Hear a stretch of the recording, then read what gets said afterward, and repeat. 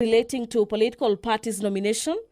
Clause 23 further provided that for the hearing of disputes relating to a coalition political parties to be heard by the internal political parties dispute resolution mechanism. And now under the new clauses, the bill provides that notwithstanding further the previous provisions, that the tribunal shall not hear or determine a dispute unless a party to the dispute adduces evidence of an attempt to subject to the dispute to the internal party political dispute resolution mechanisms. As your servants, whom you have been pleased to call to performance of important trust in this republic. Let your blessings descend upon us here assembled. Grant that we treat and consider all matters that shall come under our deliberations in so just and faithful a manner as to promote your honor and glory and to advance the peace, prosperity, and welfare of our country and of those interests who you have committed to our charge. Amen.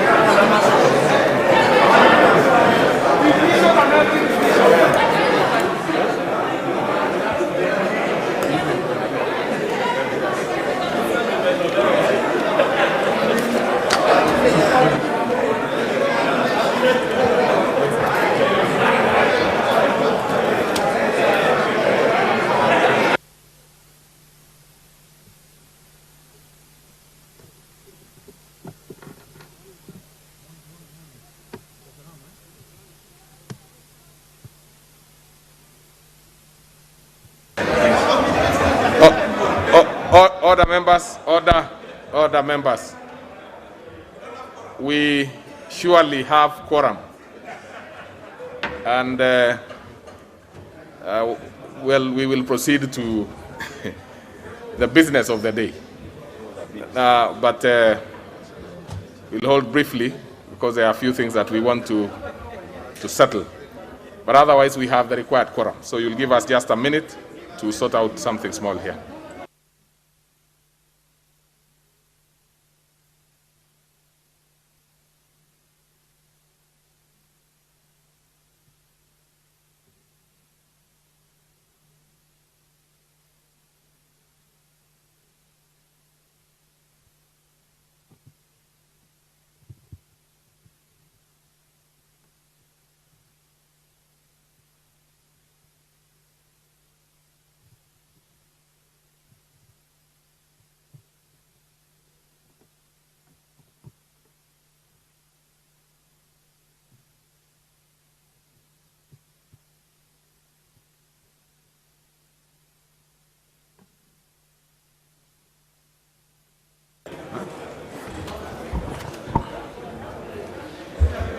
Order number 1, administration of oath.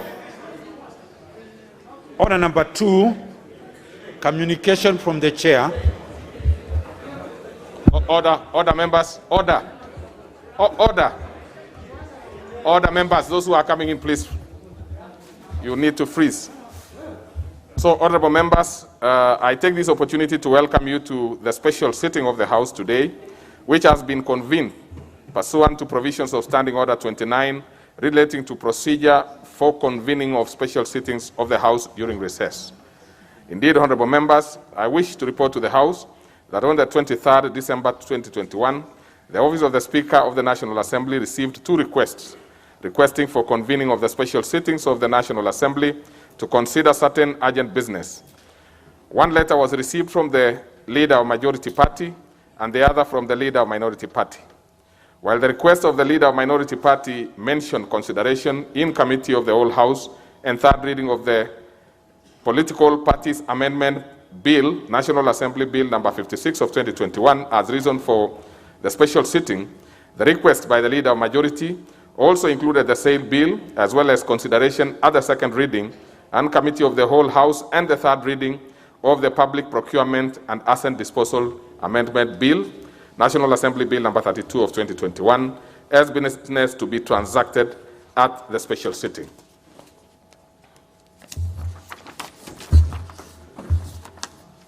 In keeping with parliamentary practice and taking cognizance of the fact that the business specified to be transacted is sponsored by the leader of Majority Party, the Speaker could only honor his request.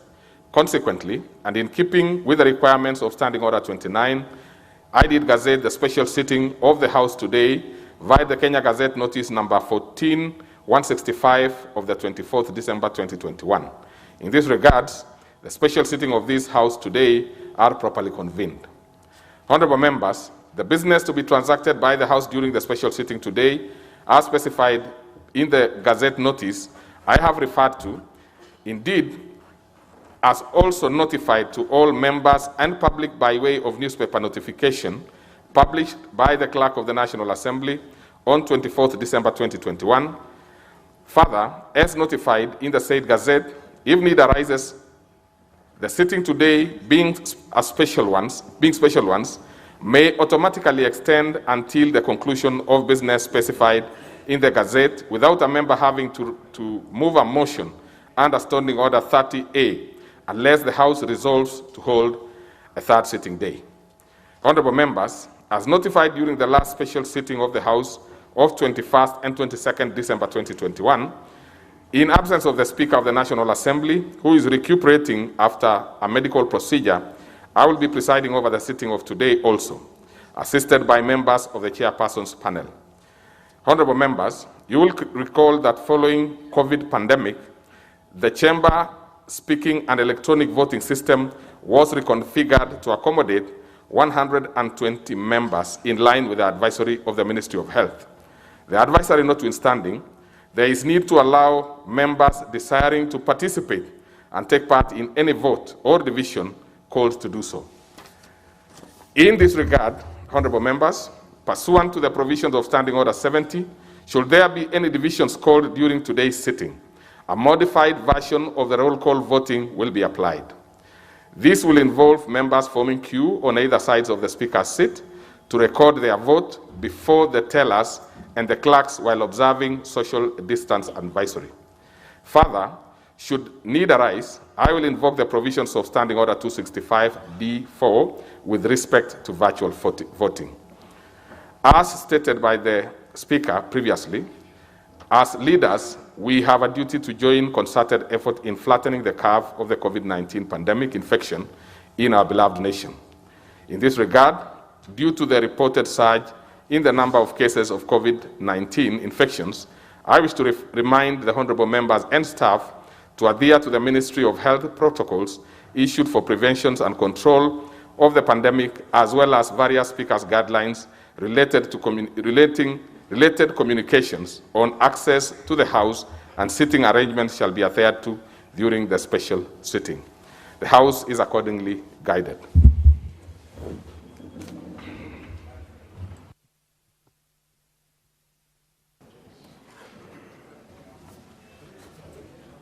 Next order. Order number 3, messages.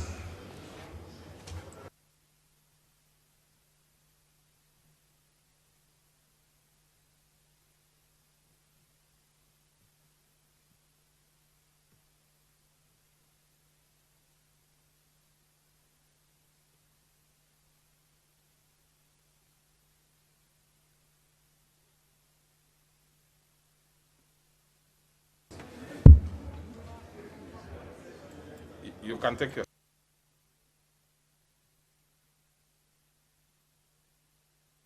Honorable members, take your seats. At least those who are not interested in freezing.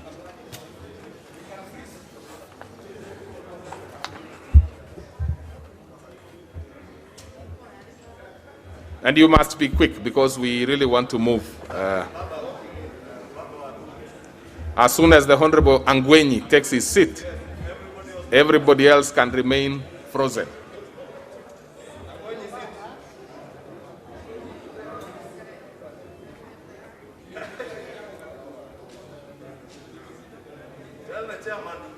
Now, the two very senior members of the House, that's the Honorable Angwenyi and the Honorable Muturi Kigano down there, seem to be conversing very. You know, these are the two members who are the grandfathers of this House.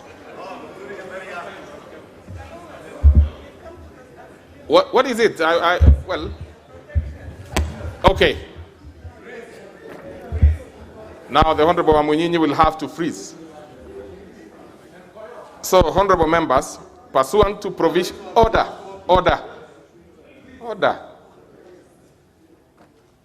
Honorable members, pursuant to provisions of Standing Order 42, I wish to convey a message from His Excellency the President relating to nominations of persons for appointment to the offices of chairperson and members of the Kenya National Commission on Human Rights. In the message, His Excellency the President conveys that in exercise of powers conferred on him by Article 252B of the Constitution, in accordance with the procedure set out in Section 11.3 of the Kenya National Commission on Human Rights Act, Act number 14 of 2011, as read together with Sections 3 and 5 of the Public Appointments Parliamentary Approval Act 2011, he nominates the following persons for appointment to offices of chairperson and member of the National Commission on Human Rights, respectively. 1. Roslyn Doreen Odhiambo Odede, HSC, as chairperson. 2. Honorable Professor Marion Mutugi Wanjiko as member. 3. Dr. Raymond Plal Sang Nyiris as member. 4. Sarah Talaso Bonaya as member. And 5. Dr. Dennis Nyongesa Wamalwa also as member. Honorable members, His Excellency the President therefore seeks approval of this House of the nominee for appointment to the aforementioned state offices. Honorable members, Standing Order 45 requires that upon receipt of notification of nomination for appointment, such nominations shall stand committed to the relevant departmental committee of the House for consideration. In this regard, and pursuant to provisions of Standing Order, therefore, and paragraph 3 of the Standing Order 42, which is message from the President, I hereby refer the message related to appointments to the Departmental Committee on Justice and Legal Affairs to undertake necessary approval hearings. Honorable members, whereas Section 7 of the Kenya National Commission on Human Rights Act 2011 provide a lesser period within which the House is to consider respective nominees, Section 8 of the Public Appointments Parliamentary Approval Act number 33 of 2011 requires the National Assembly to undertake the exercise within 28 days. In this regard, the committee should undertake the approval hearings and submit their report within 28 days provided for in the Public Appointment Parliamentary Approvals Act number 33 of 2011, being the most recent amendment made by Parliament with respect to general periods of vetting of state appointees. Honorable members, as you are all aware, the National Assembly, together with all its committees, are on long recess until Tuesday, 25th January 2022, which will be the first sitting day of the 6th session of this Parliament. The House resumed for the current special sitting to only consider business specified in the Gazette Notice number 14-165 of 24th December 2022. In this regard, the counting of the period specified under Section 8 of the Public Appointments Parliamentary Approval Act 2011 will start upon resumption of the regular sittings of the House and its committees on the 25th January 2022. That being the case, the statutory timelines will lapse on 22nd February 2022, a Tuesday. And so, honorable members, the Departmental Committee on Justice and Legal Affairs is required to notify the public and the nominee in good time. Thereafter, upon resumption of sittings, the committee is to undertake the necessary approval hearings and submit its report to the House before Tuesday, 15th February 2022, to enable the House to consider the proposed appointment with statutory timelines. I thank you, honorable members.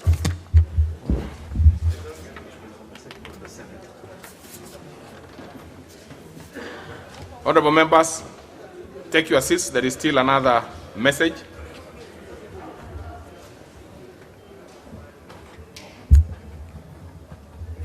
You really don't have to do the clog again. You can do it later.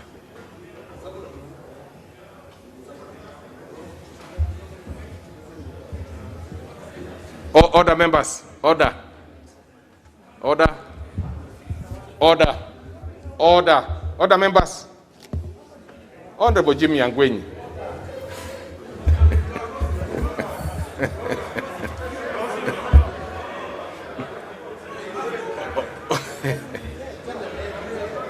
Honorable Jimmy Nuru Angwenyi. So, order, members, order. Some things are best ignored, honorable members, so let's proceed. So, honorable members, pursuant to provisions of Standing Order 41, I wish to report to the House that I am in receipt of the message from the Senate regarding decisions of the Senate on the National Assembly's amendment to the County Government Grant Bill, Senate Bill number 35 of 2021. Honorable members, the message conveys in part that on Tuesday, 21st December 2021, the Senate considered the amendments made by the National Assembly to the County Government Grant Bill, Senate Bill number 35 of 2021, and rejected the said amendments. The honorable members, you will recall that the County Government Grants Bill, Senate Bill number 35 of 2021, which largely seeks to provide for allocations of conditional grants to the county government for financial year 2021-2022, and also to provide for responsibilities of county governments pursuant to such allocations, amongst other purposes, was passed by the National Assembly on the 2nd December 2021 with amendments.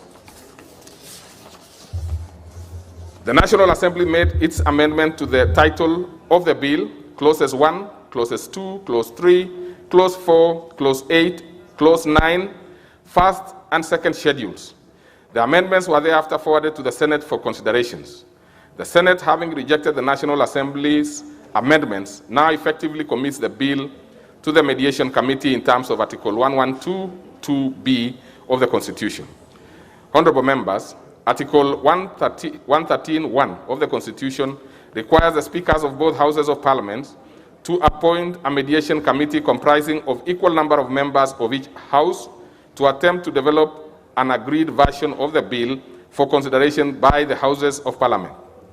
While forwarding the message to the National Assembly, the Right Honorable Speaker of the Senate did also convey that he has appointed the following senators to the mediation committee. The Honorable Senator Kabiru, MP. 2, Senator Moses Wetangula, MP. 3, Senator Mutula Kilonzo Jr., MP. 4, Honorable Rose Nyamunga, MP. 5, Honorable Farhia Ali, MP. Honorable members, having consulted with the leadership of the majority and minority parties, the National Assembly, I hereby appoint the following members to represent the National Assembly in the Mediation Committee to consider the said bill. 1, the Honorable Kanini Kega, MP. 2, the Honorable Dr. Kunyithia Mutunga, MP. 3, the Honorable Naisula Lesuda, MP. 4, the Honorable Millie Odhiambo Mabona, MP. And 5, the Honorable Dr. Makali Mulu, MP. With this development, the Mediation Committee on the County Government Grant Bill, Senate Bill number 35 of 2021, is now fully constituted. Honorable members, given the importance of the bill in the financing development programs in the county government under the conditional grants, I call upon members of the committee to embark on the process of developing a mediated version of the said bill within the timelines contemplated under Article 1133 of the Constitution. May I also remind the committee that pursuant to the established parliamentary practice, the counting of the 30 days period within which the committee should conclude its task will commence upon the first meeting of the committee. Further, it is advisable that in attempting to develop an agreed version of the bill, the committee confines itself to the aforementioned contentious clauses of the bill, as well as any other consequential clauses. I thank you.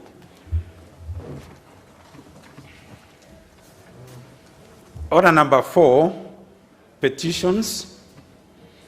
Order number 5, papers.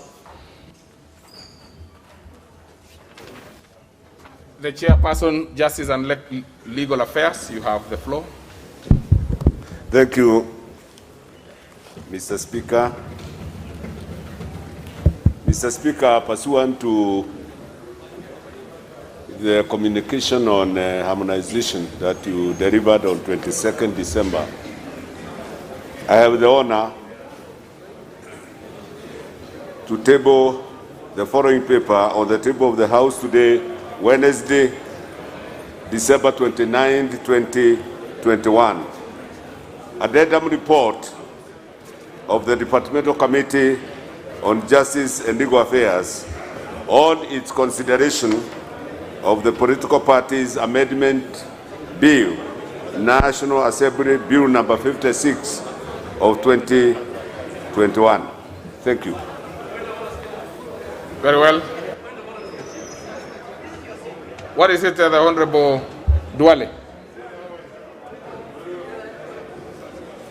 The Speaker, I stand on Standing Order 83 for you to make a ruling on the report that has just been tabled by the chair of the JLAC, and in more so, and in as far as recommendation 2 is concerned, Mr. Speaker, and I hope the clerk of the National Assembly will give you a copy of that report so that you be with me when I raise my issues.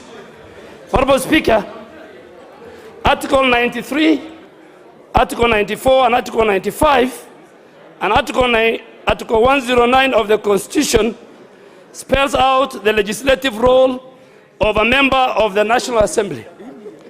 Honorable Speaker, the constitutional legislative role is one which the Constitution itself has not limited and hence cannot be stifled by anyone, including the committee of this House, either by statute or even by rules of this House. It is therefore within the constitutional right of a member of this House to propose amendments. I am on a point of order, Mr. Speaker. Honorable TJ, you are aware and you know you are quite a seasoned member of this House. Let us do this. Let's allow the Honorable.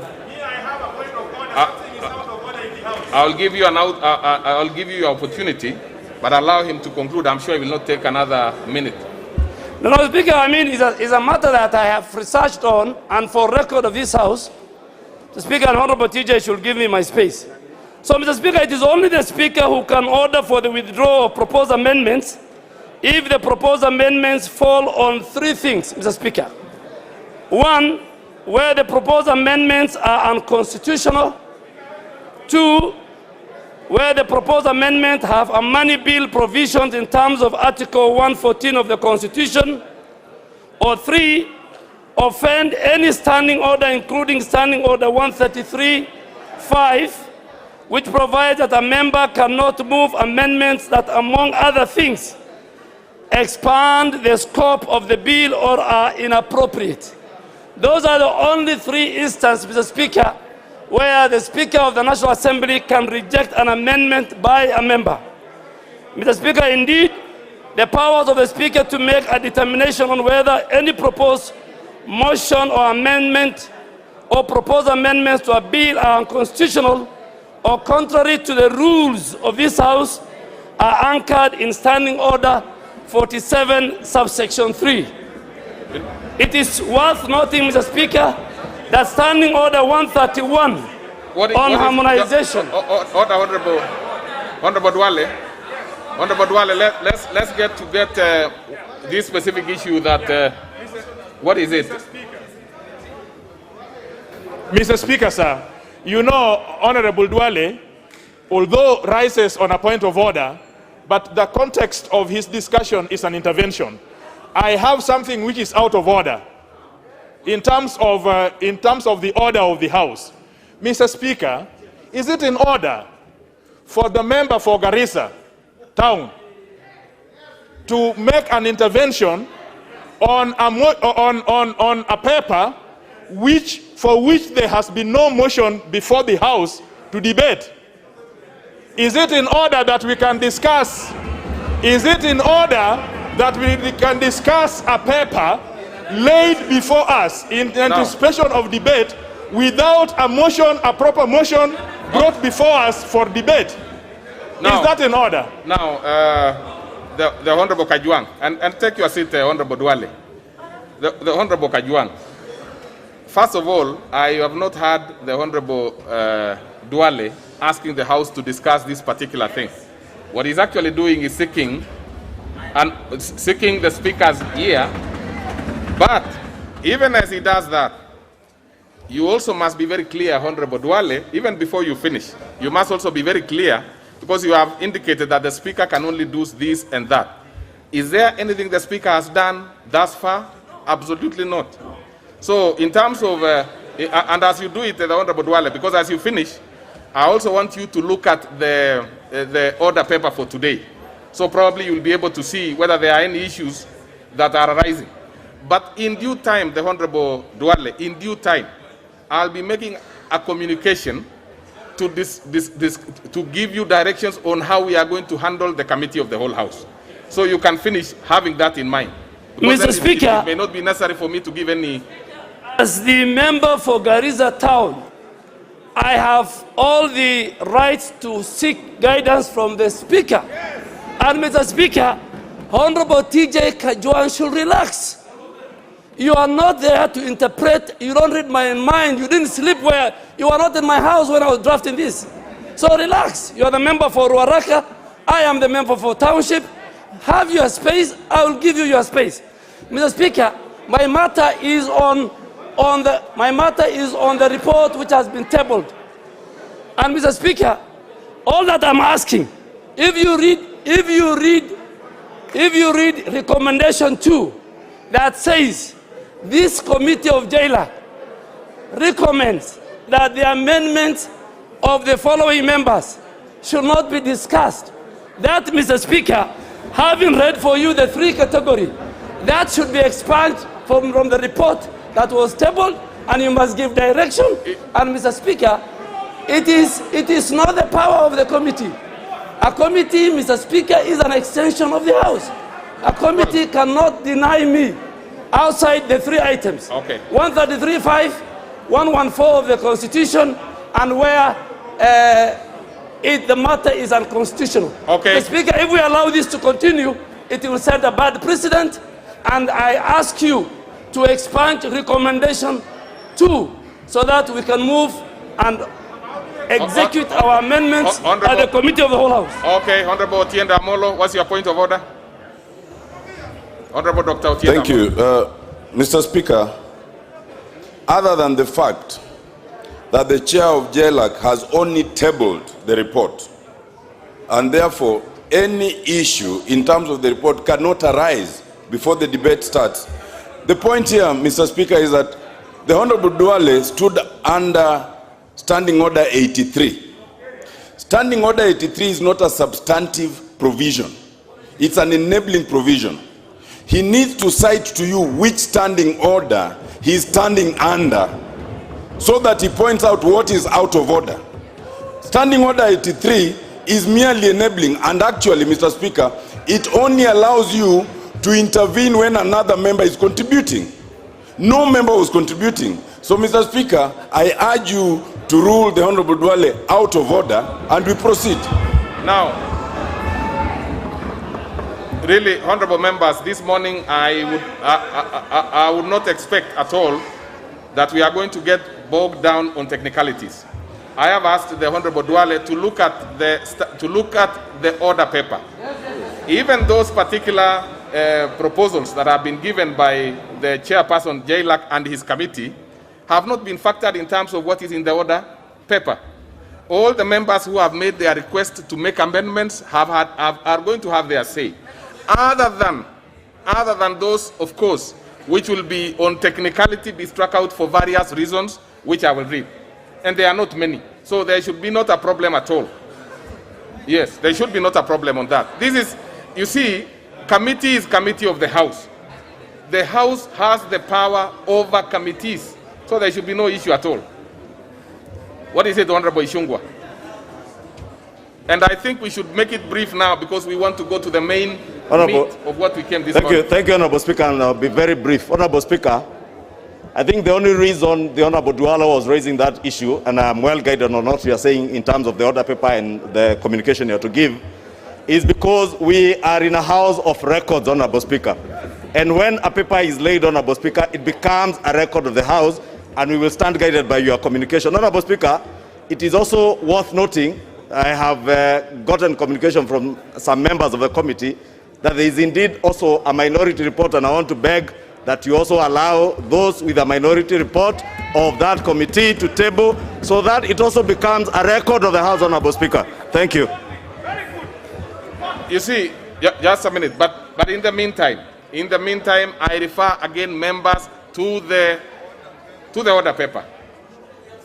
And if you have seen the order paper, you will notice that many of these amendments that have been proposed by members are in the order paper and therefore will be conversed. So the issue of the committee report is really neither here nor there, because we cannot again send a matter to a committee and guide them on how they want to proceed. Once it comes here and we are sure that it is not, we would not want to take it, we simply have it as information for members. So there should be no issue at all. Just a minute.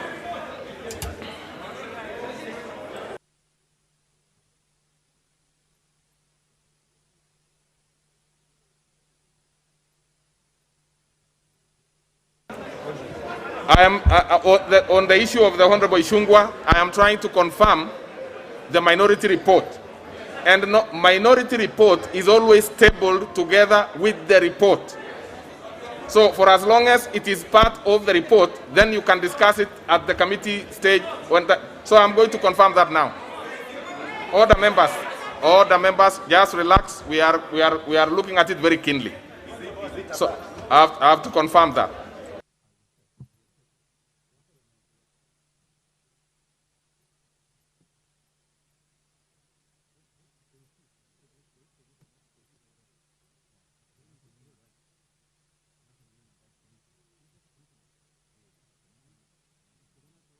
So, honorable members, give me a minute to confirm the attachments there and see whether it is part of it.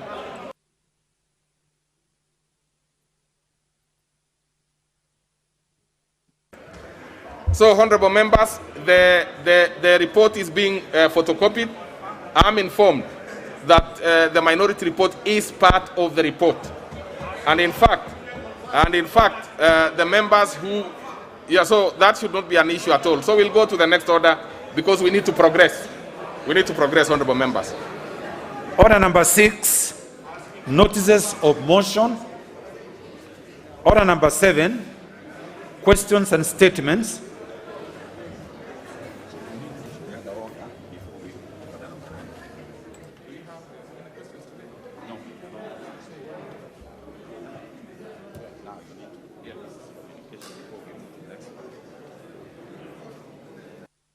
So, honorable members, before we move to the next order, order the honorable, who is that member?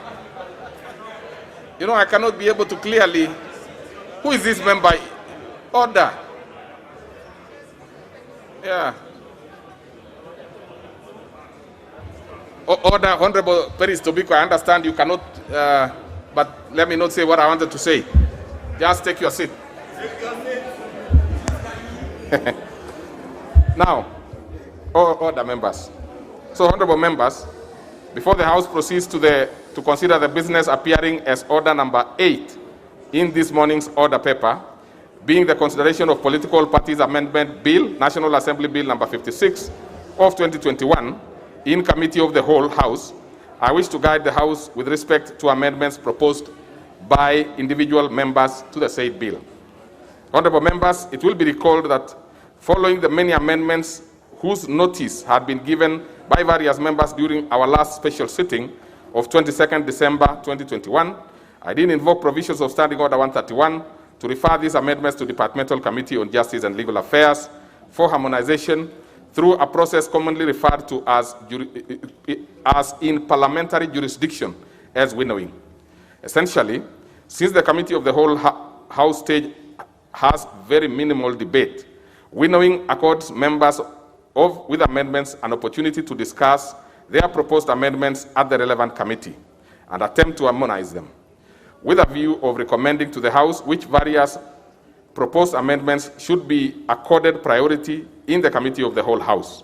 Indeed, in many instances, we have witnessed committee incorporate individual members' amendments as part of committee amendments after winnowing process. While some members opt to drop their proposed amendments as part of the compromise,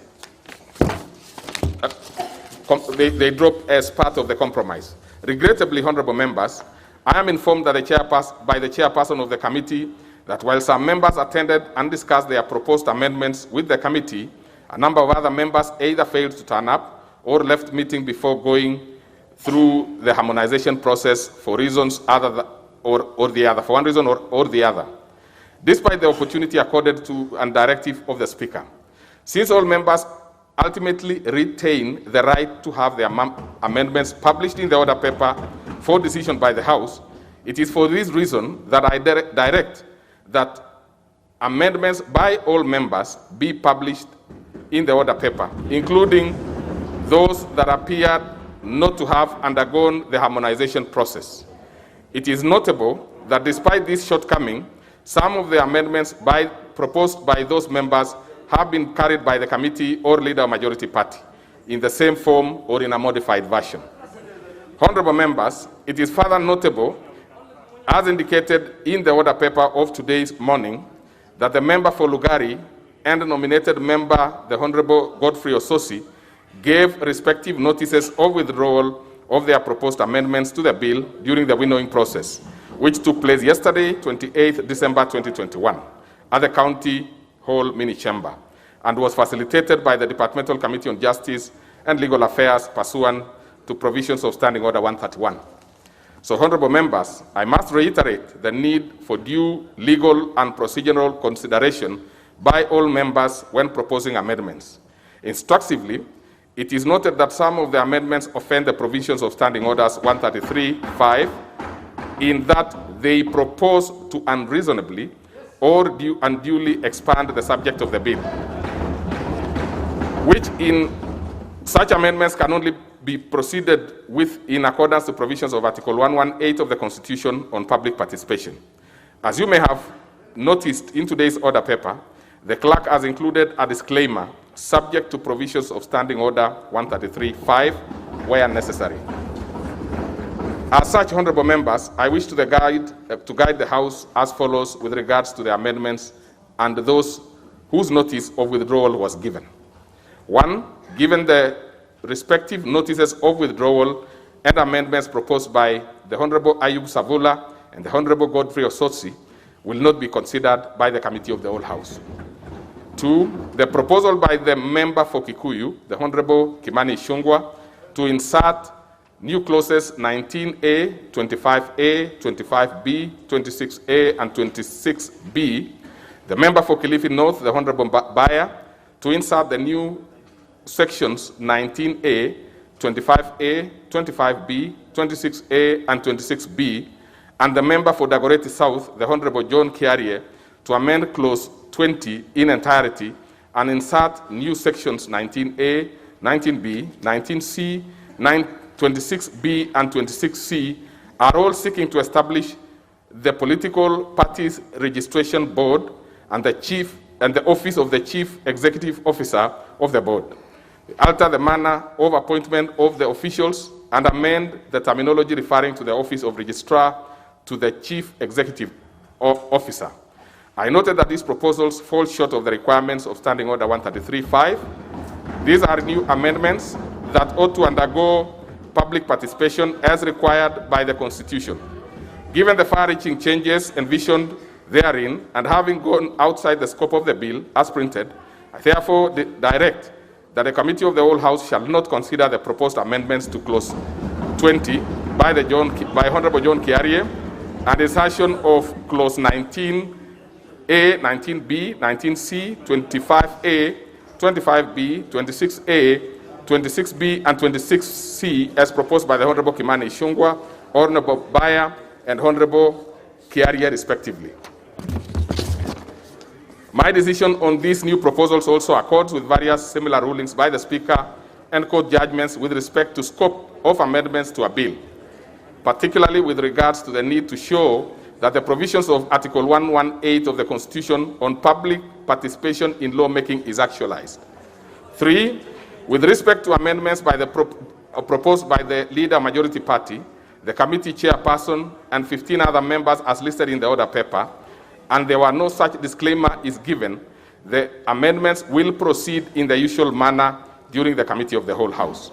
So, honorable members, I wish to report that my office is in receipt of the amendments proposed by the Honorable Member for Belgut, the Honorable Nelson Koech. One of the proposals in his amendments was to seek to amend Clause 1 of the bill to change the title of the bill from the Political Parties Amendment Bill to Political Parties Coalition Bill. I disallowed that particular proposal of the amendment since there is no law called Political Parties Coalition Act. Therefore, the proposed amendment is technically inadmissible. The House and the members are accordingly guided. Mr. Chair,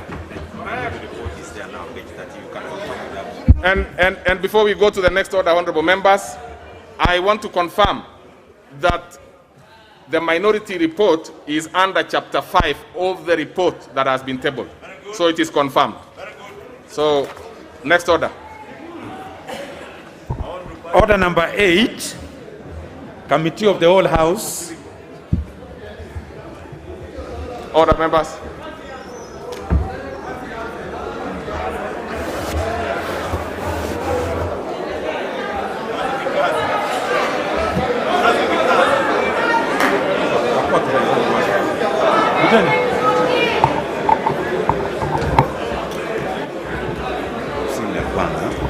See Mayor Speaker. So they can now bow.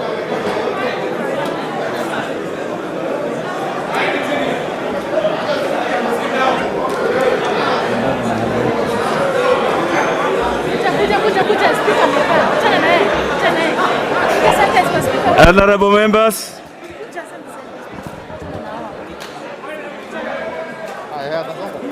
order.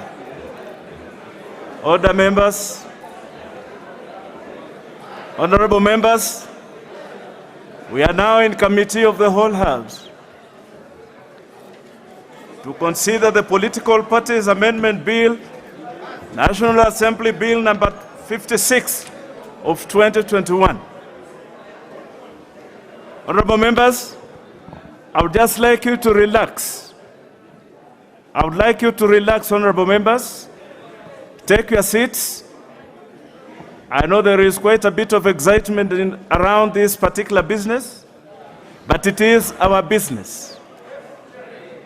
This business belongs to this House, and it will be dealt with in accordance to the rules of this House. So, honorable members, just relax. I will endeavor to be as fair as possible to all the members that have something to say to this business.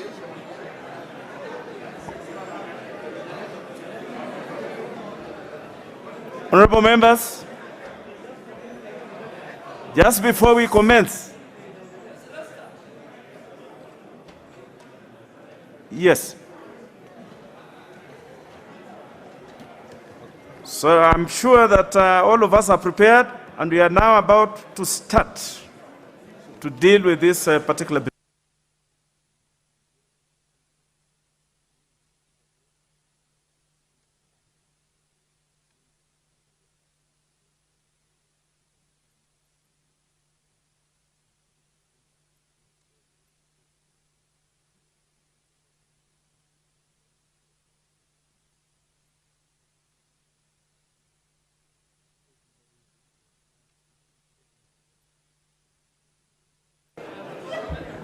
Very well, members.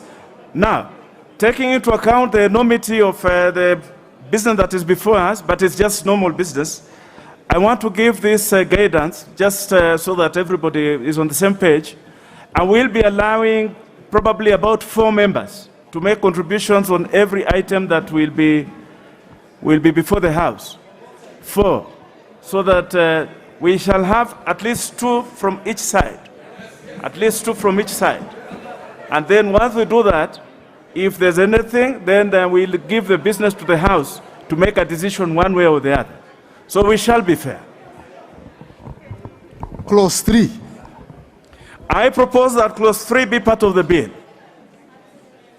There is a proposed amendment by the Honorable John Mutunga and another one by the Honorable Alice Wahome. We shall take off with the one by the Honorable John Mutunga. And the direction is that if the one by the Honorable John Mutunga succeeds, then the one by the Honorable Wahome will be dropped. The Honorable Mutunga, you have the floor. Thank you, Honorable Speaker, for the opportunity to move my amendment. It's clause 3. Honorable Speaker, my amendments in clause... Honorable Chair, my amendments basically looks at clause 3, especially section 4A.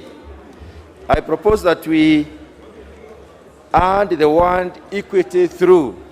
Honorable Speaker, if we read that particular clause, it does not seem to bring the meaning. And I wish to read that particular clause, Honorable Speaker. Clause 3, section 4A. Section 4A, Honorable Speaker, reads like this: that a political party may recruit and so on and so forth. I'm talking about C, Part C. Part C reads promote representation in Parliament and county assemblies of women, persons with disabilities, youth, and so on and so forth.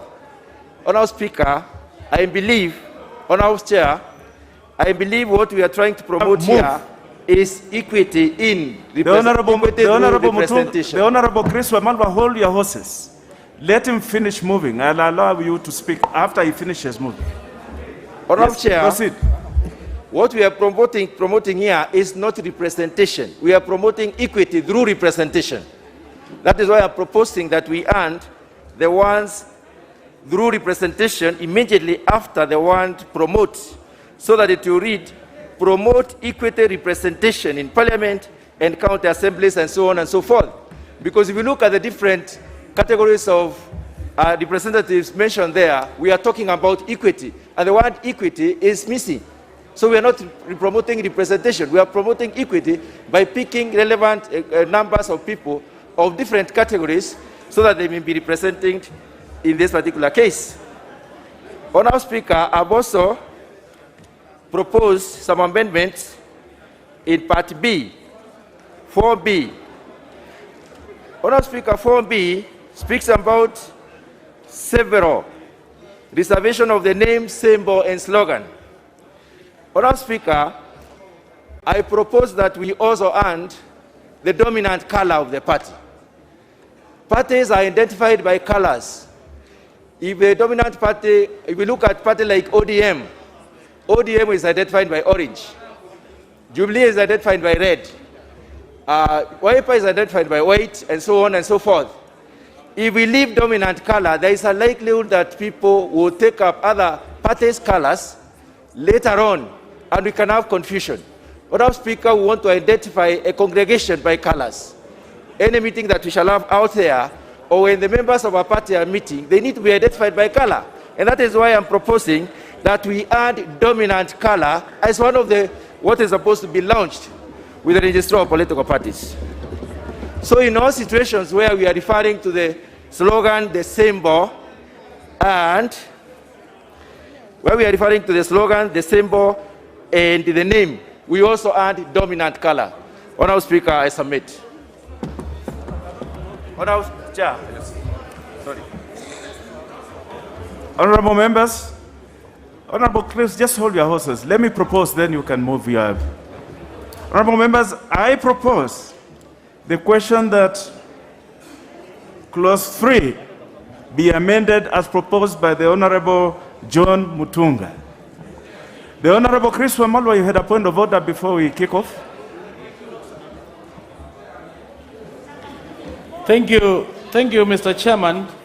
Mr. Chairman, mine was a very simple seeking your direction because the way the order paper has been rearranged is not in that logical flow. So my humble request was, when a member is proposing an amendment, it will be neater to cite the page so that members can be able to follow. It was as simple as that, and that's why point of orders, Mr. Chair, they normally take precedence. I've struggled, but in the long run, I've realized it was page 1660. That's what I meant, so that members can be able to follow and be able to debate accordingly. That is okay. That is in order. We shall now have contributions. The first one will be by the Honorable Wandai Opio, member for Ugunja. Mr. Speaker, even before I make any comment on the Honorable Mutungi's proposal, Mr. Chair, you know, we all agree that we are at the committee of the whole House. Mr. Speaker, Mr. Chair, extraordinary times call for extraordinary measures. Mr. Chair, if we are to go by what has just started, then considerably we will not be able to finish. My suggestion is, why can't we go by the amendment proposals as they appear on the order paper, without having to call upon the proposer to read it and explain? They are self-explanatory, Mr. Chair. We can all understand what the Honorable Wandai. Yes. This is just the advice of this chair. All the amendments that we are considering here are listed in the order paper. If you have a copy of the special sitting order paper, you will see they are there. I can see them. And we'll just follow procedure. We will not be afraid to sit here until midnight if we have to. Don't be afraid. I'm guided. Yes. But having said so, Mr. Speaker, Mr. Chair, the proposal being put forth does not make sense. And in my view, because there is no way you will have every party having a dominant color. Because these colors are also not infinite in number. So parties will share colors one way or another. Parties will share colors. So with due respect, I oppose here.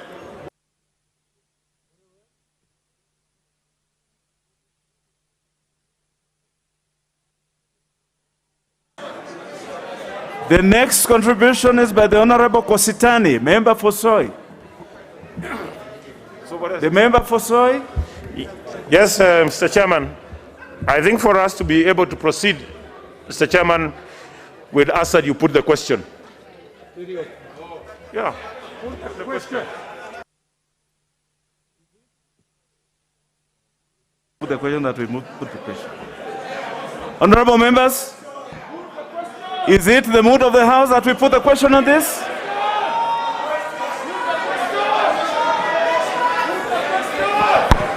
Honorable members, the Honorable Member for Soy has requested that we put the question on this.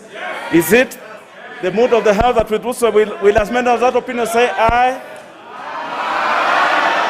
Will as members of the contrary opinion say nay? The ayes have it.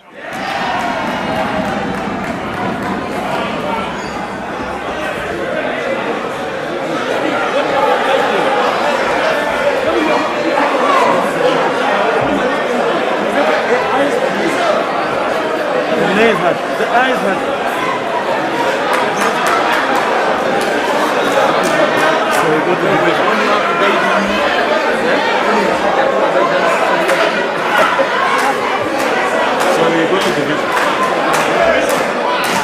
Honorable members, just hold your horses. Order, order, order. The member for Dagoretti, South. What was the question? Was the question on... what was the question? Just follow, just follow. Honorable members, order. Order, order, order, order, members. Order. Order. Yes.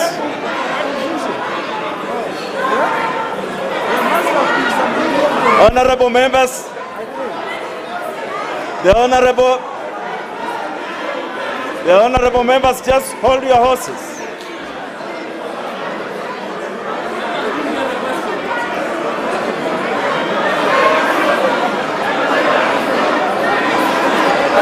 Honorable members, order. Order members, order members. Order members. The Honorable Kamket.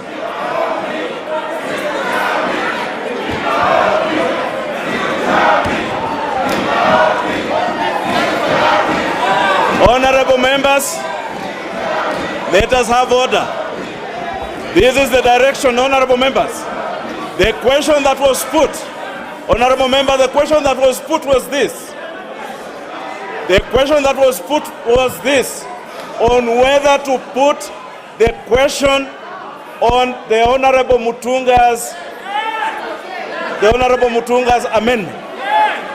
So now we shall proceed to now consider the proposed amendments by the Honorable Mutunga by putting the question on it. What the Honorable Kositani had requested was for the question, whether the question should be put, and that is what this chair did. So now we shall proceed to put the question on what the Honorable Mutunga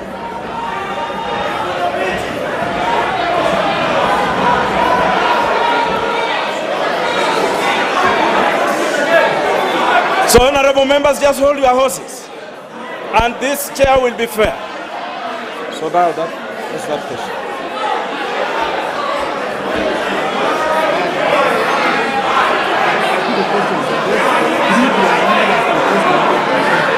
Now, honorable members, now listen. This is now the question. This is now the question. This is now the business. This is now the business. The honorable members, this is the question now. And it is for the members now to make a decision on it. Just retain your seat. I am on my feet. I now proceed to put the question that clause 3 be amended as proposed by the Honorable John Mutunga. Will as members of that opinion say aye? Aye. Will as members of a contrary opinion say nay? The nays have it.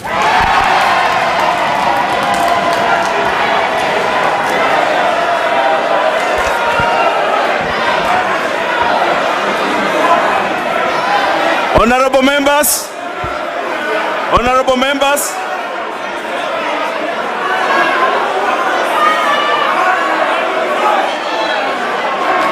the members who voted yes have raised the numbers for division. We shall now proceed to division. We shall now proceed to vote by division. You have the numbers. So we shall proceed to vote on division. The procedure is the procedure we followed last time.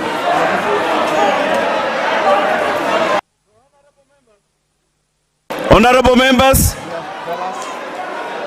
we shall have tellers. We shall follow the procedure that was followed in this house last week. Just prepare yourselves.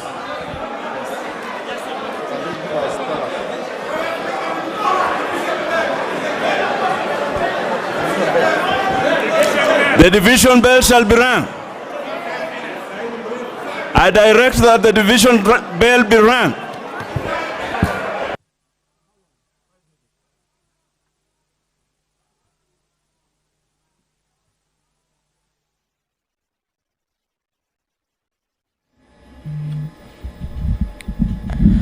the Honourable Member for Luanda, Honourable Chris Omulele, currently chairing the committee stage of the Political Parties Amendment Bill, has ordered that the bell be rung to allow members to vote on an amendment proposed by Tigania West Member of Parliament, John Mutunga. There has been divisions in the House as divergent factions objected to the ruling of the Speaker, of the Chair rather, that ruled that the nays had their way in the amendment by the Tigania West Member of Parliament. The MP sought to have Clause 3 of the bill amended. The ayes side should give us 2 tellers. The nays side should provide us with 2 tellers. So immediately after 5 minutes, I want to see 2 tellers from the ayes. I want to see 2 tellers. I want to see 2 tellers from the nays.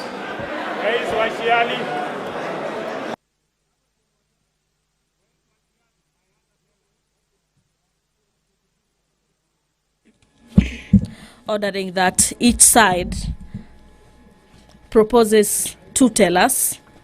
This is to allow for the voting process to kick off. This followed a dispute that led to a division on this particular amendment by Honourable John Mutunga for Tigania West. And in his amendment of Clause 3 that is sought to be harmonized into the bill, the MP was proposing that in the section 4B, dominant color be inserted after the word symbol on the marginal vote.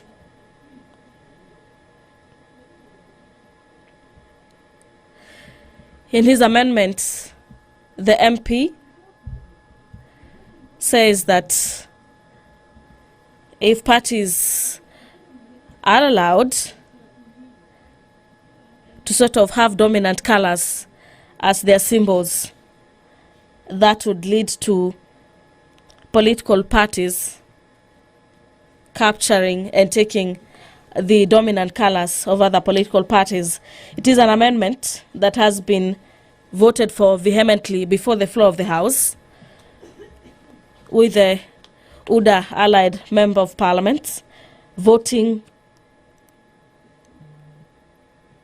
yes, while the handshake team opposed that particular amendment.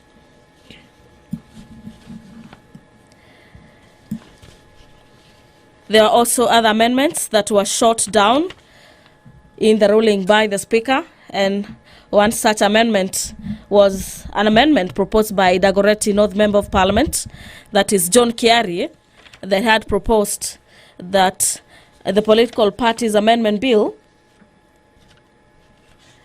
be chaired or be led by a chief executive officer. That was a proposal that was shot down at the committee level and also in the Speaker's communication this morning. Members of the National Assembly are currently aligning themselves into different factions, waiting for the roll calls to get to vote on that particular amendment by Honourable John Mutunga.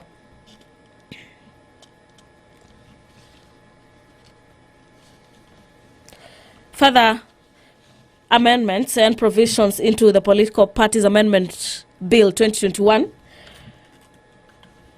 is an amendment by Honourable Joseph Limo, who intends to move an amendment on the Political Parties Amendment Bill 2021 that is currently at the committee stage.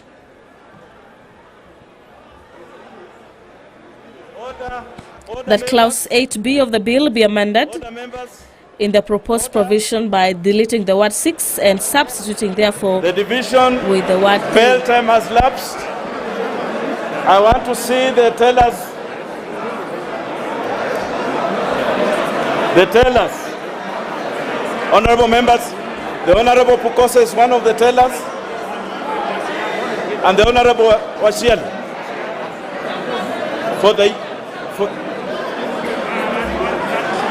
and Gladys Chole for the yes.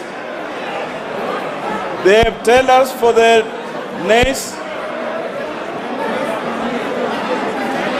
The member for Teso South, and the other one.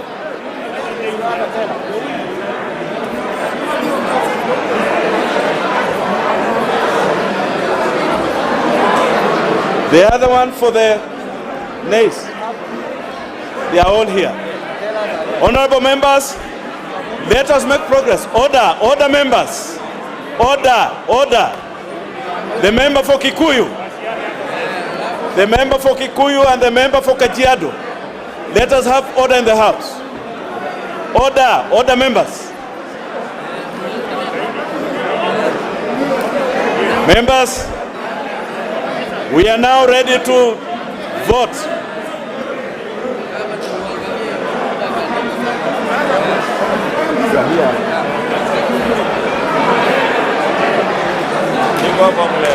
Yes.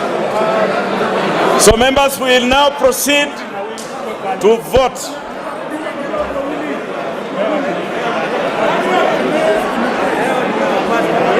So you write the names? Yes. Eh? Yeah. Yes. Yes or no? You just come and say your name and you vote. Yes. So honorable members, order. Honorable, the members who are on the gallery. The Honorable Wangwe. Let us proceed to vote.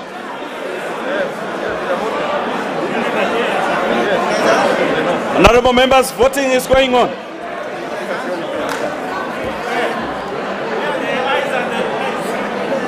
You just come forward and vote. It will be recorded. Whichever. Yes.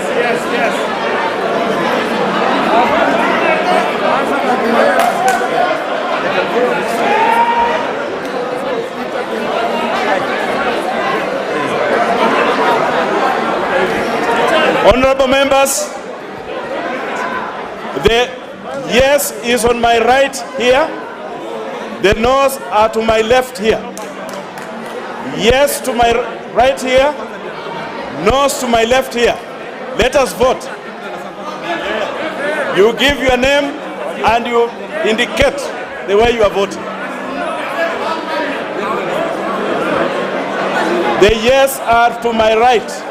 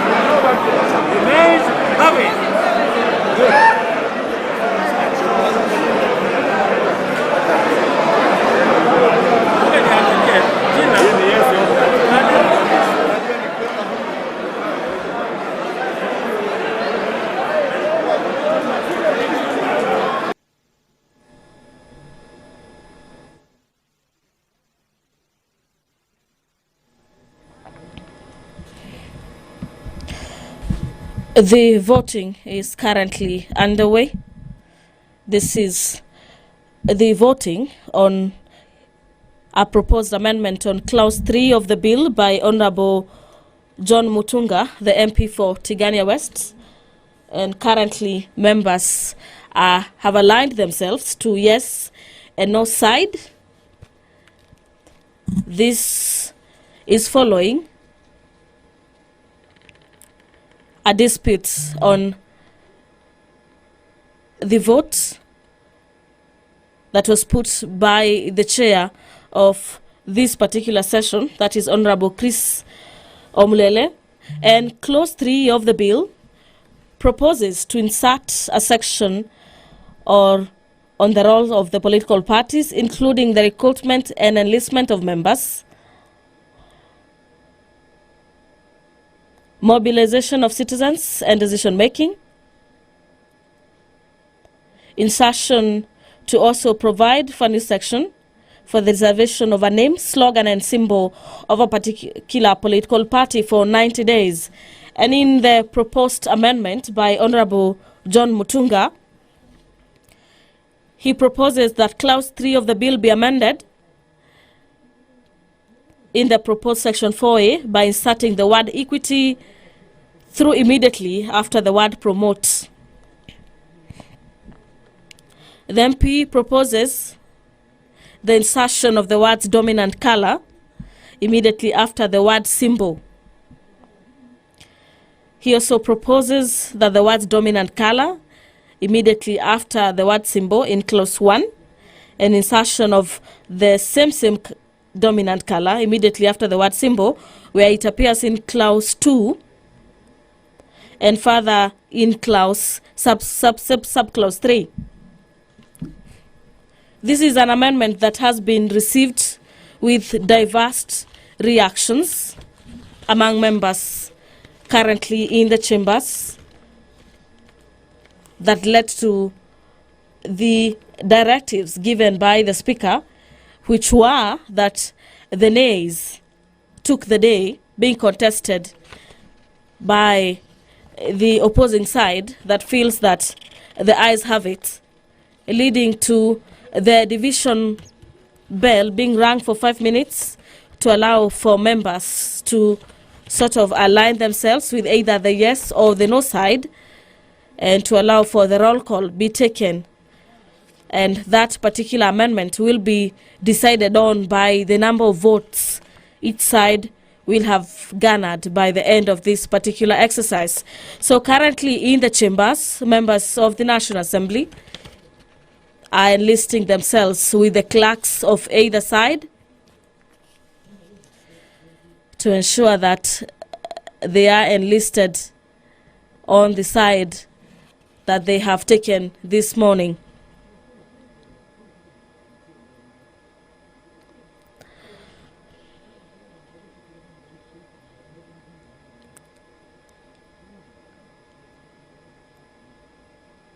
Honorable Robert Pukose, then Honorable Benjamin Washali, the MP for Mumias East, are some of the clerks for the yes and the nay side.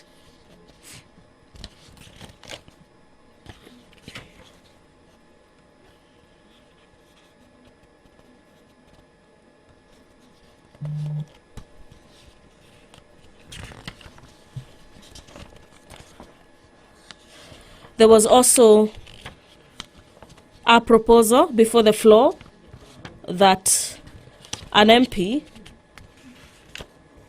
does not get to highlight what he proposes in the amendment, and that the House moves to vote on the amendment as it appears on the order paper. And the Speaker ruled that the House is accordingly guided and it will proceed as it had started on the consideration of the 27 amendments on the Political Parties Amendment Bill, and will conclude on it as it is, and will have to stay as late as it might require the House.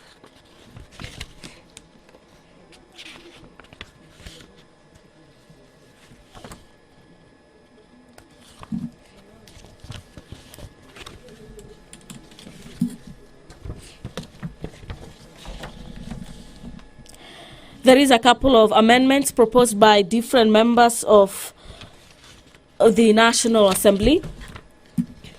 And just to highlight some of the new clauses in the report by the Justice and Legal Affairs Committee is that the Leader of Majority will be seeking to move the amendment to the Political Parties Amendment Bill at the committee stage by inserting new clauses immediately after Clause 2. This is an amendment of Section 3, number 11 of 2001, that Section 3 of the Principal Act to be amended by inserting the following subsection immediately after subsection 2.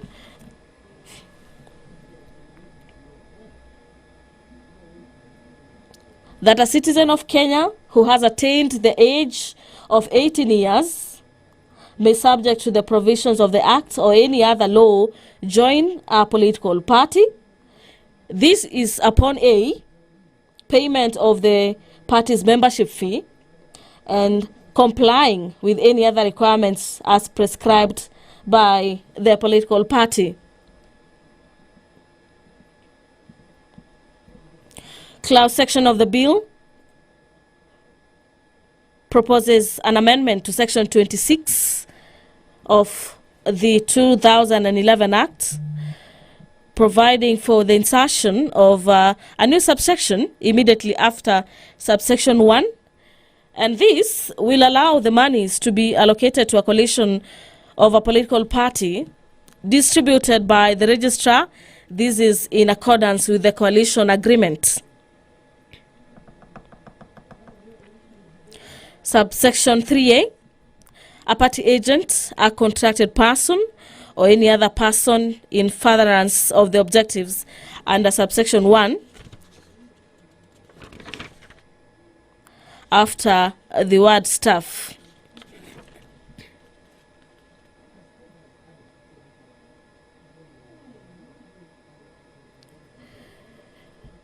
Under the new clause 22,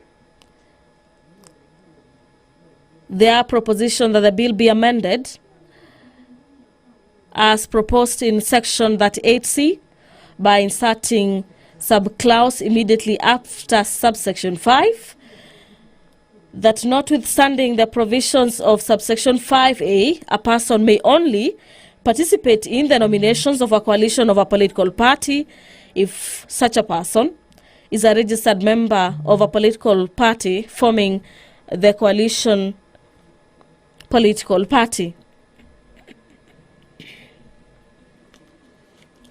Business in the chamber is ongoing, and members continue enlisting themselves onto either the nays and the yes side.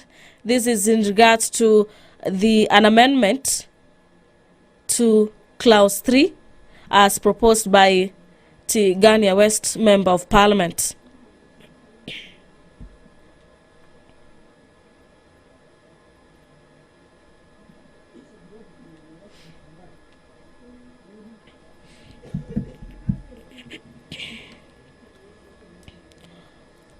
Clause 10 on the propositions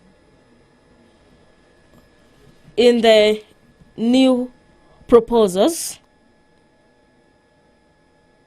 is that a political party shall, before expelling a member under subsection 1, notify that particular member in writing.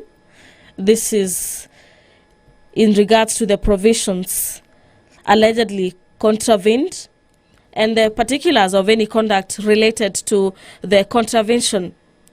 Part 3 says that the party shall inform the member of his or her right to appear and be heard before the relevant organ of a political party, either in person or through the legal representative. Section 3 proposes that the party shall afford the member the opportunity to be heard within a period of not less than 90 days from the day of that particular notice. This is in regards to a proposal that a party might or is given rights to expel one from a political party membership list if they happen to support ideologies of a different political party. A party holding an elective position who is expelled from a political party under Section 3 shall continue to hold office. This is for the remainder part of his or her elective term, independent of any political party.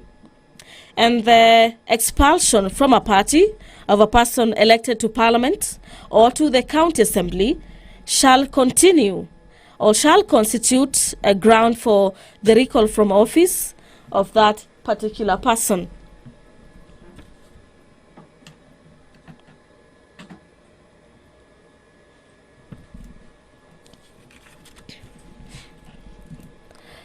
The voting is currently underway in the National Assembly chambers, and 2 members of each side are currently the tellers at this particular stage, basically taking the roll call and enlisting the members of each particular side.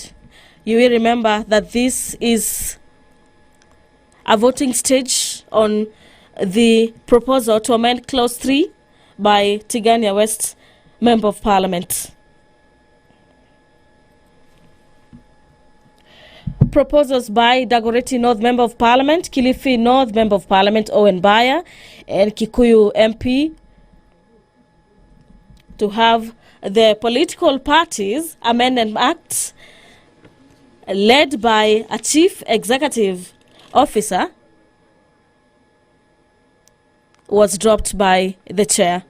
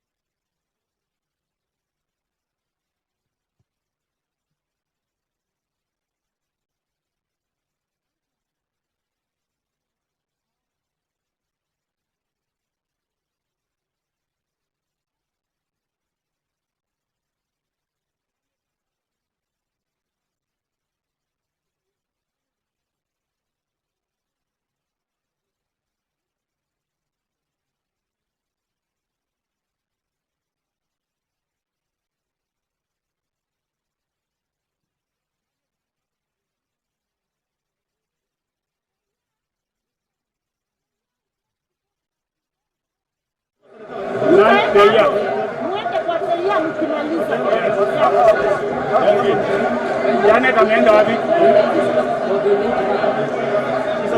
Janet Nangapo. Yeah. Wapi Nangapo?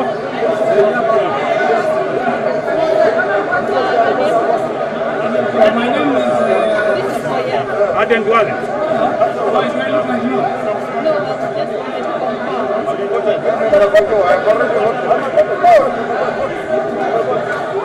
Hii ni 121. Because 120, this 121.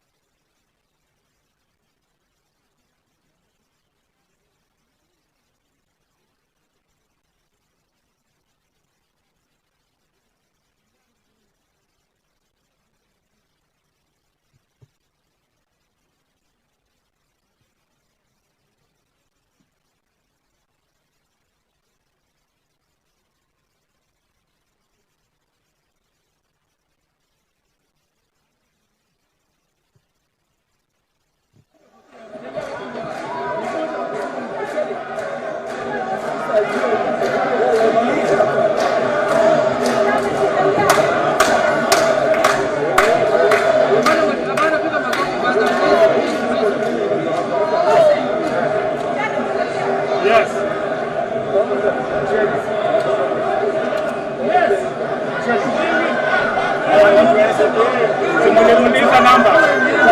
We have the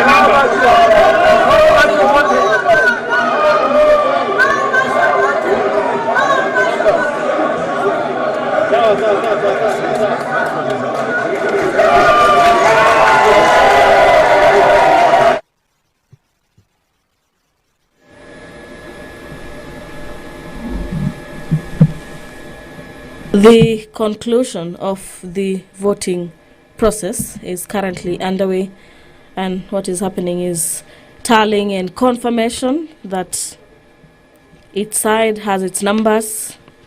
That will be followed by the announcement of the chair of this session of the Committee of the Whole, who happens to be Honorable Chris Somulele. There are tellers on each particular side, led by Honorable Peter Mwadhi, the MP for Limuru, Robert Pukose, the MP for Endebess, Benjamin Washali, the MP for Mumias West, and Jeremiah Kioni, the MP for Ndaragwa. Those are the 4 tellers on either of the 2 sides, and there appears to be some jubilation in the House, and we shall be waiting for the chair to make the communication as to what side has carried the day. Go back to your seat. Honorable members, just hold on. You will dance. Just hold on. Honorable members, resume your seats. We have closed the voting. The tallying is going on. We will be delivering the decision as soon as the tallying is done. Just resume your seats. Honorable members, just hold. Everybody go back. Go back. Go back. The member for Alda, you are out of order. Go back to your seat. Go back to your seat. Honorable members, retain your seats. Go back to your seat. Acha mchezo. Resume your seat. The honorable nominated members and go back to your seat. The honorable Kabebeya, resume your seat. Resume your seat. Resume your seat. Sergeant at Arms, remove these members back to their seats. Tallying is going on. Once it is completed, we shall make a pronouncement on it.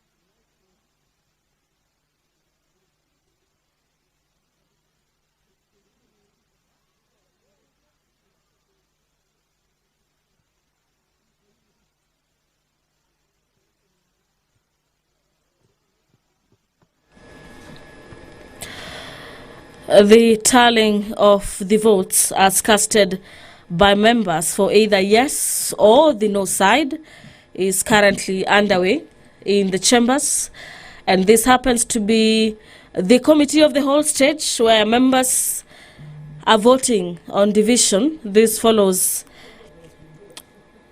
some disputes on the way the House voted on the proposed amendment by Tigania West Member of Parliament, that is Honorable John Mutunga, that sought to have amendments on dominant colors in a political party. The person chairing this particular session, Honorable Chris Omlele, who happens to be the Member of Parliament for Luanda constituency and a member of the Speaker's panel, has directed members and warned against early jubilations, and he says that tallying is currently underway.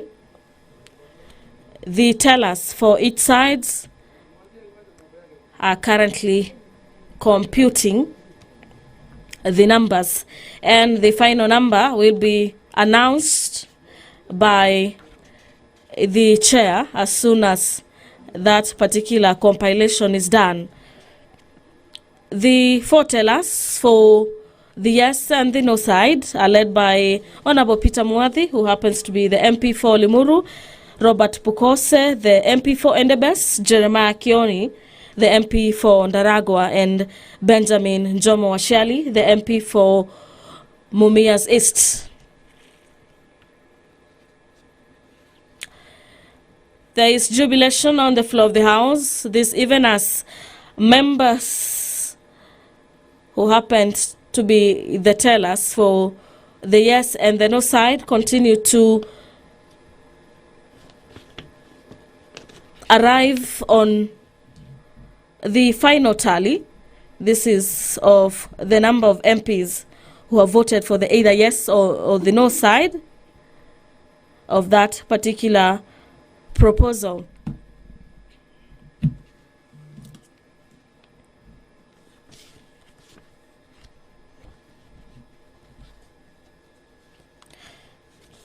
It is a mixed mood for the House as the House considers the political parties amendment bill. This is an amendment bill sponsored by the leader of majority. It is a bill with about 27 clauses that seeks to propose various amendments. Proposal number 1 and 2 that has sought to change the meaning of the Political Parties Amendments Act of 2011, and also another amendment by MP for Dagoretti North that has sought to include the position of Chief Executive Officer.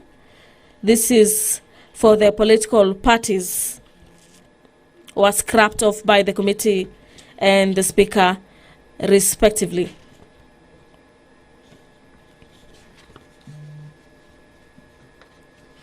Tallying is underway in the chamber.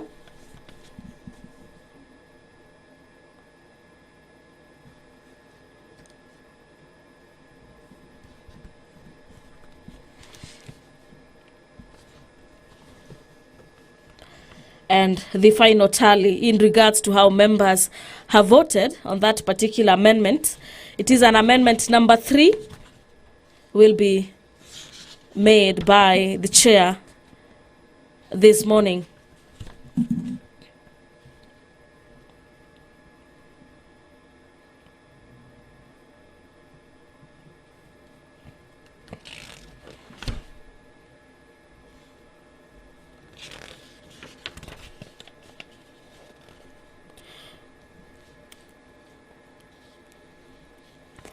Some of the proposals that were made by Kilifi North Member of Parliament in regards to Clause 19 is the establishment of Political Parties Registration Board to be a body and a corporate body with perpetual succession and a common seal. The MP had proposed that the bill and the board shall be capable in its corporate name of suing and be sued, taking, purchasing, or otherwise acquiring, as well as holding, charging, disposing of movable and immovable properties. The board shall also be entering into a contract, have powers to borrow and lend money, doing and performing all such other things and acts necessary for proper performance of its functions under this act, and which may lawfully be done or performed by the corporate body.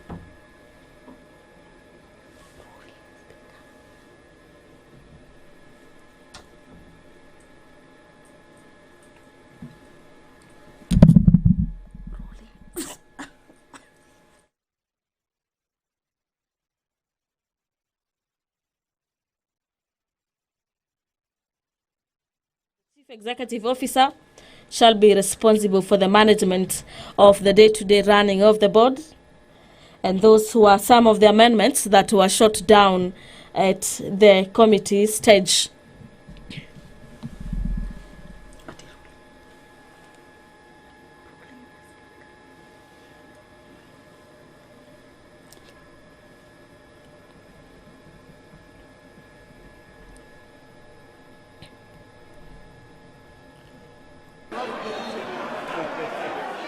Where has it ever happened?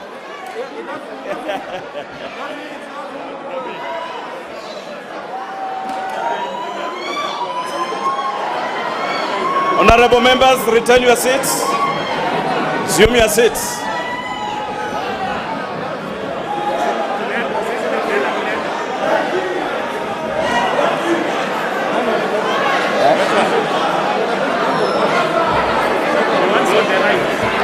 Honorable members, resume your seats.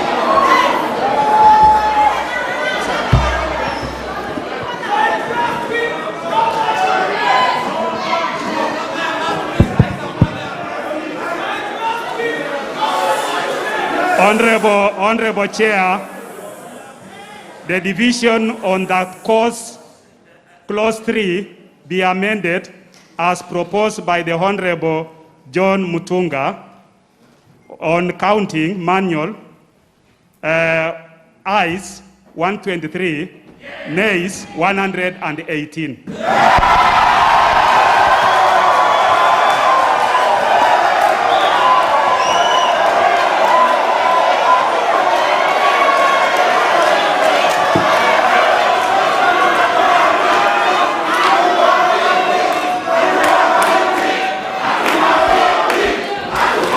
Just resume your seats. Honorable members, order. Order,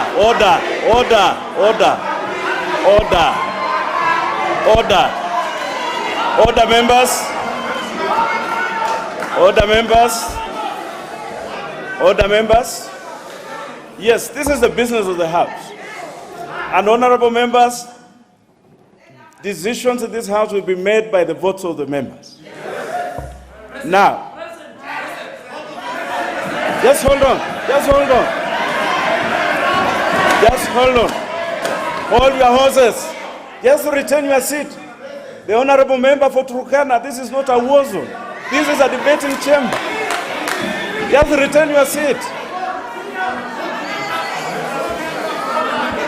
And I want to advise you, the honorable member for Turkana South, even if you jump 20 meters into the air, you will not scare me. The business of this House will be done. Honorable members, this is the direction. Because the virtual vote was not displayed in this House, it will not count for this particular round. So therefore, I'm directing the office of the clerk, because virtual voting is part of the process of this House. But because it was not displayed, just retain your seat, member for Met. Because it was not displayed, it will not count for this. And therefore, the vote as it stands now, this is the vote as it stands now. The ayes 123, the nays 118. The ayes have it.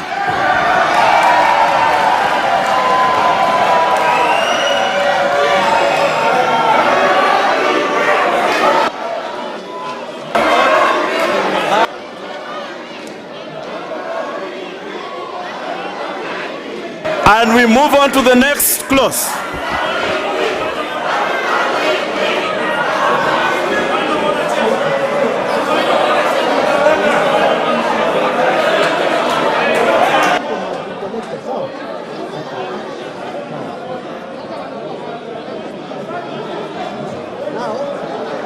Connecting these things, don't talk to any member. In the next 15 minutes, connect the way you wanted to do yesterday. Connect. Sound. Connect the speakers. It's okay. The person is okay.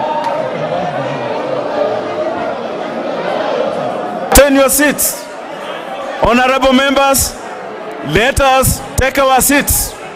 Honorable members. Honorable members, please take your seats.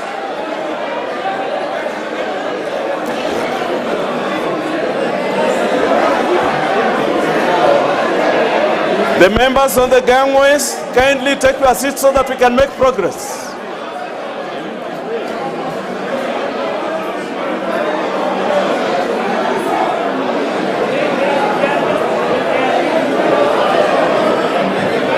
Honorable members on the gangway, the Honorable Momanyi, member for Borabu, the member for Borabu and the member for Kilifi, the Honorable Jumwa, kindly take your seat. Sergeant at Arms, please assist the members on the gangway to take their seats. The Honorable member for Borabu, the Honorable Jumwa, take your seat so that we can make progress. So we are moving on to the next one. The one? Jumwa.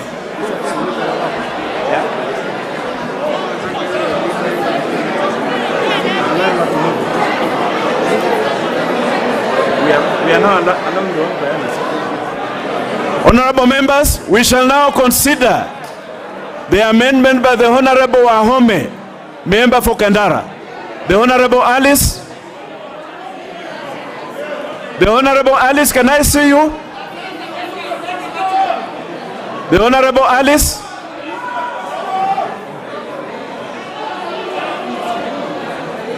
The Honorable Alice, you have the floor.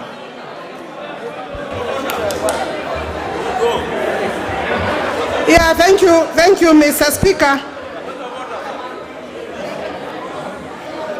Mr. Speaker, noting the fact that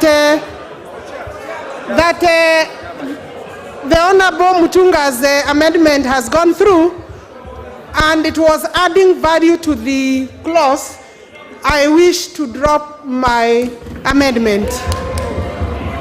Very good.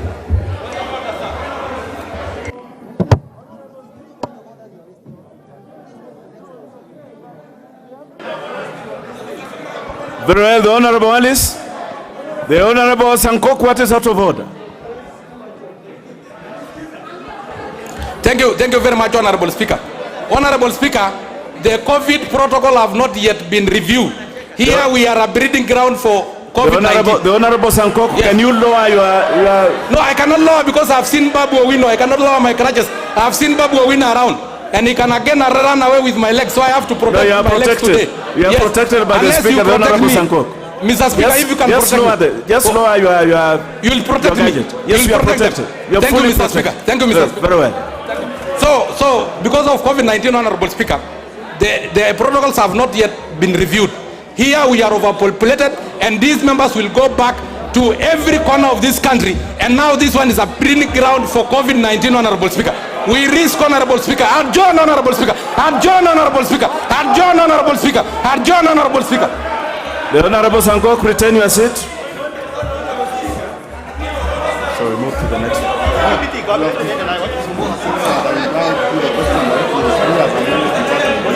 Honorable members, now we take the vote on the clause 3.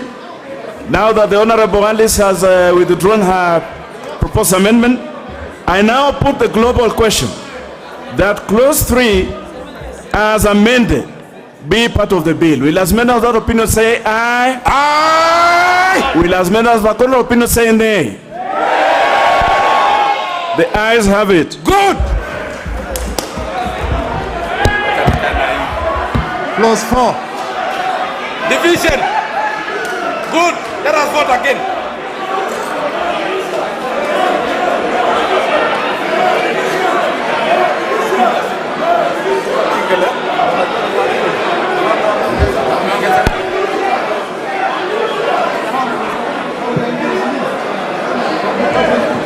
Tuendelee bwana. Tuendelee. So hata wao wanakuwa wanapitisha. Tuendelee bwana. Wacheni maneno mingi. Milio jambo. Wacha hii maneno. Kaa chini.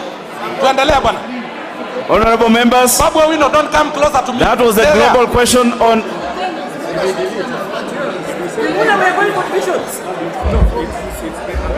Speaker, you have not ruled on my point of order. You have not ruled on my point of order. Honorable Speaker, adjourn this house. Honorable Speaker, we will kill Kenyans. The blood of Kenyans will be in your hands, Honorable Speaker. Honorable Speaker, adjourn this house. Rule on my what I have ruled, Honorable Speaker. I have requested for a ruling, Honorable Speaker. Rule on my...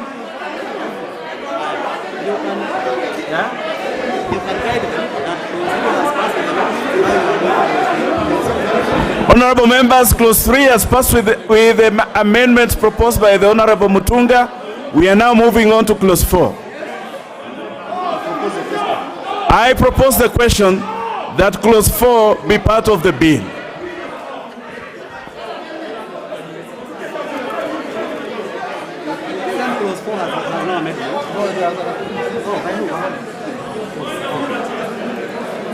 There is a proposed amendment to clause 4 by the Honorable Alice Wahome.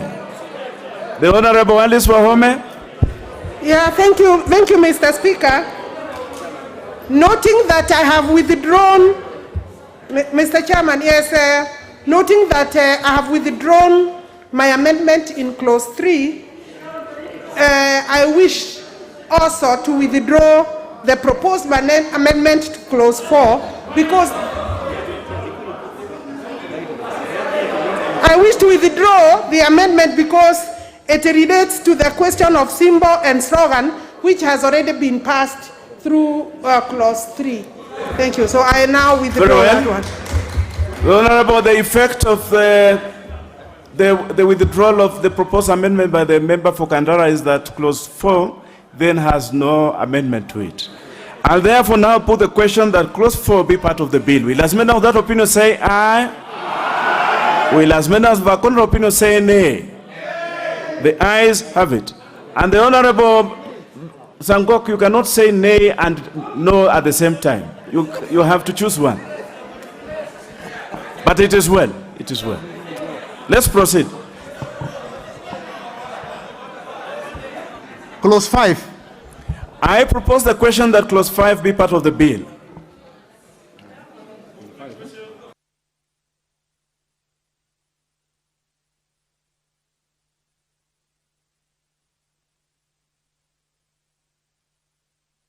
Now, honorable members, on clause 5, we have proposed, just hold on.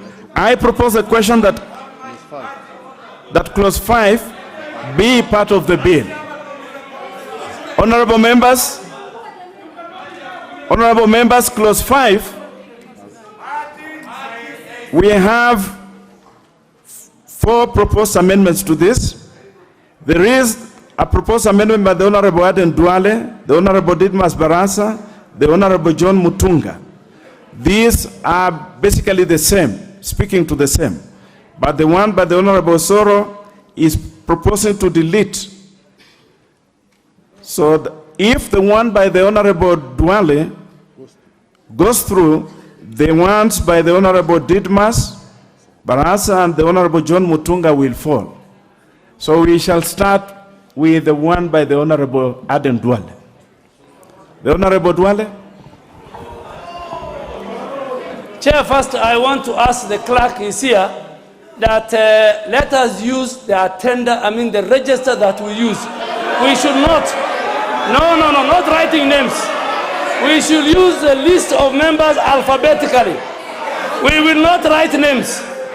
That one, Chair. The Honorable Duale, just move your amendment. No, Chair, before I move my amendment, I have asked for the procedure you didn't give me. I want you to rule on that. The clerk is here.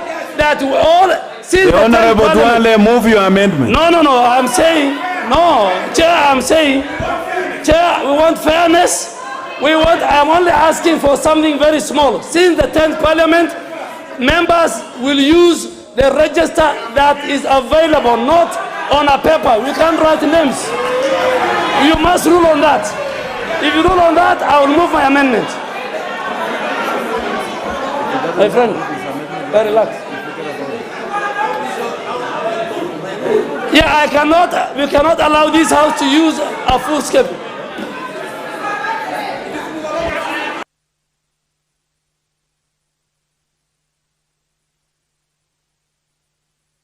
The rules, I'm not going to move my amendment. The Honorable Duale, move your amendment. Chair, I have all the rights. Before I move my amendment on procedure, I want you to guide the House.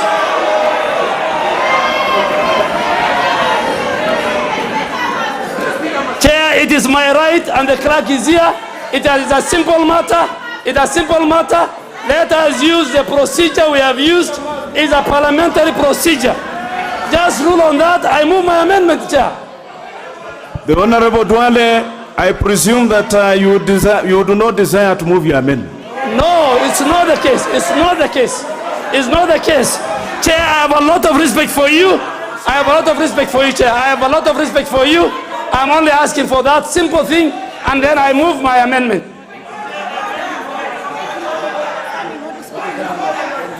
Give me the standing order.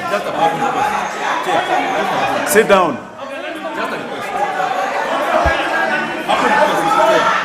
The Honorable Ndindi Nyoro, resume your seat.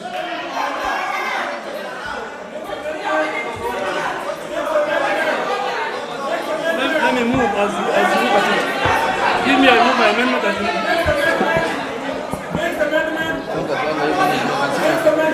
The Honorable Duale, move your amendment.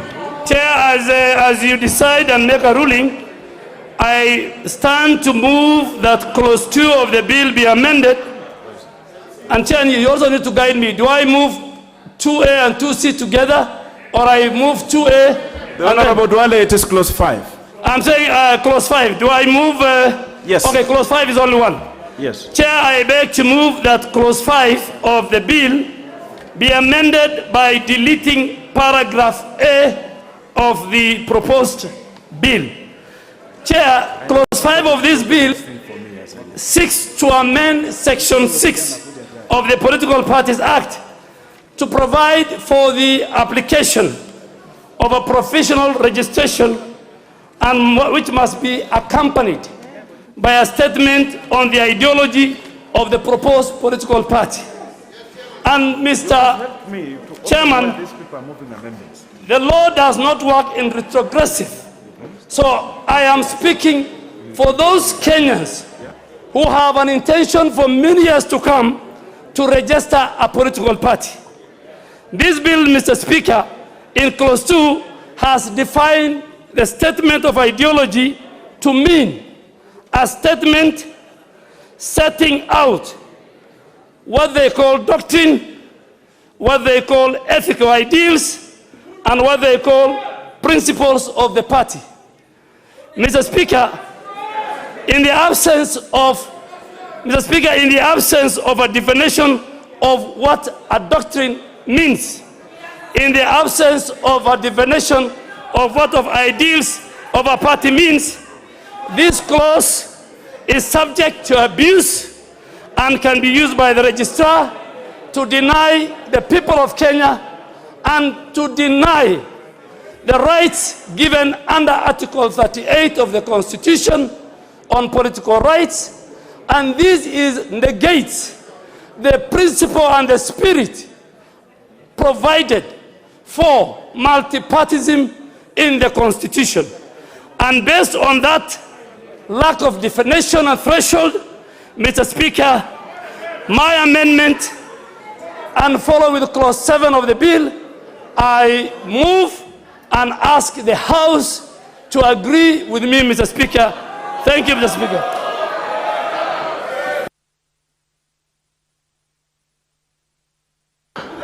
I propose the question that clause 5 be amended as proposed by the Honorable Duale. I will allow 2 members to contribute, 2 from each side.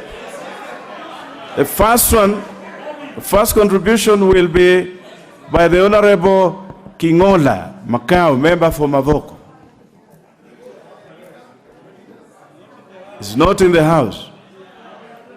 We shall now have, he's here. Proceed, the Honorable Macau.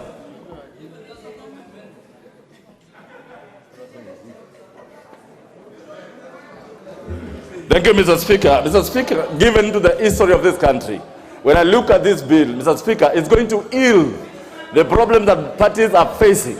And Mr. Speaker, when I listen to Honorable Duale and the speaking of the registrar of political parties, Mr. Speaker, I oppose that amendment. The Honorable Gachagua Rigathi. Just hold on, leader, just hold on. We are all in the house. The Honorable Rigathi is there. Thank you, Chair.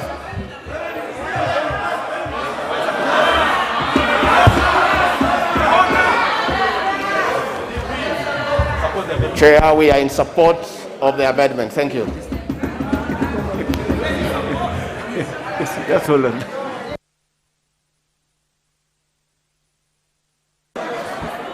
Leader of majority. Honorable Speaker, I rise to oppose this amendment because, honorable members, we are trying to create political parties that have a certain ideology, that have a certain direction, and for us to be taken back to the dark days when parties sprang up without any ideology except some sloganeering in the public rallies is what we want those sloganeering to be put within the ideology of the political party so that people can know whether to relate with the party or not. I beg to oppose and ask the House to oppose this amendment. The Leader of Minority, the Honorable Mbadi. Mr. Chairman, this amendment must just be opposed and defeated by honorable members. Mr. Speaker, a party, anyone wishing to form a party in this country must be clear on the ideologies and principles of that party. That is a problem that we have been having, where people form briefcase parties without even thinking what they stand for. And I want to oppose and ask all honorable members that this is something we must all defeat. Thank you. The Honorable Cheptumo.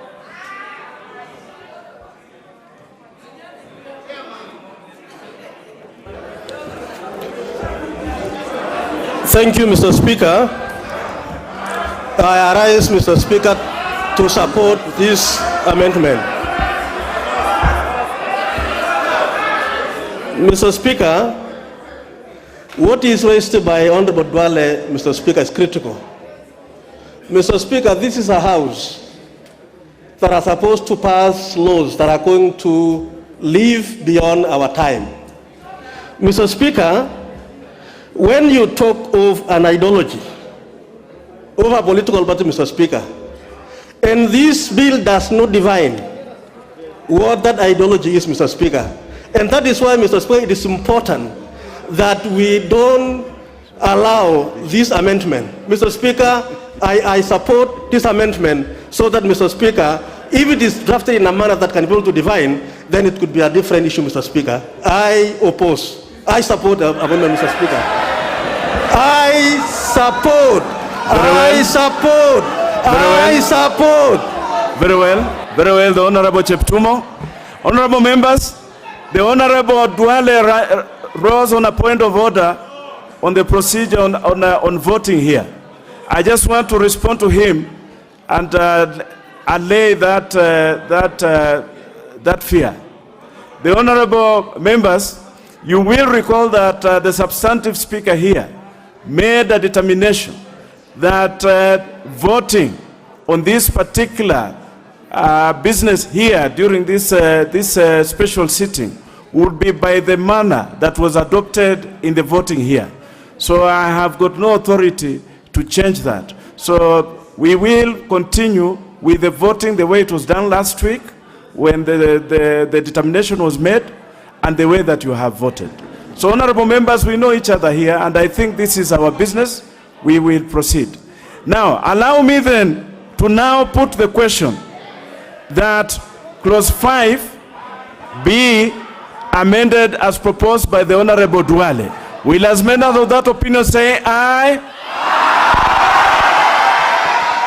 Will as many as have a contrary opinion say nay?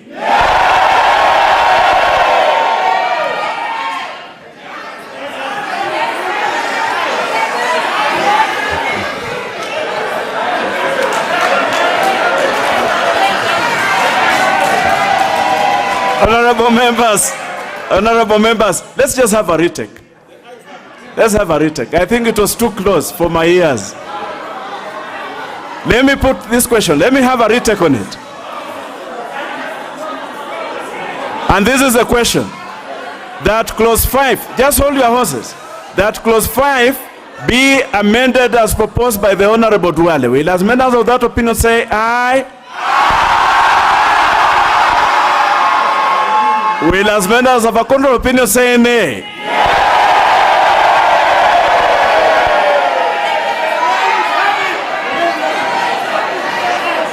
The nays have it.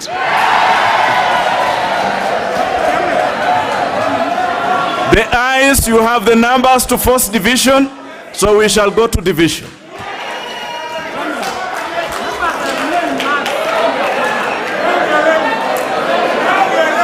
Now, honorable members, I direct that the division bell be rung for 3 minutes. And honorable members, please remember to wear your mask throughout. 3 minutes. 3 minutes. 3 minutes. Honorable members, we will vote by the numbers that are here in the House. The bell to ring for 3 minutes.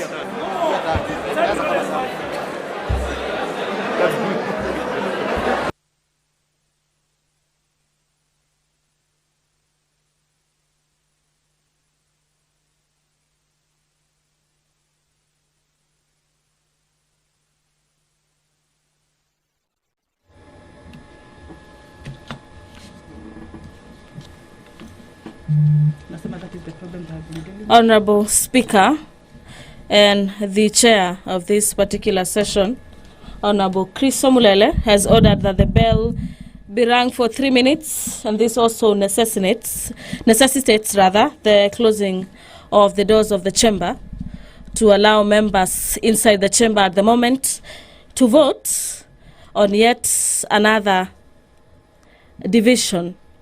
This is on an amendment as proposed by Garissa Township Member of Parliament, that is Honorable Eden Duale, on the amendment of Clause 5 of the bill.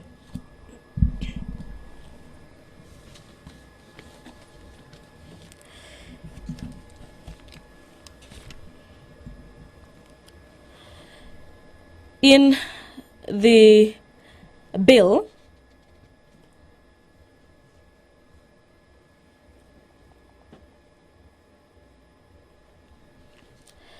the bone of contention here is the proposal that there be an insertion of a new paragraph immediately after 5D, that the proposition may be accompanied by a statement of the ideology of a proposed political party, and subsection 5B in subsection 3 by inserting the words and the slogan immediately after the word symbol.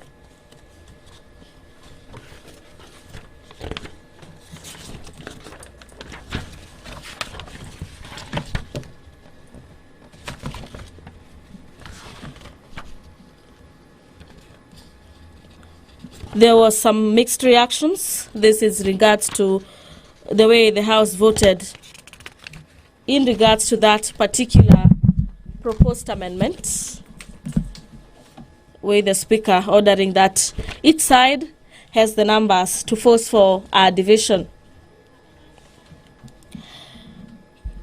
In the memorandum of the bill, clause number 5 proposes for the amendment of section 6 of the Act to provide for an application for the provision of registration shall be accompanied by a statement of ideology of the proposed political party. And the bone of contention here is that a member seeking to sort of form a political party should stand with the ideologies of that particular party he or she is seeking to form.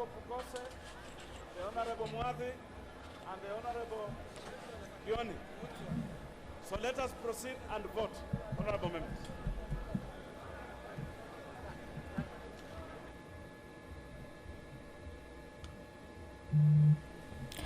Members in making their contributions allege that the move, if passed as it is, will help cure the issue of briefcase political parties that sprout after every general election or towards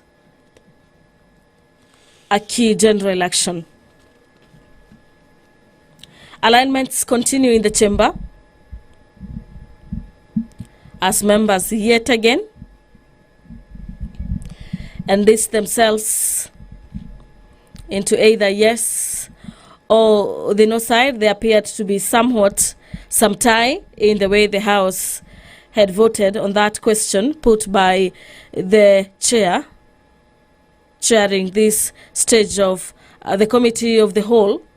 And when the speaker ruled that the nays had it, the ayes, which are in support of the amendment, pushed for the division. Opponents say the bill does not define an ideology, and so it should not be a major part of the bill. They claim that the term ideology needs to be well defined in the bill.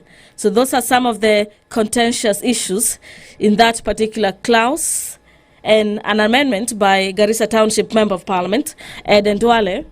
And so yet again, for the second time, you're going to have a division on proposed amendment before the floor on some amendments on the political parties amendment bill. This is a bill number 56, a bill originating from the National Assembly.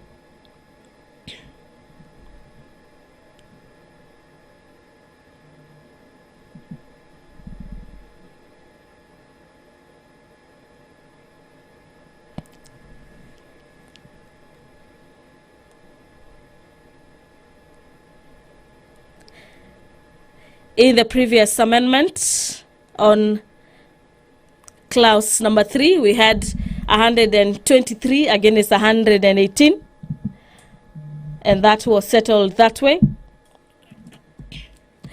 And so, of course, members will be keen to see how the numbers are going to turn into this very second amendment that has pushed the House to the division. Amendments by Honorable Alice Wahome, the Honorable Member for Kandara, had to be withdrawn.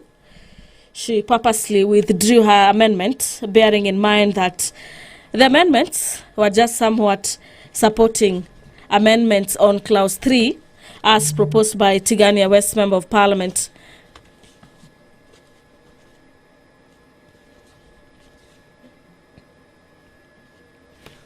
Tell us on either side of the political divide remain the same.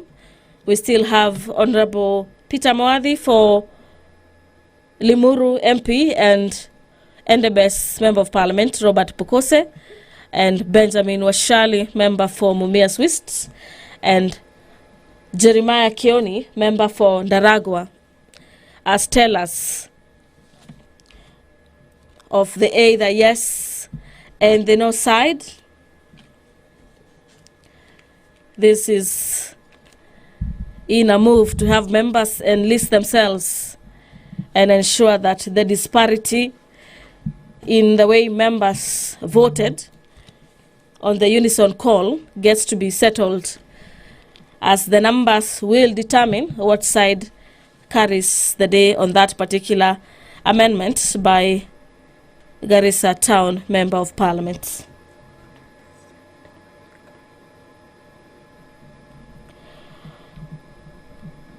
This clause 5 of the bill provides for amending of section 6 of the Act to provide that an application for the provisional registration shall be accompanied by a statement on the ideology of the proposed political party.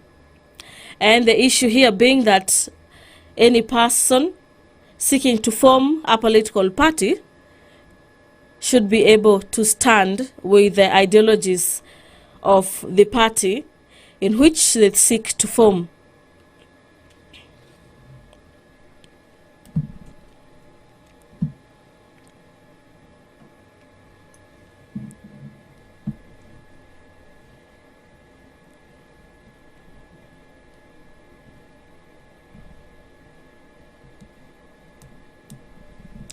In objecting to that particular proposal, MPs led by John Badi, who happens to be the leader of minority in the National Assembly, as well as the leader of majority in the National Assembly, that is Honorable Amos Kemunya, objected to that proposal, saying that if passed, the move will not cure the issue of briefcase political parties that sprout years to a general election.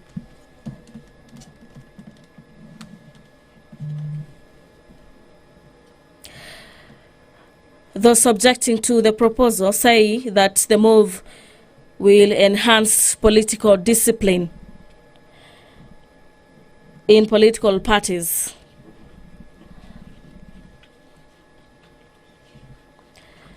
and reduce cases where members jump from one party to another in the event they are disgruntled and end up forming political parties.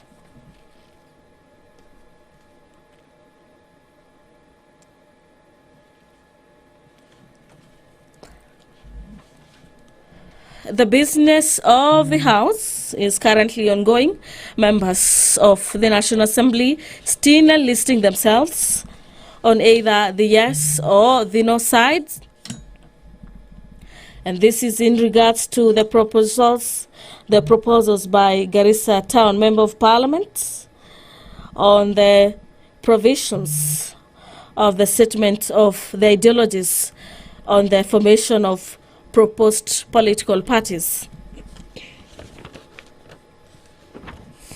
So far, we have seen members allied to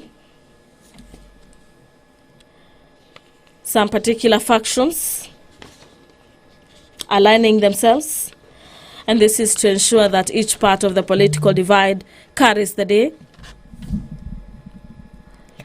in this very crucial Political Parties Amendment Bill 2021. This happening to be a very crucial moment for the House. And this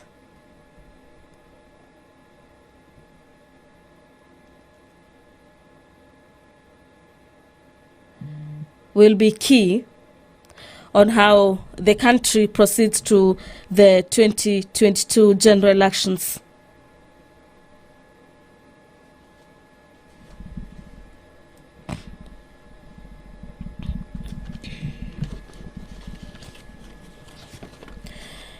This is a bill that might see the House sitting for until probably the late hours in the evening, as the new clauses in the 27 clauses must be considered and voted on by the House.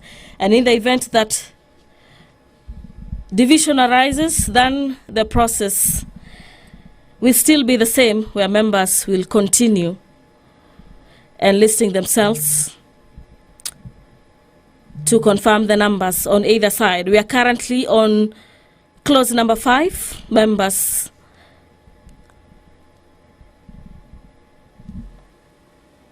listing their names on either of the sides.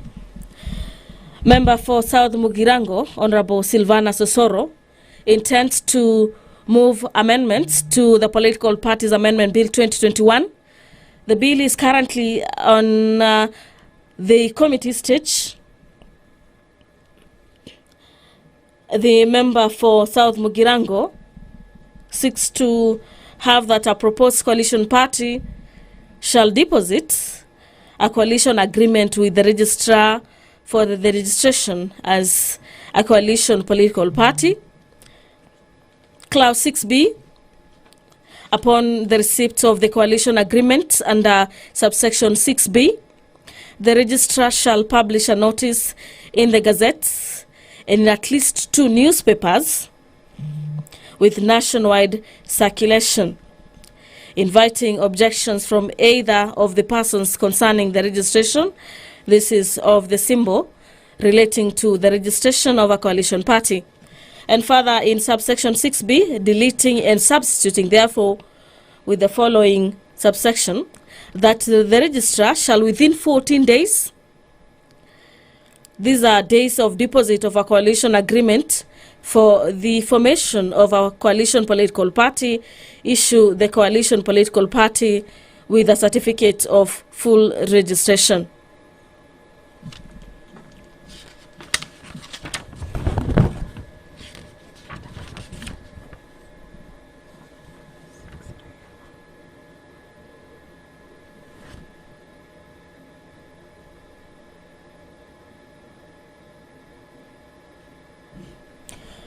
Previously, the provisions provided that the alteration contemplated under Section 1 shall be dealt with in accordance with the constitution of the political party, and the political party shall inform the registrar in the manner in which the objection was dealt with.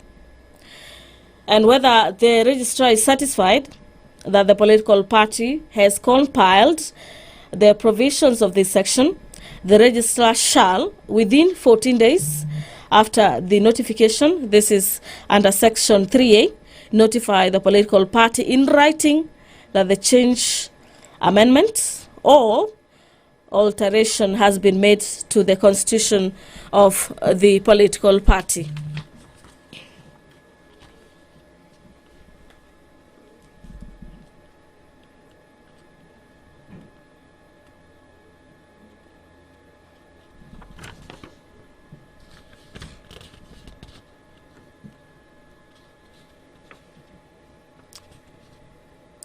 A definite and defining mood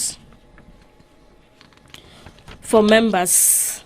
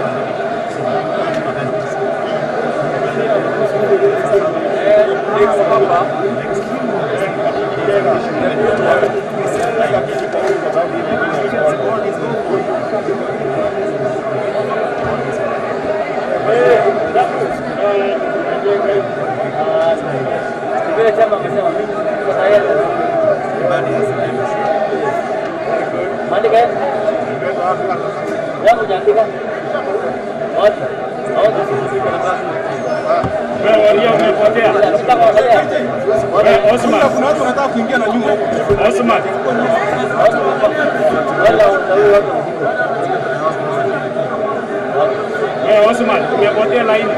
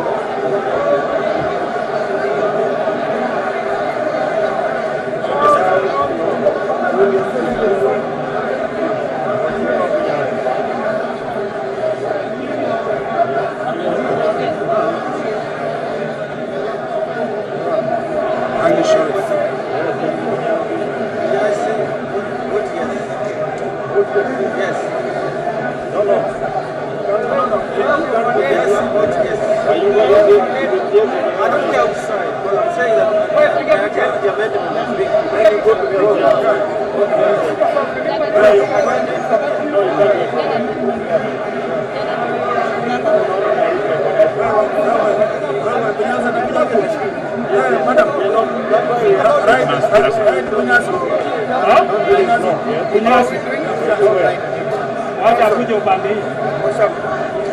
Wacha Ramso upande hii. Ramso.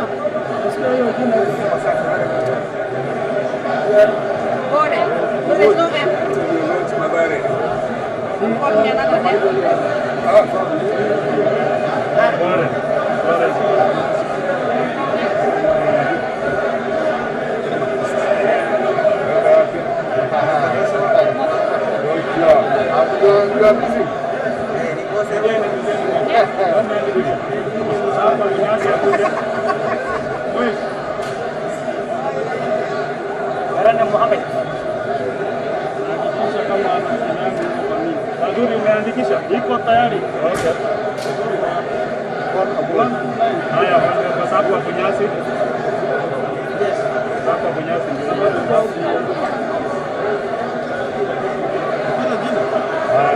Haya. Honorable Nixon Kuri. Kwa maombi. Huyo alikuwa maombi.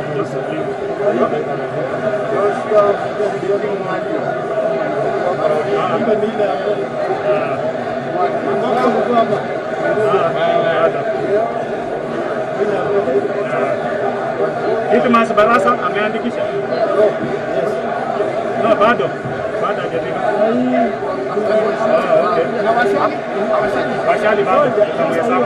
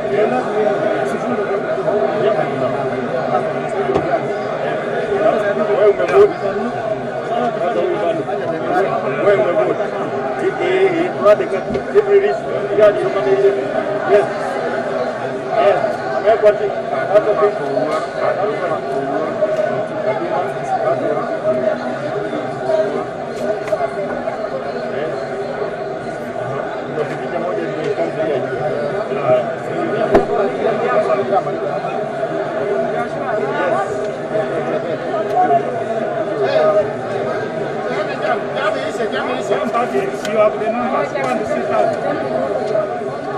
Go and sit down and give us to tally. You have the numbers. Go sit down. Allow us to tally.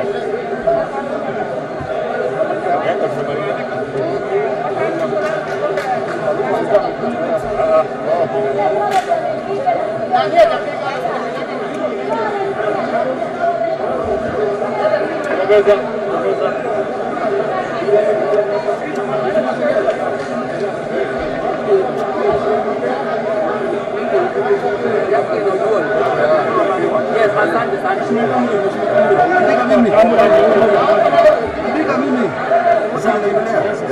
Ngoja kwa hesabu kwanza, andika jina langu. Yes, 137. Nilikuwa kwa Ashali. Ndio akili yangu. Ile ndio Ashali.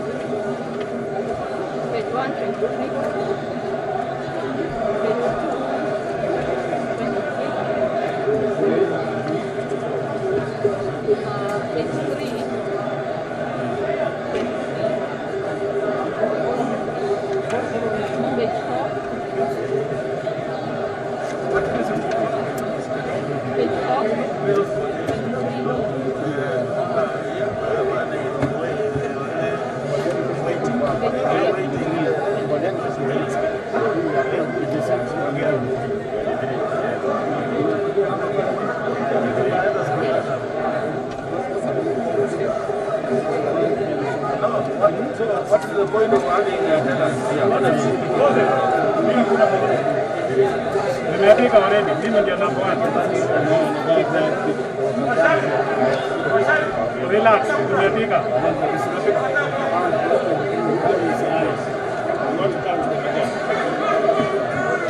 Come the sheets.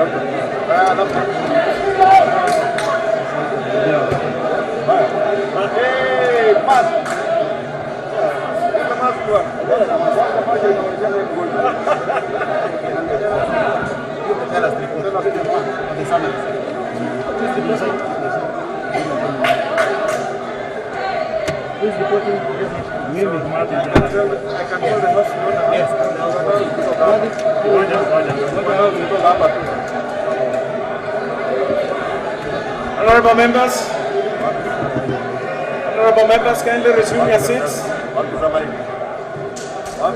so that the tellers can go to the bar and come and report the result. The tellers, honorable members, kindly give the tellers leeway so that they can come and report.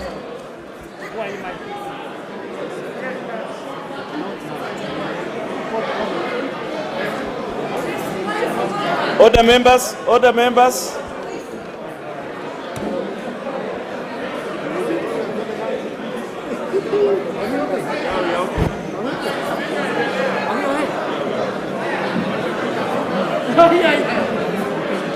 The Honorable Tiren and the member for Tintret.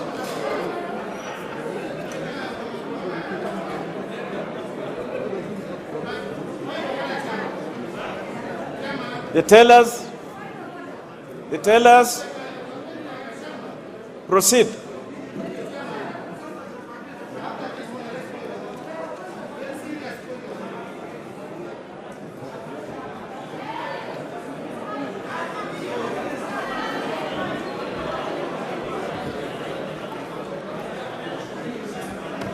The tellers, you can now report.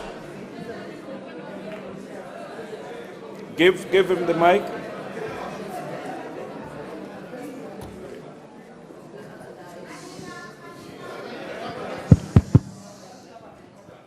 Honorable Chair, the results of the division on the clause 5 that be amended as proposed by Honorable Aden Duale. The results are as follows. Ayes 136, noes 150.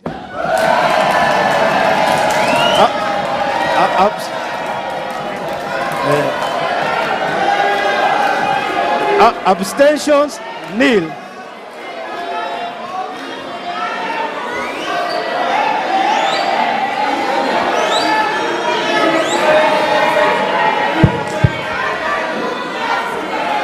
Honorable members, order.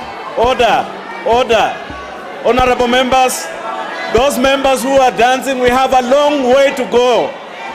Why are you dancing when the music has not even started? Sit down. We have 100 clauses to go. Why are you dancing about one clause? We have a whole day to work. Honorable members, the division on clause 5 to be amended as proposed by the Honorable Aden Duale. The ayes 136, the noes 150. The noes have it.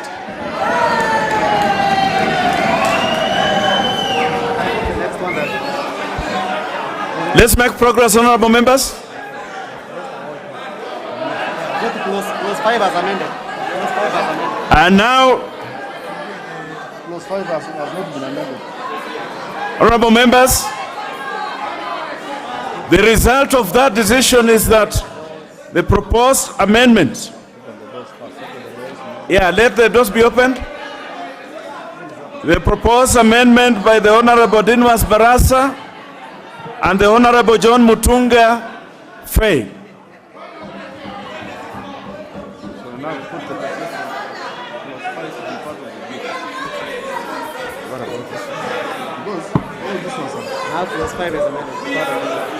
Honorable members, the result is that clause 5.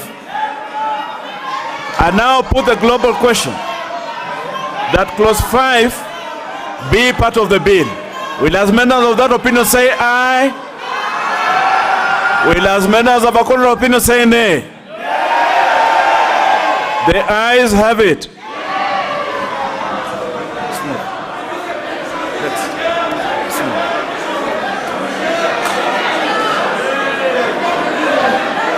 Let's move.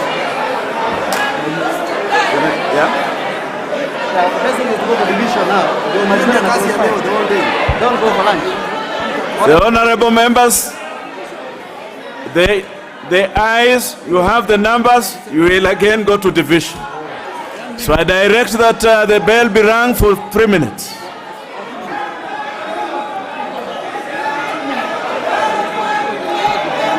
The bell to be rung for 3 minutes.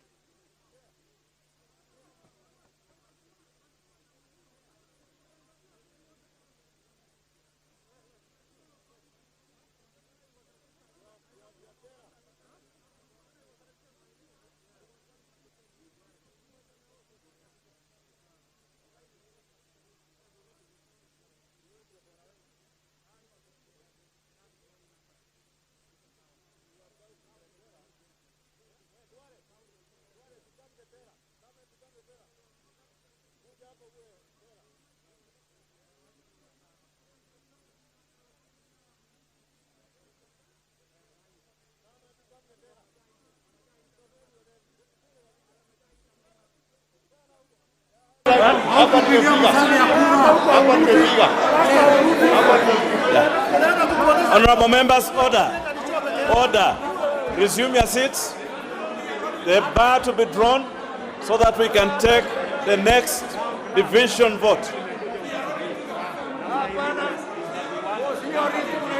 Honorable members, resume your seats. Resume your seats. Order, order, order, members. You count. Resume your seat. You count if you want. I want this thing to be done. Order.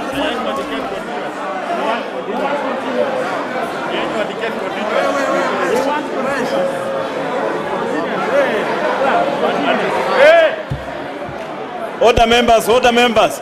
The Honorable Kaluma, just relax. You will dance if at the end of the day, if you will.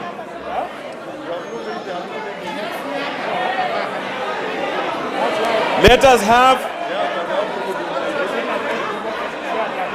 the yes here and the no here.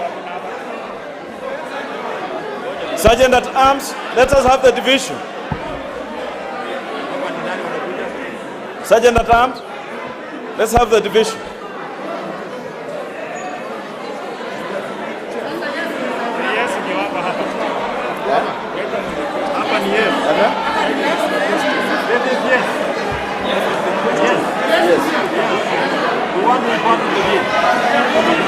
We are voting yes. This is a global question. There's no amendment. Yeah? To be part of the bill. Yes. Yeah? Yes. Yes. They said no. Yes. Yes. Yes. Honorable members, just hold on. Listen to this guidance, okay? This is the guidance. This is what we are voting on. There was a proposed amendment by the Honorable Duale to clause 5, which was rejected. Now, what you voted on was the global question on whether clause 5 should be part of the bill. So that is the question that you have now raised division on whether clause 5 should be part of the bill. That is the question. So that is the question that we are now voting on. So the no's will be here and the yes will be here on whether clause 5 should be part of the bill or not. So yes is to my right and the no's are to yes is to my left, the no's will be to my right. Yes, I always on the right. I'm on my feet. It's okay. Chairman, we continue. So let us vote.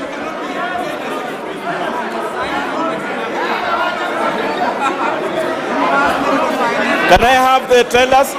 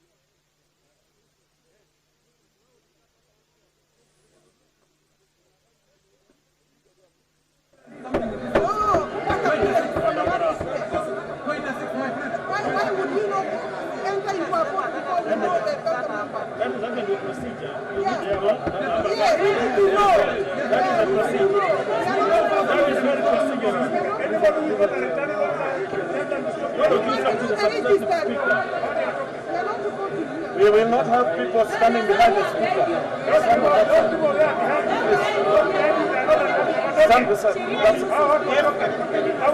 If we are not part of the tellers, stay on that side. Get from behind that side.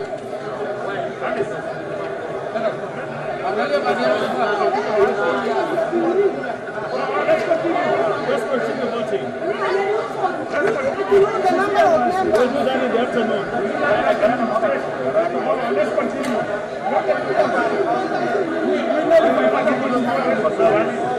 Because it doesn't go. You don't vote, it's still a vote. Yes, we are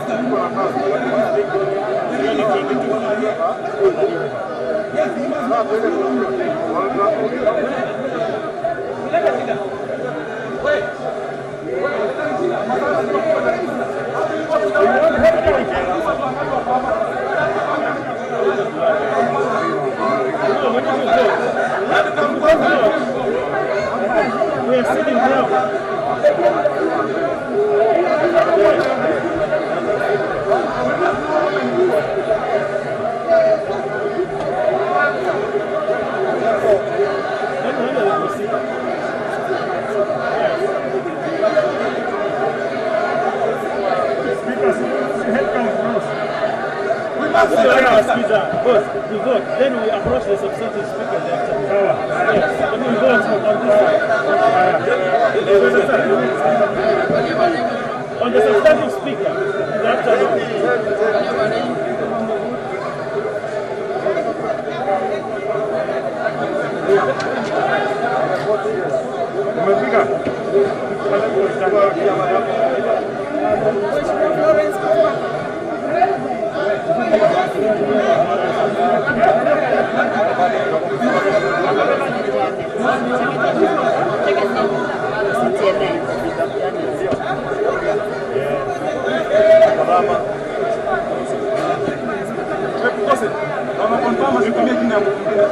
Chair, we are not what you are saying.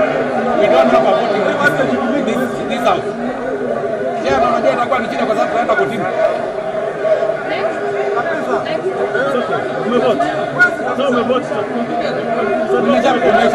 Umeshaandika.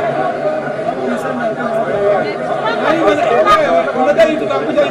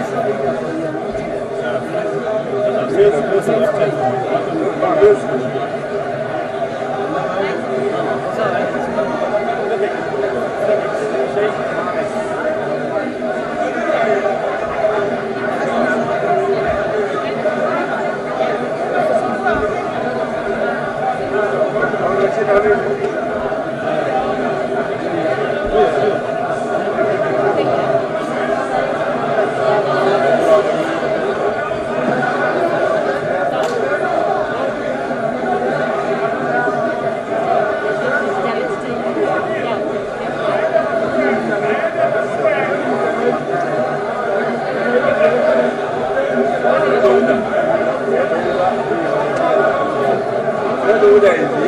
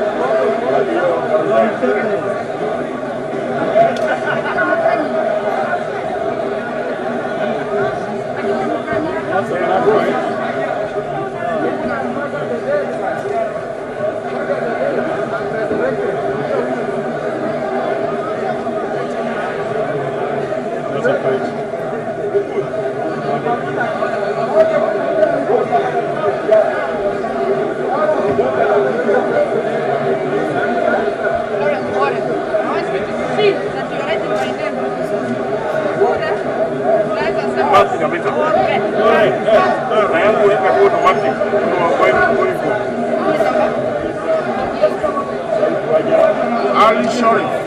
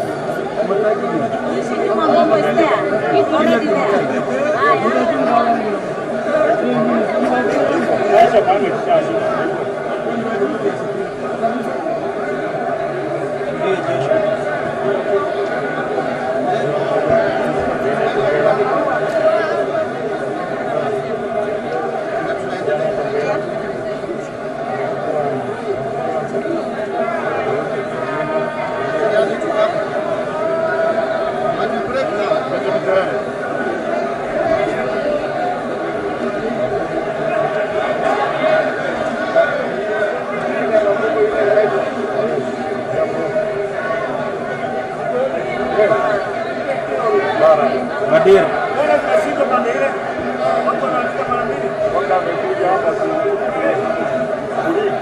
Haya, haya. Ndio saba.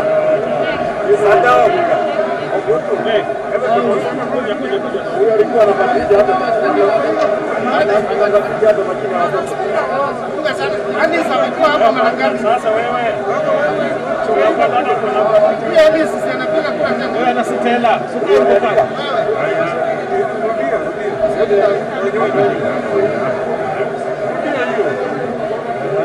Wakifanya hapa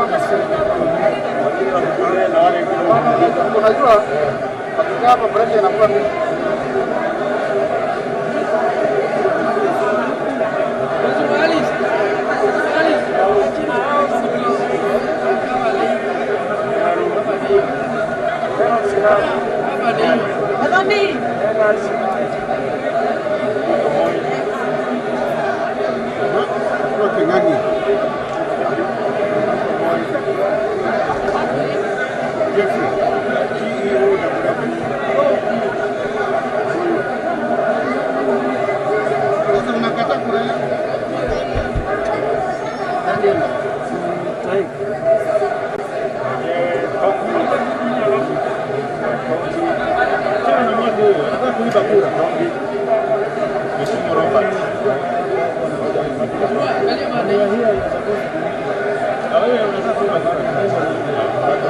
Kitayama Maisoni.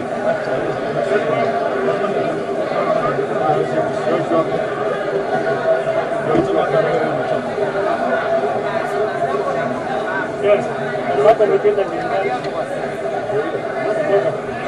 Uko Haramat. Kuna kitu na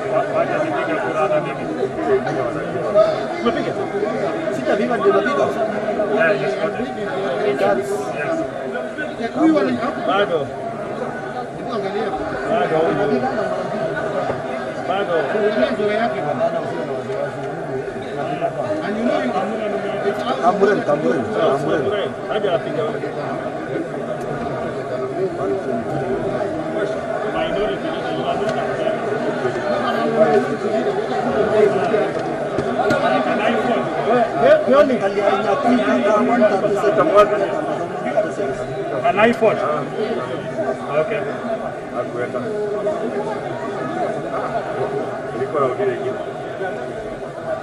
Wengine wameenda wapi?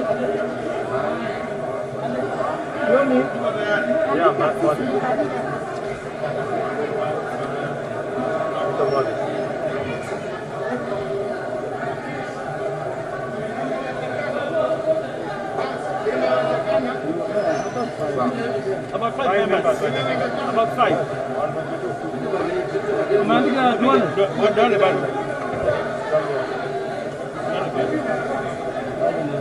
Hata watu wanatoka nje kwenda kufanya nini? Four people. Wewe kono sugar boat. Four people. Kinaka mmoja wa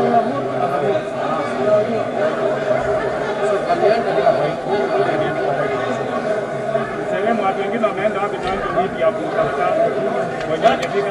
Wewe four members. Sasa mwenye alikuwa alikuwa I want to check. I want to check.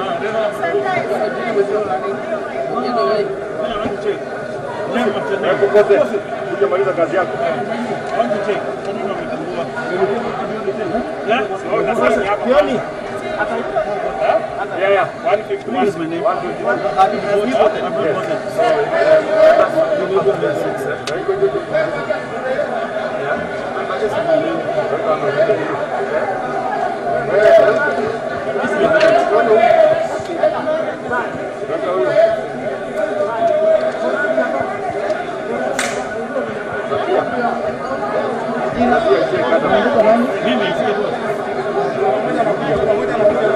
Nani? Kuja. Tofaya hujapiga? Piga.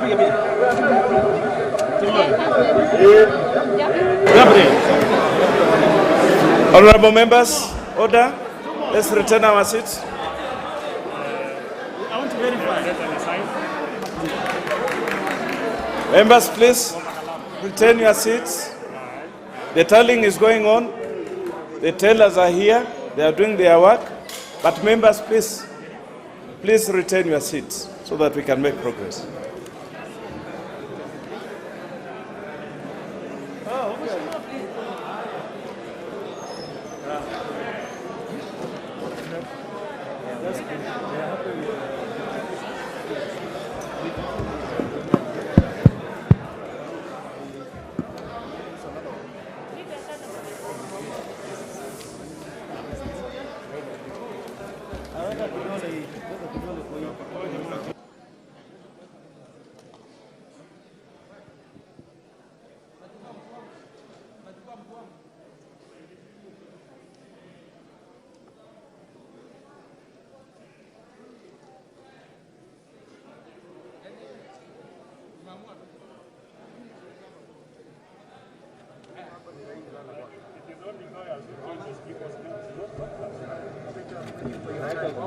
These lawyers, you send somebody swear and be having the plantation. That's where we go. There is no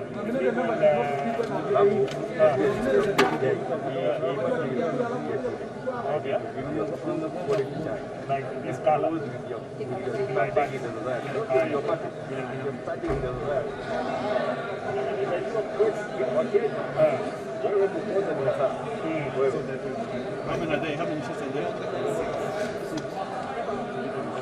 Chukua hizi nione vile utafanya.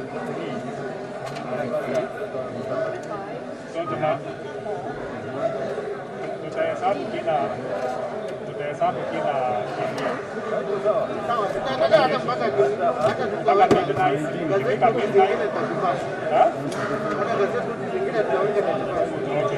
lazima hii mwaka hawacha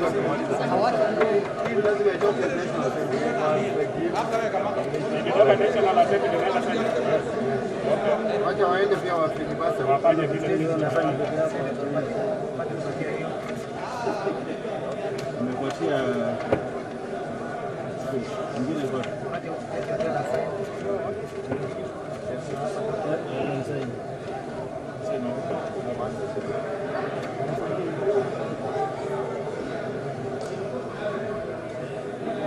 Yes.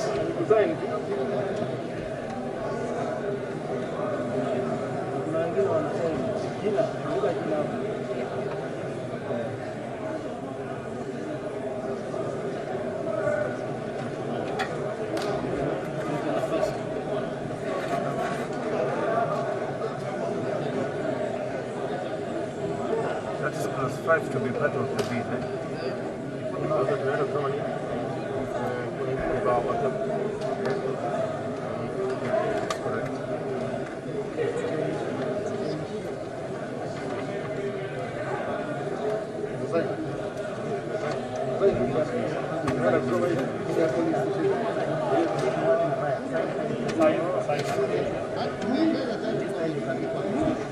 Yeah, we will vote.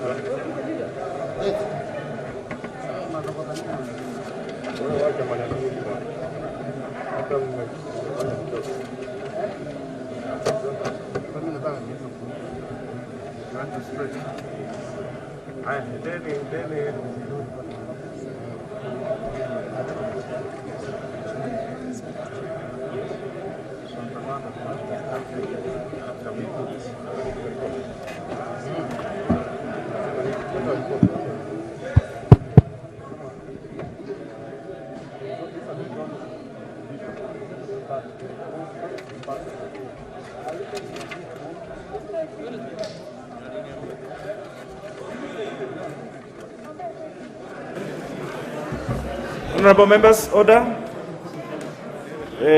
Tellers can now retreat to the bar and report the result of that division.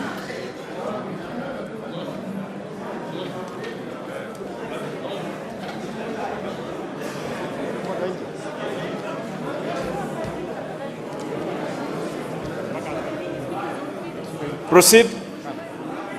The tellers.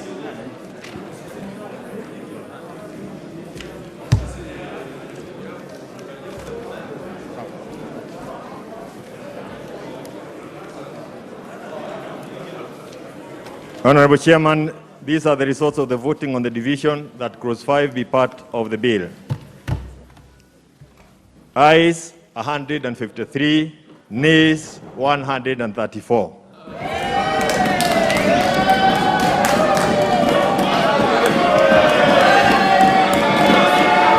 Honorable members, order.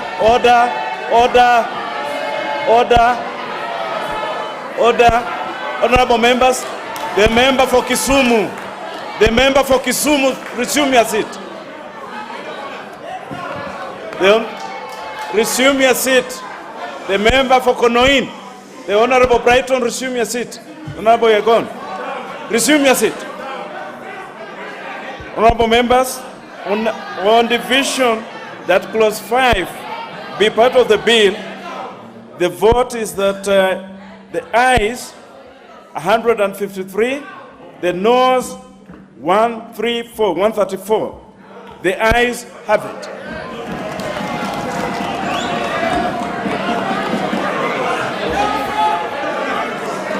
Honorable members, just listen to me for a minute. Honorable members, we have a long way to go. It is not a celebration of anything. This is a law-making process. Let us just be a little order. I will therefore now call upon the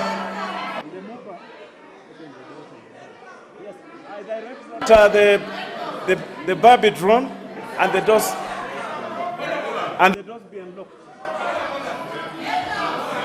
And I now call upon the mover to move reporting. The mover. The mover. Relax.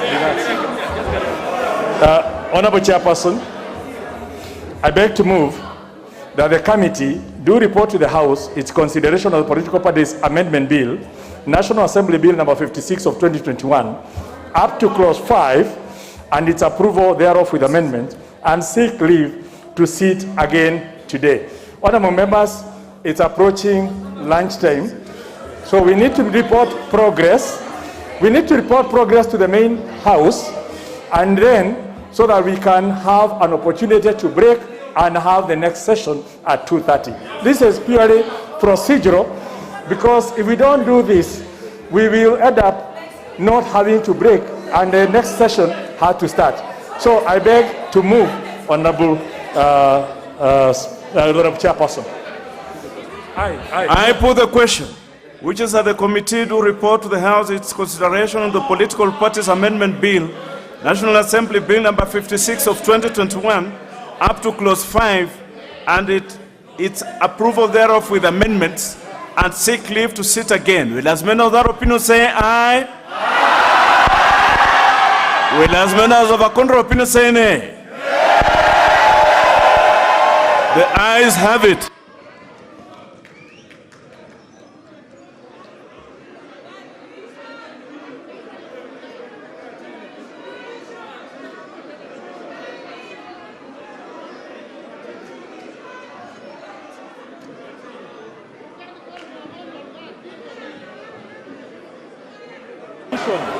That one does not have a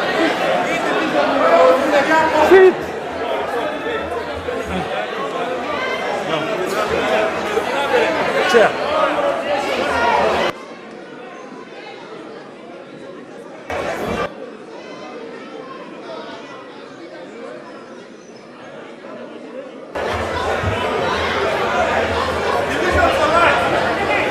Order, members. The Honorable Mariro, proceed. Honorable Speaker, I beg to report that the Committee of the whole House has considered the Political Parties Amendment Bill, National Assembly Bill number 56 of 2021 up to clause 5 and approved the same with amendments and seek leave to sit again. The mover. Honorable members, resume your seats. Honorable Speaker, I beg to move that the House do agree with the committee in the said report.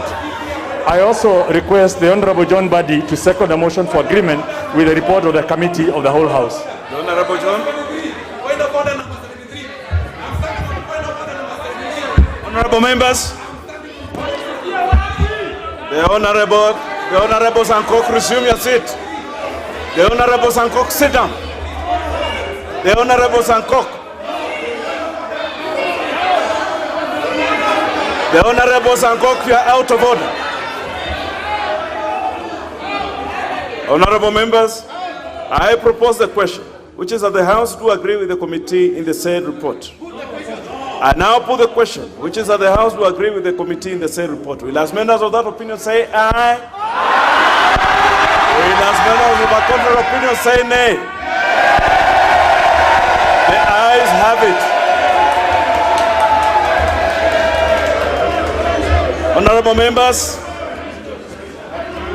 members, it's been a tough morning, but we have weathered it. Honorable members, at 1:45 p.m., this House stands adjourned until today, Wednesday, 29th December, at 2:30 p.m.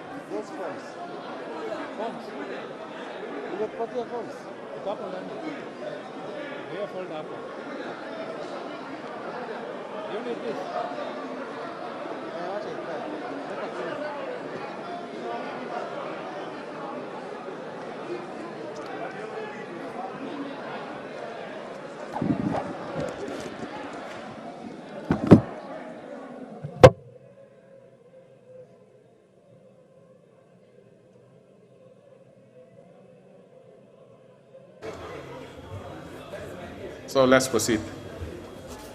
And honorable members, even before we proceed, just be notified that we have a special sitting supplementary order paper. So as you make any comments, also have information that we have a special sitting supplementary order paper. Let's proceed.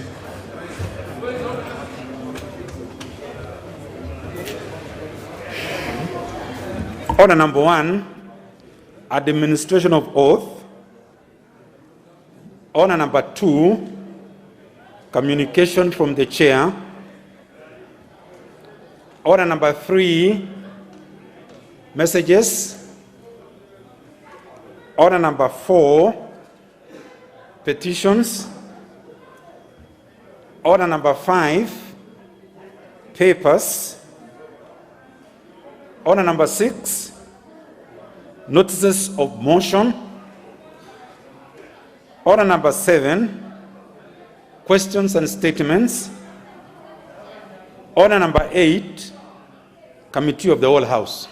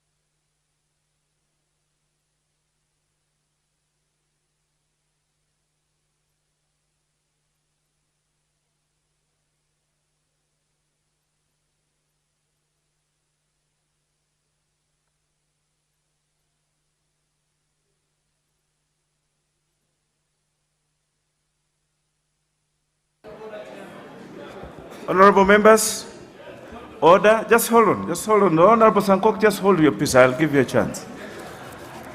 We are now in a sitting of the committee of the whole house to resume the business that we started this morning. So the honorable members may make their way in as the Honorable Sankok makes his point of order. Proceed, the Honorable Sankok. Thank you very much, Chair. I stand on standing order number 73 and 74 and also 76, Honorable Speaker. Honorable Speaker, we have been voting because of division of the whole House, and we don't have the voting register. We don't know who is here and who is not here. Honorable Speaker, I request you, Honorable Chair, so that before we do any voting, we have a head count. Again, we will also use the logging in, Honorable Speaker, to know how many numbers do we have in the House and how many have voted, so that we don't have rigging starting within the House, because we will put in the jeopardy the general election, Honorable Speaker, if there will be rigging in the House, Honorable Speaker. The House must have fair, free election and transparent election. Yes. And we cannot vote when we don't have a voting register. We have to know how many of us are here, so that we know who have voted. Because, Honorable Speaker, we cannot have 286 members inside these chambers, Honorable Speaker. It is not even enough for all of us, Honorable Speaker. So that is my order. No, and that one is a right. It is not a favor. I'm saying the voting register must be available before any further voting. Thank you, Honorable Speaker. Honorable Chair.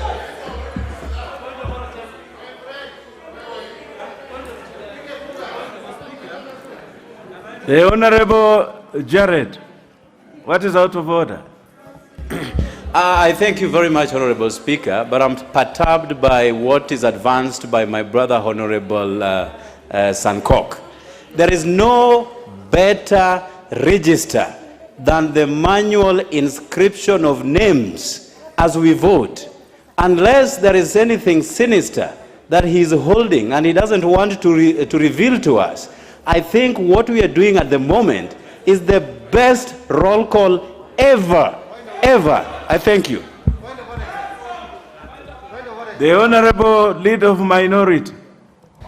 Thank you, Mr. Chairman. Mr. Chairman, much as I agree with Honorable Sankok that we need transparency in any electoral process, I think it would also be in order, Chair, so that we avoid any doubts around these elections, because it takes a lot of time to whip members to be here. I'm standing on two things. Number one, we have our clerks. There are votings that has already taken place. The clerks can audit those lists just to find out if there are members who have voted more than once.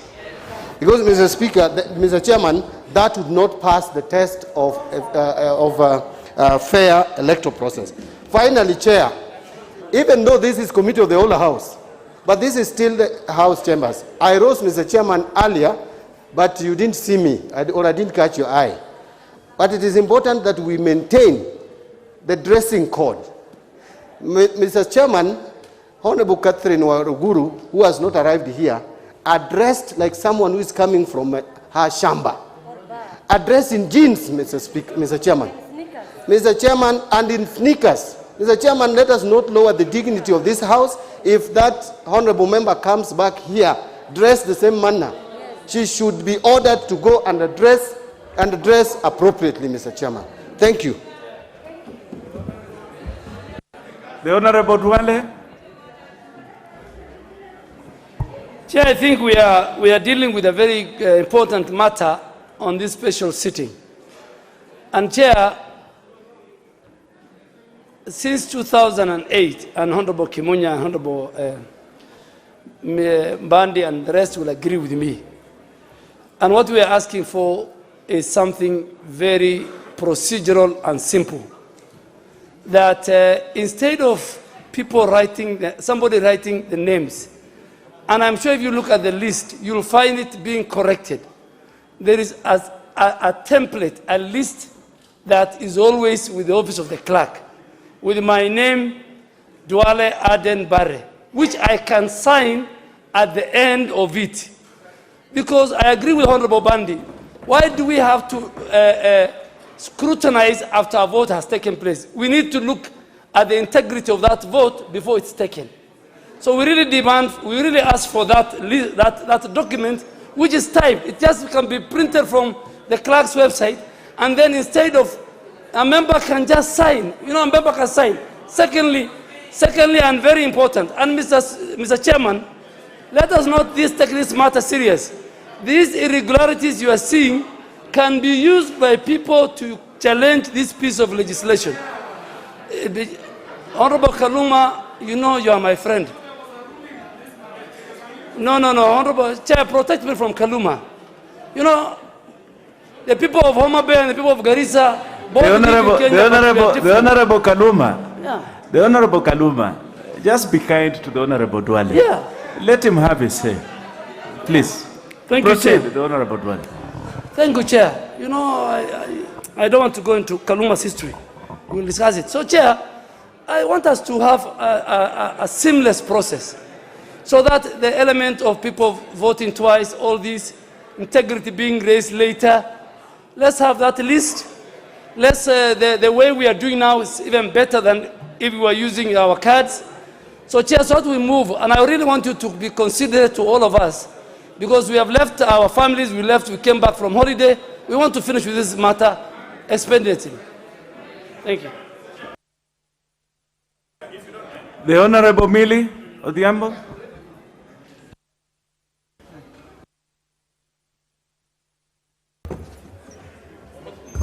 Thank you, Chair, for giving me the floor. Chair, I agree that all of us require very transparent voting process. But Chair, you do notice that the first time that the Duale side voted and they lost, they won, they didn't raise this issue. They are now raising the issue because they have lost.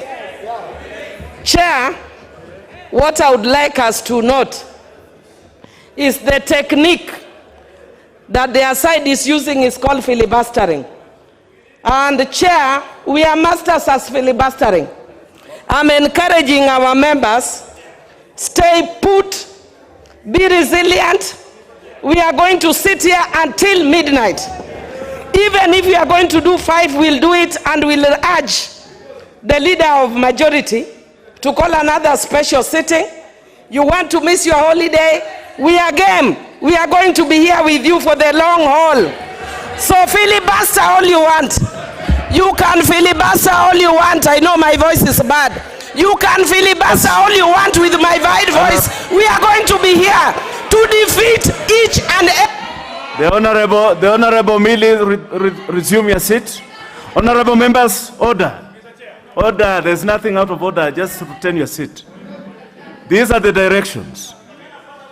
Honorable members, the only time that the House takes a head count is when there is a threshold that has been set out by the Constitution that needs to be determined. And that is in our standing orders. But, honorable members, I have listened to the concerns of the members, and I think what the Honorable Sankok and the Honorable Dwale is raising, and the rest of us, including the leader of a minority, are raising, these are genuine concerns. It is important, even to this chair, that whatever we are doing here meets the bar of fairness to all of us. And that is my interest in this, that whatever we do here is fair, and it can be seen by anybody that it is fair. So therefore, this is the way we are going to proceed. This is the way we are going to proceed, honorable members. We are going to have the division list here with us. It will not be chaotic. Just listen. Just listen. We have in our standing orders a division list, which will be here. Each side is going to nominate two tellers who will be here. One on this side, one on this side for both teams. Our clerks will be here. They will tick for every member voting here. And this, I'm doing this for certainty, to also ascertain, even after the fact of voting, that this member presented himself and his name has been ticked in that register. I believe that is the purpose of any parliament. So we shall proceed in that manner. It might take a little more time, but we shall be a parliament of account. The honorable member for Suna, what is out of order? Chair, Honorable Chair, I am not trying to go against your ruling, against your order, but Chair, the method that we have been using today for voting in this house, Mr. Chair, Honorable Chair, is the same one we used in the previous special sitting. It is not new, Mr. Chair. We have used the same process in the last sitting. Let me say what I want to say. Let me say what I want to say. I have a right to say what I want to say. Don't heckle me. Chair, this is the same process we have used in voting. Okay. Secondly, Chair, we know there are people, Chair, who want to tick for members who are not around, Chair. We know. Order. We know, Chair, people who are bribing people here with 100,000, Chair, we know. Order. Chair, we are not going to allow our process to be completed. We will not allow, Chair. Order. We will not allow that. Order, members. Order, members. Members, order. The Honorable Paris, kindly take your seat. Honorable members, this is a house of debate. You may disagree with one of the members, but let him speak. The Honorable Duale had his opinion, he made his opinion. The Honorable Member for the Honorable Member for the Minority Whip has also an opinion. Let us listen to him. I think we should listen to each other. So, honorable members, the honorable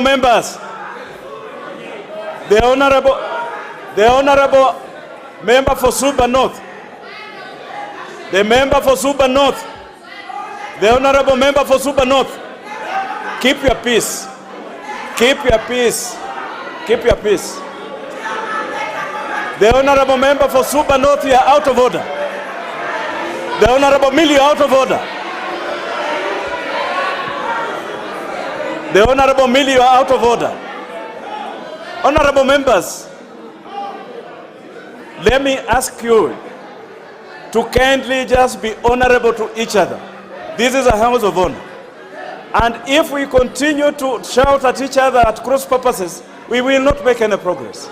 So I've already made a determination. The voting will be guided by the roll here. It will be done. The honorable, just retain your seat. Just retain your seat. Just retain your seat. I'm on my feet. So I've already made that determination, and it will move very swiftly, honorable members, and this is verifiable. It is for the interest of all of us. The list is here.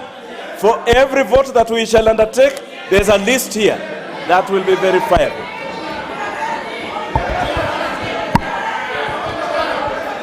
There's nothing out of order. Let's make progress. Honorable members.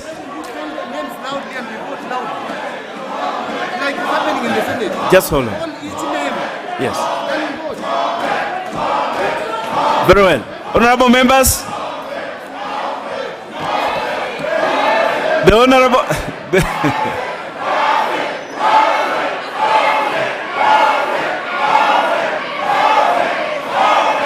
Order. Order. Order. The member for Kisumu, retain your seat. The Honorable Kemose, retain your seat. The Honorable Kemose, I have seen you singing so much in this house today, but there will be a time for singing for all of us. The honorable members, just hold your peace. To be called, then you use the division list one by one. Then you say yes or no. Yes, sir. Yes, sir. Honorable members, I have already made a determination. Just hold your peace. We shall vote. Let us now make progress on this business. Let's go. Clause 6.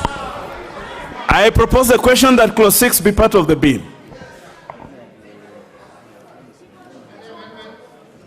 I see there is a proposed amendment by the Honorable Alice Wahome. The Honorable Alice Wahome, proceed.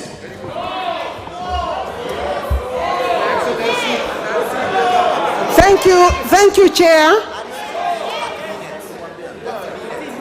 Thank you, Chair.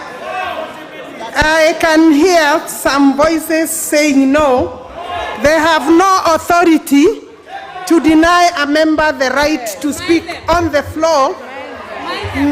And therefore, thank you, Chair. I have proposed an amendment. Chair, to clause 6, which seeks, in clause 6, it seeks to make amendment to section 7.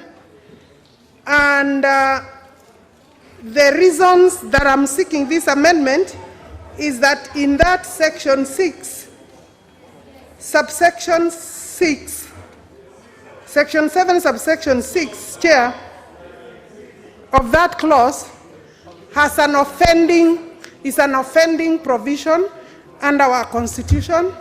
It seeks to create coalition political party which does not exist. The word coalition political party, Chair, does not exist within the Constitution, and therefore I am motivated by the fact that it is important that this House, as it legislates, takes care and minds how the amendment sits within the Constitution.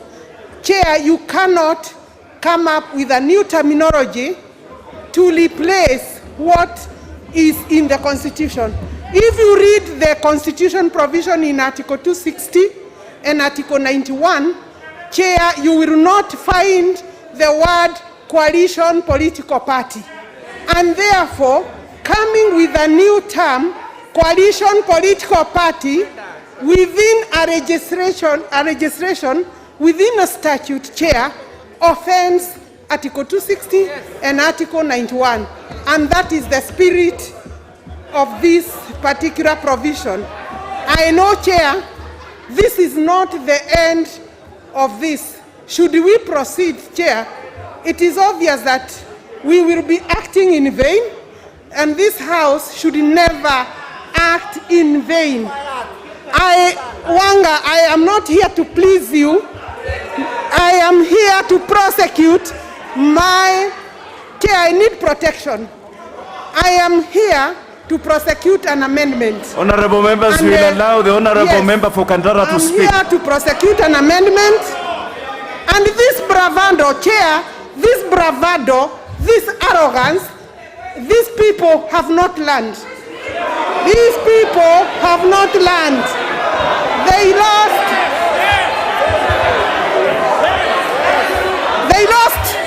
2013, they lost 2017, they lost the BBI, they lost the BBI, they will lose 2022 the Honorable because Member of for this Kandara. bravado. You will lose 2020. The Honorable Member for Kandara, you need to make your proposals. You need to stay with your proposals. Don't be carried away. You see, Chair, how do I stay within my proposal when I'm not being protected from hecklers, You are from powers protected. The Honorable who do Member not for Kandara. think? The Honorable Kandara, you are addressing this chair. And this chair is not Thank you, interrupting. Chair. Proceed. Thank you, Chair. I'm well directed and advised. I'm directed and advised. And I think I have made my case. I've made my case on this proposed amendment. And this amendment, Chair, also links with my amendment for clause 2. Because I have concerns on the coalition of political parties, I have also proposed in clause 2 on the same issue. So I will still be coming on the same. Thank you, Chair. I propose the question that clause 6 be amended as proposed by the Honorable Member for Kandara. The first go at it will be by the Chair of JLAC. Mr. Chair, when we came here on... when we came...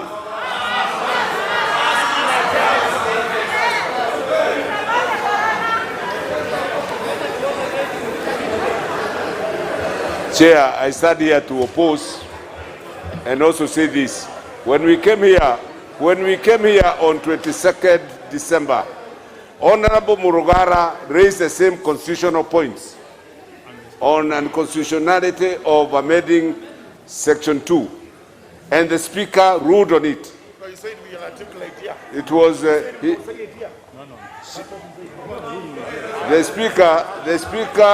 Speaker ruled on it. Mr. Chairman, I think there is, with a lot of respect to members, I think there is a scheme here. Honorable members, just allow the Honorable Muturi Kigano to make his point. To proxenate the proceedings of this House. You have powers at starting order number 1 to stop any abuse of the process of this chamber. Just like court. What is happening is that there is a scheme to scuttle this bill. Right? There is a scheme to procrastinate and frustrate this bill. That's why you hear a lot of heckling and no decorum in the House.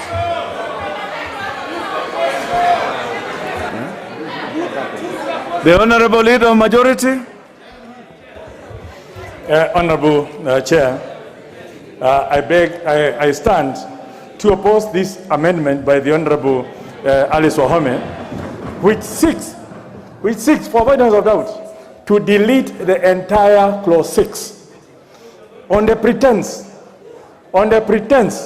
that a coalition political party is coming into the bill and has never been defined, yet she knows or should know as a lawyer that we start with the other clauses and end with the definitions in clause 2. So, Honorable Speaker, I'm not quite sure what law school Honorable Alice Wahome went to.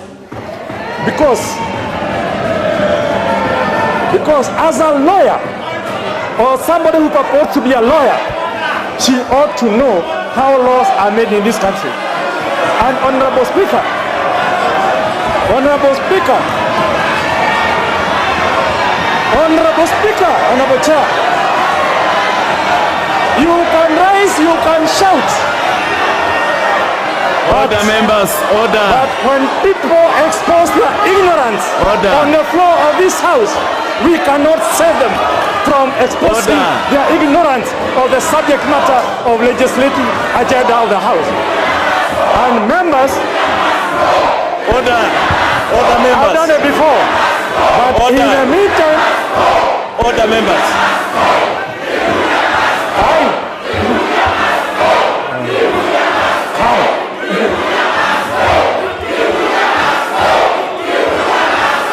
Order, members.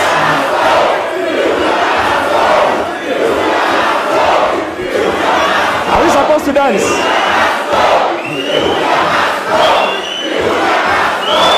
Ruto must go.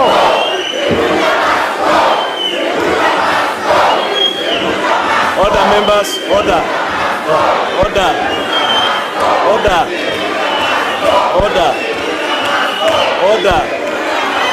Order. So, order. Honorable members, order. Honorable members, I know the times are very exciting. There are those who just come to the house when they want to enjoy themselves a little bit. I hope that has served whatever purpose it has, but we must make progress. Honorable members, allow me then to now put the question that clause 6 be amended as proposed by the honorable member for Kandara. Will as members of that opinion say aye?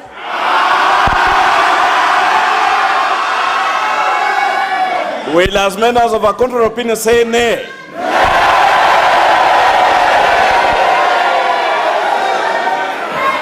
The nays have it.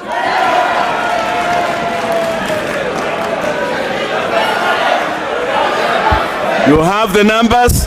We shall put it to the vote. I direct that the division bell be rung for 2 minutes.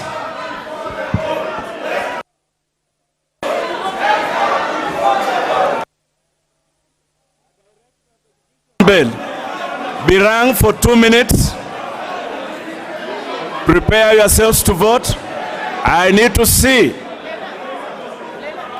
the returning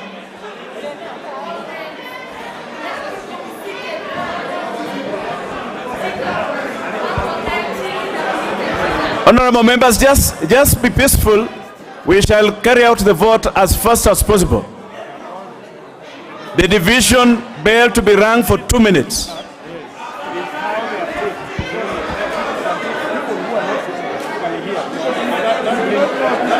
Like Abdallah, you may not know who is the other one was exactly.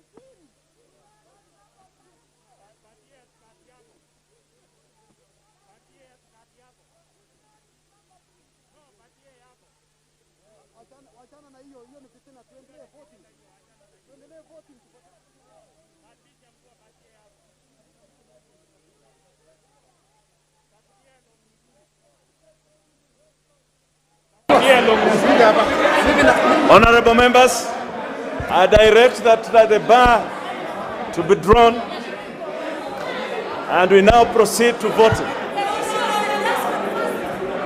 Sergeant at Arms. Sergeant at Arms.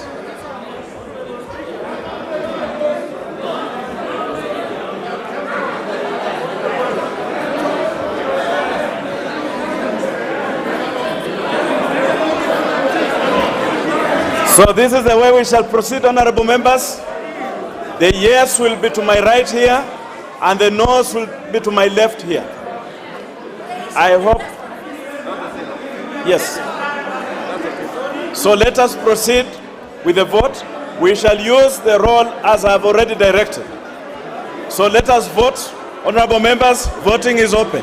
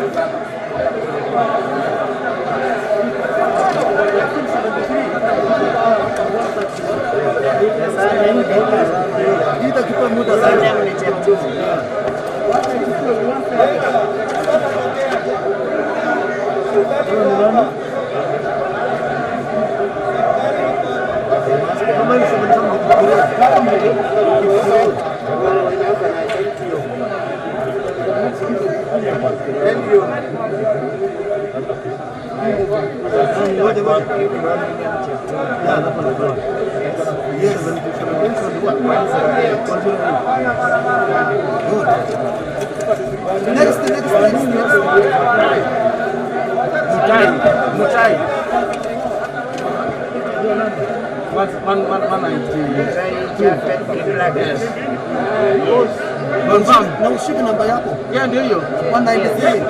Hapa.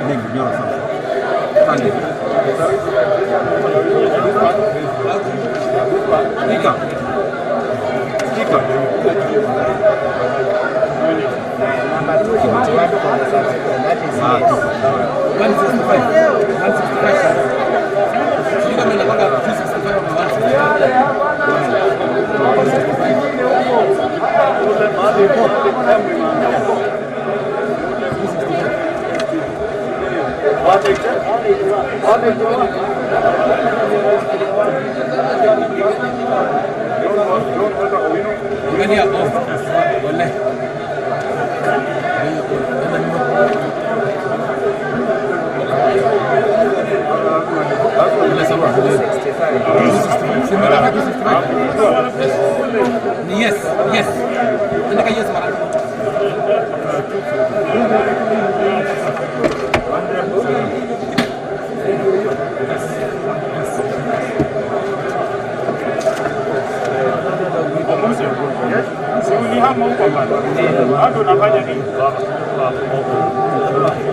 Na ukiwa namba yako nyingine. Umekuwa namba yako ni ngapi? 91. Yes. Songa mwingine.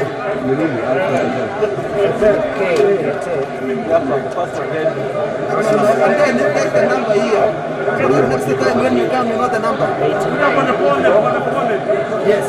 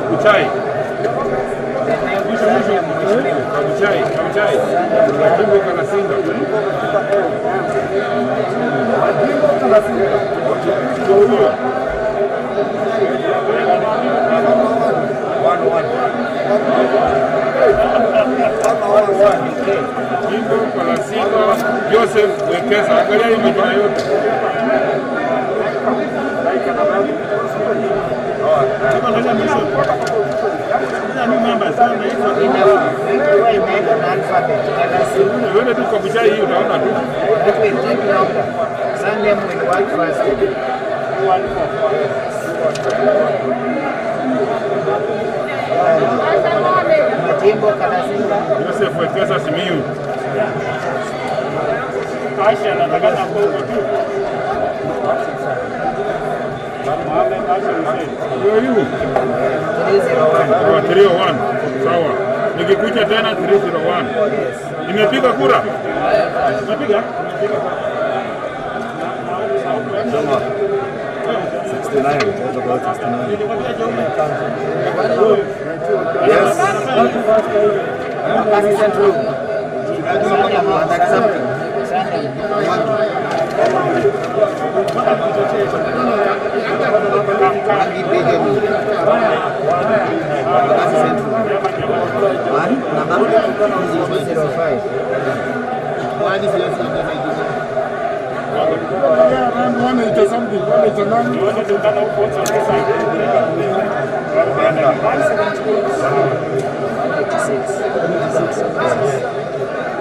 Number 51.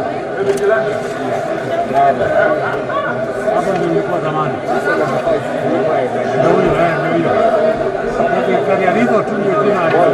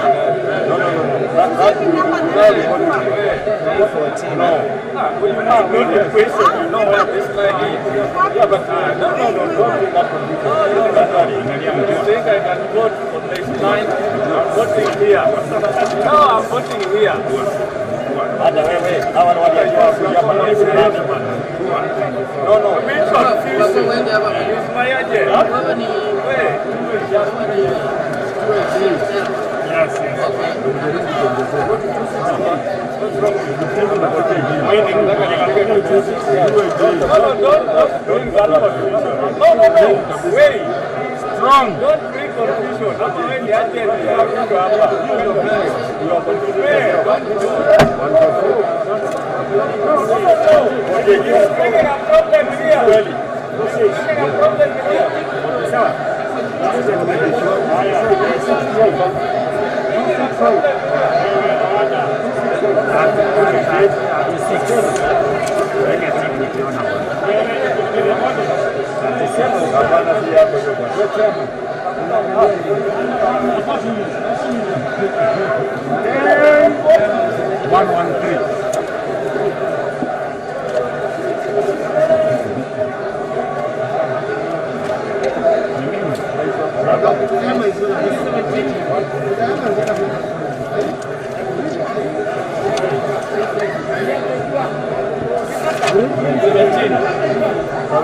Yes, from my own.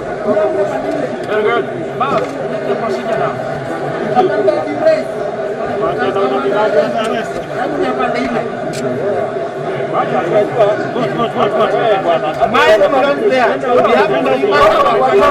Wale wengine wanasema wajana Rafael.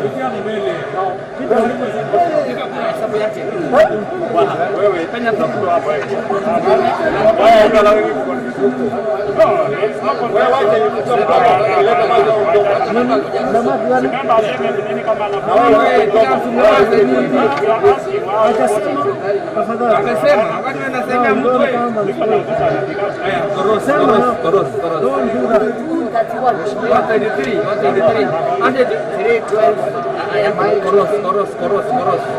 This is not 123.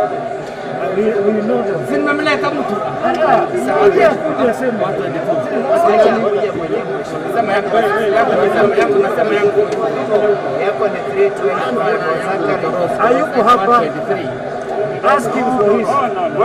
My friend, just give your name and it's just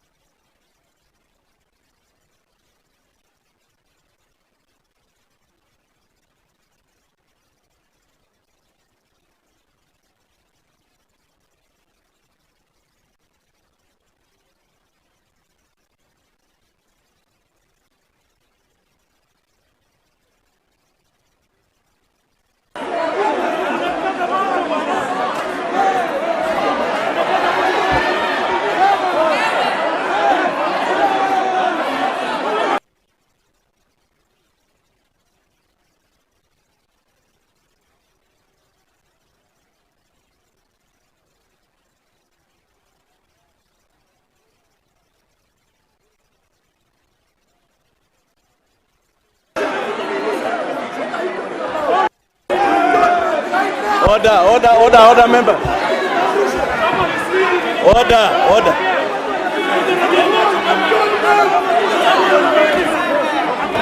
All the members behind the speaker.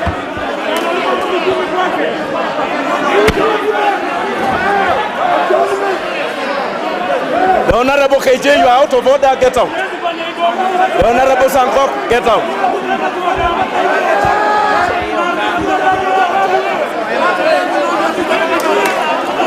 Order.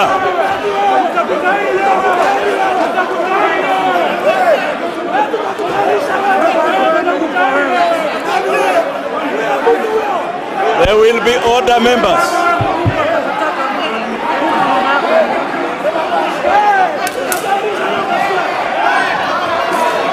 There will be order.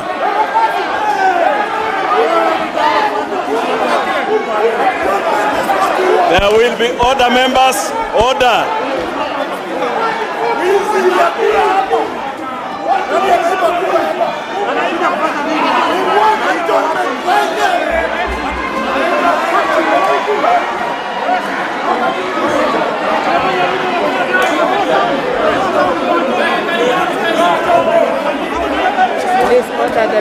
who are recording to stop. There are members who are recording.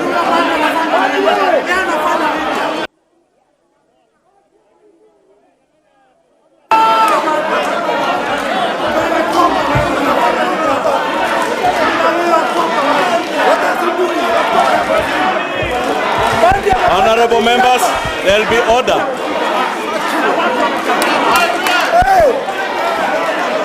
That is completely out of order.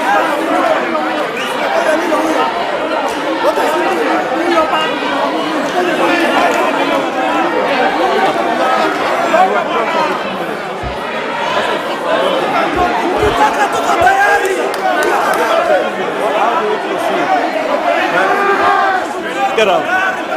Go and sit there. Order, members, order. Members will resume their seats. We shall proceed. Honorable members, resume your seats. Honorable members, resume your seats.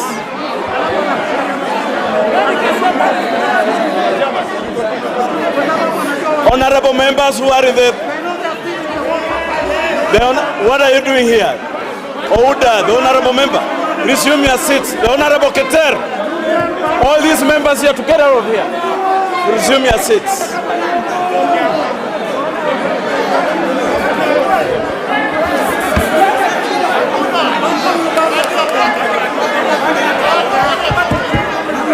The honorable Gikaria, get down. The honorable Tayari, get down. The honorable Barasa, get down. The honorable Gikaria, get down. Get back to your seats.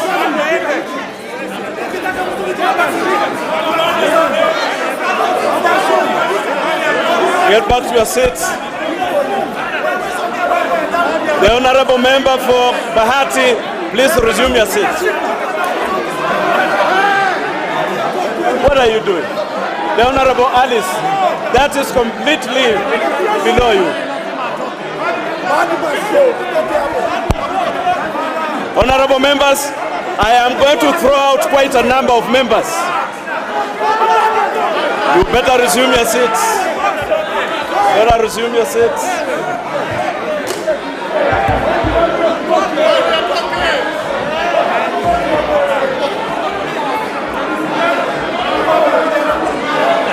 The Honorable Ouda, kindly resume your seat. The Honorable Cheptumo, you are a senior member. Just resume your seat. The Honorable Nguna, both there. Resume your seat. You cannot address me from here. Go back to your seat. The Honorable Tayari.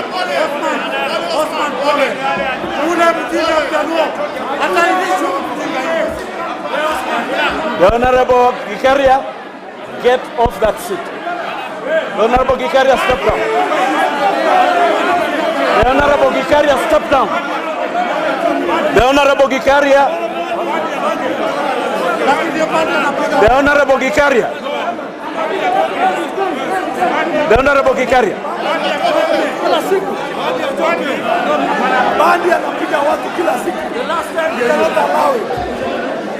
Get off this seat.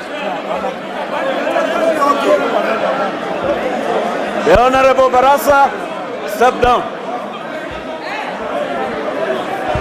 Honorable members, resume your seats.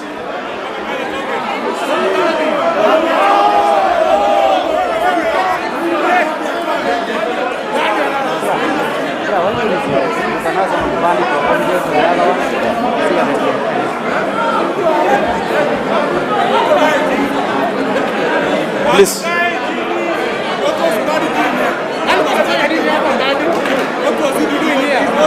All these members behind the speaker, resume your seats. The member for Konoin, resume your seat.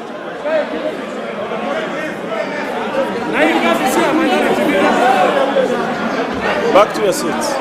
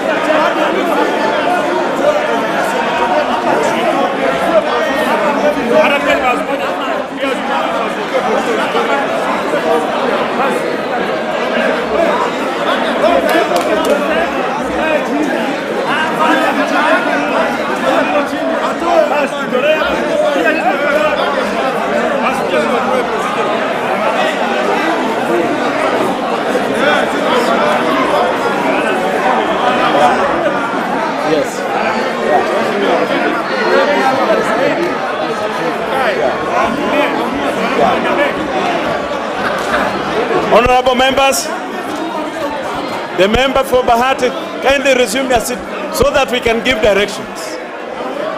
Please, resume your seats.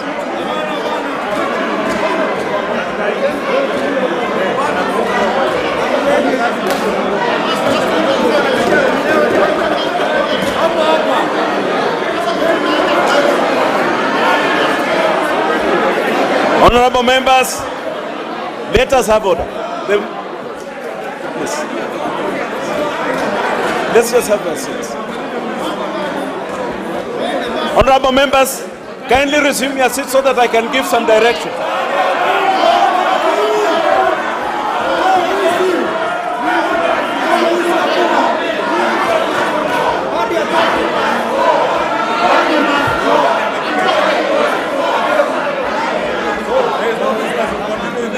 Honorable members, the members to my right, kindly resume your seat. This is a house of honor.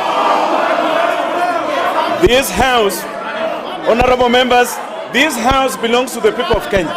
It does not belong to Omulele. I am standing here in this house. And this house belongs to the people of Kenya. And you are members of parliament. You are honorable members. I am now requesting you to resume your seats. Honorable members, if you don't listen to me, I will have to order that you are out of order. Let us have order. Honorable members, you resume your seats, or I direct that we are all disordered.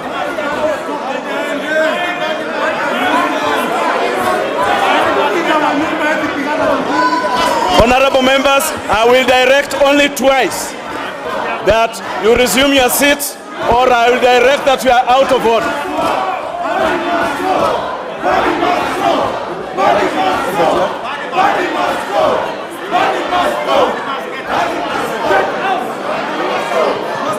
I need the order paper, the order, standing orders.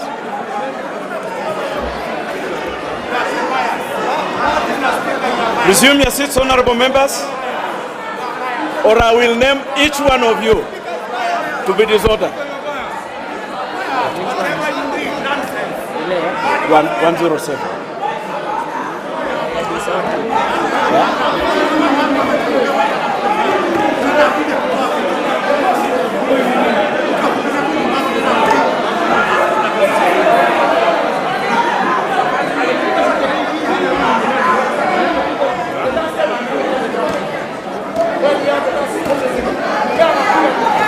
Honorable members, resume your seats.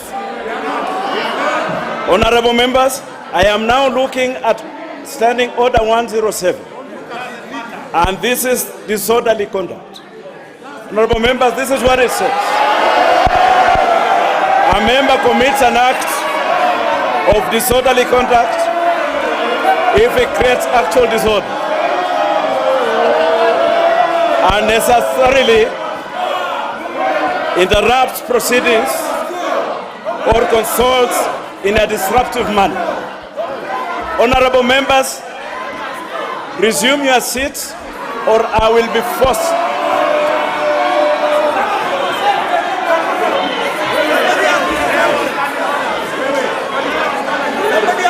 I need to declare all these members to be dissolved.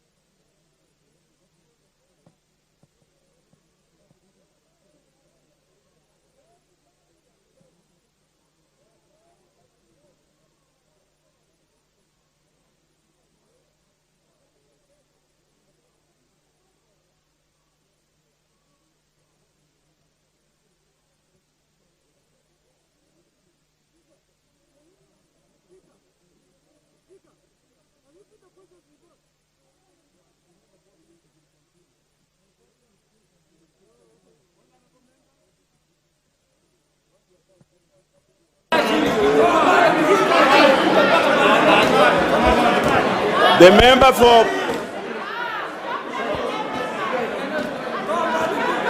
So what are you doing here? Resume your seat.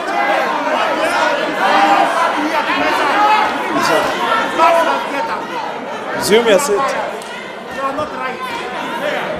Be fair. Be fair. That is wrong.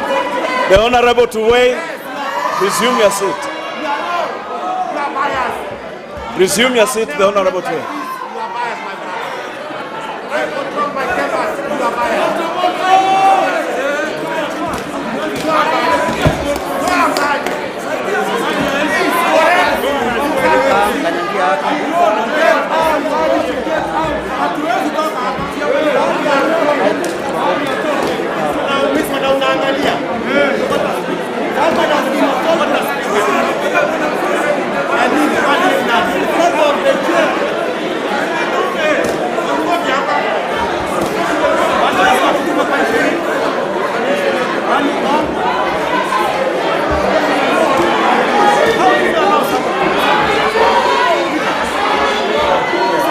That gentleman who has raised his complaint, even if they are standing, that member raised his complaint. Who was that? Which one? The one who said,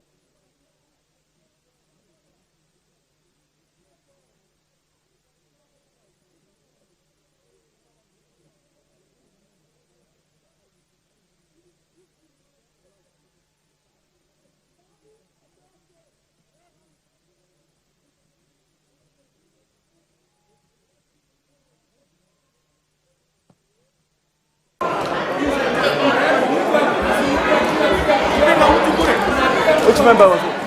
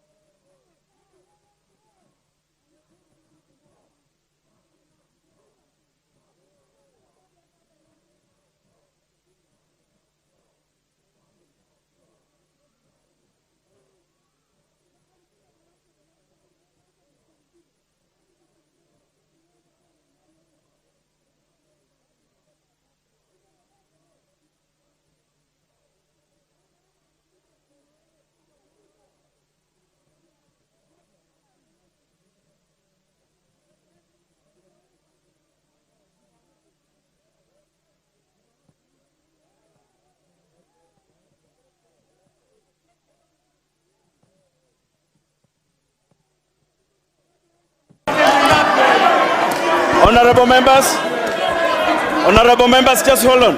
I need you to resume your seats. I need to hear from the member for Sigowet. I need to hear from the member from Sigowet. Give him the mic.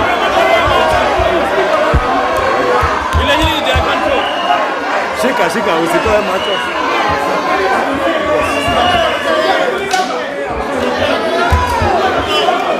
The member for Sigowet, I need to hear from you now. Honorable members, it would be nice if you just resume your seats.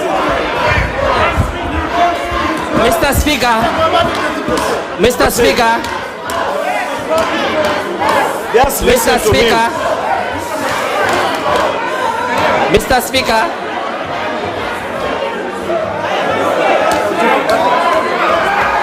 Mr. Speaker,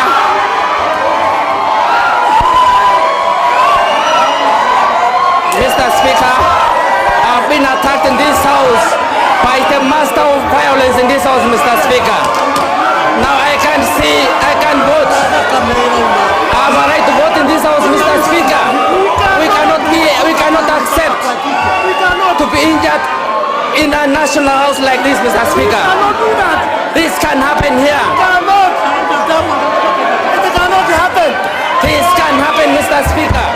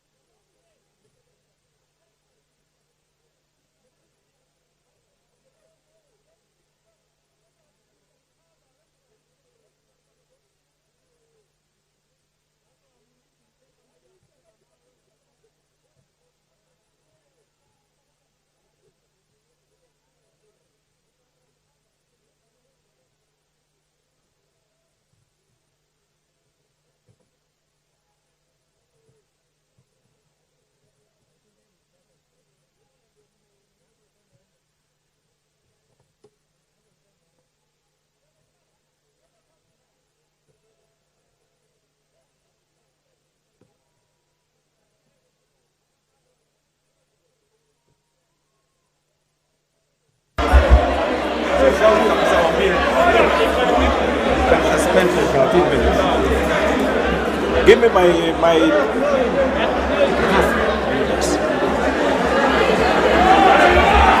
Honorable members, order. Order, members. Order, members.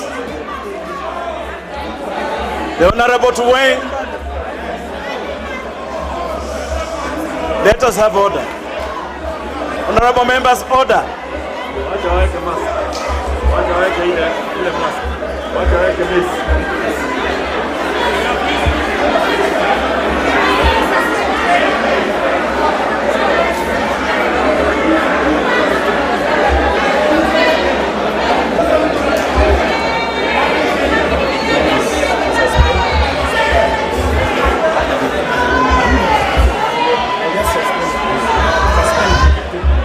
Honorable members, this is the direction we shall take.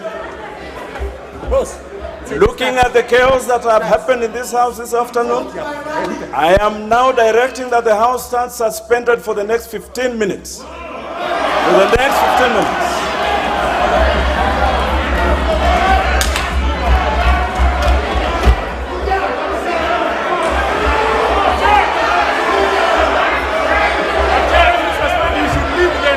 Come back. Yeah. What we need to do is to lead the fair. After 15 minutes, the fair, they come back. Oh, it is not adjourned, it is suspended. It's suspended. So the speaker does not have to go out. Then chair, when you come back, what's the vote? We will be here. We will protect you.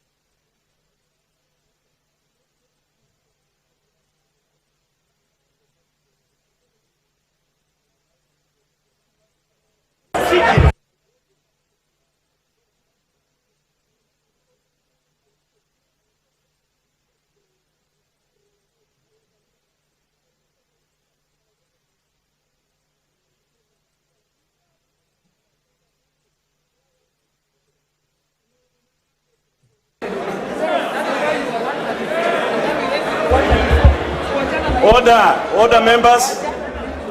Order members. Members, let us have order. Order members.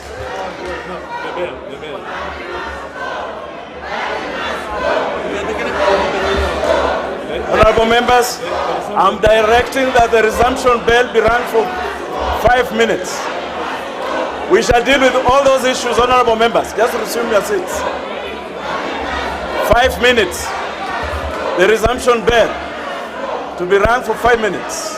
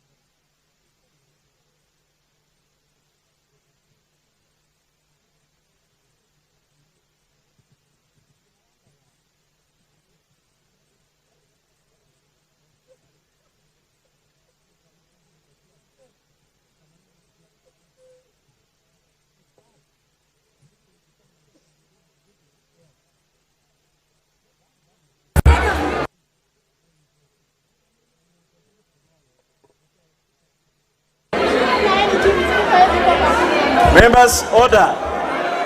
Let us have order.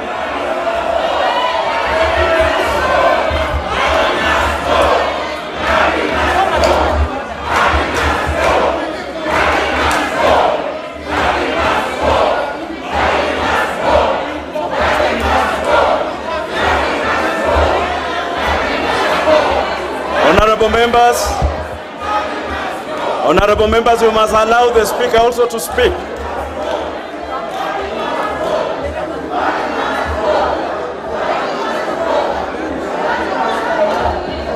Honorable members, order. Order, members. Members, our standing orders, Order 107A. 1. States that a member commits an act of gross disorderly conduct if the member at A uses violence against a member or other person in the House or committee. Honorable members, it is disheartening and dishonorable for members to behave in this way. Honorable members, kindly just resume your seat so that I can make this ruling, so that I can proceed.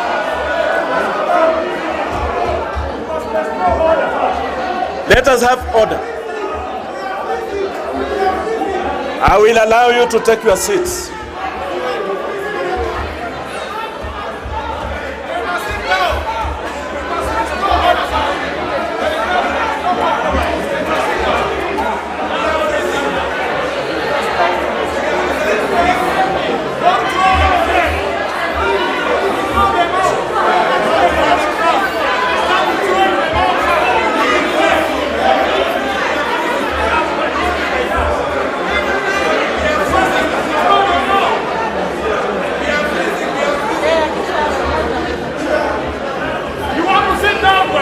Honorable members, we need to make progress. These are the directions of the Speaker.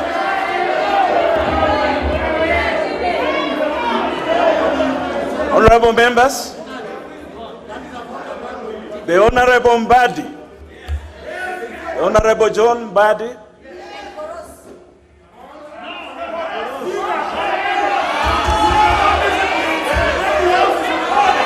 has clearly, the honorable members, can you take your seats? I need to make this ruling. Honorable members, I will make a series of rulings. So these members who are standing here, you are also disorderly. These rules will also apply to you. Let me finish what I'm starting with. But before I make this determination, I would like to be given the names of all these members who are standing here. I want all the names of these members.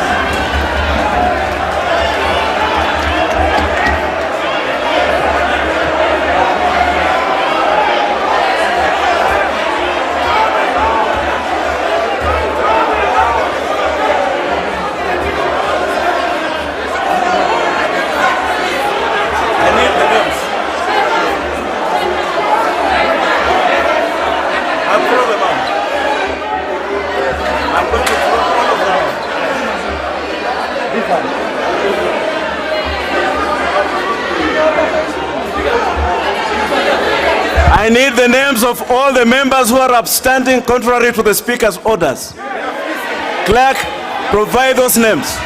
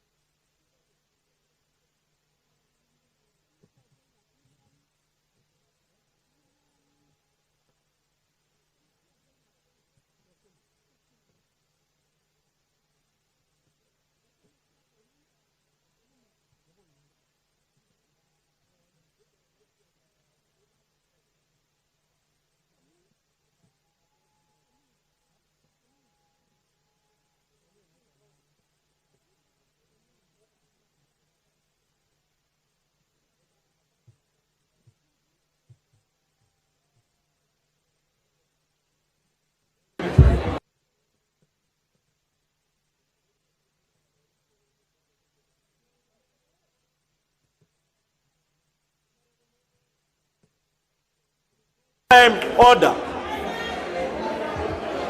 There will be order in the House. The Honorable Gikaria, resume your seat. The Honorable KJ, resume your seat. The member for Kapsaret, resume your seat.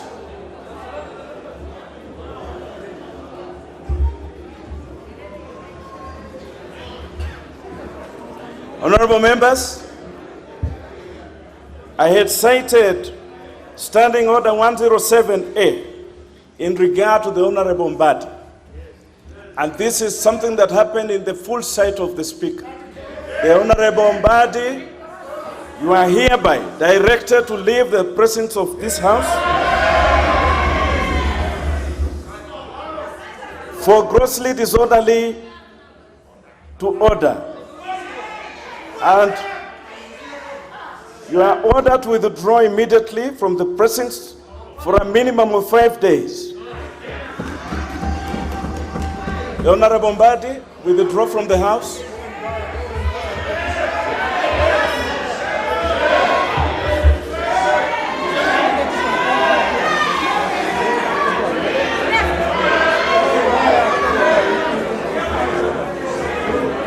The Honorable Mbadi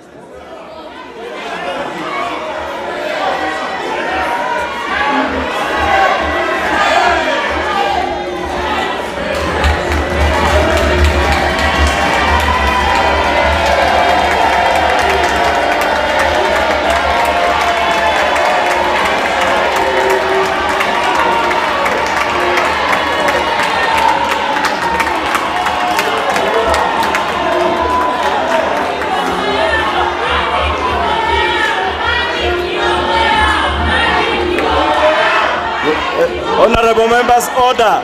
The member for Kisumu, you have danced enough for one day. It is enough. The member for Tigoet Soit, who was involved in the altercation with the Honorable Mbadi, I direct that he goes to hospital. There will be directions to be given after he has received treatment. This Speaker has ascertained that the Honorable Koros was actually injured in the eye. He needs to be treated. Number 3, on the same order 107, it was clear to the sight of this Speaker that the Honorable Sankok was throwing bottles across the floor to other members. The Honorable Sankok, I do not have evidence that you have injured someone, but I saw it. And that is not to be repeated. The Honorable Sankok, the Honorable Amunyinyi, this Speaker also caught sight of you. So, honorable members, the Honorable Kiare, I also noted you. You are a young member, you have been contributing in this House, but you have been completely disruptive. This is not good. And the Honorable Alice Wahome too. So, honorable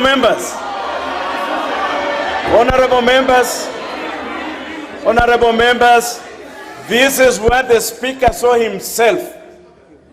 This is in the direct eye glare of the Speaker. The Honorable Alice, you know what you did. The Honorable Kiere, you know what you did. The Honorable Amunyinyi, you know what you did. This is completely disruptive of the business of the House, and it is dishonorable. But that being what it is, I have already given directions. The Honorable Mbadi is out of the House for the next 5 days. We shall proceed.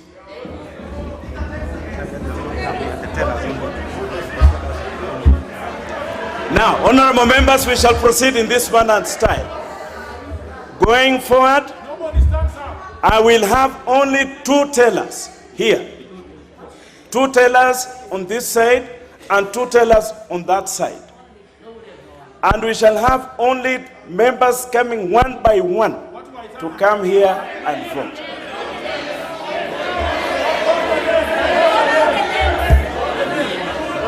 Just hold on, just hold on, just hold on, just hold on.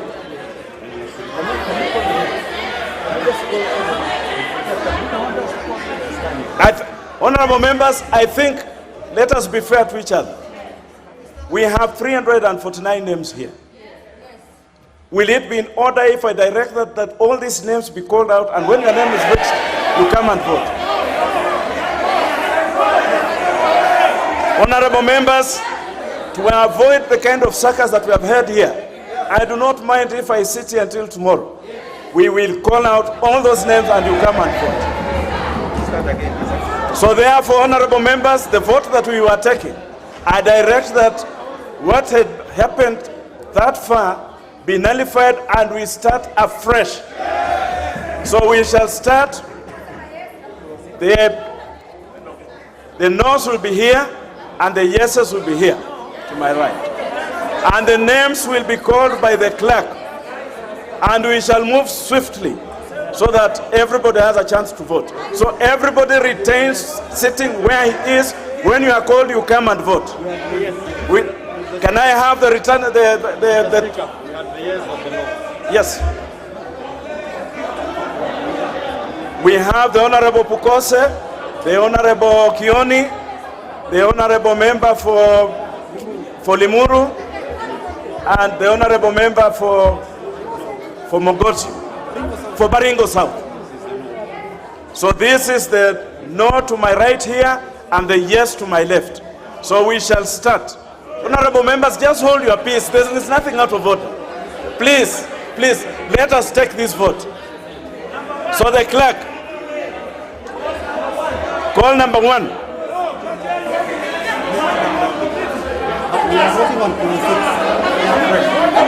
Honorable members, we are voting on clause 6. Just retain your seats.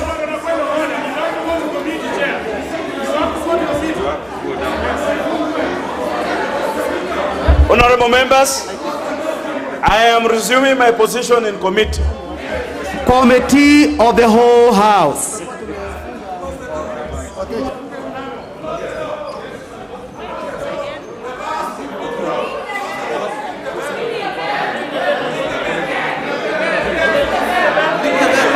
Honorable members, we are now in committee of the whole House. You can resume your seats. And we ring the bell, the division bell to be rung for 2 minutes.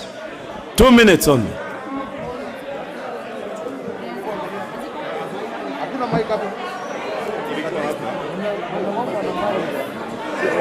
Mike singewekwa hapa ndani.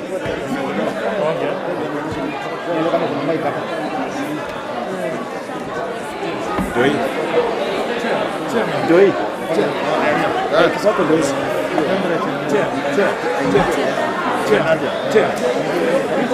Instead of the floor, and it's around here. When you call the name, they can shout from wherever they are. Yes or no? No, they are not to shout from their side. They are echoing from their side. Oh no, or they approach here. Let one pass, let somebody come. They come there and shout from here. Yes. Yeah. Not here. What will you do? But shout hapo.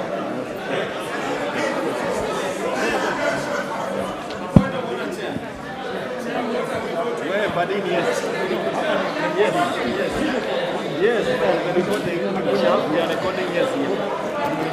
I said 2 minutes. 2 minutes. Our side is yes. Come and see us on back.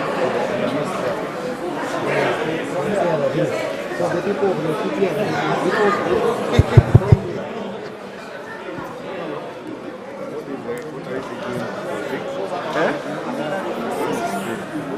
Yes. I will let the bell finish ringing.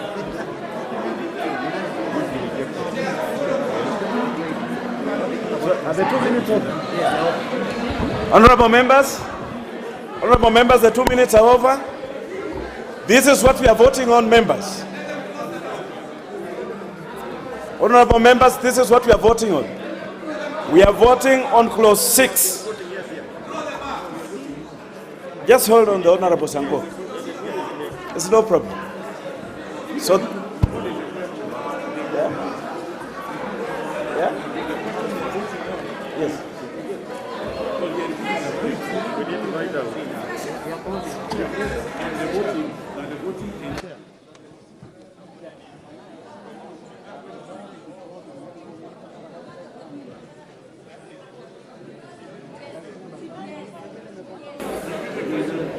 Honorable members, I'm directing that the bar to be drawn. So if you're outside, you will not be able to vote.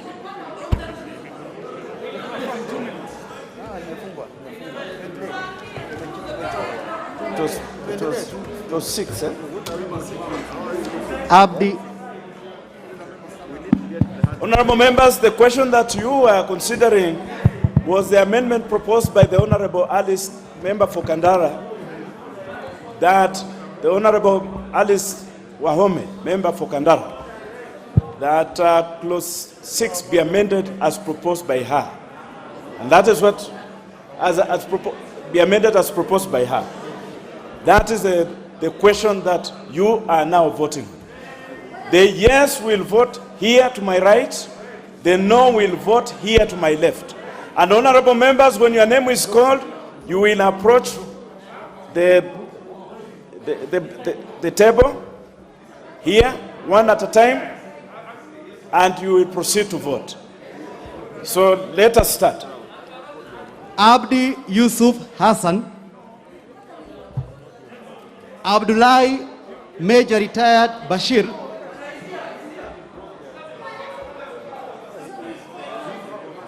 Abdullahi Major Retired Bashir.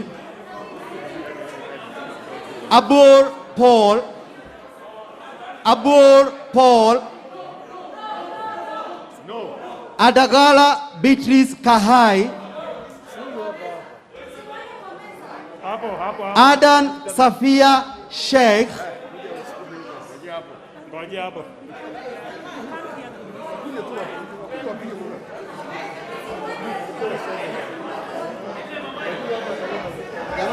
Give them the mic.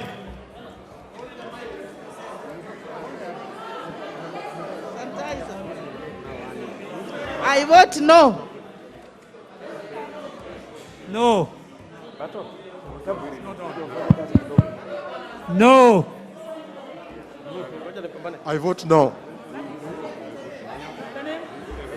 Ahmed Shabil. No. Alpha Miruka Ondieki. Ali Adan Haji. Ali Amin Dedi Mohammed.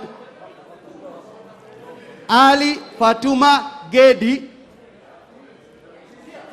Ali Sharif Adman. I vote no. Aluoj John Olago.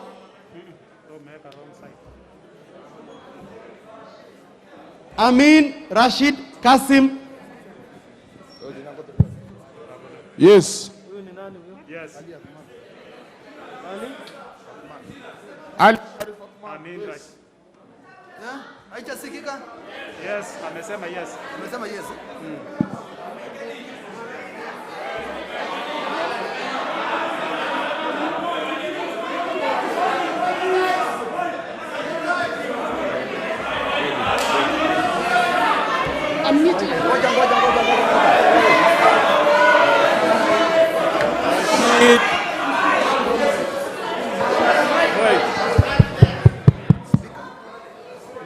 I, Rashid Amin, no.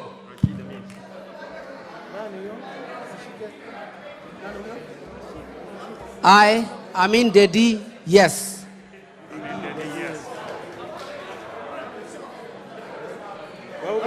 Yes and no.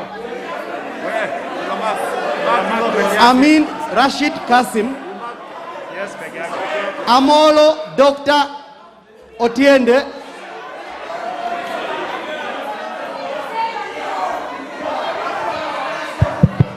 Amolo, I vote no. Angatia Ayub Sabula. I vote no. Angwenyi Jimmy Nur Ondieki. Arama Samuel. Jimmy Angwenyi, I vote no. Arama. Arama. Where is Arama? Arama is absent. Arama Samuel. Absent. Aramat Lemanken.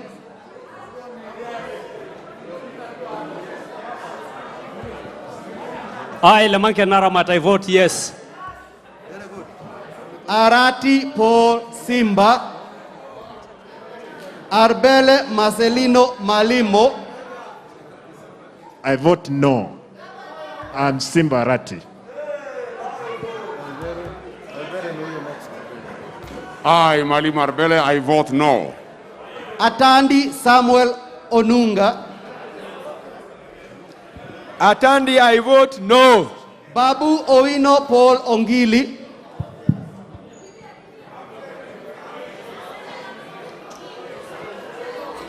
I vote no with all my body parts and organs. Badi Badi Twalip. Badi Badi Twalip. Badi Badi Twalib, I vote no. Baya Owen Ya. Baya Owen Ya. Baya Owen Ya, I vote yes. Bore Florence CK.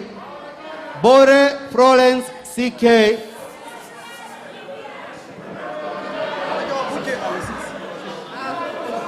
I vote yes. Bowen Florence David Bore. Kangogo.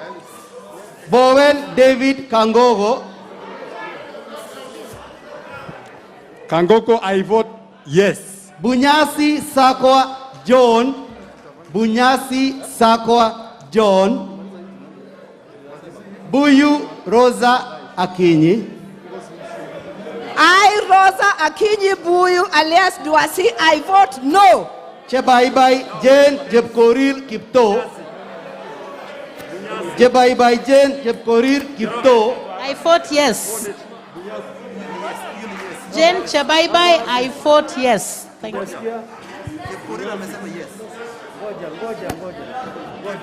Sako Binyas, I vote no. Chege Maito Sabina Wanjiro.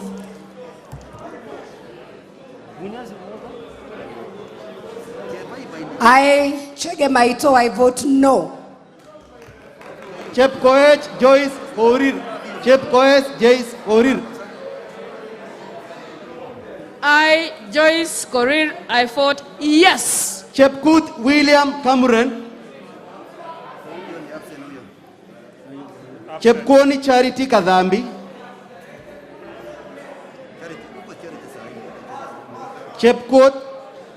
Chepkoni Charity Kadhambi. I, Charity Kadhambi wa Chepkonye, member of Parliament Joro, I'm here to say yes. Cheruyot Gladwell Jesire. Cheruyot Gladwell Jesire. I, Gladwell Tungo Cheriot, from Baringo, I vote no. Chesebe Fred Kapondi. Chesebe Fred Kapondi.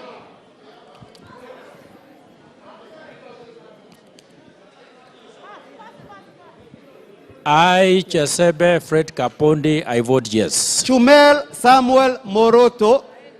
Chumel Samuel Moroto. Samuel Moroto, Chumel, I vote yes. Dawood Abdurrahim. Dawood Abdurrahim. Duale Adan Bare.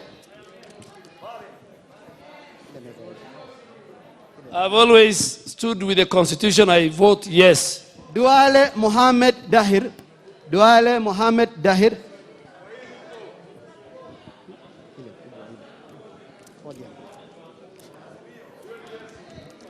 I, Dr. Mohammed Dahir Duale, vote no. Ekomwa James Lomenen. Ekomwa James Lomenen.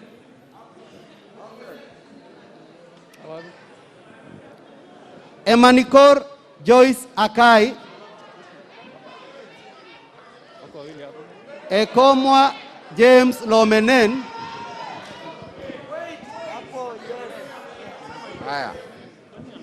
Honorable James Lomanen.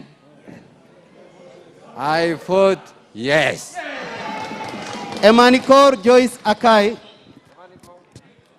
On behalf of the great nation of Turkana, I vote yes. Gal Ahmed Bashane. Gal Ahmed Bashane.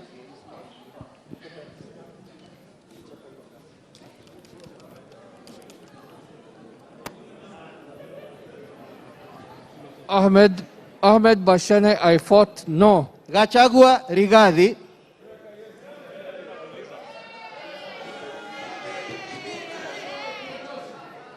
Rigathi Gachagua, I vote yes. Gashobe Samuel Kinuthia.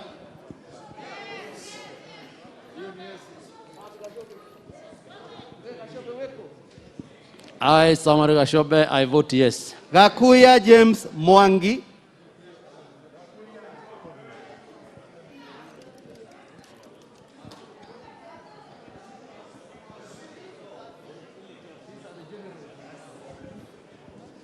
Gakuya James, I vote yes. Gakuya Masi Wanjiko.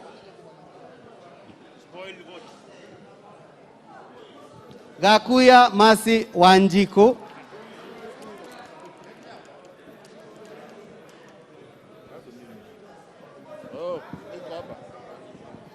Masegakuya Kasarani, I vote no.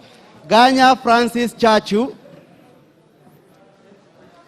Ganya Francis Chachu. I, Francis Chachu Ganya, I vote no. Garane Mohammed Hire. Garane Mohammed Hire.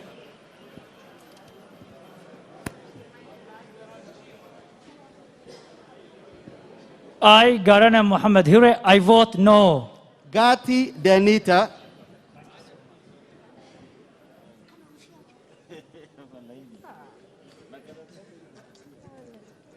I, Gati Denita, I vote no. Gikaria David. Gikaria David. Mimi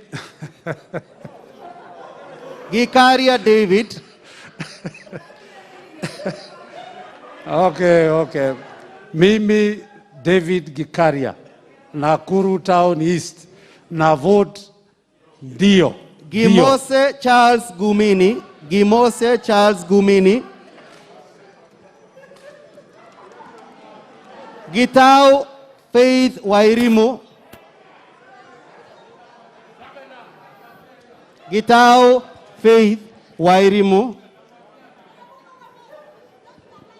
I, Faith Wairimo Getao, on behalf of the great people of Nyandarua, I vote a big yes. Githinji Robert Gichimu. Githinji Robert Gichimu.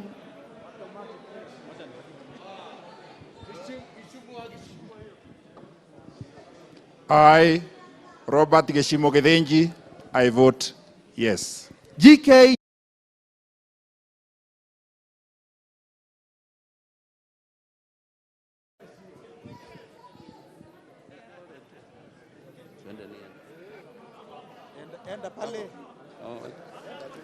GK George Macharia Kariuki. I, GK Kariuki, on behalf of the people of Dia, I vote yes. Gogo Lillian. Gogo Lillian.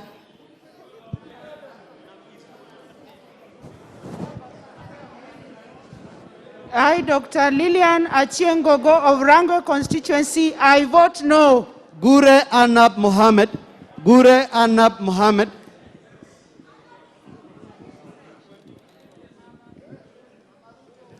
I, Anna Mohammed Gure, on behalf of my good people from Garissa, I vote a big yes. Guyo Ali Wario. Guyo Ali Wario.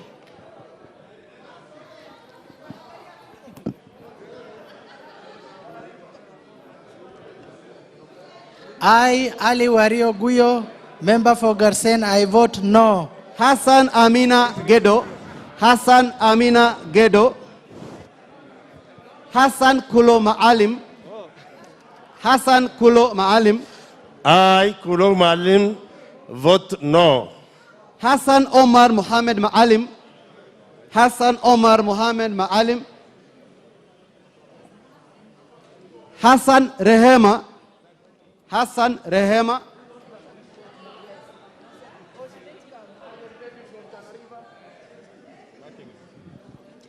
I, Rehema Hassan, representing the people of Tana River County, and because of the love of my constitution, I vote yes. Hassan And Zuleika yes. Juma. Hassan Zuleika Juma.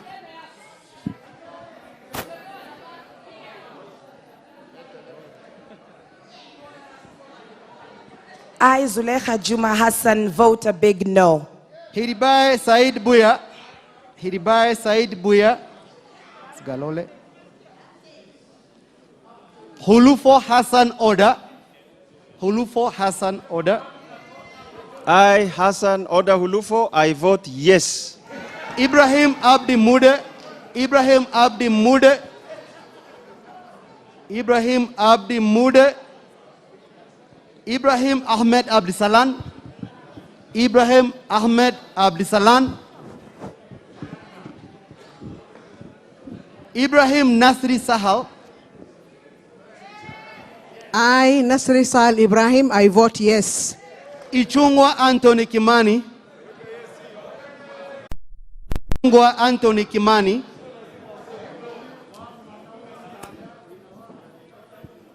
In defense of the Constitution and to kill impunity, I vote yes. Ijedi Moses Malulu.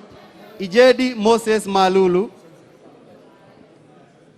Iringo Cyprian Kubai.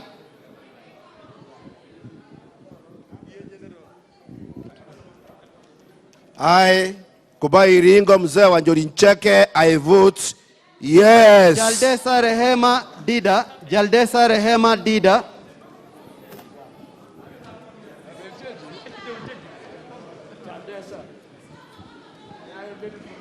I, Rehema Dida Jaldesa, on behalf of the hustlers of Isiolo County, I vote yes! Jango Patrick Kimani Wainaina. Jango Patrick Kimani Wainaina. Kabeabea Josephat Gichunge Mwirubua. Jango Patrick Kimani Wainaina. Jango Patrick Kimani Wainaina. Jango kwa, okay. I, Engineer Wainaina Jango, vote yes. Kabeabea Josephat Gichunge. I, Kabeabea, I want to stand with Asla, so I vote yes. Kajoang Francis Tom Joseph. Kajoang Francis Tom Joseph.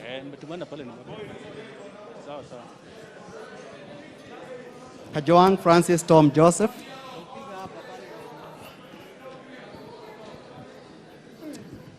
I, Kajuang Tom Joseph Francis from Ruaraka, the People's Chief Justice, vote no. Kaluma George Peter Opondo. Kaluma George Peter Opondo. I vote no. Commander Maina. Commander Maina.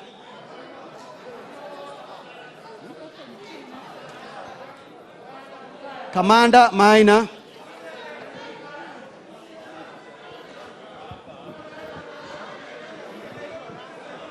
Commander Maina, no. Kamene Joyce. Kamene Joyce.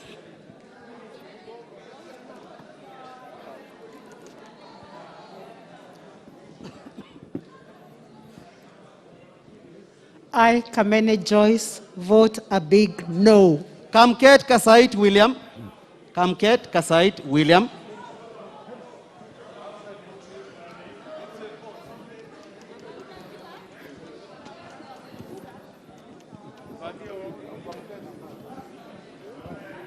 I, Kamket from Mighty Tiatai, I vote no.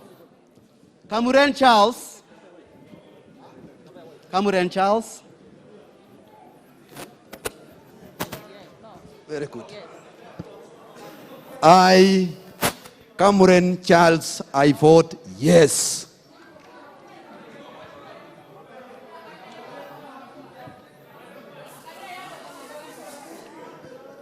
Kanchori Elijah Memusi. Kanchori Elijah Memusi.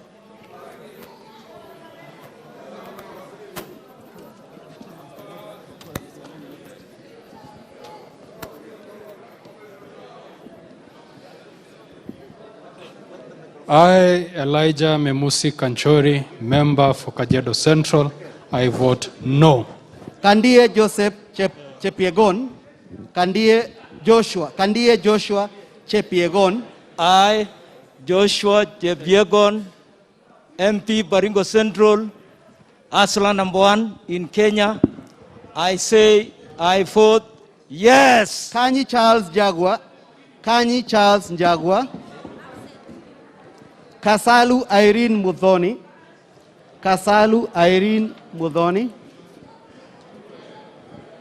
I, Irene Mudhoni Kasalu, Member of Parliament, Kitui County, I vote a big no. Katana Aisha Jumwa Karisa.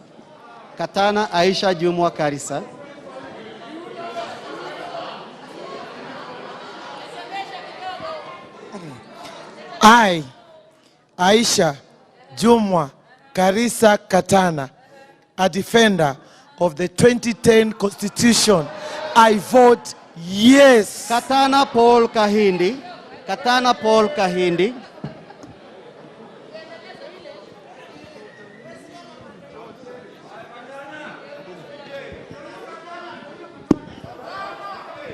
I, Paul Kahindi Katana, I vote no. Kaunya Edward Oku.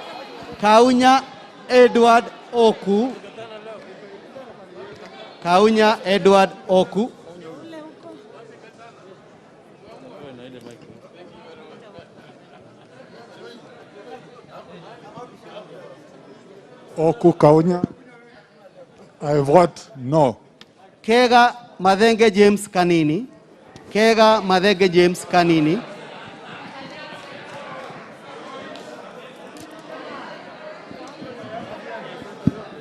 I vote no. Ketel Alfred Kipto.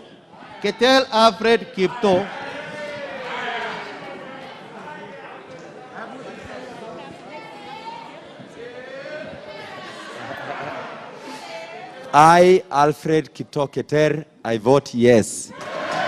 Keter Gideon.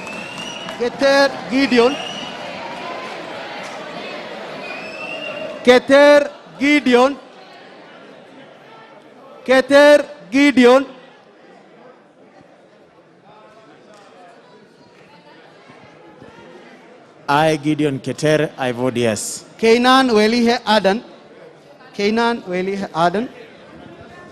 I, Aden Kainan, I vote no. Kiai Anthony Githiaka.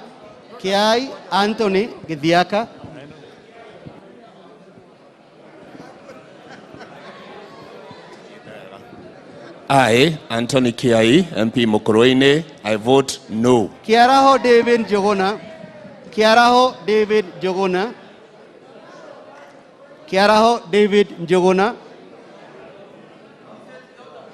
Kibe Ann Wanjiku.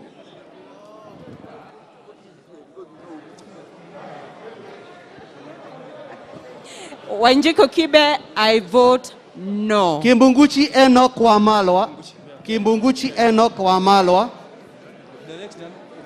Kigano Clement Muturi.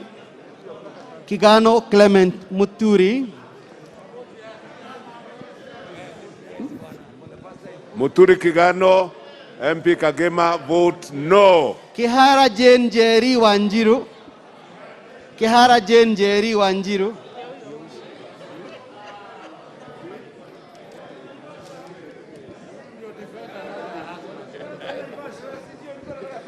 I, Jane Kihara, on behalf of Naivasha people, I vote yes. Kihara Peter Kimari.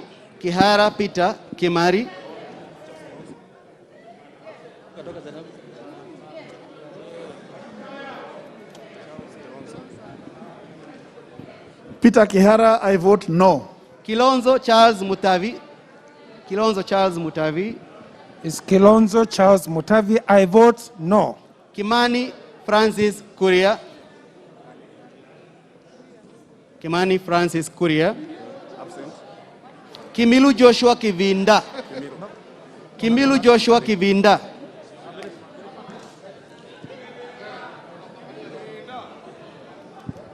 I, Joshua Kimilu, Member of Parliament, Kaiti, I vote no. Kimunya Amos Muhinga. Amos Kimunya, I vote no. Kingara Simon Nganga.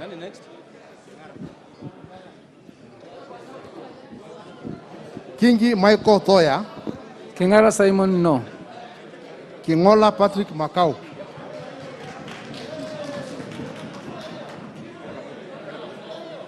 Kingi Michael Thoya. Kukua Aslan, Kukua Sugar, I vote no.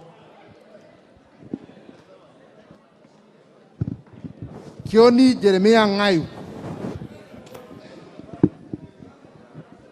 I vote no. Kibiwot Julius Meli.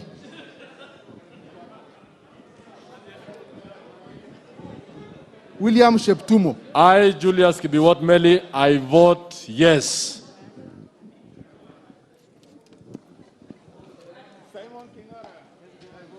I, William Cheptumo, Baringo North, in defense of the new constitution, I say yes.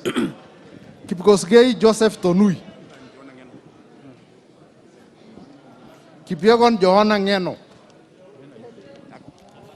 Kirima Moses Nguchine. I, Joseph Tanui, MP for Kuresoi South, I vote yes. Mimi Johanna Ngeno Kipyegon, I from Emurua Digir, I vote yes without a mask.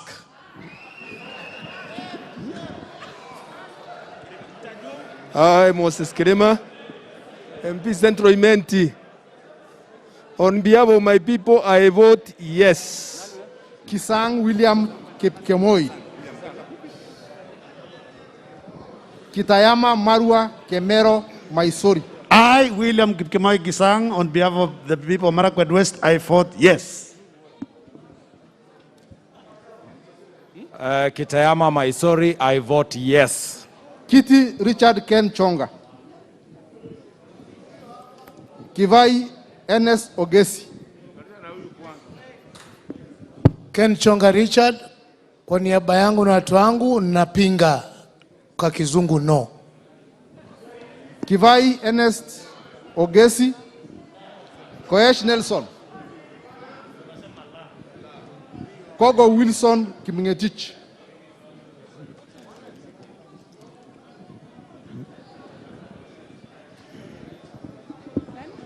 Nelson Arab Koech, I vote yes. Wilson Kogo, Jesume constituency, I vote yes. Conchela Gideon Sitelu. Connes Beatrice Pauline.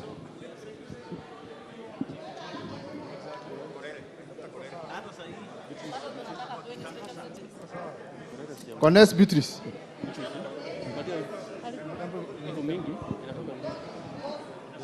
Gideon Conchela. I, Beatrice Cherono Connes, I vote yes. Correre Sara Paulata. Corir Generali Nixon Kipkrotich. I, Korir Nixon Kiprotich Korir, on behalf of the people of Langata, I vote yes. Koros Kipsengeret.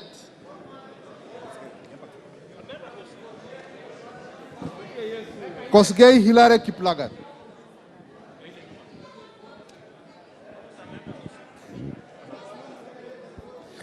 I, Hilary Kosgei, on behalf of the people of Kipkelian West, I vote yes. Kosgei Alexander Kimutai Kigen. Kositani Caleb Kipkemei. I, Alexander Kosgei, on behalf of the people of Mgen constituency, I vote yes. I, Caleb Kipkemei Kositany, Member of Parliament for Soy, and the second governor of Uasin Gishu, God willing, I vote yes. Kosgei Gideon Kimutai. Kosgei Dominic Kipkoech. Gideon. Honorable members, remember we are using one mic. I ask that we all have a mask on. Let us not expose each other. Please, we have one mic. So have your mask on.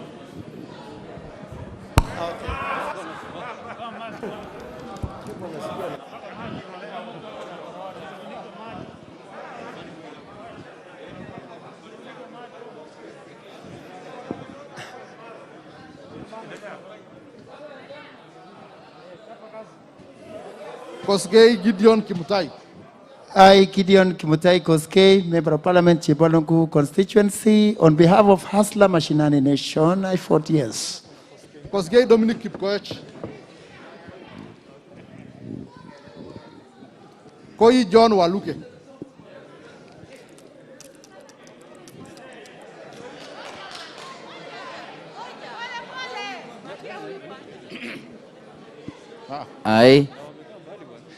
I, Dominic Kipkoech Koske, Member of Parliament for Sotik, on behalf of the Hustler Nation, Bomet County, I vote yes. Kuria Moses Kiarie, Le Kumontare Lento Johnny Jackson. I, Koi John Waluke, I vote yes. Jackson Le Kumontare.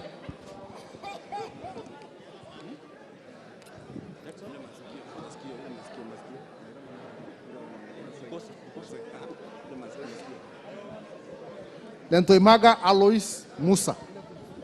I vote no. Jackson.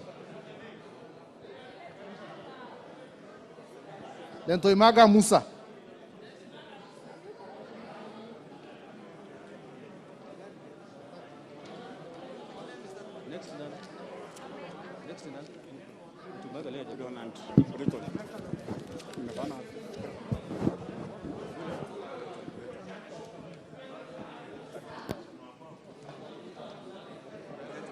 Le Kumontare Lentoi Johnny L. Jackson.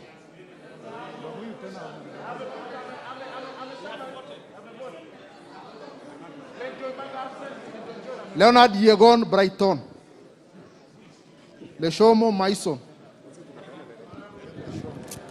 I, Yegon Brighton Leonard, on behalf of the people of Konoin, I vote yes. Mheshimiwa Leshomo, Samburu County, I vote no. Lesonet Moses, Lesuda Josephine Naisula.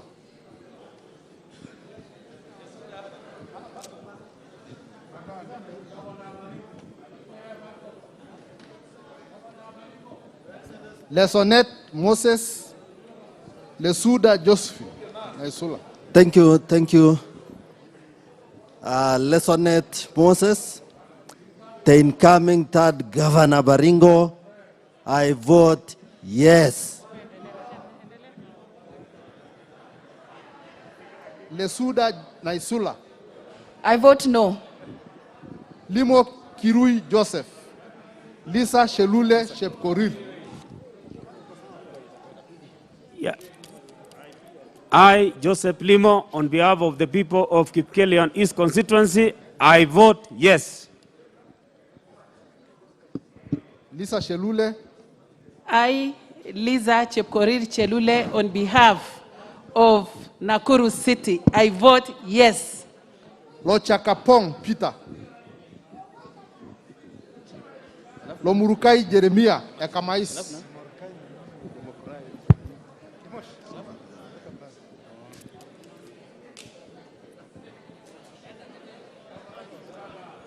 Abasawa. I, Peter Lochakapong, MP Sigor constituency, vote yes. Lomurukai Jeremiah Ekamais. I, Jeremiah Ekamais Lomurukai, on behalf of the people of Turkana County, I vote no. Lomunokol Mark.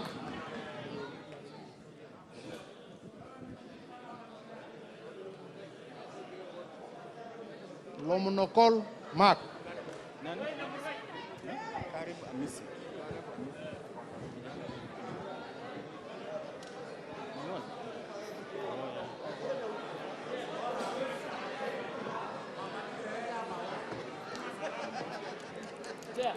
I, Mark Lomunokol, on behalf of the people of Kachaliba and the greater nation of Asla, I vote yes.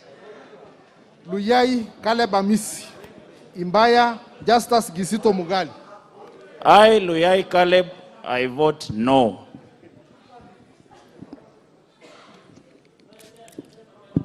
Kizito.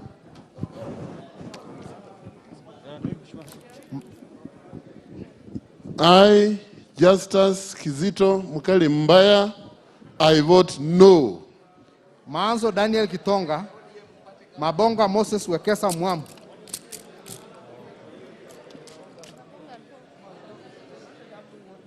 I, Daniel Kitonga Maanzo, on behalf of the people of Makueni, I vote no.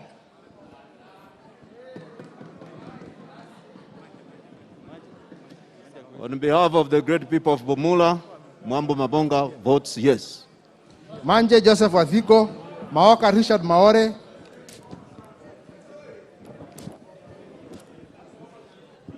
Maore Maoka, I vote no.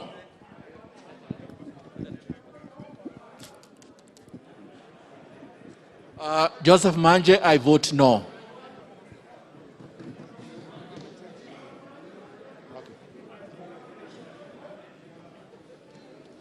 Mariro Patrick Karioki.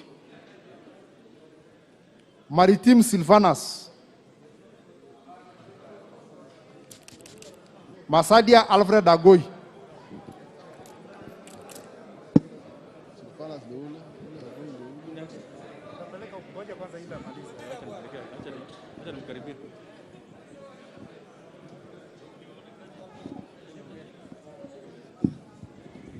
I, Silvanas Maritim, Ainamoi constituency, I vote yes. I, Alfred Agoy Masadia, I vote yes. Masara Peter Francis. I vote no. I vote no. I vote no. I, Alfred Agoy Masadia, I vote no.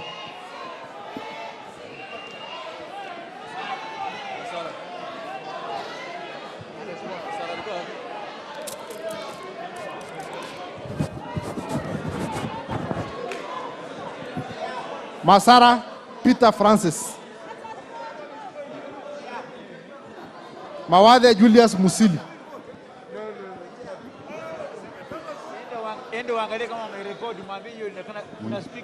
I, Peter Francis Masara, I vote no. Mawade Julius Musili.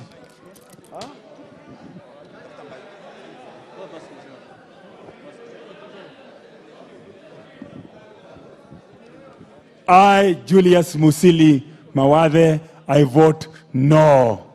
Mbai Nimrod Mbithuka. Mbai Nimrod Mbithuka. Mbalu Jessica Nduku Kiko.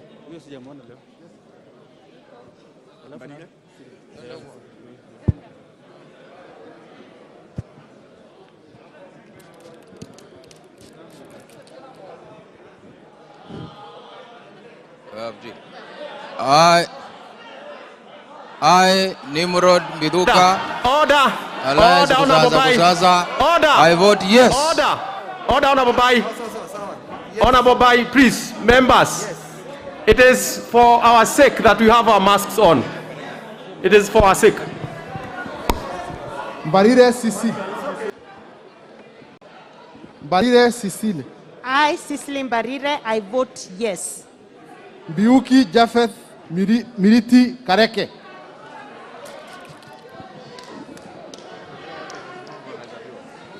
I, Kareke Mbioki, on behalf of Mala constituency Tharaka Nithi County, I vote yes. Bogo Ali Menza. Bogo Ali Menza.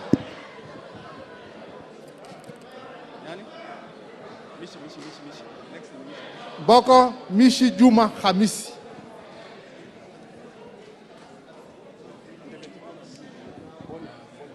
Boni David Mwalika.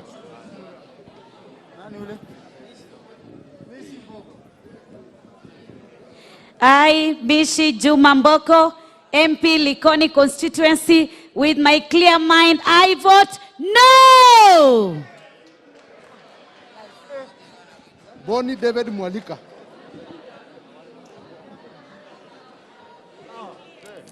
Mbui Robert.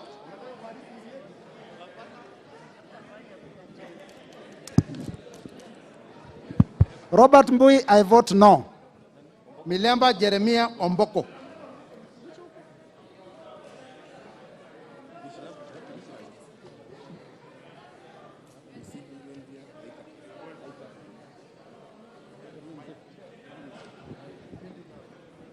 Thank you. I vote no, Omboko Milemba. Mishra Swarab Ranjan. Misigi Lydia Haika Munene.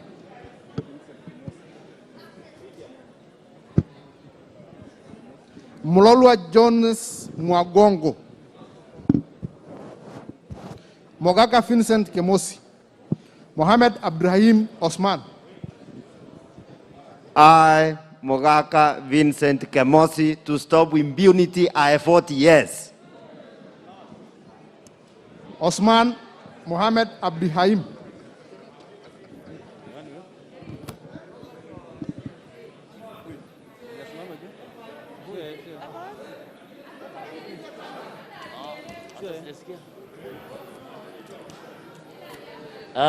I, Honorable Abdikarim Osman Mohamed, MP Fafi, on behalf of Garissa County, na chama ya mama na baba, I vote no. Mohamed Ahmed Kolosh. Mohamed Asha Hussein.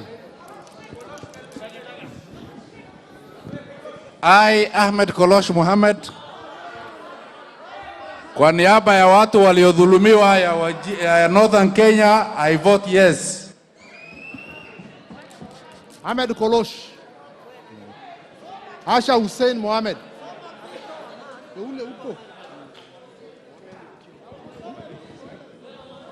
I, Asha Hussein Mohamed, I vote no. Mohamed No. Mohamed Ali. No. Mohamed Ali. Mohamed Lokiru Ali.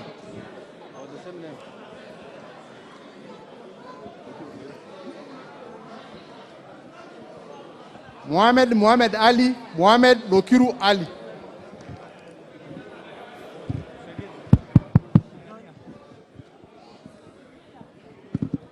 I, Mohamed Ali Lokiru, on behalf of Turkana East people, I vote yes. Mohamed Mahmoud Sheikh. Mohamed Mahmoud Sheikh. Moi Kipruto.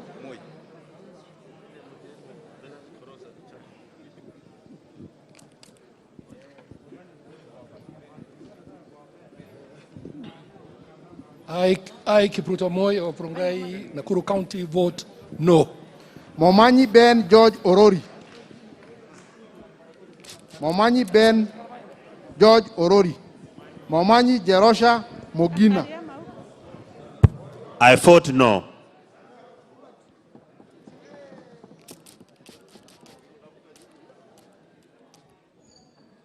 I, Jerusha Mongina Momanyi of Nyamira County, I vote no. Mose Shadrach John Musheke Halima Yusuf. I, Moses Shadrach John, on behalf of the people of Kitutu Masava, I vote yes.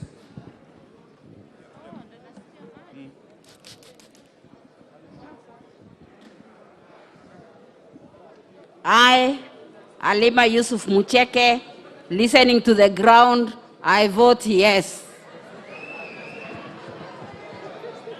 Mushira Michael Mwangi Mugambi James Gishuki.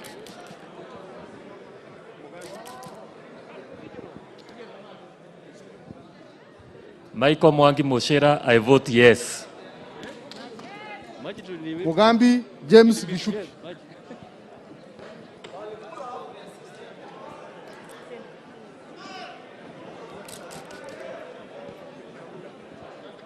Mugambi James Geshoke, I vote no. Muhanda Elsie Busihile. Mukhwana Titus Hamala.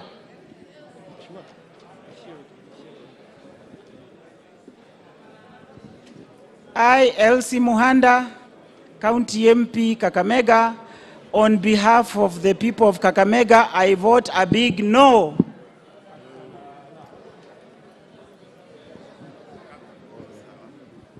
I, Titus Hamala, I vote yes. Mukuha Gabriel Kago. Mule Stephen Mutinda.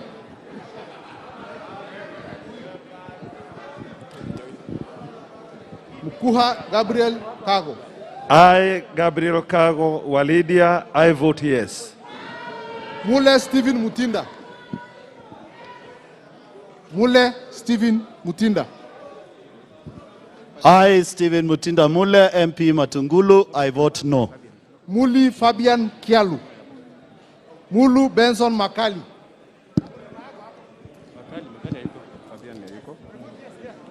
Mulu Fabian. Mulu Makali Benson. Muliungi Gideon Mutemi. Mumo Rose Museu. I, Gideon Muliungi, on behalf of the people of Mwingi Central, I vote no. Mumo Rose Museu.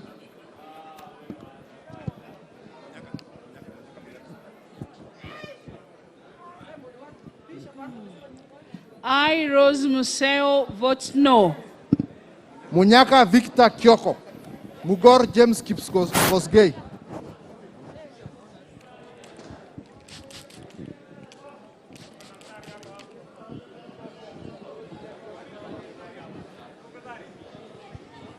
I, Victor Munyaka, on behalf of people of Machakos Town constituency, I vote yes. Murgor James Kipkoskei. James Murgor, Keyo North, I vote yes. Murungara George Gitonga, Murungi Kadhuri, Musao Vincent Musioka.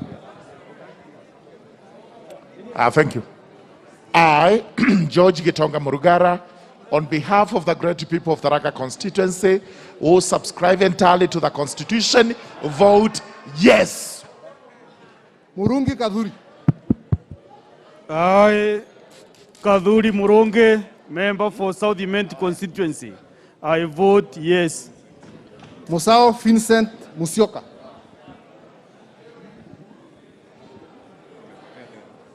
Musimba Patrick Mweu.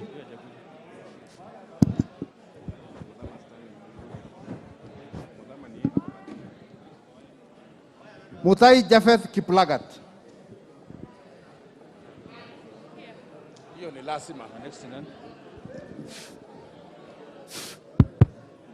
I, Mutai Chafet, representing the great people of Bureti, I vote yes. Mudama Stanley Muiruri, Mutua Didmas Wekesa Barasa.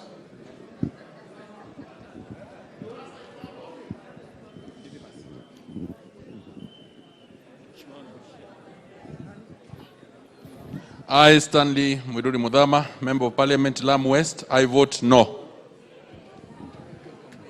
I, Mutua Wekesa Barasa, I vote yes.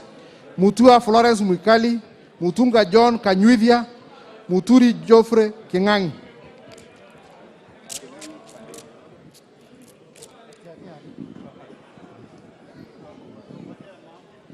Florence Mutua, I vote no. I, Dr. John Kanyuithia Mutunga, on behalf of the people of Tigania West and in defense of the constitution which is under threat, I vote yes. Muturi Geoffrey Kingangi. I, Jeffrey Kingangi Muturi, on behalf of the people of Bere South, I vote yes. Mwadime Andrew, Mwakuona Danson Mwachako, Mwale Nicholas Scott Tindi.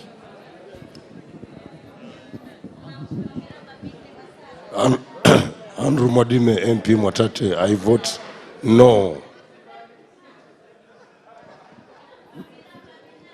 Danson Mwakshoka Mwakuona.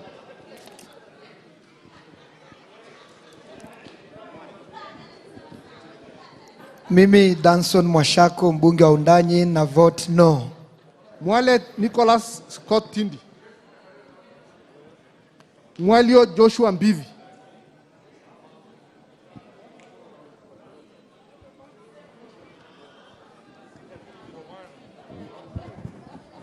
I vote no. Mwambire Teddy Ngumbao. Mwamkale William Kamoti. Mimi Teddy Ngumbao Mwambire, mbunge wa Ganze, napiga kura ya la.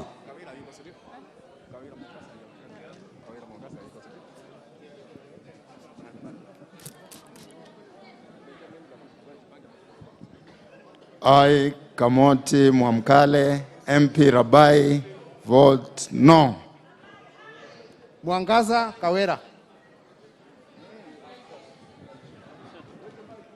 Mwangi Benjamin Gaviru.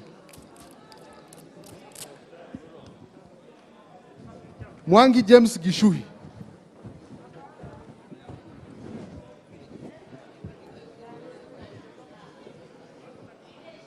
I, Benjamin Gaviru Mwangi, on behalf of Embakasi Central people and that of many suffering Hasra Nation people, I vote yes.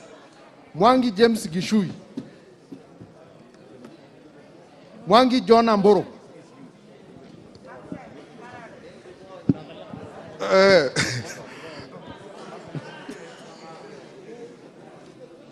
John Amburu Larry, I vote no. Mwaniki Ruth. Mwaniki Ruth. Mwaniki Ruth. Mwanyanje Gertrude Mbeyu.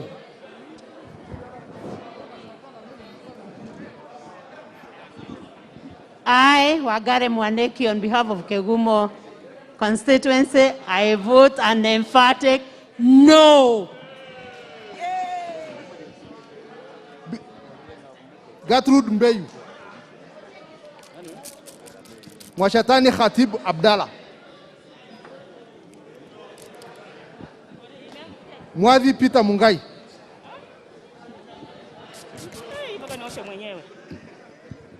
Mimi Atibu Abdalla Mwashetani, mbunge wa Lungalunga, kwa niaba ya wananchi wa Lungalunga napiga ndio.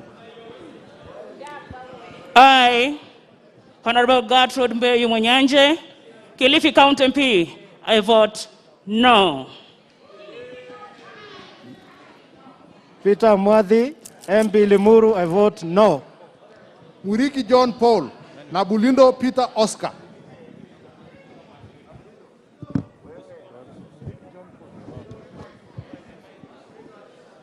Mwirigi John Paul, MP Gembe South constituency, I vote yes.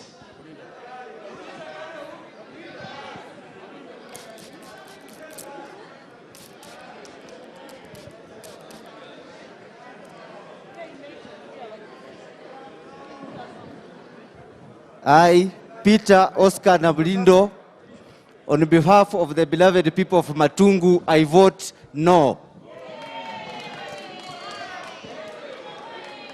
Naika Johnson Manya, Nakara John Lodepe, Nakuleu Christopher Doy.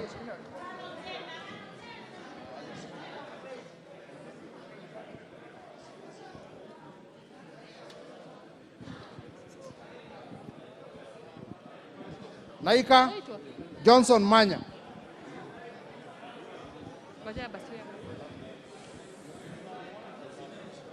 Nakara Joseph John Lodepe. I, Honorable Missionary Lodepe Nakara, on behalf of Turkana Central Constituency, I vote yes. I, Christopher Doe Nakuleu, Member of Parliament for Turkana North, on behalf of Turkana County, I vote yes. I, Munene Wambugo, MP Kirinyaga Central, I vote no.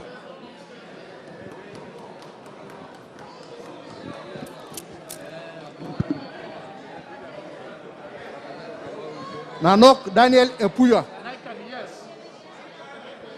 Nanok Daniel Epuyo. Nasir Abdul Swamad Sharif.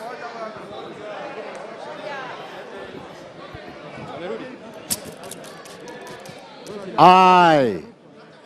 Order.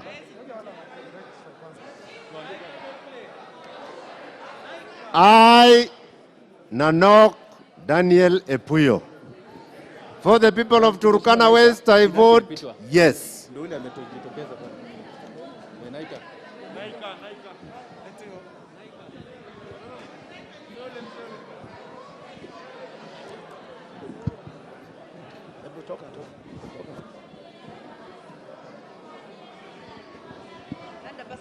Asante.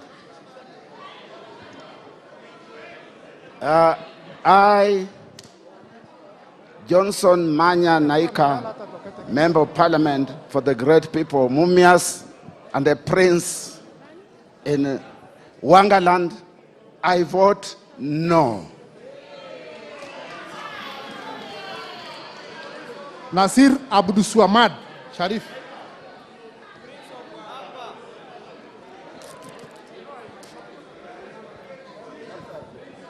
Mimi Abdul Swamad Sharif Nasir, kwa niaba ya wanamvita katika siku ya kusikitisha kama leo, napiga la, yani no, N-O. Ndirango Isaac Waihenya. Ndongo George Koimburi. Ngirishi Purity Wangoi.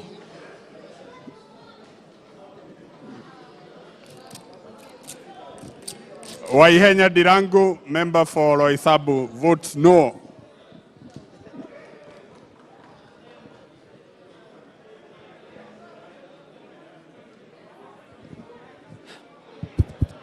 Dongo George Koimbori, Member of Parliament, Juja, on behalf of my people, I vote yes. Girisi Purity Wangoi. Ngongo Bandi John. Ngugi Joseph Ndwati.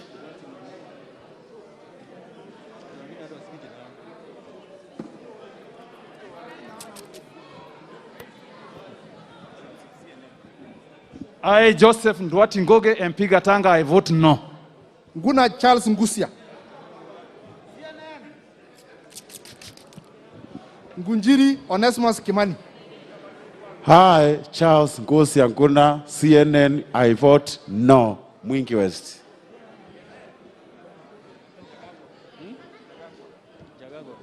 I, Onesimus Kimani Ngunjiri, MP Bahati, I vote yes. Jagagua Charles Murioki. Njiro Eric Mushangi.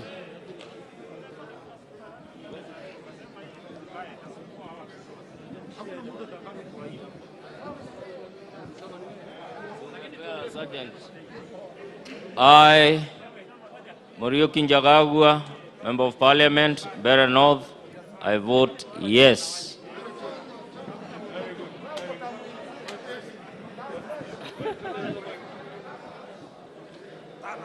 I, Mushangi Karemba, the one and the only one, I vote yes. Njiru Jane Wanjiku. Jomo Jude Kang'ethe, Njoroge Mere wa Maua wa Ithera.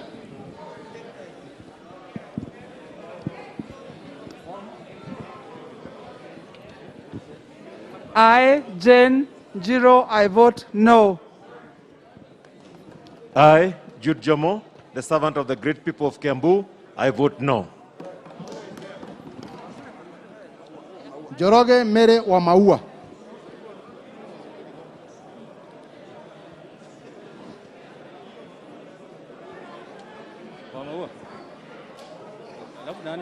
Mary wa Maua, I vote no. Nur Sophia Abdi. Twiga Patrick Munene. Nu Junet Sheikh.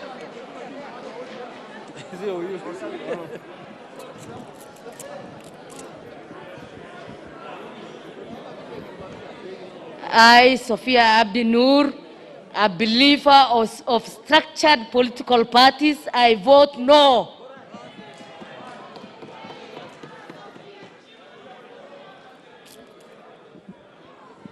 Junet Sheikh.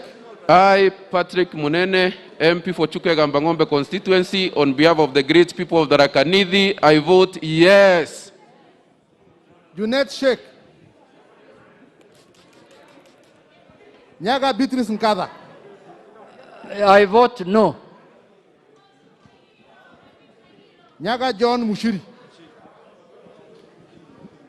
I, Beatrice Nkada Nyaga, Member of Parliament for the Rakanidi County, I vote yes. Nyaga John Mushiri.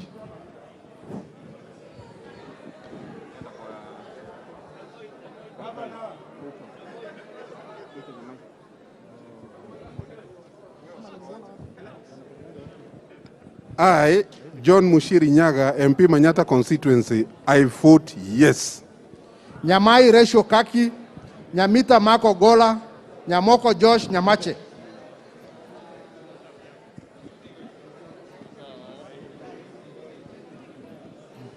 I, Rachel Nyamai, I vote no.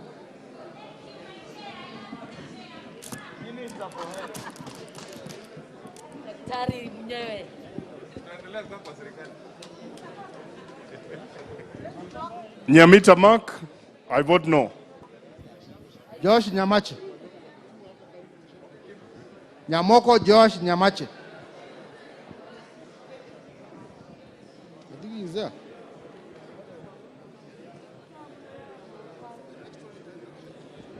I, Josh Nyamache Nyamoko, on behalf of the good people of North Mogrango constituency, I vote yes. Nyenze Edith Fevi, Nikal James Wambura, Nyoro Samson Dindi.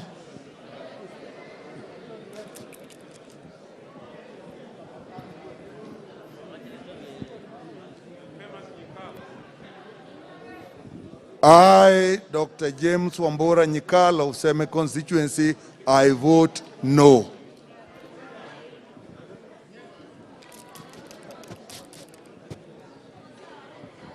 Hi, Edith Nyenze, Member of Parliament, Kitui West. I vote no. I, Dede Nyoro from Kiharu, starting with Kenyans against laws of poverty and masters of state capture, I vote yes. Zambia, Thudias Kitua, Zengu Paul Musimi, Nzioka Erastus Kivasu.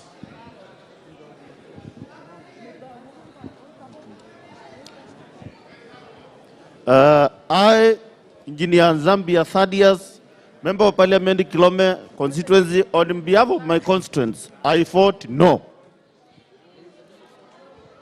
I, Engineer Paul Nzengu, Member of Parliament Mwingi North, I vote no.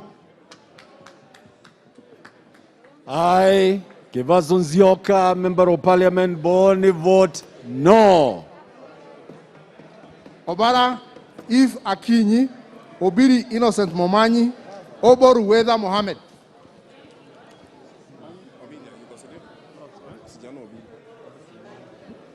I, Eve Obara, Kabondo Kasipul constituency, I vote no.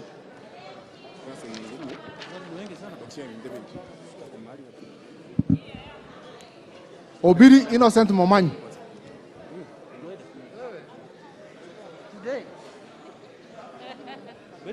Yes. I, Captain Ruweida Mohammed, County Women MP, Lamu. On behalf of Lamu people, I vote no.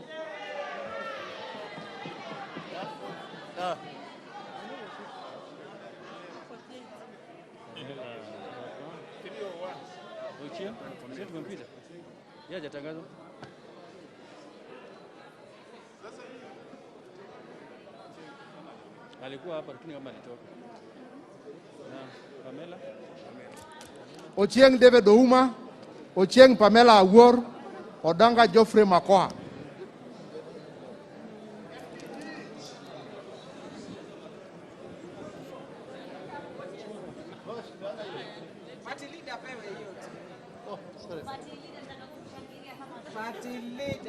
I, David Ochieng, vote no.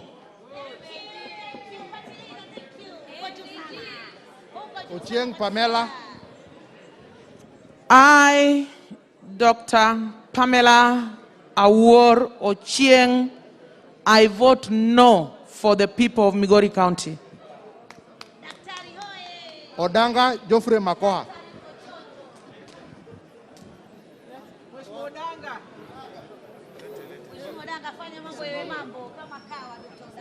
Aya, Odanga Geoffrey Makoha for Matayos constituency voting no. Odege Tomboya, Odhiambo Elisha Ochieng, Odhiambo Millie Grace Akoth.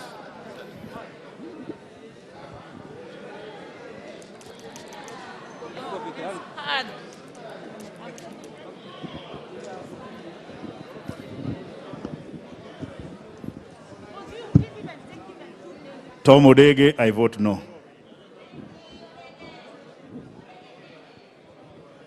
I, Elisha Ochieng Odhiambo, Elias Akuba, on behalf of Game constituency, the very learned of Kenya, I vote no.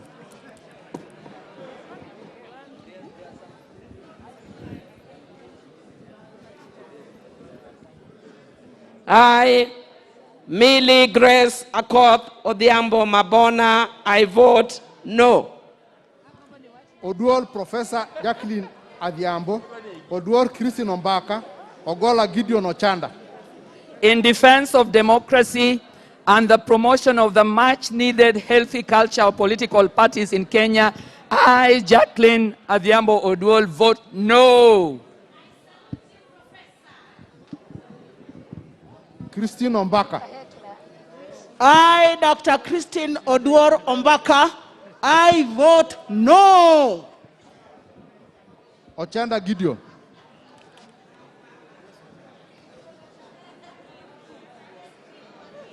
Ogutu Zadok Abel. Oimeke Robert Pavel Obuoto.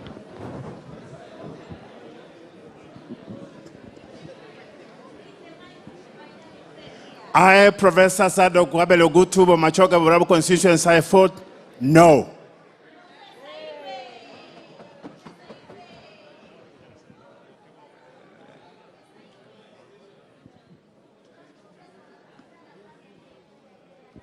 Oimeke Robert Pavel Obuoto. Okelo Jared Odoyo, Okoth Bernard Otieno, Okweme Andrew Adipo.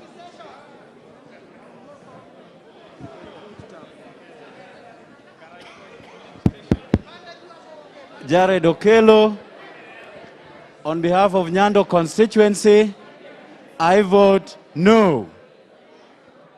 Mimi Andrew Adipo Kwome wa Karachuonyo, yangu ni la ama no. Bernard Okoth Imran, I vote no. Ole Kenta Richard Moitalel, Ole Lemein Dr. Korei, Ole Metito Kato Judah.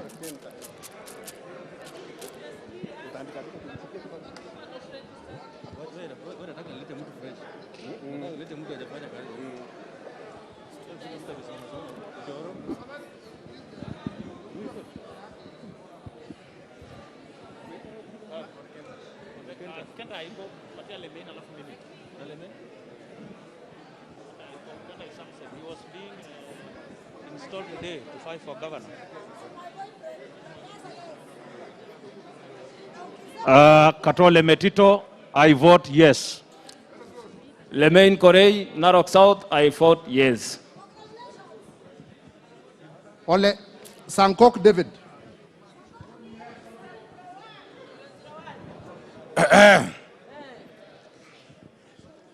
I, David Olazankok, 001, for the safety of my crutches from Azimio la Utapeli, Mawe na Uchawi, I vote yes. Oluosh Anthony Tom, Ombaki Ezekiel Machogu. Mimi Anthony Oluoch, mbunge wa Mathare, napiga la.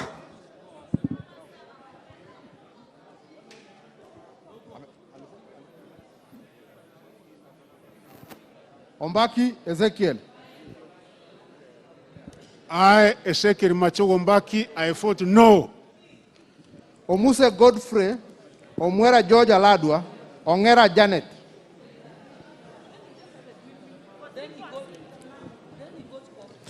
I, Geoffrey Omuse, Member of Parliament Teso South, on behalf of the minority Teso community, I vote no.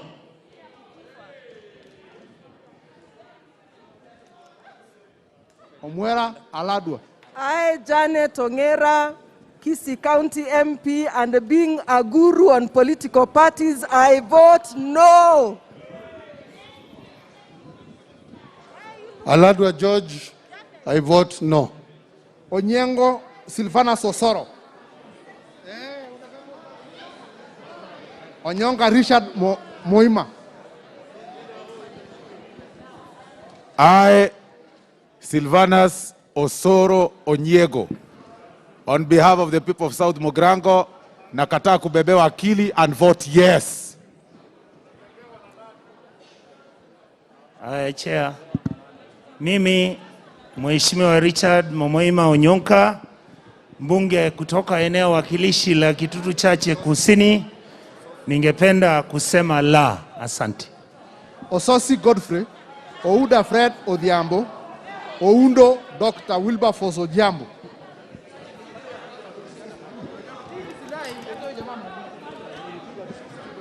I, Fred Odhiambo Ouda, on behalf of Kisumu Central and the many youths being tortured by this wheelbarrow nonsense, I vote no. I, Godfrey Osotsi, I vote a big no, no, no.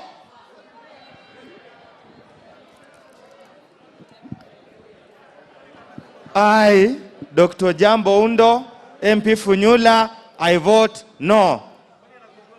Owino John Walter, Owino Martin Peters, Owor Joshua Aduma.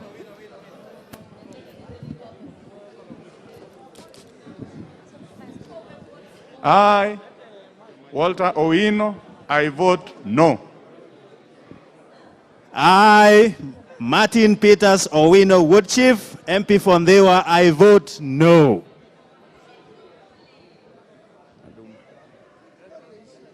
I, Owor Joshua Doma, on behalf of the people of Nyakach, I vote no. Oyo James Onyango, Oyula Joseph Maero, Pasaris Esther Mudoni Rosana. James Onyango Koyo Muoroni, I vote no. I, Esther Mudhoni Rosanna Pasaris, representing the County of Nairobi, for peace and prosperity, free, fair, and credible elections, I vote no. I, Joseph Mairo Oyula, on behalf of the people of Butula, I vote no. Kosing David Losiokou, Pukose Dr. Robert, Salim Faisal Abdallah Bader.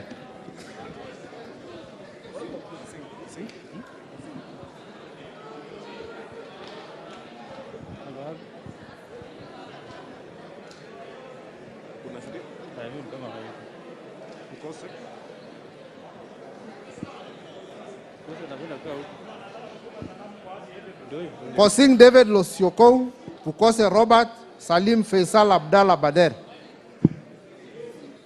I, Dr. Robert Pukose, Member of Parliament, Endebess constituency, and the Chief Agent of the Hustler team. Wacha nitume salamu kwa watu ya Endebess kidogo. I fought yes. Yes. Nataka kutuma salamu kwa watu ya Endebess.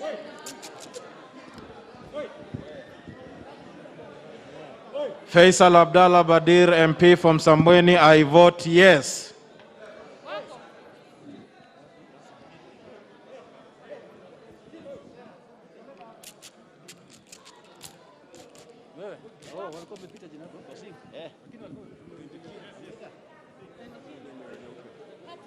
I, David Kosing, MP Pokot South, I vote no.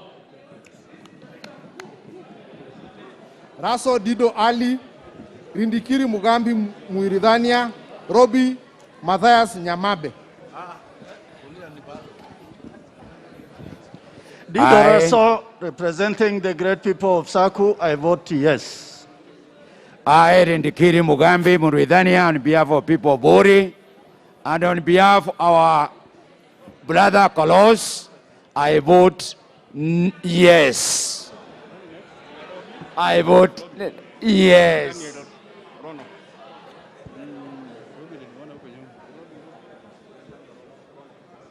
Robi Mathias Nyamabe.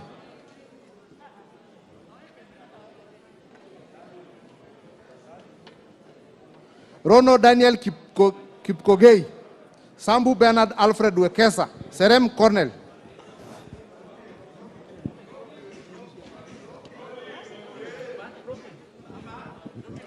I, Daniel Rono, MP KO South, on behalf of the people of KO South, and to defeat impunity and to protect the Constitution and the laws of Kenya, I vote yes.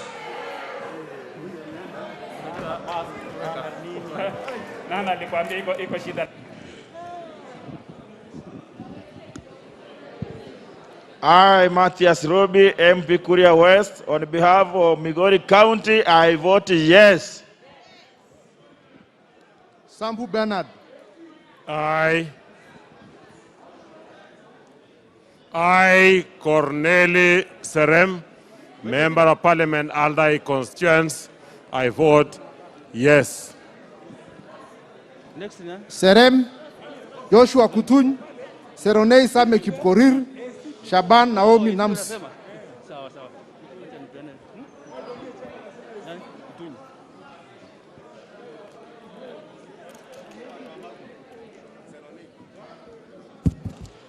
I, Sami Kipkorir Seronei, Member of Parliament for Wiper Party, I vote no on behalf of the Wiper Party and its people. Thank you.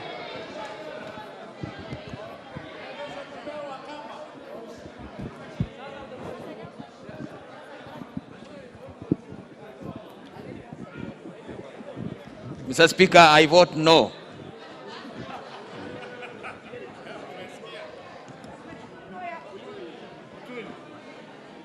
Naomi Namsi Shaban. Shamala Jennifer. Mimi Daktari Naomi Namsi Shaban, mbunge wa Taveta, ninapiga la hasha. I, Jennifer Shamala, vote no.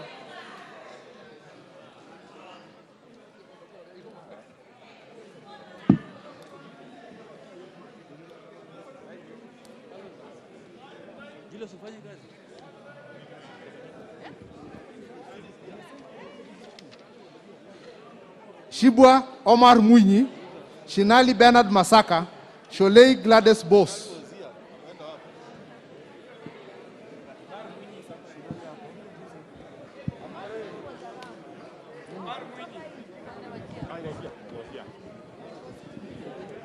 Mheshimiwa Spika, mimi Omar Mwinyi Shimbwa, mbunge wa Changamwe, napiga kura ya la.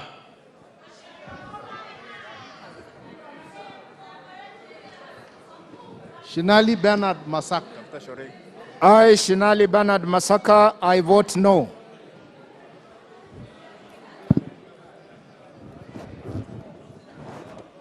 I, Gladys Boss Cholet, on behalf of Wasingishu, I vote yes.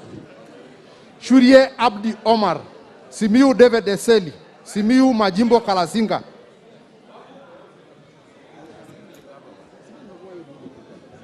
I, David Eseli Simiyu, member for Tongaren, I vote no. Abdi Shurie, I vote no. I, Majimbo Joseph Kalasinga Simiyu, on behalf of the people of Kapchai, I vote yes.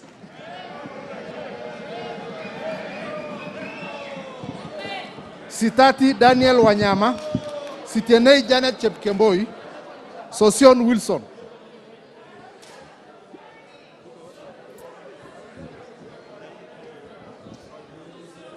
I, Janet Sitienei Rotich, to end impunity like the careless killings and injustices meted on the innocent people of Kiplombe,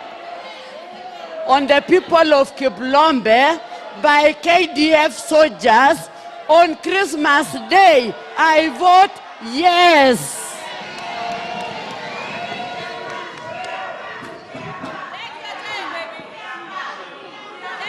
Order.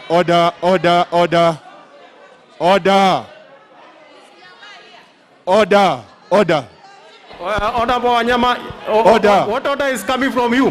Order, Honorable Wanyama. Just vote. You cannot order members. At least not from where you are. Honorable Wanyama, please. I need to be heard, Mr. Speaker, sir. Okay, proceed. Dan Wanyama, MP Webuye West, I vote yes.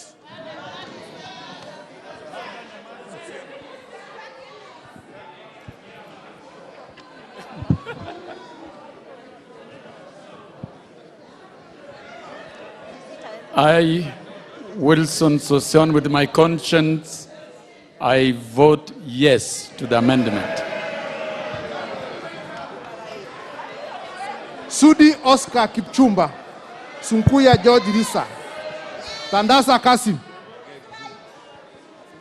I, Oscar Kipchumba Sudi, for the great people of Kapsaret, I vote big yes.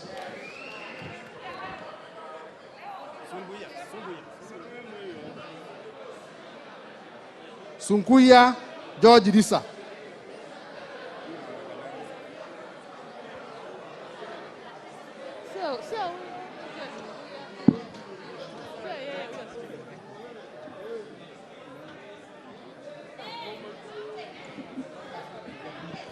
Desi Tandaza Sawa, mbunge wa Matuga, Kwale County, ninasema hapana, haiwezekani, no.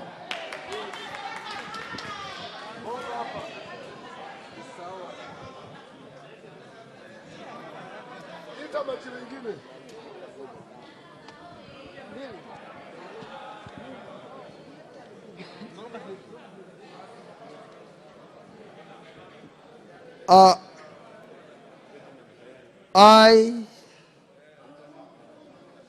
George Risa Sunkuya, on behalf of the people of Kajiado West constituency and the Hustler, I vote yes. Tayari Benjamin Dalu Stephen, Tepo Abdi Koropu, Teya Janet Marania, George Uhuru. Inshallah. Mimi Benjamin Dalu tayari, nikiwa tayari nasema ndio, yes.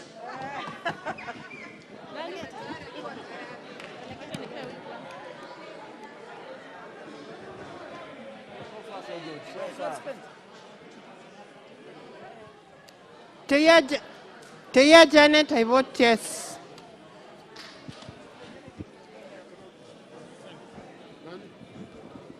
I, Abdi Koropu Tepo, MP Siolo South, vote no. George Thieuri,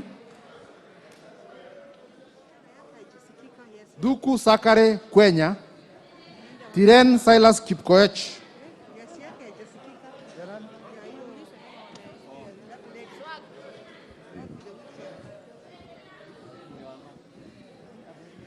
I, George Theory, MP Embakasi West constituency, I vote yes.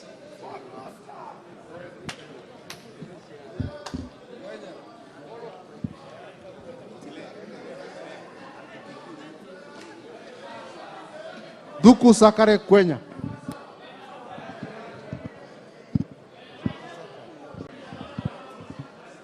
Tiren Silas Kipkoech,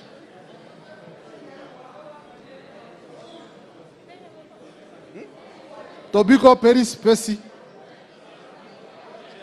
Tobiko Peris Pesi, Tomitomi Lilian Chepto,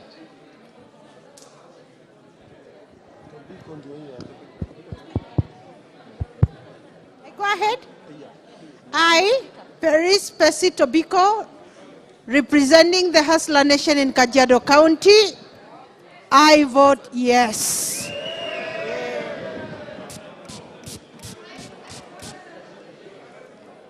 I, Lilian Tomtom Lotuliatum, representing the people of West County, on behalf of all Hustler Nation of West Pokot, I vote yes. Tongi Richard Nyagaka, Tongoyo Gabriel Koshal, Tonui Ronald Kiprotich. I, Gabriel Tongoyo, representing people of Narok West, vote yes.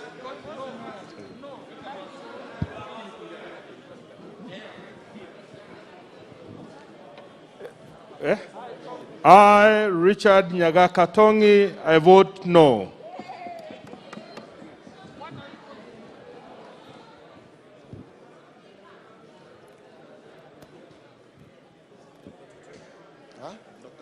Thank you. I, Ronald Kiprotich Tonui, on behalf of the great people of Bomet Central, I vote a strong yes. Tuitoek Daniel Kamuren, Tum Tekla Shebet, Tuwei Vincent Kipkurui.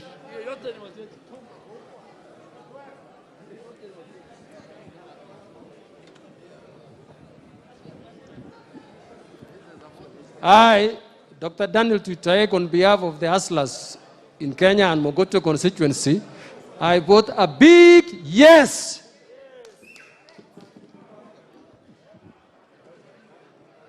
I, Dr. Tekla Tum, on behalf of the people of Nandi County, I vote yes. I, Vincent Tuwei, Member of Parliament, Mosop constituency, I vote yes. Tuya Rosalinda Soipan, Washira Josephat Kabinga, Washira Rahab Mukami. I, Rosalinda Soipan Tuya, for the love of country, I vote yes. I, Rahab Mukami, Maendeleo Mashinani, on behalf of Nyeri County, I vote yes.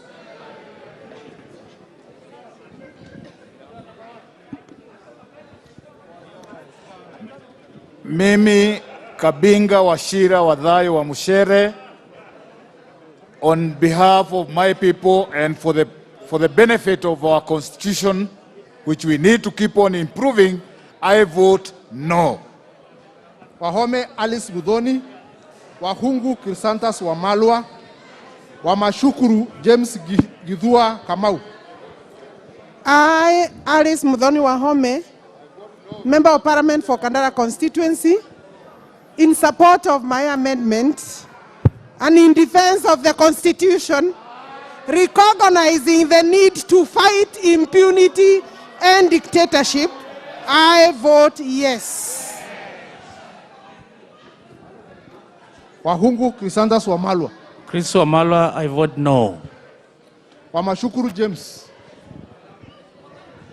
Gidhua Mashukuru, representing the great people of Kabete, I vote yes. Wabilianga Catherine Nyanjala, Wambuku John Munene, Wambuku Martin Derek Nkunjiri.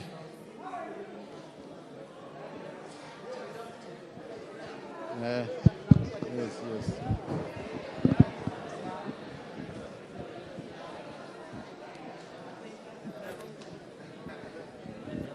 I vote no.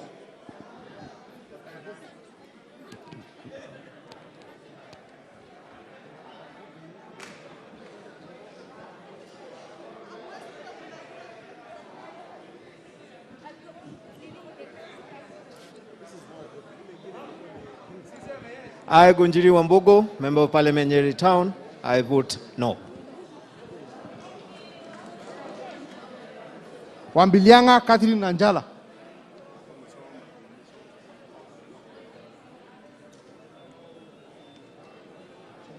Wamushomba Gadhoni, Wamunyinyi Athanas Misiku Wafula, Wandai James Opio.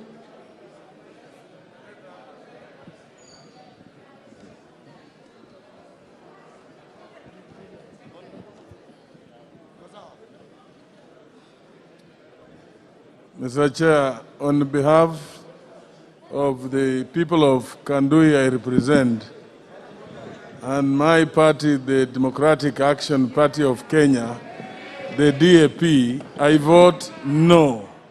Thank you.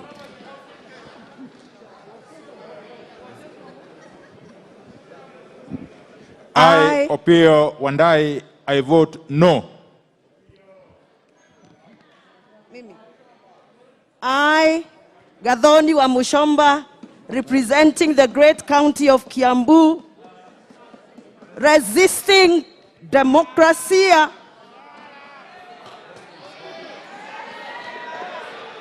and defeating election violence, I vote yes.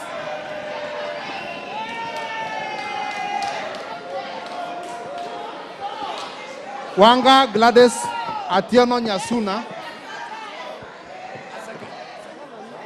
Gladys Wanga. Wangaya Christopher Aseka. She voted Emmanuel no. Wangwe. Did she vote no? I, Gladys Wanga, I vote no.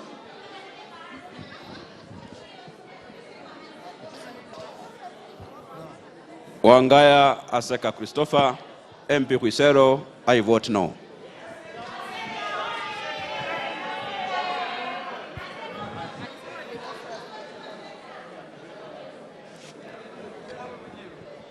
I, Emmanuel Wangwe, MP Navaholo, I vote no. Wanjala Rafael Bita Sauti. Wanjiko John Jogona. Wanjera Mother Wangare.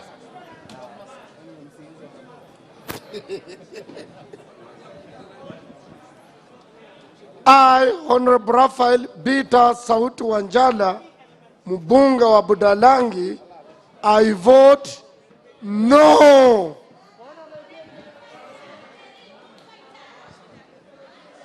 I, John Jogona Wanjiko, on behalf of great people of Kiamba, I vote yes.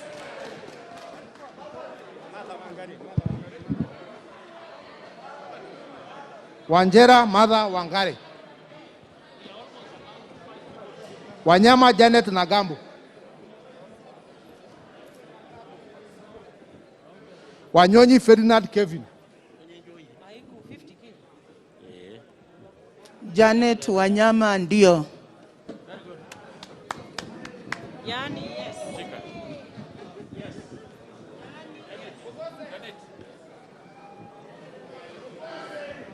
I, Ferdinand Wanyonyi, Member of Parliament, Kwanza Trans Nzoia, and on behalf of my people and on behalf of Fort Kenya, I say no. Wario Ali Bura. Wario Ali Bura.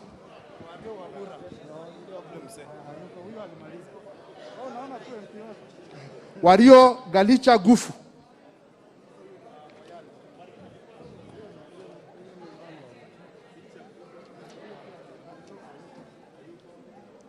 Warogoro Catherine Wanjiko.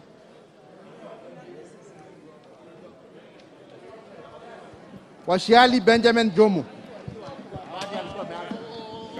Waweru John Kiarie.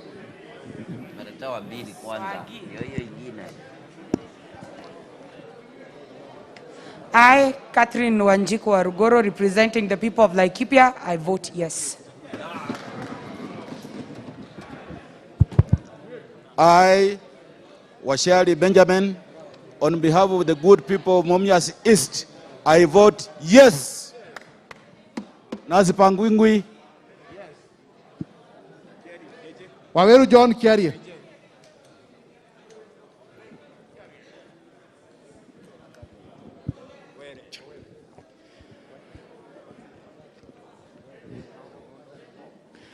To forestall an unconstitutional amendment of the Constitution and to defeat impunity, I, John Kiarie, on behalf of all peace-loving Kenyans, law-abiding citizens, and procedure-loving people, I vote a big yes!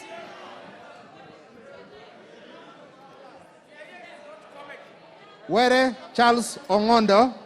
Wetangula Timothy Wanyonyi. I, Yusuf Adan Haji.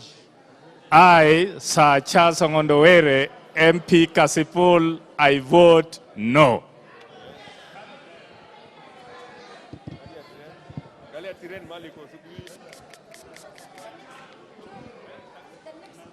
I, Adan Haji Yusuf, on behalf of the Mandera West people and on behalf of my party EFP, I vote no. Silas Tiren, no. Wetangula Timothy Wanyonyi.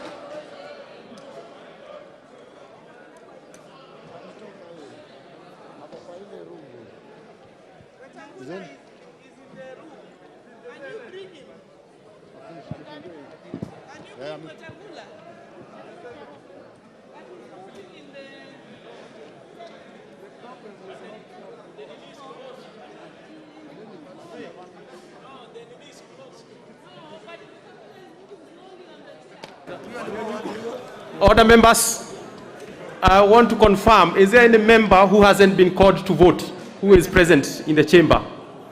Because we seem to have gone through the list.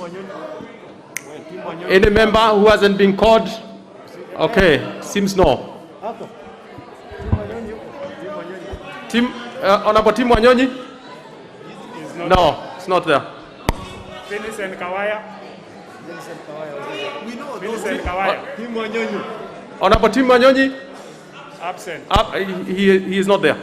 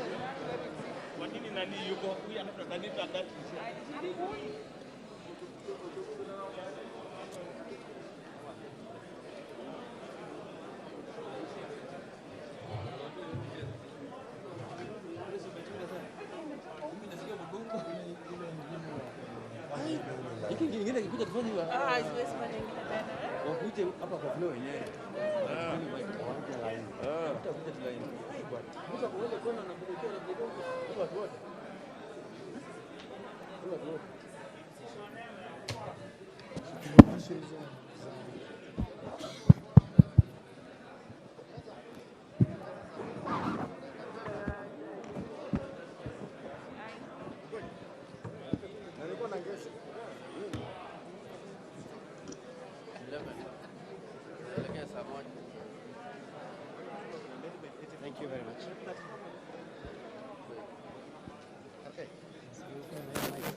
Matunga si utatuanzia wengine. Sawa. Next round.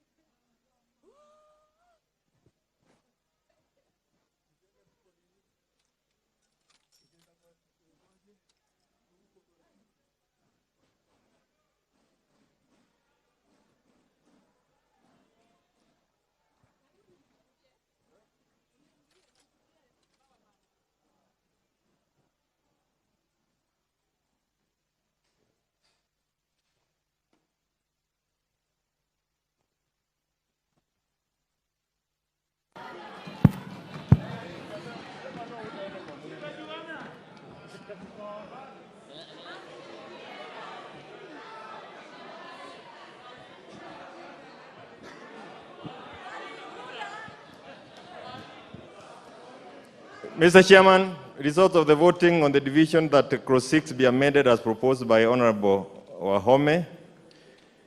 Ayes 134, nays 158.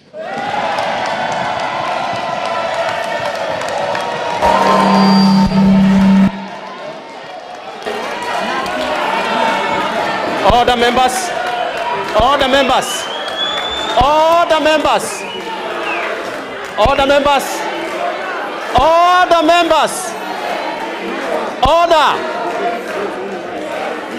Enough of that now. Order members. So on that question, that clause 6 be amended as proposed by Honorable Wahome MP, the ayes have 134, the nays 158, and therefore the nays have it.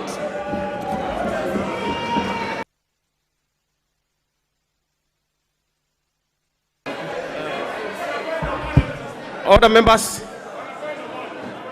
What is out of order, Honorable Kajwang? What is out of order?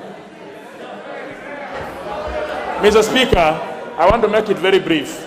We have been, Mr. Chairman, we have been here the whole day and we are still prepared to be around. Yeah. Would you kindly revert back to the voting procedure that we had before?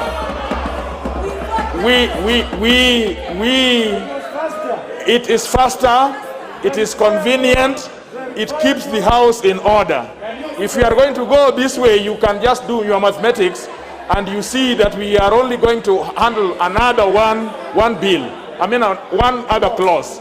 So I beseech you to apply your mind to this. If it works, it is good for us. Thank you very much. What is it, Honorable Duere? Just wait, Honorable Sheikh. Mr. Speaker, have your seat. Mr. Speaker, Honorable Kimunja, relax. Your Chair, you have made a ruling. We have proved beyond reasonable doubt that we have a special sitting, and the special sitting ends at midnight on the clock. Those of us who want to stand with the Constitution wants a clean process. This process is watertight, and we are not in a hurry. Can you put the global question? We move to the next division. Order members, order members. Really, this is a small matter, Honorable Junet. This is a very small matter. I'll give direction. What is it? Before I give direction, it's a small matter.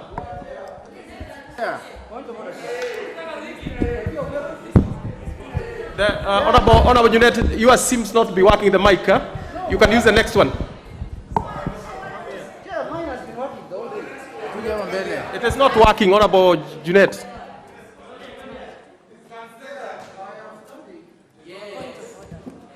Chair, I am standing under standing order number 73-5.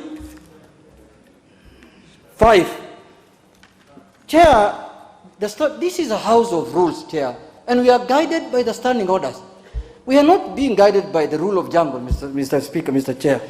And the standing order clearly says, when called out, each member shall thereupon rise in his or her place and declare assent or dissent to the question in the following manner: I vote yes, or I vote no, or I abstain, or use appropriate Kenyan sign language. Chair, there is no provision in standing order where a member is called upon to vote and he says, I'm representing so-and-so, I'm representing the Hustler Nation, I'm representing which people. We cannot run this house in that manner, Chair. We cannot. Chair, no, Bana. Look at this woman here. Order. Sit down. Honorable, you had finish. Just finish. Just finish. Chair, let me finish. Chair, I have a right to speak in this house. Proceed. Honorable Junet. Chair, the ruling of the Speaker, the ruling of the Chair, who was on the Chair, Honorable Umalele, was like this. Names will be called out. Each member's name will be called out. They will come to the polling booth here. and then their name will be tipped at the booth here, not to be given a microphone here to lecture us. People who don't have numbers. We have 156, they have 130. Okay. Cannot be. Other members. Okay, other members. I have heard all of you. Order, Honorable Junet. Order, Honorable Junet. Order, members. Order, members. Order, Honorable Karia. Order, Honorable Karia. Order, Honorable Karia. Order, members. Order, members. Order, members. Take your seats. Honorable members, take your seats. Take your seats. Order, members. Order, members. Now, on those two issues, really, on those two issues, let me give direction on this because we must make progress. Honorable Ekaria, please take your seat. Honorable members, it is very surprising. It is very surprising. We have had allowed 1.5 to 2 hours very peaceful, and I'm sure we will proceed in that manner. Members, and you can express yourself, but in a peaceful manner. Well, honorable members, now on the issue of the voting, there was a ruling earlier by the speaker, the speaker who was the chair who was here earlier, and it is because of what had happened that we reverted to this division list. Now we shall stick to that process. And then on this one, on what Honorable Junet has raised, I have seen from both sides actually, members when they are given the mic, there's a bit of addition allowed that. Honorable members, even though there is nothing really out of order on that, but look at it this way. When you are given a chance, and I've seen it from both sides, just vote and then we make progress. Just vote and then we make progress. Honorable members, in that, I will put... now, other members, you can have the doors can be open. Other members, let us, I will put the global question first. Honorable members, in light of the amendments by Honorable Harris having fallen, I will now put the question, the global question. Honorable members, it is important you get to what I am doing. I am putting the global question on clause 6. So, honorable members, I want to put the question, I now put the question that clause 6 be part of the bill. With as many as are of that opinion say aye. With as many as are of the contrary opinion say nay.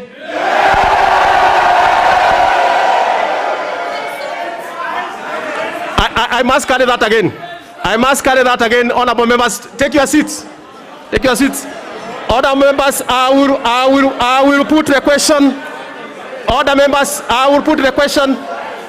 I will now put the question that clause 6 be part of the bill. With as many as are of that opinion say aye.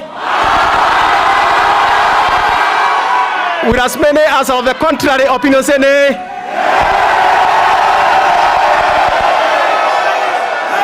The nays have it.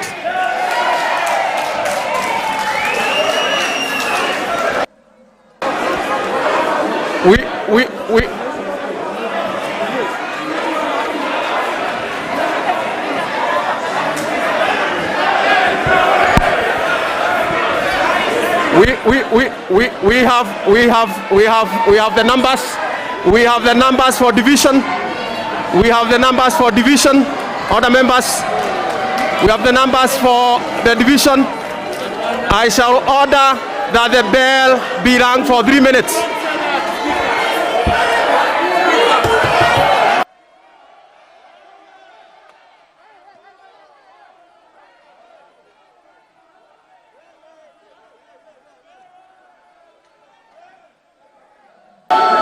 The division be rung for 3 minutes. You said names on my eyes. We are confused. What was that?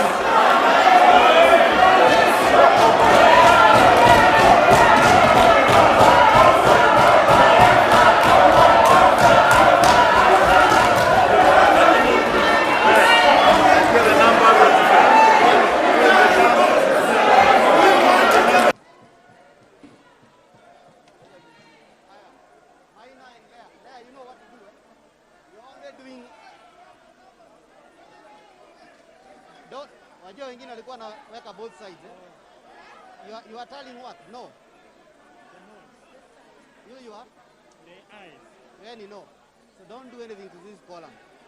When you column. So. Yes? We have just won a division. How can the names have? How can that? We have just won a division. And the North are still close. How can the names win? We have just won a division 157. You know now. I just say,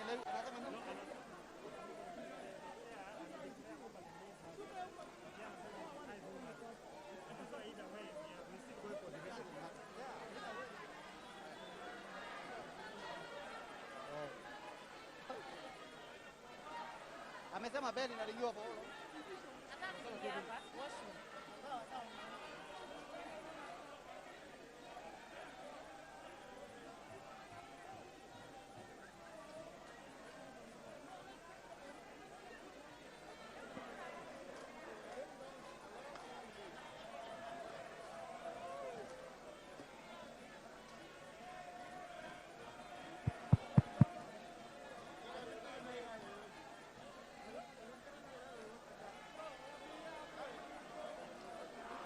Kidogo.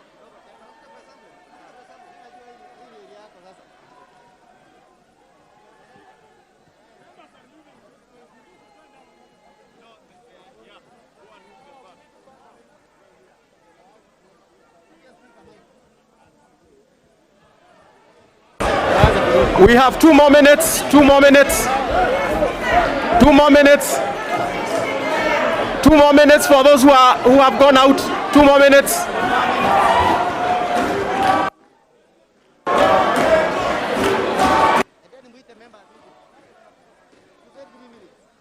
We are closing that door.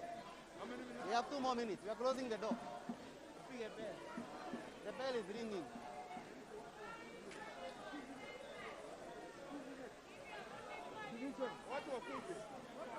We are closing the door. We have 2 minutes. Kidogo. Tell members we are closing the door to come in wale wanakuja.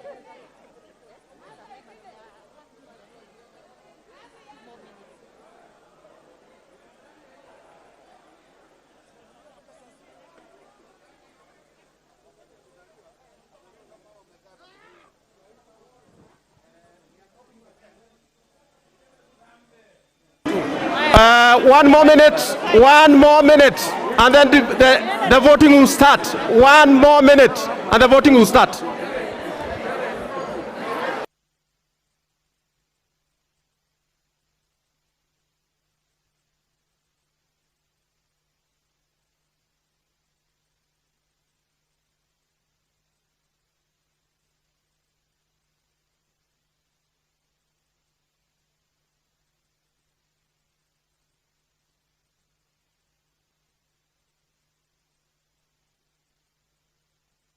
Members, order members, for the members who are outside, please note, we are going to draw the bus.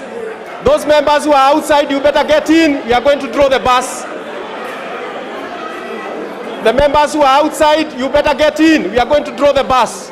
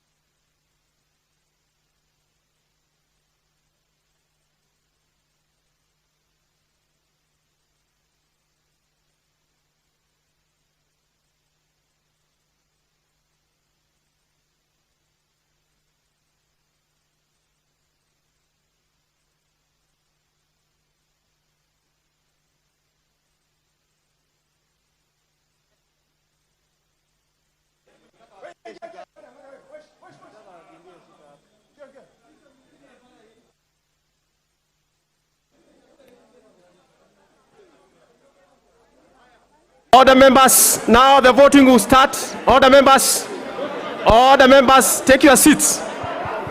Take your seats. Order members, take your seats. All the members, take your seats.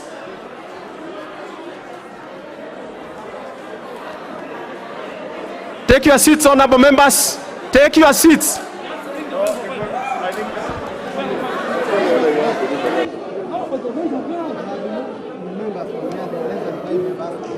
We, akiitwa mtu anakuja hapa.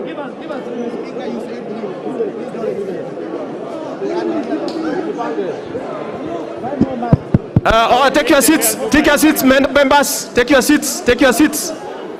Take your seats.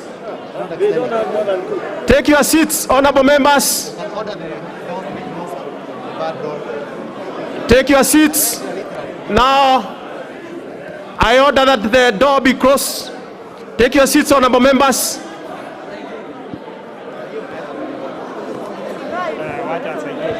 Take your seats, honorable members. Take your seats.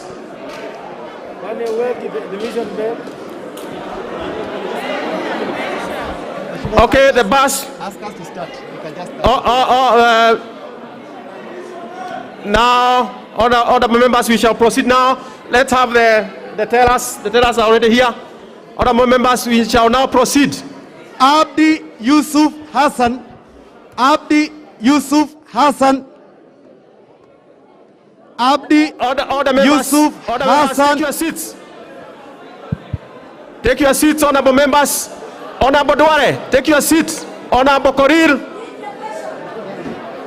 Honorable Koril. Take your seat. Abdi Yusuf Hassan. Just clerk, so that the members get refreshed on what we are doing. We are putting the question that clause 3 be part of the bill. That is what we are voting on. All the members, take your seats. Proceed.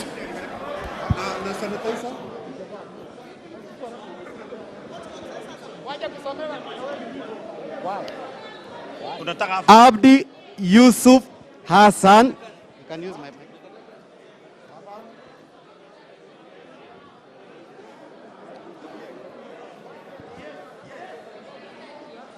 I vote yes.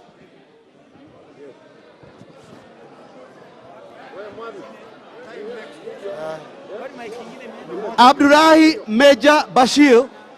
Abdullahi Major Bashir. Abdullahi Major Bashir. Abur Paul. Abur Paul. Abur Paul.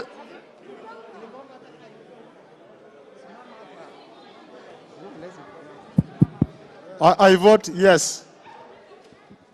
Adagala Beatrice Kahai. Adagala Beatrice Kahai.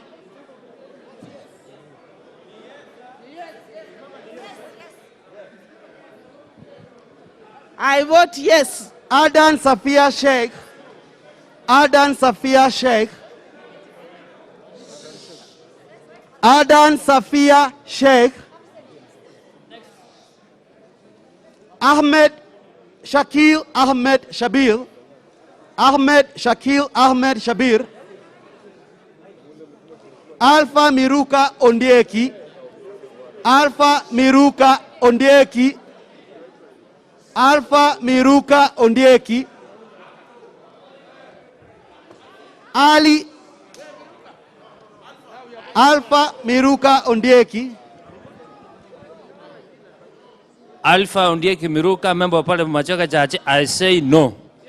Ali Adan Haji. Ali Adan Haji.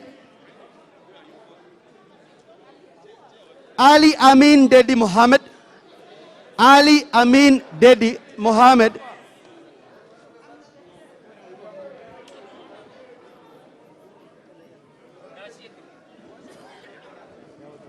I Amin Dedi, I vote no. Ali Fatuma Gedi. Ali Fatuma Gedi.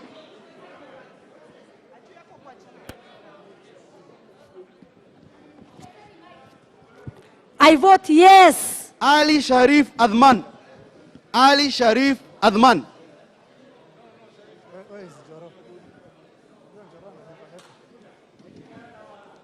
Ali Sharif Othman, MP Lamu East, I vote no. Aluoch John Olago. Aluoch John Olago. Amin Rashid Kasim. Amin Rashid Kasim.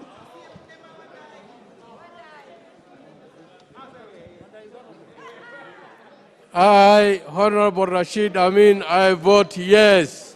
Amolo Otiende. Amolo Otiende. I, Otiende Amolo, I vote yes. Angatia Ayub Savula. Angatia Ayub Savula. I vote yes. Angwenyi Jimmy Nur Ondieki.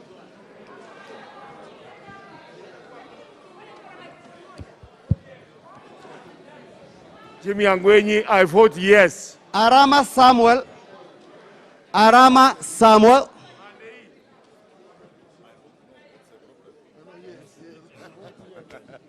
I vote yes. Aramat Lemanken. Aramat Lemanken.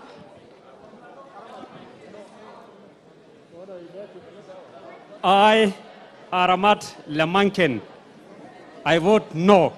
Arati Paul Simba. Arati Paul Simba. I, Simbarati, I vote yes. Arbele Marcelino Malimo. Arbele Marcelino Malimo.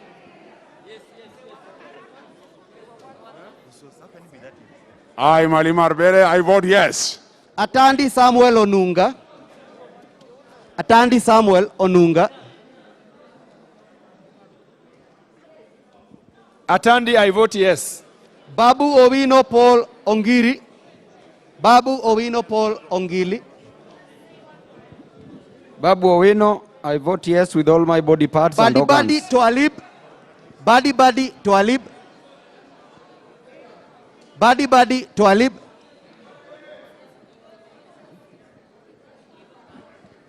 Badi Twalib, yes. Baya Owen, yeah. Baya Owen, yeah. Baya Owen, yeah, I vote no. Bore Florence CK. Bore Florence CK.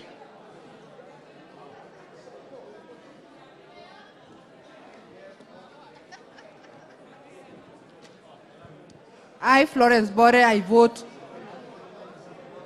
no. Bowen David Kangogo. Bowen David Kangogo. Bowen David Kangogo. Bowen David Kangogo, I vote no. Bunyasi Sakwa John. Bunyasi Sakwa John. Bunyasi Sakwa John. Buyu Rosa Akinyi. Buyu Rosa Akinyi. Buyu Rosa Akinyi, I vote yes. Chabai Bai Jane Jebkoril Kipto. Chabai Bai Jane Jebkoril Kipto. Jane Chepkorir Kipto Chabaibai, I vote no. Chege Maito Sabina Wanjiro. Chege Maito Sabina Wanjiro. Maito, I vote yes. Jepkoes Joyce Korir. Jepkoes Joyce Korir.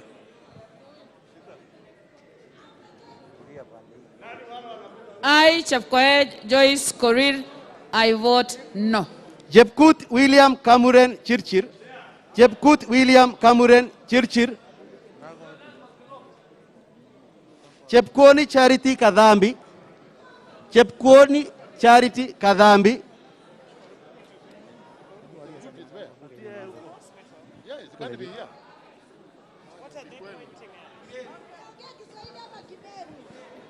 Jepkon Charity Kadhambi. Yes, Charity Kadhambi Chepkonye no.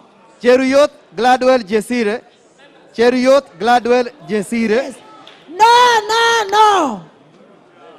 Ama nirudie. Cheruyot Gladwell Jesire. I vote yes. Jesebe Fred Kapondi. Chesebe Fred Kapondi.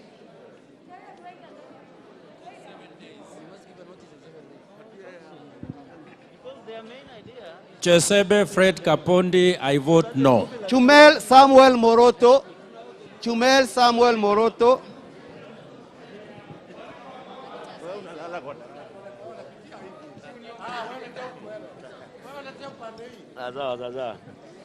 Haya, Samuel Moroto Chumel, Mbika Penguria, I vote no.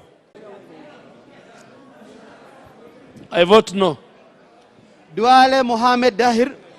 Duale Mohamed Dahir.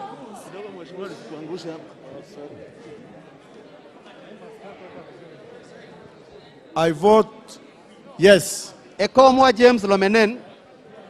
Ekomwa James Lomenen.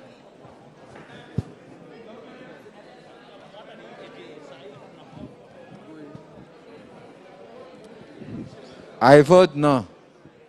Emanikor Joyce Akai. I vote no. Gal Ahmed Bashane. Gal Ahmed Bashane.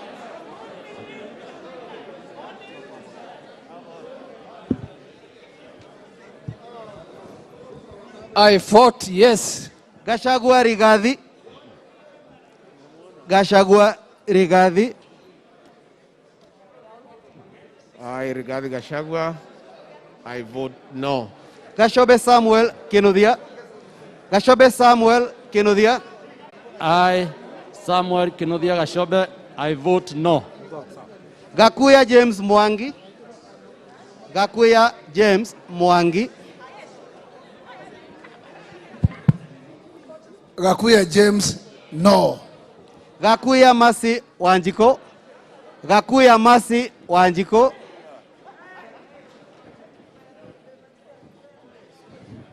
Masi Gakuya, I vote yes. Ganya Francis Chachu.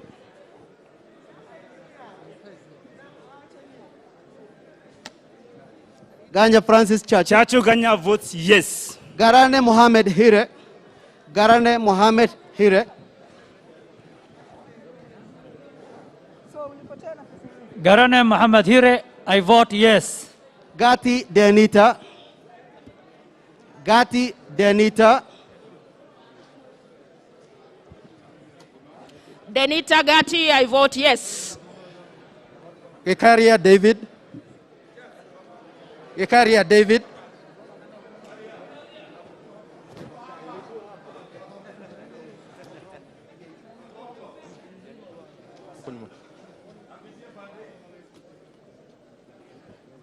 Mimi David Gekaria, Nakuru Town East, kwa niaba ya watu yangu ninasema la. Gimosa Charles Gumini. Gimosa Charles Gumini.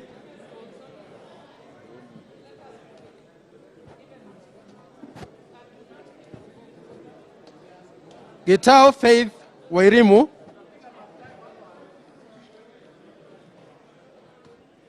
Gitao Faith Wairimu. I, Faith Wairimu Gitao, I say no. Githinji Robert Gishimu. Githinji Robert Gishimu. I, Githinji Robert Geshimo, say no. GK George Masharia Kariuki. GK George Masharia Kariuki.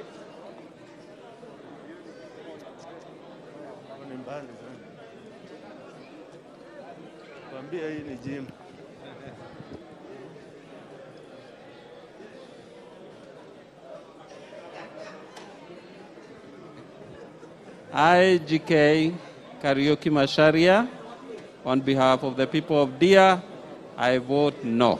Gogo Lilian Achieng. Gogo Lilian Achieng. Dr. Gogo Lilian Achieng, Rangwe constituency, I say yes. Gure Hanab Mohamed. Gure Hanab Mohamed.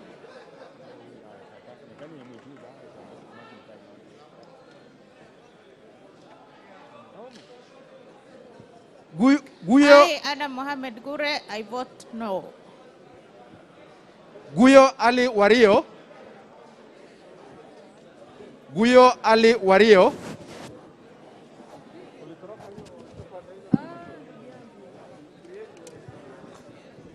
I, Ali Wario Guyo, member for Garsen, I vote yes.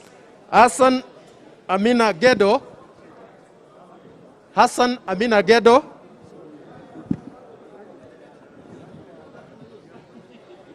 Hassan Kulo Maalim. Hassan Kulo Maalim. I, Kulong Madam Hassan, vote yes. Hassan Omar Mohamed Maalim. Hassan Omar Mohamed Maalim.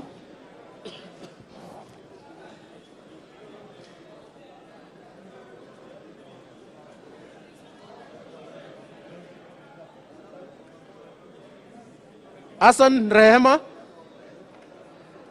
Hassan Rehema.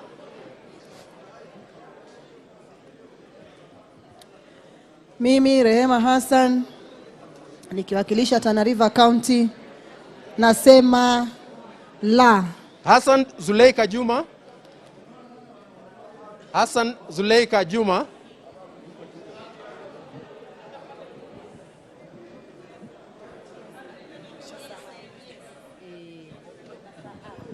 I, Zuleika Hassan, vote yes. Iribae Said Buya. Iribae Said Buya. Ulufo Hassan Oda. Ulufo Hassan Oda. I vote no. Ibrahim Abdi Mude. Ibrahim Abdi Mude.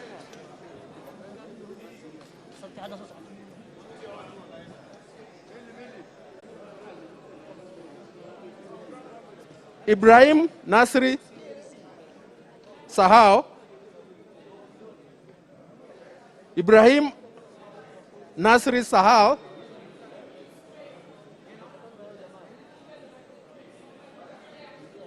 Ichungwa Anthony Kimani. Ichungwa Anthony Kimani. Mheshimiwa Spika, sababu sipangwingwi, nimekataa na zitapangwa. Ijendi Moses Malulu. Ijendi Moses Malulu. Iringo Cyprian Kubai. Iringo Cyprian Kubai. Kubai Iringo, I say no. Jaudesa Rehema Dida. Jaudesa Rehema Dida.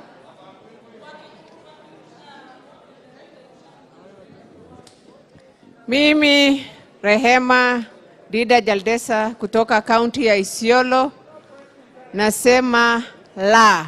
Jangu Patrick Kimani Wainaina.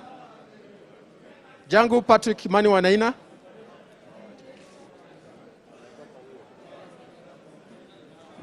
Kabebea Jospat Gishunge Mwirabwa.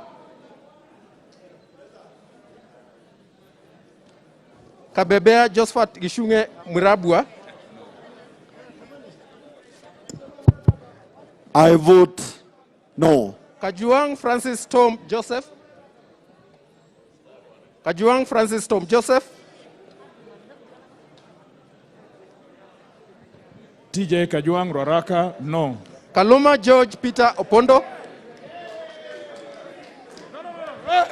What did I vote for? TJ Kajuang Rwaraka, yes.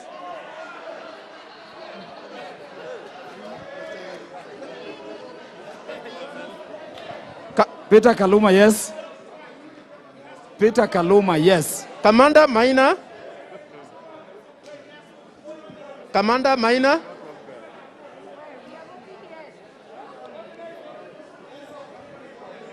Commander Maina.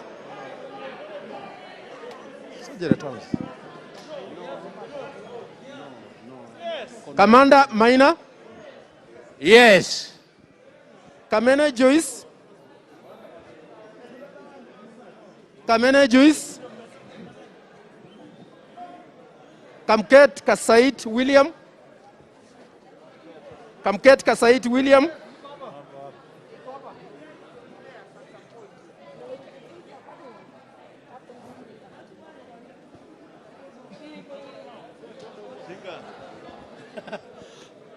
I vote yes.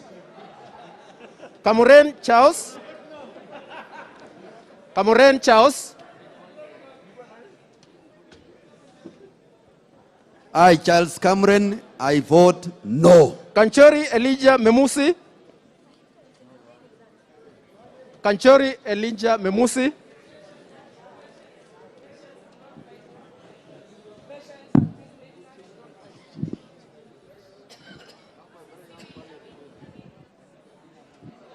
I vote yes. Kantie Joshua Chepigon.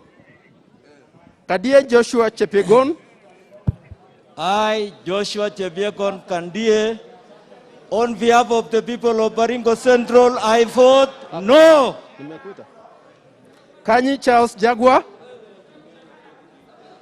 Kanyi Charles Jagua. Kasalu Irene Mudhoni. Kasalu Irene Mudhoni. I vote yes. Katana Aisha Jumwa Karisa. Katana Aisha Jumwa Karisa. Ndio mimi Aisha Jumwa Katana napiga la. Katana Po Kahindi.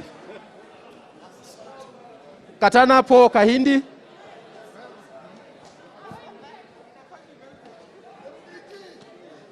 Kaunya Edward Oku. I, Paul Kahindi Katana, I vote yes. Kaunya Edward Oku. Kega Mathenge James Kanini. Kega Mathenge James Kanini. I, Oku Kaunya, I vote yes. Kega Mathenge James Kanini.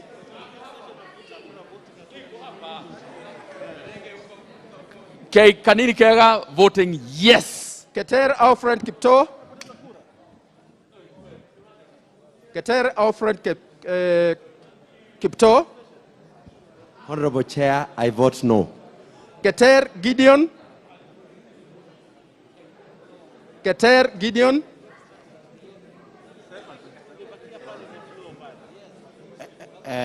Keter Gideon, I vote no. Kainan Welie Adan. Kainan Welie Adan. I vote yes. Kiai Anthony Gidiaka. Kiai Anthony Gidiaka.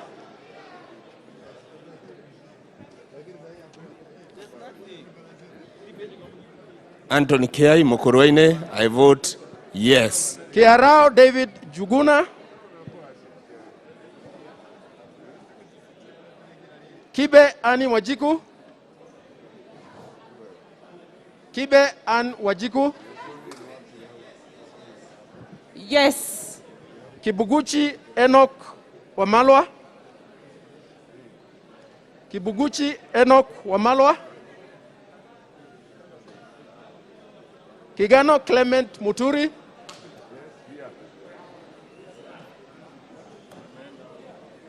Kigano Clement Muturi.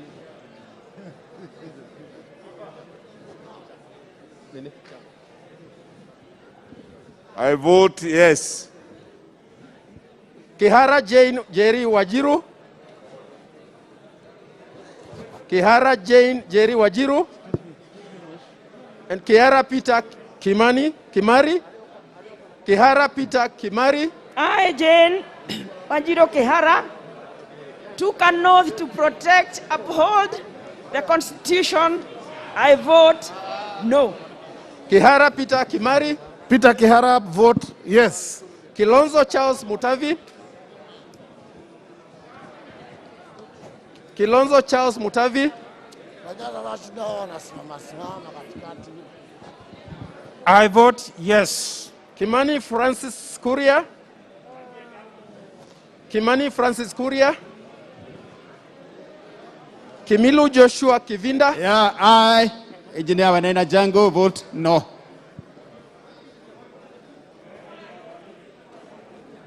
Kimani Francis Kuria. Kimilu Joshua Kivinda. Joshua Kimilu, I vote yes. Kimunya Amos Muhinga. Kimunya Amos Muhinga. I vote yes. Kingara Simon Ganga. Kingara Simon Nganga. I vote yes. Kingi Michael Doya. Kingi Michael Doya. Kingola Patrick Macau. Kingola Patrick Macau. I vote yes. Keoni Jeremiah Ngayu. I vote yes. Kibiwot Julius Meli. Kibiwot Julius Meli. Julius Kibiwot Meli, I vote no. Kipkoril William Cheptumo. William Jeptumo, I vote no. Kipsogei Joseph Tonui.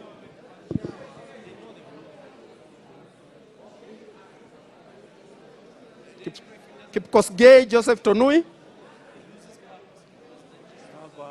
Kipiegon Johanna Ngeno. Ndio huyu. I vote no. I, Joseph Tanui, Kurezoi South, I vote no. Kirima Moses Gushine. Kirima Moses Gushine.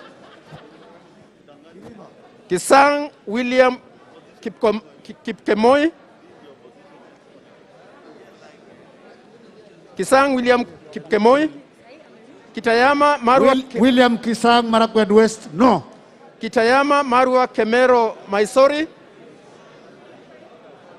Kitayama Marwa Kemero Maisori. Kitty Richard Ken Chonga. Kitty Richard Ken Chonga. Mimi nasema ndio. Kivai Hanest Ogesi. Marwa Maisori Kitayama, I vote no. Kivai Hanest Ogesi. Koech Nelson.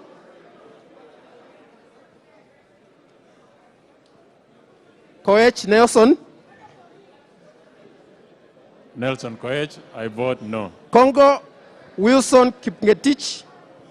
Kogo Wilson Wilson Kipngetich. Kogo, Chesume constituency, I vote no. Conchela Gideon Sitelu. Conchela Gideon Sitelu.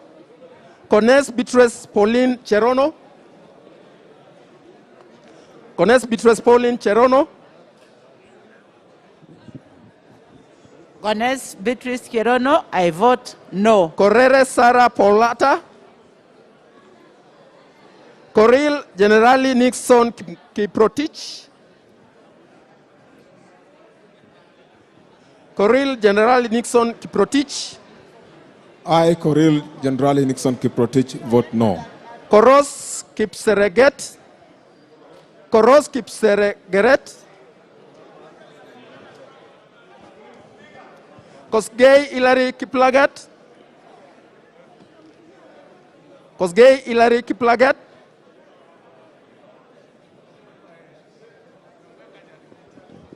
Hilary Kosgei, I vote no. Kosgei Alexander Kimtai Kigen. Kosgei Alexander Kimtai Kigen. Alexander Kosgei, I vote no. Kositani Caleb Kipkemei.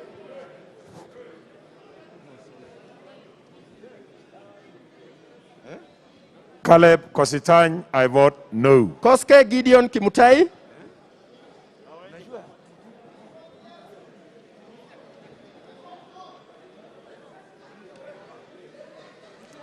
I vote no. Kosgei Dominic Kipkoech.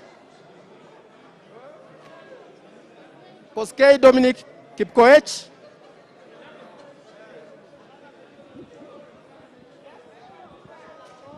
Koi John Waluke. I, Kosgei Dominic Kipkoech, member of Sotik, I vote no. Koi John Waluke. Koi John Waluke, I vote no. Kuria Moses Kiarie.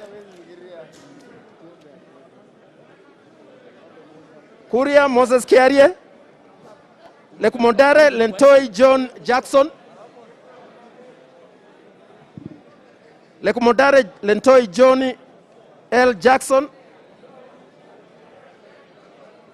Lentoimanga Alois Musa.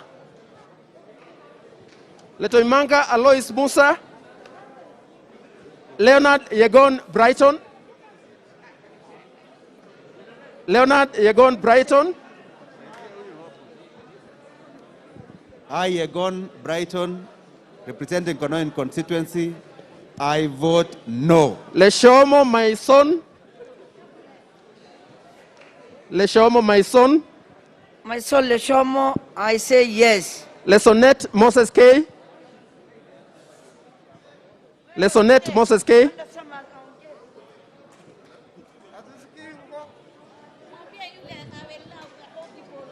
I, Jackson Lekumandare, vote yes. Lesuda Josephine Naisula. Lesonet Moses K.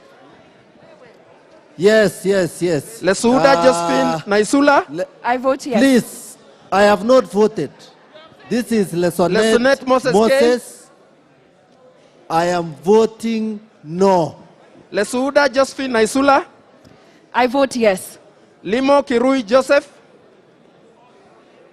Limo Kirui Joseph.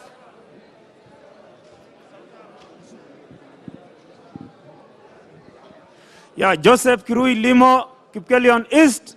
I vote no. Liza Chelule Chepkoril. Liza Chelule Chepkoril.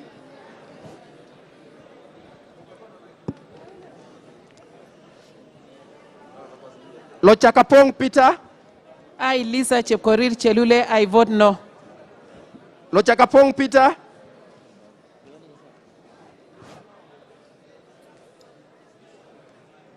Lomurukai Jeremiah Ekamais. Lochakapong Peter. I, Lochakapong Peter, vote no. Lomorukai Jeremiah Ekamais. Lomunoko Mark. Lemunoko Mark. Mark ni yule. Sikiza. Mark ni yule. Lomunoko Mark.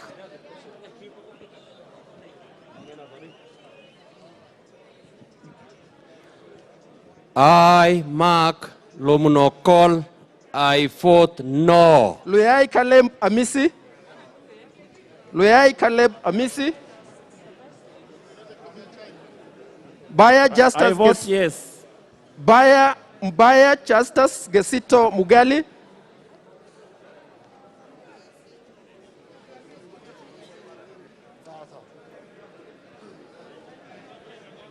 I, Justus Kizito Mgali, MP Shinyalu, I vote yes. Maanzo Daniel Kitonga. Maanzo Daniel Kitonga. I, Daniel Kitonga Manzo, I vote yes. Maboga Moses Wekesa Mwabu. Maboga Moses Wekesa Mwabu.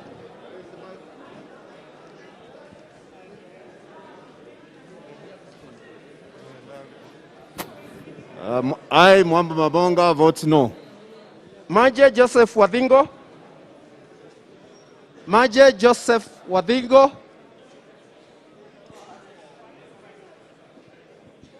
Joseph Manje, yes. Maoka Richard Maore. Maoka Richard Maore. I vote yes. Mariru. Maritim Salvanas. Maritim Salvanas. Masadia Alfred Agoy. Masadia Alfred Agoy. Maritim I, Silvanas, Alfred Agoy Masadia, Ainamoi constituency, I vote no. I, Alfred Agoy Masadia, I vote yes. Masara Peter Francis. Masara Peter Francis.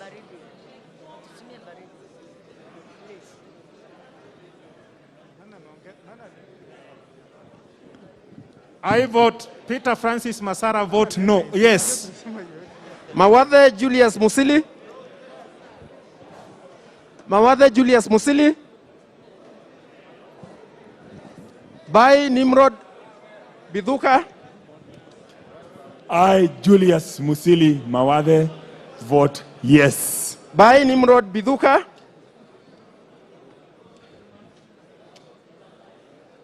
Balu Jessica Duku Kiko. I, Nimrod Bidhukambai, I vote no. Uzaza. Balu Jessica Duku Kiko. Barire Sicily. Barire Sicily.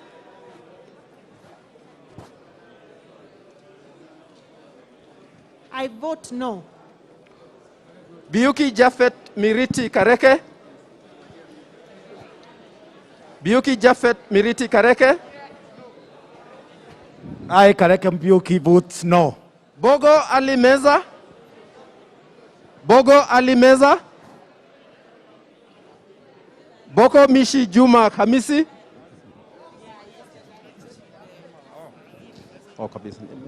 Mishi Mboko, I vote yes. Bonnie David Mwalika. Bonnie David Mwalika. Boy Robert. Boy Robert. I vote yes. Milemba Jeremiah Oboko.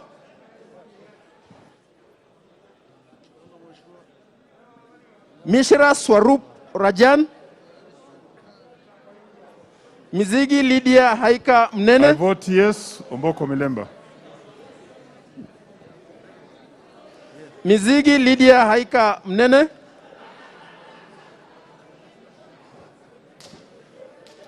Mulolwa James Mwagogo.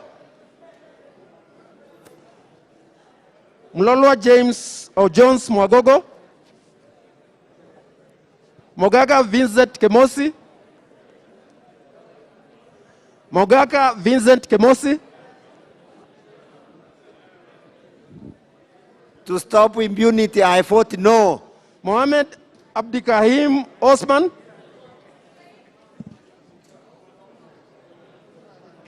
I, Honorable Abdikarim Osman Mohammed, I vote yes. Mohamed Ahmed Kolosh. Mohamed Ahmed Kolosh.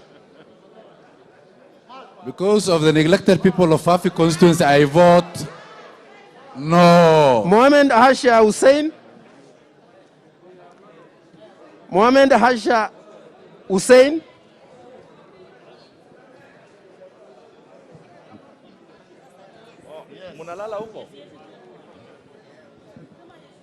Asha Mohammed, I vote yes. Mohamed Ali.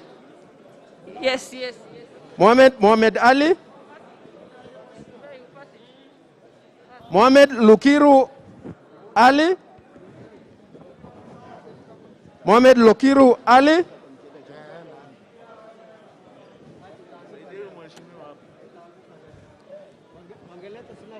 Mohamed Lokiru Ali, Turkana East, I vote no. Mohamed Mahmoud Sheikh. Mohamed Mahmoud Sheikh. I, Professor Mahmoud Sheikh, vote yes. Moi Kipruto. Moi Kipruto. Momanyi Ben George Orori. Momanyi Ben George Orori.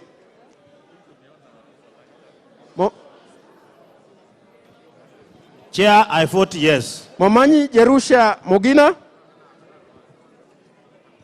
Momanyi Jerusha Mogina. I, Jerusha Mongina Momanya, I vote yes. Mose Shadrach John.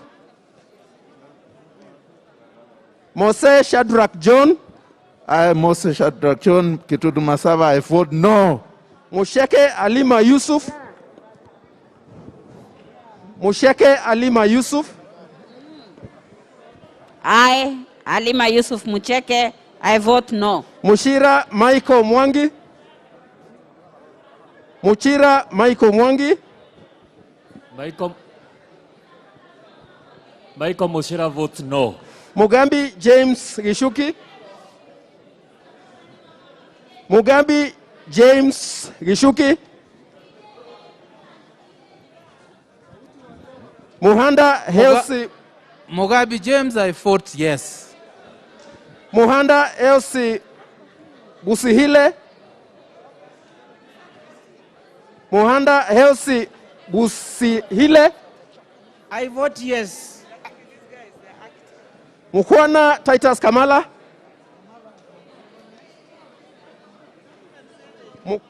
Mukwana Titus Kamala.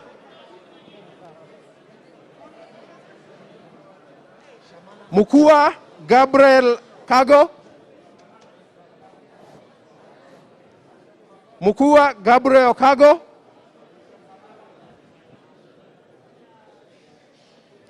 I, Gabriel Kago Walidia, I vote no.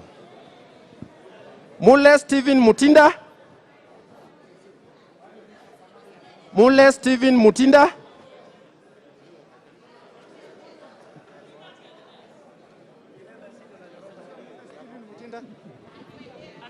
Stephen Mutinda Mule, I vote yes. Muli Fabian Chule. Muli Fabian Chule. Mulu Benson Makali. Mulyungi Gideon Mutemi. Mulyungi Gideon Mutemi. I, Gideon Mulyungi, vote yes. Mumo Rose Museo. Mumo Rose Museo. Munyaka Victor Kioko. Munyaka Victor Kioko. I vote no. Murgo James Kipkosgei. Murgo James Kipkosgei. Murugara George Gitonga. I, Murugara George Gitonga, vote no. Murungi Kadhuri. Murungi Kadhuri.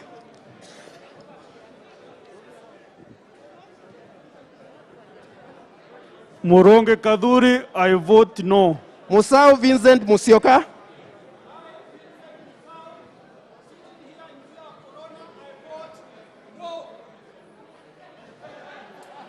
Musimba Patrick Mweu.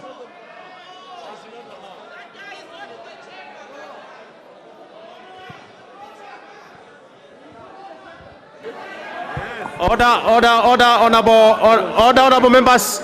Honorable Musao, you are not in the chamber, and therefore your vote can't count. That's why we have the doors closed. Musimba Patrick Mweu. Mutai Javed Kiplagat.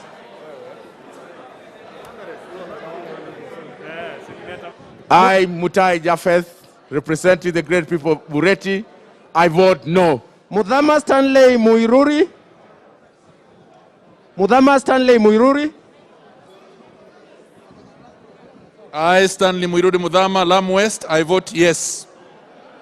Mutua Didmas Wekesa Barasa.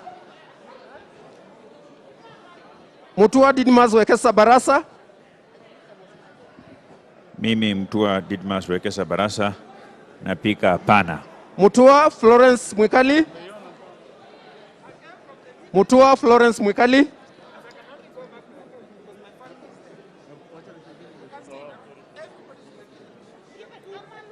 Mutunga John Kanyuivia. Florence Mutua, I vote yes. Mutunga John Kanyuivia. I vote no. Muturi Geoffrey Kingangi. Muturi Geoffrey Kingangi. Mwandime Andrew. Geoffrey Kingangi Muturi, I vote no. Mwandime Andrew. Mwakuona Danson Mwashako. Mwakuona Danson Mwashako. Mimi Danson Mwashako napiga ndio. Mwale Nicholas Scott Tindi. Mwale Nicholas Scott Tindi. Mwalio Joshua Bidhi. Mwalio Joshua Bidhi.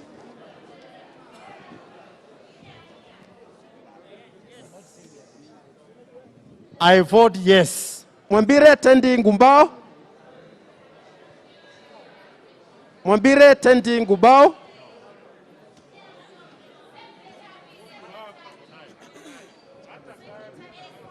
Teddy Mwambire anapiga kura ya ndio. Mwamkale William Kamoti. Mwamkale William Kamoti. I, Kamoti Mwamkale, vote yes. Mwangaza Kawira. Mwangaza Kawira.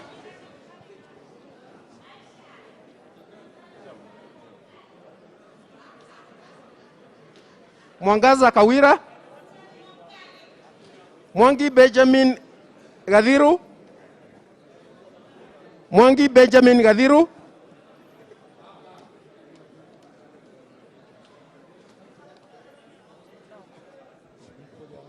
I, Benjamin Gadhiru Mwangi, I vote no. Mwangi James Gishui. Mwangi James Gishui. Mwangi Jonah Buru. Mwangi Jonah Buru. Mwangi Jonah Buru, I vote yes. Mwaniki Ruth W. Mwaniki Ruth W. Wagare Mwaniki, I vote yes. Mwanyanje Gertrude Beyu. Mwanyanje Gertrude Beyu. I, Mwanyanje Gertrude Beyu, I vote yes. Mwashetani Atib Abdallah.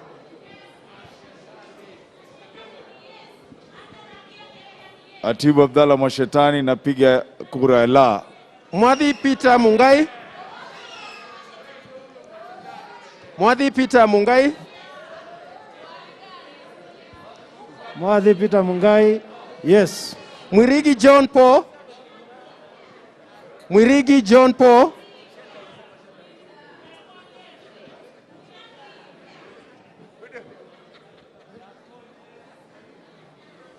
John Paul Mwirigi, I vote no. Nambulido Peter Oscar. Nambulido Peter Oscar.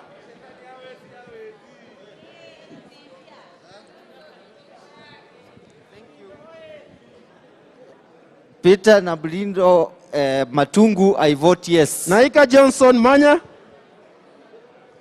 Naika Johnson Manya. Nakara John Lodepe.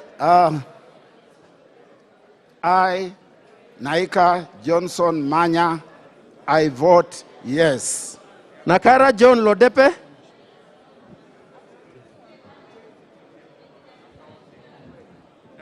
Nakara John Lodepe.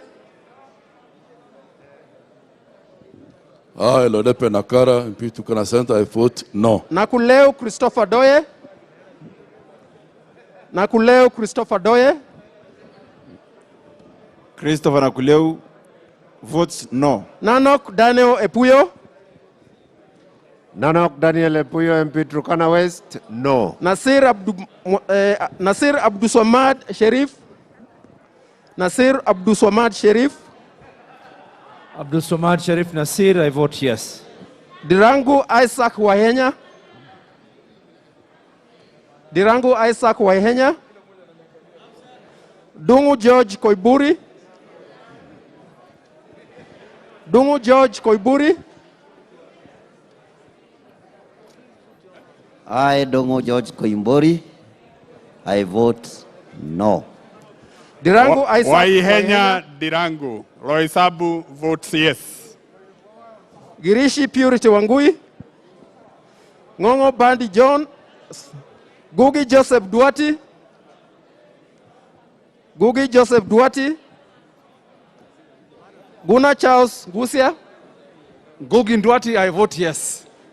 Guna Charles Gusia. Charles Ngosi Aguna, CNN MP Mwingi West, I vote yes. Gujiri Onesimus Kimani. Gujiri Onesimus Kimani.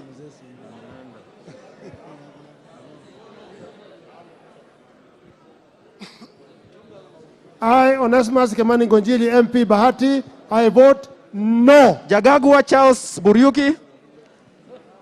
Jagagua Charles Muriuki.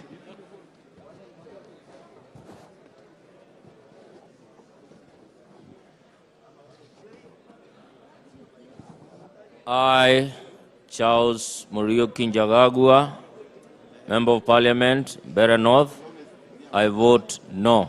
Jiru Eric Muchagi. Jiru Eric Muchagi.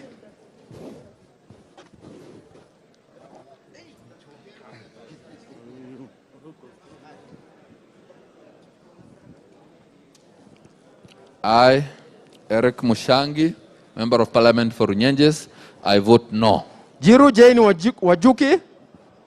Jiru Jane Wajuki. I, Jiro Jane, vote yes. Jomo Jude Kangede. Jomo Jude Kangede.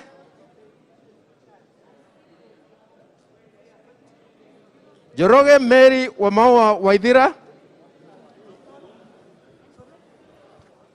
Joroge Mary Wamawa Waithira. Mary Wamaua, I vote yes. Nur Sophia Abdi. Nur Sophia Abdi. I, Sophia Abdi Nur, I vote yes. Dwiga Patrick Munene.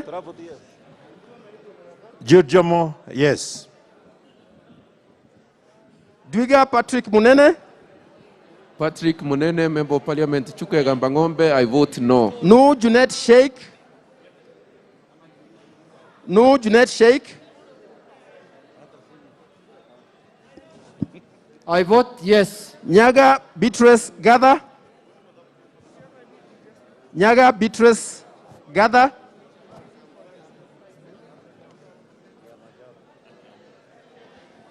Hi, Beatrice Nkadha Nyaga. I vote no. Nyaga John Mushiri. Nyaga John Mushiri.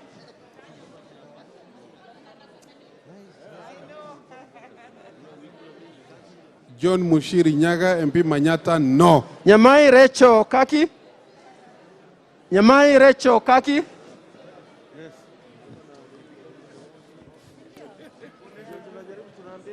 Rachel Kaki Nyamai, yes. Nyamita Mark Ogola. Nyamita Mark Ogola.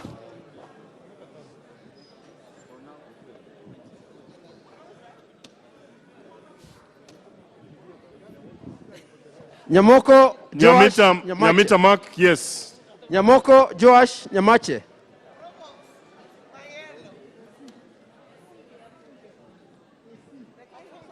Nyamoko Joash Nyamache. Nyamoko Joash, I vote no. Nyenze Edith Fethi. Nyenze Edith Fethi. Edith Fethi Nyenze, I vote yes. Nyikao James Wabura. Nyikao James Wabura. Nyikal James Wambura, yes. Nyoro Samson Dindi. Nyoro Samson Dindi. Mr. Speaker, Dede Nyoro, I vote no. Asha, hapana. Zambia Thandias Kidhua. Zambia Thandias Kidhua. Engineer Zambia, Kilome constituency, I say yes. Zengu Po Musimi. Zengu Po Musimi. Zioka Erastus Kivasu. Zioka Erastus Kivasu. I vote yes. Zioka Kivasu, vote yes. Obara Eve Akinyi. Obara Eve Akinyi.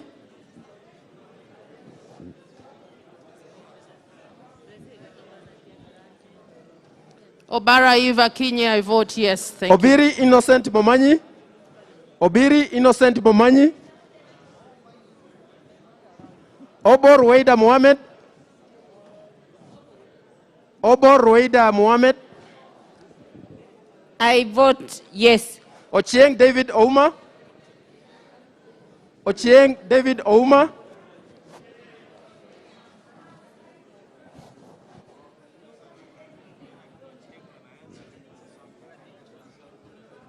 Ochieng David Ouma. Ugenya vote yes. Ochieng Pamela Awor. Ochieng Pamela Awor. I, Pamela Aworo Cheng, I vote yes. Odanga Geoffrey Makoa. Odanga Geoffrey Makoa. Makoha voting yes. Odege Tom Boya. Odege Tom Boya.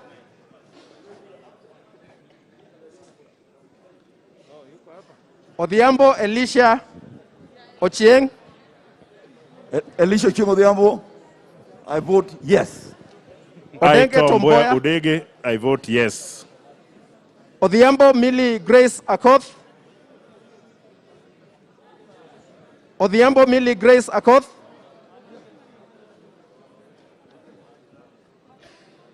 Odhiambo Millie Grace Akoth Mabona, I vote yes. Oduor Professor Jacqueline Adhiambo. Oduor Professor Jacqueline Adhiambo.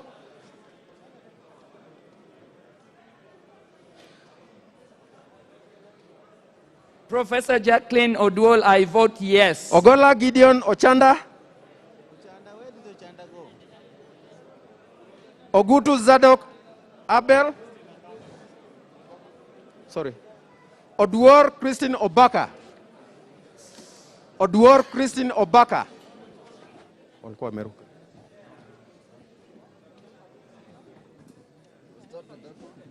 Christine Oduor Ombaka, I vote yes. Ogola Gideon Professor Zadok Ogutu, I vote yes. Ogola Gideon Ochanda.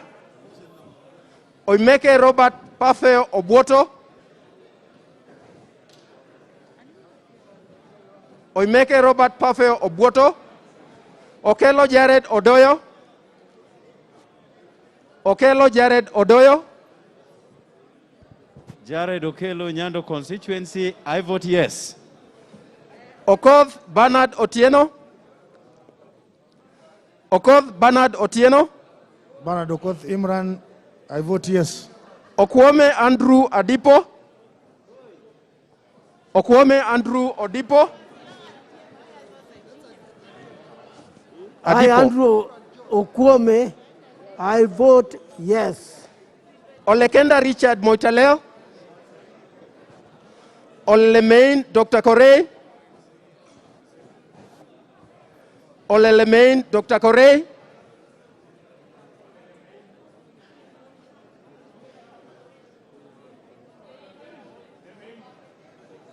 Olelemain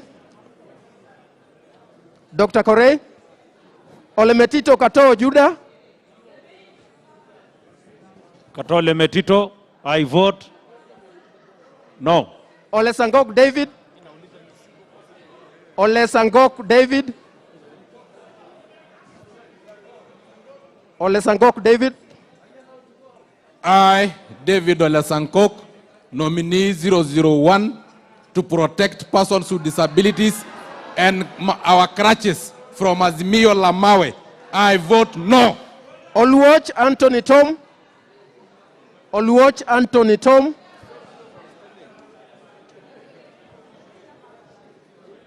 Anthony Oluoch, mbunge wa Mathare, napiga ndio. Obaki Ezekiel Machogu. Obaki Ezekiel Machogu.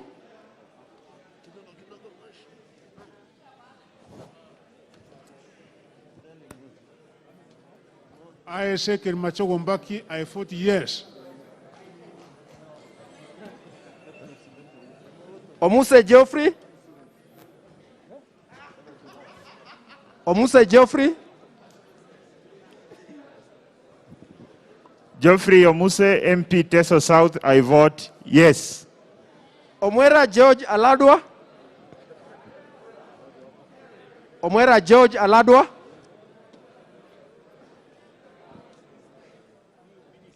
Omwara George Aladwa, I vote yes. Ogera Janet. Ogera Janet.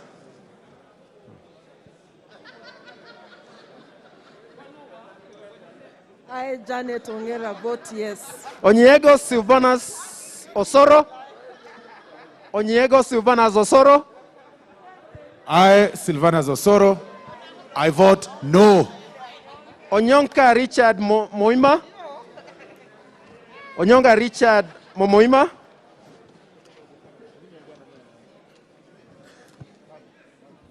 Mimi mbunge wa eneo wakilishi Kitutu Chache Kusini nasema ndio. Ososi Godfrey. Ososi Godfrey. Godfrey Osotsi, I vote yes. Ouda Fred Odhiambo. Ouda Fred Odhiambo.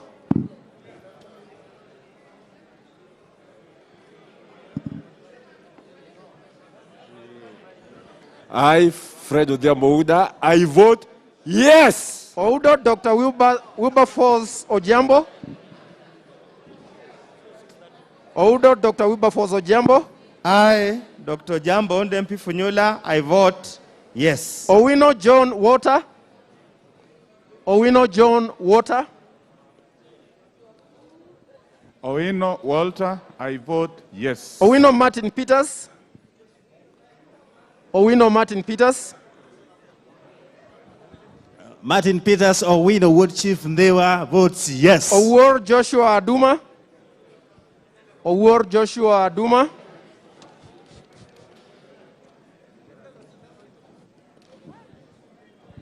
Adumo War, I vote yes. Oyo James Onyango. Onyango Koyo Muoroni, yes. Oyula Joseph Maero. Oyula Joseph Maero.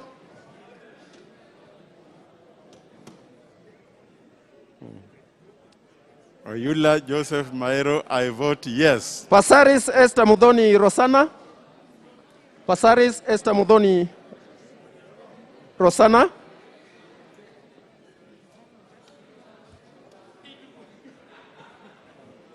I, Esther Mudhoni Rosanna Pasaris, I vote yes. Kosing David Losiakou. Kosing David. I, David Kosing, I vote with the people of Kenya yes. Pukose Dr. Robert. Pukose Dr. Robert.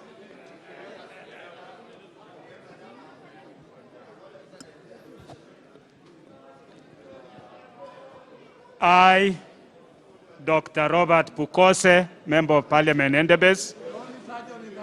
The only surgeon in the house, yes. I vote no. Salim Veso Abdallah Bada.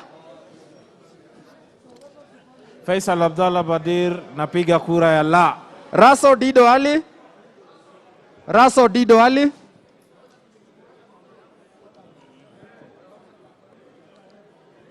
Dido Raso, I vote no. Ridikiri Mugambi Murwadhania. Ridikiri Mugambi Murwadhania. I, Rindikiri Murwadhania Mugambi, on behalf of people of Ori, and using my wisdom, as can be seen, I vote no. Robbie Mathias Nyamambe. Robbie Mathias Nyamambe. Ronald Daniel Kipkoge. I, Matthias Robi, on behalf of people of Kuria West, I vote no. Ronald Daniel Kipkoge.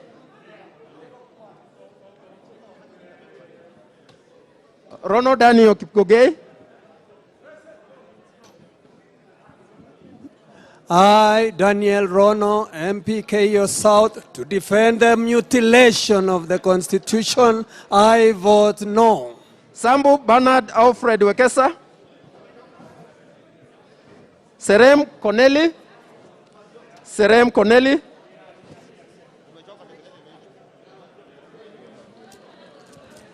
I, Corneli Kipchirchi Serem, I vote no. Serem Joshua Kutunyi. Serem Joshua Kutunyi.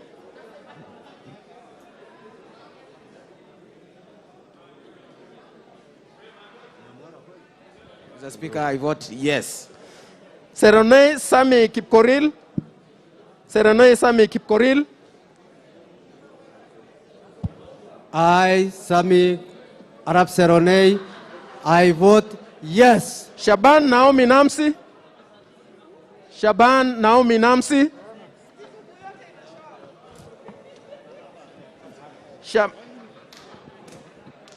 Shaban Naomi Namsi.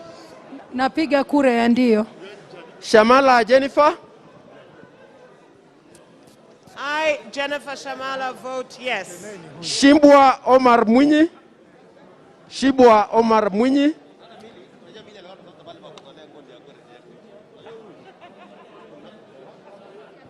Shinyali Bernard Masaka.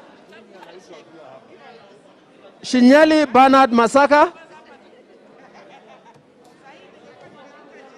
Sholei Gladys Boss. Sholei Gladys Boss. I, Gladys Boss Sholei, vote no. Shurie Abdi Omar. Shurie Abdi Omar. Abdi Shuria, I vote yes. Shimbwa Omar Mwinyi. Shibwa Omar Mwinyi. Shimba Omar Mwinyi, I'm voting yes. Simiyu David Eseli. Simiyu David Eseli.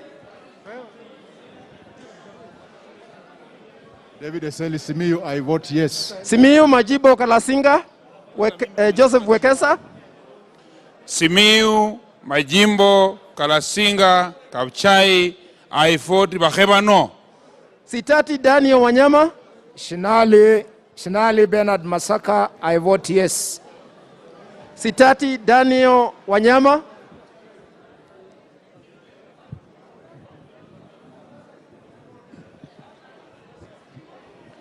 Dan Wanyama, I vote no. Sitienei Janet Jepkeboy. Sitienei Janet Jepkeboy. Janet Sitienei Rotich, I vote no. Sosion Wilson. Sosion Wilson. Sosion Wilson. Sosion Wilson. I, Wilson Sosion, I vote no. Sudi Oscar Kipchumba. Sudi Oscar Kipchumba. Oscar Kipchumba Sudi, I vote no. Sunguya George Risa. Sunguya George Risa. Sunguya George Risa.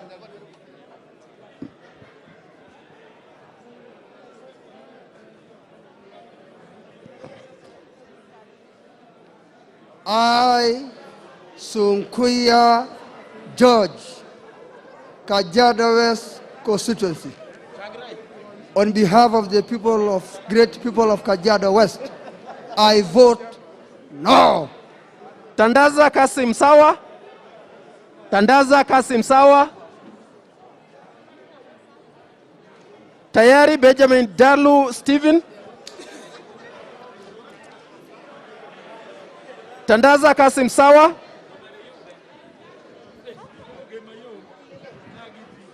Mimi Tandaza Sawa ninapiga ndio. Yes. Tayari Benjamin Dalu Stephen. Mimi Benjamin Dalu tayari napiga no la. Tepo Abdi Koropu. Tepo Abdi Koropu. Teya Janet Marania.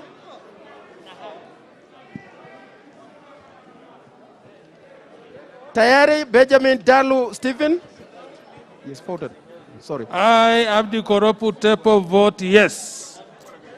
Teya Janet Marania. Teya Marania, I vote no. Deuri George.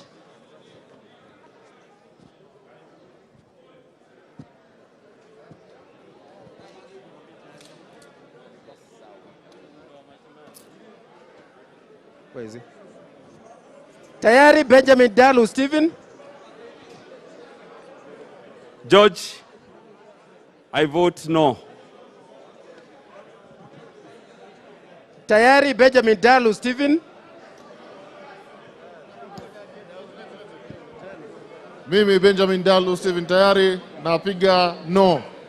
La. Dhuku Zakari Kwenya. Dhuku Zakari Kwenya. Tiren Silas Kipkoech. Tiren Silas Kipkoech.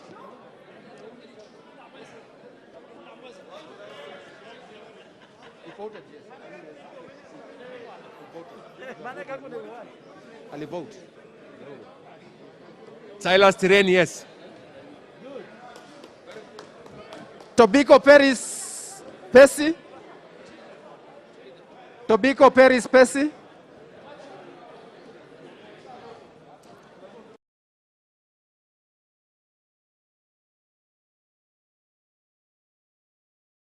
Speaker,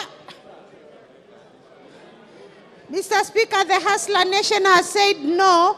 I represent the Hustler Nation from Kajiado County.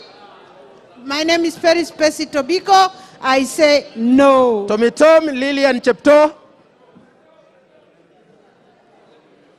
Tomitom Lilian Chepto. I, Lilian, West Pokot County, I vote no. Tongi Richard Nyagaka. Tongi Richard Nyagaka. Tongoyo. Tongi Richard Nyagaka.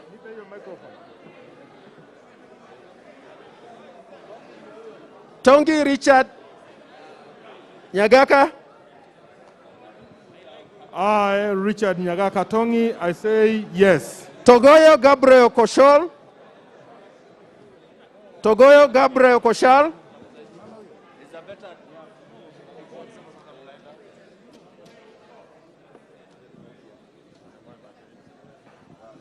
Gabriel Tongoyo, I vote no. Tonui Rodat Kiprotich. Tonui Rodat Kiprotich. Ronald Tonui, Bomet Central, I vote no. Tuitoek Daniel Kamuren. Tuitoek Daniel Kamuren. I, Dr. Daniel Tuitaek, Mogote constituency, I vote no. Tum Tekla Chebet. Tum Tekla Chebet. Mimi Tekla Chebet nasema no. Tuwei Vincent Kipkurui. Tuwei Vincent Kipkurui.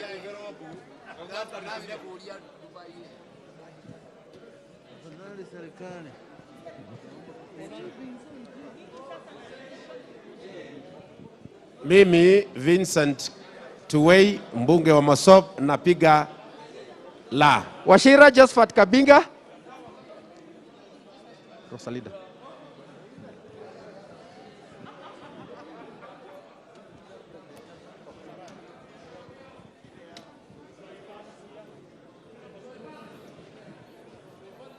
Tuya Rosalida Soipan. Halo, halo. Kioni. Kabinga, Washira, Wamwea, yes. Tuya Rosalinda Soipan. Roslinda Soipan Tuya, I vote no. Washira Rahab Mukami. Washira Rahab Mukami. Wahome Alice Mudoni.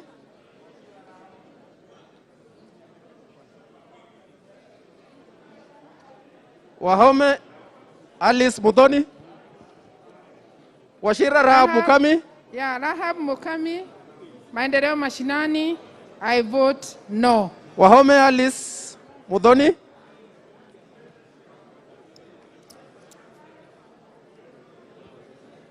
I, Alice Mudhoni Wahome, MP Kandara constituency, I vote no. Wakungu Chrysanthus Wamalwa. Wakungu Chrysanthus Wamalwa. Yes. Wamashukuru James Githua Kamau. Wamashukuru James Githua Kamau.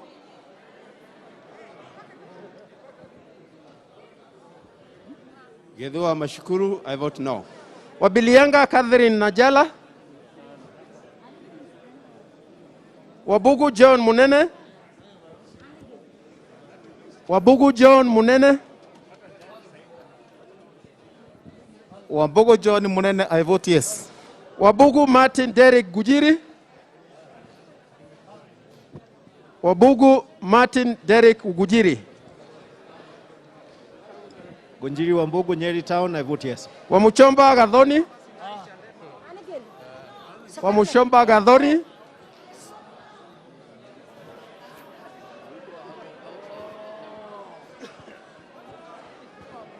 Wamunyinyi Atanas Misiko Wafula. Wamunyinyi Atanas Misiko Wafula. Order for record. Order members, just for record, Honorable Mushomba is in another place. She is not in the chamber. Her vote does not count. Wamunyinyi Atanas Misiko Wafula. Wamunyinyi, I vote yes. Wadai James Opio. Wadai James Opio. Yeah, Opio Wandai, I vote yes. Wanga Gladys Atieno Nyasuna.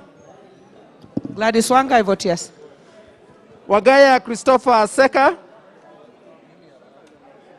Wagaya Christopher Aseka.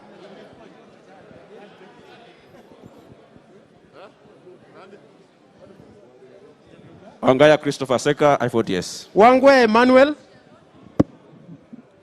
Wangwe Emmanuel. Wangwe Emmanuel, I vote yes. Wanjala Rafael Bita Sauti. Wanjala Rafael Bita Sauti. I, Honorable Rafael Bita Sauti Wanjala, I vote yes. Wanjiku John Juguna. Wanjiku John Juguna.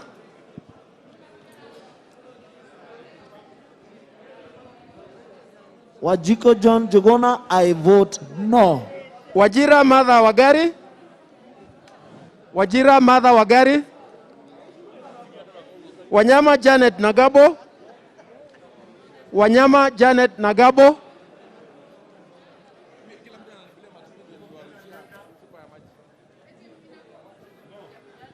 Ninasema la.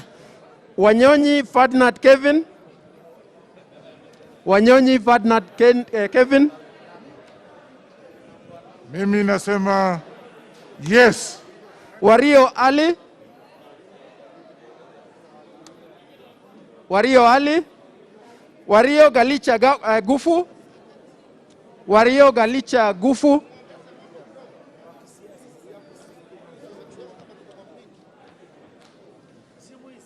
Waruguru Catherine Wajiku. Waruguru Catherine Wajiku.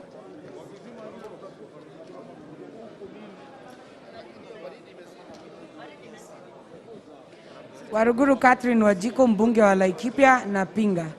Washiali Benjamin Jomo. Washiali Benjamin Jomo.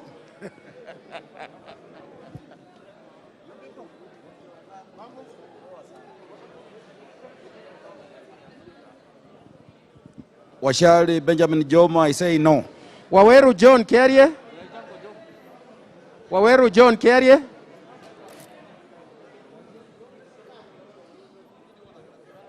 Waweru KJ, I vote no. Were Charles Ongondo. Were Charles Ongondo.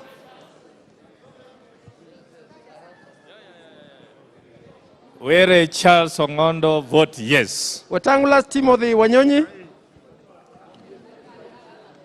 Wetangula Timothy Wanyonyi. I, Tim Wanyonyi, I vote yes. Yusuf Adan Haji. Yusuf Adan Haji.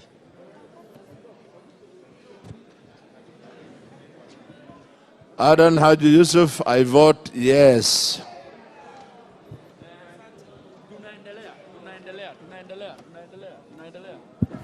Order members, could there be a member who is in the chamber who hasn't been called to vote? Any member who hasn't voted?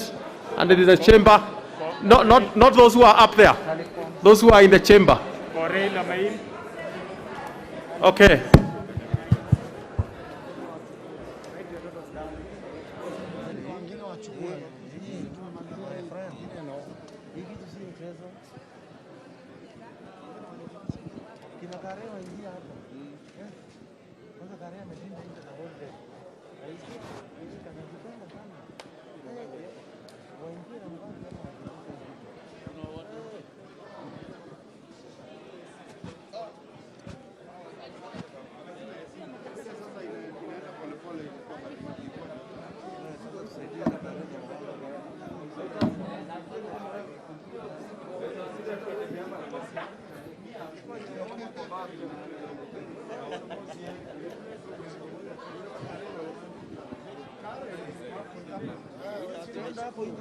Ngoja mpaka iendelee tutoke. Sio rahisi na ukimaliza hii wengine wanaingia. Wengine wanachukua Karena watu wengine sasa. Unaona mambo hana. Hata kusanitize unapotea. Kuzunguka mara 300 nadhani ni sawa. Hai? Kampeni hata ile line imekuja. Bado. Ile ya uko. Invested.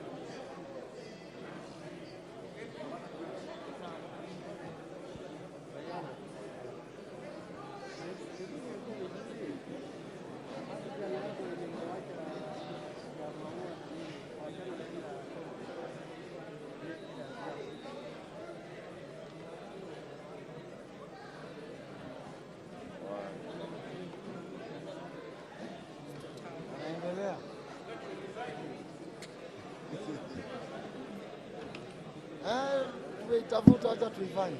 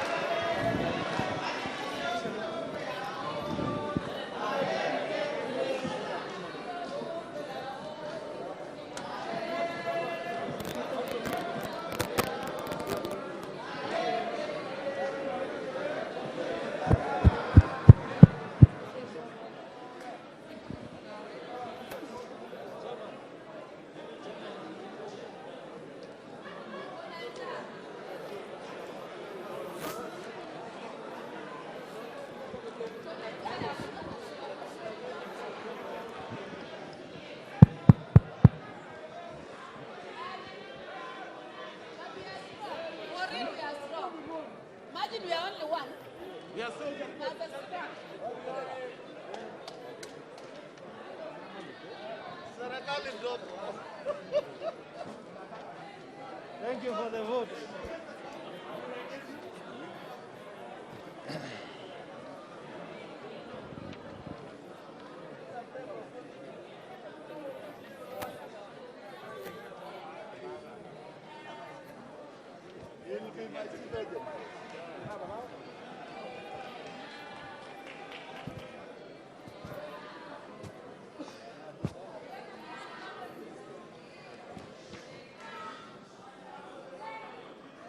Honorable Chair, the results of the division on the question that the clause 6 be part of the bill are as follows. Ayes 155, noes 127, abstentions nil.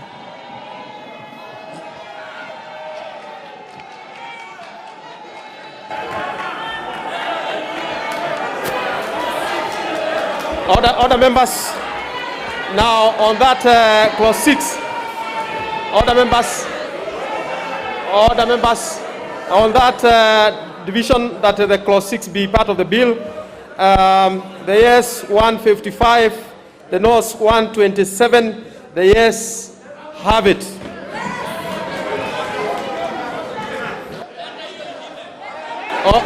Order members, order members. Order members, order members. Now, order members, order members. Now, I have been petitioned by a few members. A few members on health break, but I want to direct access. Order members, I want to direct access. It's okay. I have not given direction. I have not given direction. I have not given direction. I want to give this direction. I want to give this direction. All the members, I have not given direction. The direction is as this. All the members, the direction is as this, that the sitting shall continue. And what we can do when we get to the next clause and the amendment, I can give a few members to debate so that then the doors can open for 1 minute. And if there is no debate, that's fine. That's fine. That is fine. That is fine. If I am okay, all the members, I am okay. If we can proceed, we can still proceed. I have no problem. The members can proceed. Okay. Okay. Okay. All the members. All the members.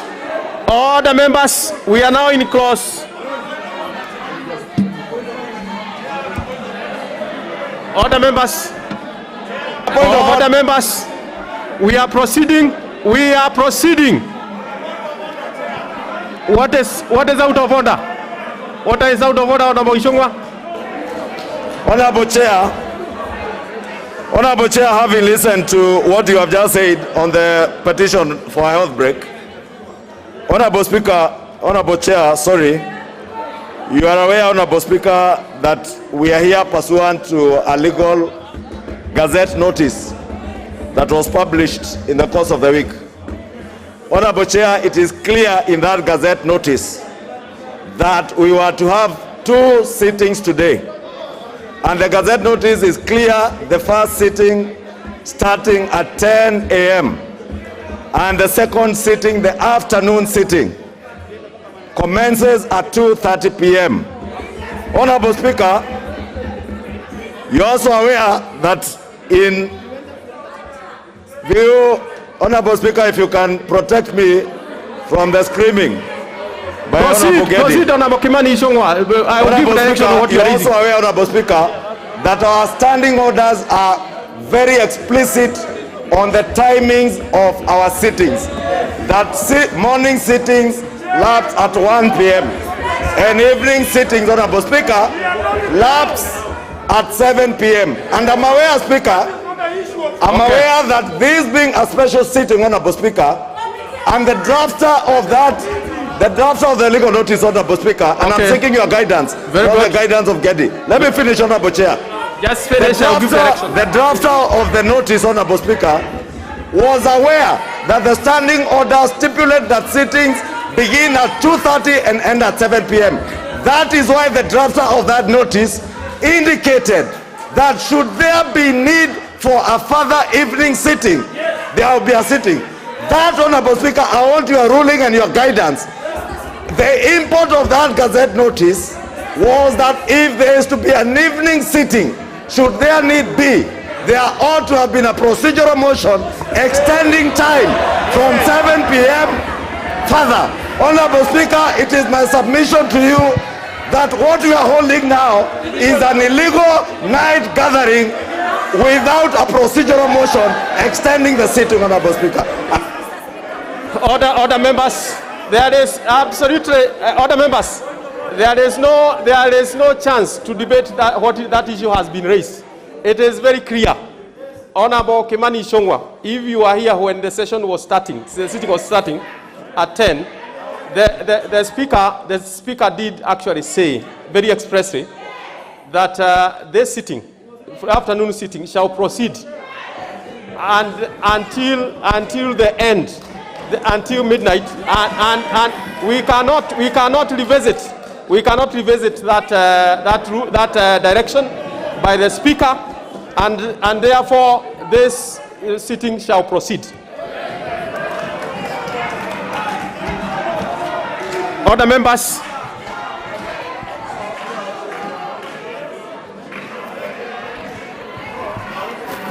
Clause 7. Honorable members, I propose a question that clause 7 be part of the bill.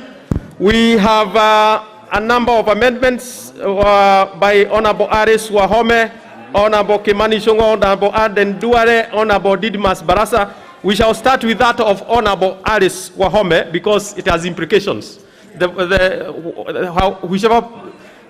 implication to Honorable Kimani and Honorable Duare's amendment. So we shall start with Honorable Aris Wahome. Honorable Aris Wahome, you have the floor.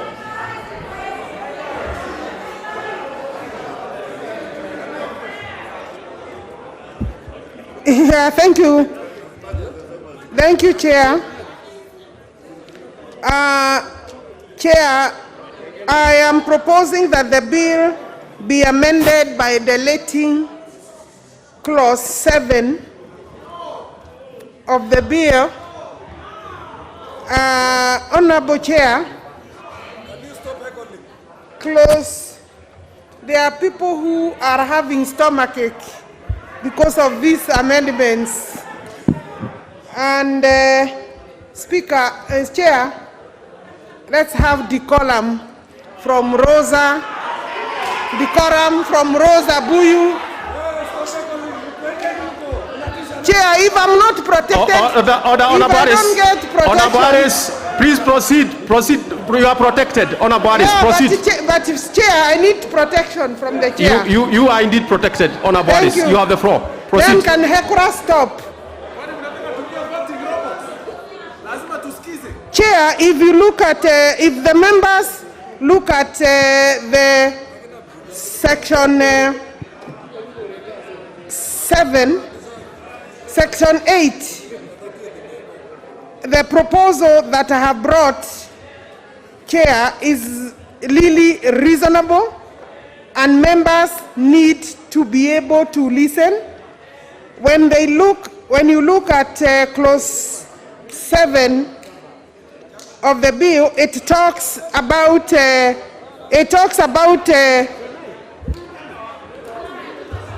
opening statement by inserting the word slogan immediately. Chair, you remember I had proposals to amend clause 3 and 4 on the inclusion of slogan as one way of protecting the party's slogans. Chair, I still have a problem with having the import of slogan in this particular section. The clause was the importation of the word slogan, Chair, is likely to be abused. And political parties are known to use different slogans. You are aware, Chair, there are even some political parties that use Tibim, they use Tiarara, they use Hasara, others use now Azimio, from Orange, Chair, and the restriction that a slogan should be registered provides a restriction that may not be necessary, is going to be cumbersome, is not conducive to democratic space. Chair, it is my view, Chair, and I want to urge the members to look at this thing with a broad mind. And the broad mind will tell them that without bringing in the slogan and the restrictions that it must be registered, Chair, that it is beneficial to all political parties. We have before had the symbol and the names protected. We now bring slogan. So tomorrow, if you use a different slogan or a different tease during the campaign, Chair, you will be accused of using a slogan that does not exist and that is not registered. So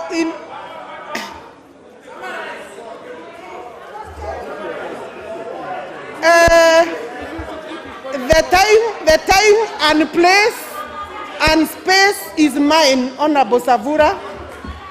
This is my moment, and I am urging you that you might actually require this to be removed, and it is the interest of all parties that they are not restricted.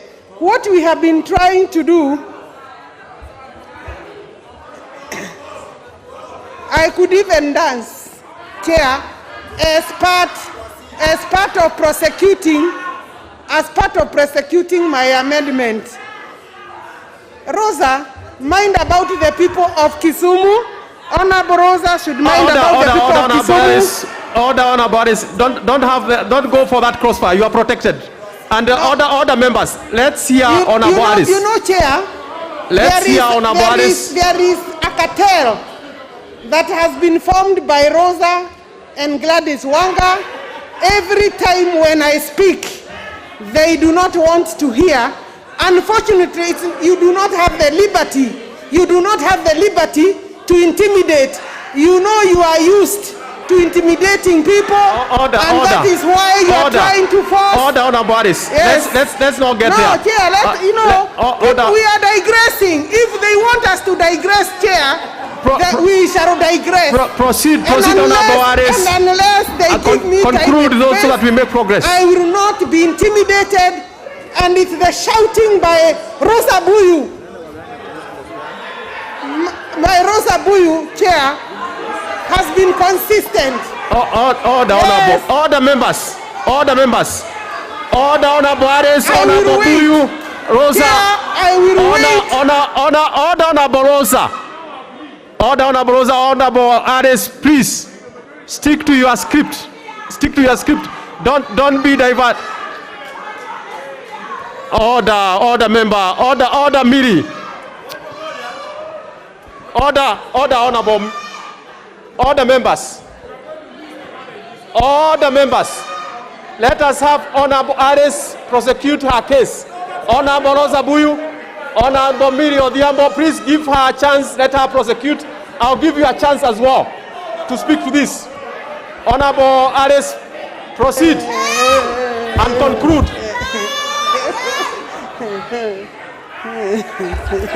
Yes. Chair, there is need to listen to a member when they are moving their amendments. Tomorrow, my colleagues will be moving amendments. I am saying that a slogan can change in the course of a political campaign. And when I look at the proposed amendment, Chair, it creates restrictions, and we have seen a tendency to abuse, to mean to frustrate some political parties, giving an advantage to some parties, and ensuring that other parties don't have similar space. And therefore, I am of the view that this particular slogan was calculated. This particular amendment is meant, it is targeting some particular parties. Yes, there have been many people. I'll give you a chance to conclude. It is only that we are in the committee of the whole, and you know the general rule. You still have your space, but look, that space is not unlimited. So you still get a chance. Let Honorable Aris be heard as she concludes. Then I'll open it to the floor. But Honorable Aris, please be mindful of the rule in the committee of the whole, as you know it. I am guided, Chair. Thank you very much. And I'm happy that now I can be listened to.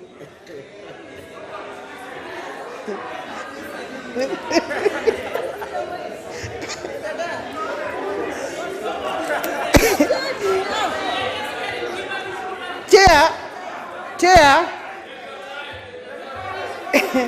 I am mindful of time, and I know the rule of time is of the essence, applies both in court and also in the chamber. But Chair, with the people who seem to be irritated by everything because they are in a rush to come up with Azimio, Chair, Order, Honorable Boris. What is it? Order, Honorable Boris. I want to what say is it, Honorable this Sheikh? What is it, Honorable Junet? Chair. Honorable Boris, just take your seat. Honorable Junet. Chair. Honorable Chair, we are in the business of the whole House Committee, Chair. We are not in the second reading of the bill, where someone can talk about the bill on anything, Chair. Let Honorable Wahome, I know Amos Kimunya today in the morning asked which law school she went to. Me personally also, I don't know, but what I know is that this is the whole House Committee. Mr. Chair, can you order her to shorten her presentation so that we can move to the next business? We cannot be held ransom here by an old 74 years old lady. Order, members. Honor Boris, I'm sure I had said that you be mindful of the rule in the House, in the Committee of the Whole, because this is not second reading. We want to give you a chance to conclude and then we make progress. Chair, thank you very much. There is one person who I would not take their advice. Somebody who is a declared cow cannot be the person to advise me. Thank you very much. Yes, self-declared cow. Order, members. Order, members. Now, having moved the amendment, honorable members, I will propose a question that clause 7 be amended as proposed by Honorable Alice. I'll give Honorable Duare. I will also give Honorable Opio. In that order. Honorable Speaker, I will not take a lot of time, but the problem with this amendment and why I support Honorable Alice Wahome is that it has been proposed. It has been proposed, Honorable TJ, is that there is unvetted powers given to the registrar of political party in deciding whether to allow registration or decline the registration of a political party if, among other things, the slogan of that political party, in the opinion of the registrar, is a matter of public interest. Chair, where we have a problem is, and I think the committee should have helped if we had consensus, was we should have defined the meaning of public interest. Number two, these sweeping powers that the registrar of the political party is being given, and in the absence of a definition of what amounts to public interest, Mr. Chair, which he or her can use to decline the registration of political parties, where the registrar can, in her opinion, use arbitrary means to determine or to make a decision on the type of slogan of a party that she deems is public interest. Chair, I think this House must rise to the occasion in that this clause will be enough what we do in the evenings or what we do during the day. You know, what is enough? Yeah, no. Particularly, Mr. Speaker, particularly from the culture where I come from, a lady cannot tell me it's enough. No, she cannot. No, a lady cannot tell me it's enough. It's not an emergency. It's not an emergency. No, Honorable Duare, proceed. Honorable Duare, proceed. Proceed, Honorable. Order members. Order members. Honorable Duare. You know, you don't fit within the parameters of those who can tell me it's enough. After she keeps quiet, I will continue. Honorable Duare, proceed. Order members. Let's give Honorable Duare a chance to conclude our remarks. Mr. Speaker, Mr. Chair, I am not in a hurry, so if they give me time, I will continue. No, order Honorable Duare. Still, I will tell you, as I told Honorable Harris, it is important to be mindful that this is a committee of the whole. Chair, but other members also give him a chance to prosecute his case. Stop the perpetual hecklers, not to interrupt me. Perpetual hecklers. And Chair, so let me continue, Chair. So, Chair, this clause is very retrogressive and is subject to abuse, and hence, in my opinion, looking at Article 91 of the Constitution on functions of political parties, looking at the definition of a political party within the reading of Article 260, Mr. Speaker, having fought for multi-party democracy, Mr. Speaker, I support Honorable Alice Wahome. I am not in a hurry. Order, members. I am not in a hurry. Order, members. So, Mr. Speaker, Honorable Duare, I have already given direction. I know you will be given a chance to conclude, but even for the sake of other members, I know we may want to speak, but look, this is a committee of the whole. It is important, Honorable Duare, you should get a chance to conclude, certainly, but let's be mindful this is a committee of the whole, and in the committee of the whole, unlike in the second reading, we may not have unlimited time, but Honorable Duare, you have a chance to... Chair, in 1 minute, the powers given by the Registrar of Political Parties in making a decision on the slogan of our political parties when it comes to registration, and using the statement of public interest, which has not been defined, in my opinion, is retrogressive, is unconstitutional, and I support the deletion of that clause by Honorable Alice Wahome. Before I give you majority leader, let's hear Honorable Opio.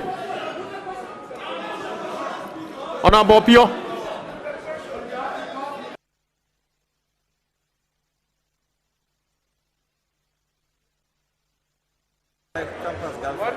When I use this, other men are here.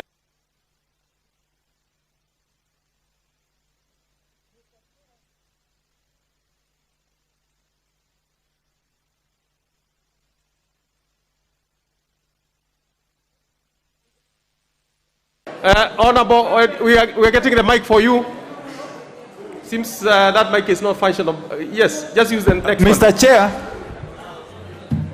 Mr. Chair, there is absolutely no reason to attempt to define public interest.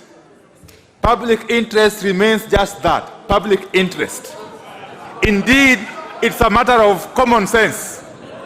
For instance, if someone came up with a slogan that threatens national security, do you want to ask the registrar of political parties to go asking whether that is allowable or not? Mr. Chair, this proposed amendment is superfluous, is unnecessary, should be rejected in total. Put the question. I'd say I'll give majority leader and one more person, and then we proceed. Majority leader. Thank you. Thank you. Honorable Chair, I rise to oppose this amendment, which has been explained only halfway. And if I remember very well, earlier in the morning, the mover of this amendment did agree that we could add slogan and symbol, right, and even colors. So, first of all, we have agreed the party can have a name, symbol, even dominant color. Yes. Now, what this Section 7 is trying to do is to expand the limitations that are in Section 8 of the Act, where the registrar already has power to determine if a party name is obscene or offensive. So we are not giving any extra power to the registrar, where the registrar has power to determine whether the name or abbreviation is similar to another political party. Whether she has power to determine whether the symbol or name resembles that of another party.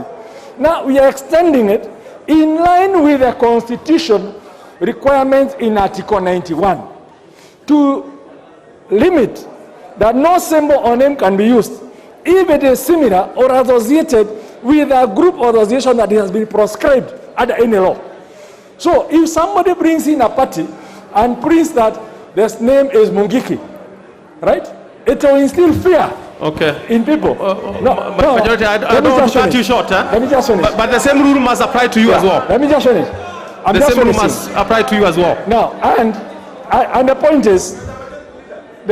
is, we must protect that people do not use parties or symbols to ignite things that have been proscribed in law or to bring things in public interest.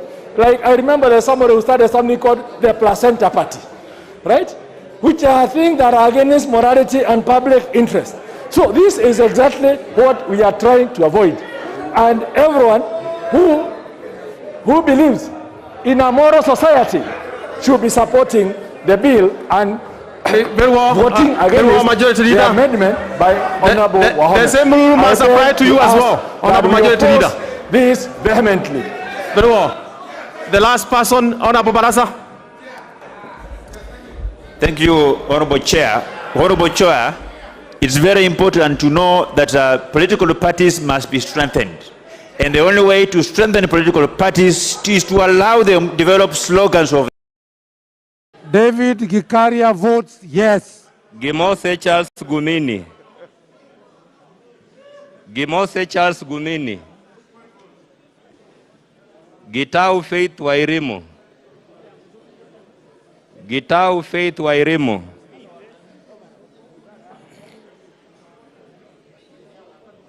I, Faith Wairimu Gitau, I vote yes. Gidinji Robert Gishimu.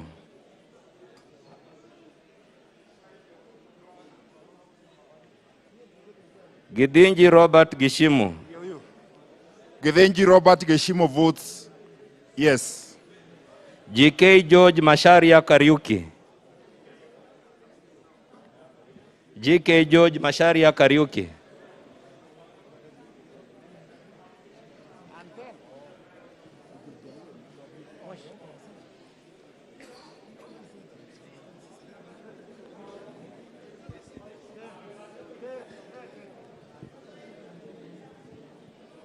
GK George Macharia Kariuki, I vote yes. Gogo Lilian Achieng. Gogo Lilian Achieng.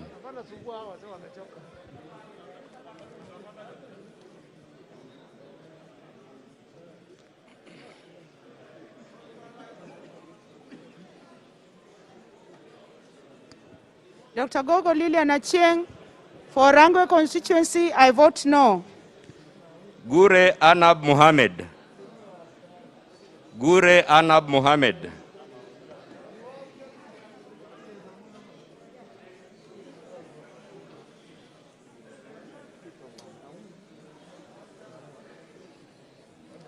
I, Anna Mohammed Gure, on behalf of the Hassala Nation, I vote yes. Guyo Ali Wario. Guyo Ali Wario.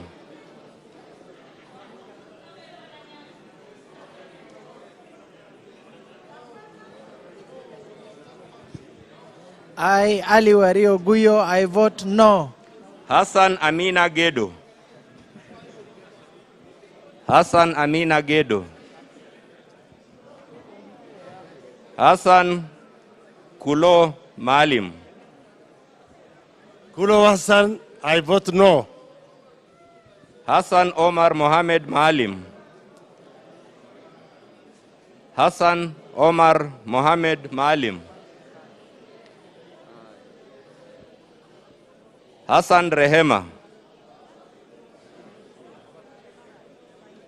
Hassan Rehema. Hassan Zuleika Juma. I vote yes. Rehema Hassan. Hassan Zuleika Juma. Irabae Said Buya. No to bottoms down. Irabae Said Buya.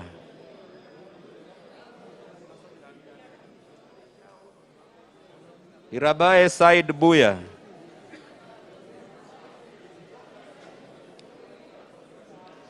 Ulufo Hassan Oda. I, Hassan Oda Ulufo, I vote yes. Ibrahim Abdi Mude. Ibrahim Abdi Mude. Ibrahim Ahmed Abdisalan. Ibrahim Nasri Sahal.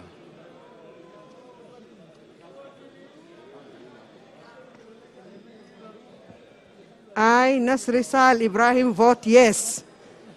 Ishungwa Anthony Kimani.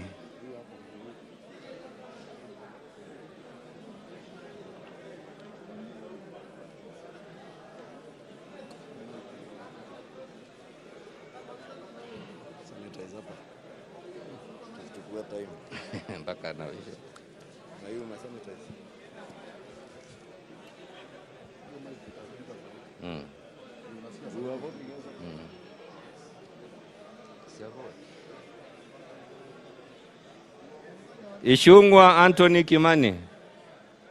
Sorry, I was consulting.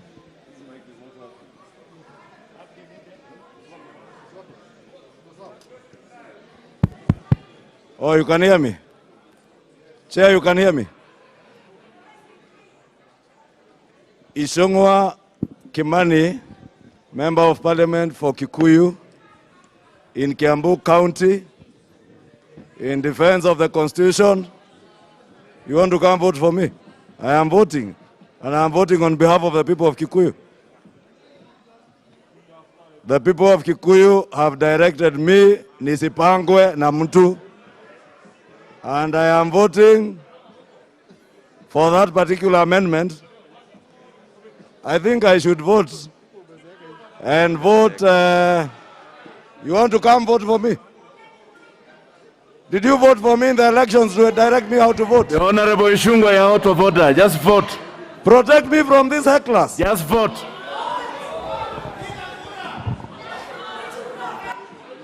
I, Anthony Kimani Ishungwa, Member of Parliament for Kikuyu constituency, Kiambu County, in the Hustler Nation of the Republic of Kenya, I vote. Yes. The next. Injendi Moses Malulu. Injendi Moses Malulu. Iringo Cyprian Kubai. Iringo Cyprian Kubai.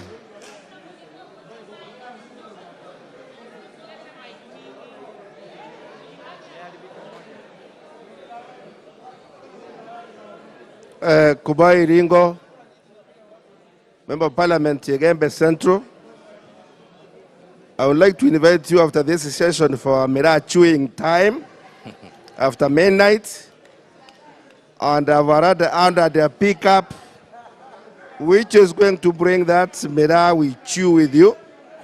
Therefore, be patient. Ringo, just vote yes or no. And I believe it will be a nice session. And on that note, I, Kubai Honorable Iringo, members, the Honorable Iringo, you vote yes or no, and that is it. Honorable members, yes, this is the Chair, direction I'm we voting. must take. Chair, yes, I was giving direction or one You to are left not and giving after this, anybody direction. then I vote. Honorable Iringo, will you vote or you do not want to vote? Chair, I could not be here if I'm not going to Yaldesa Rehema Dida. Okay, Kubai Iringo, I Yaldesa vote Rehema Dida. yes. Honorable members, you just vote yes or no. It's straightforward. Yaldesa Rehema Dida.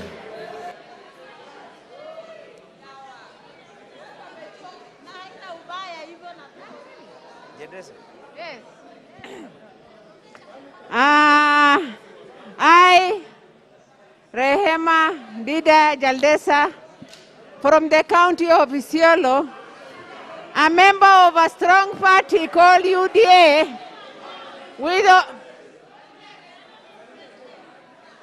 I, Rehema Dida Next Jaldesa, member, Jango from Patrick the Kimani county of Wainaina. Isiolo, yes.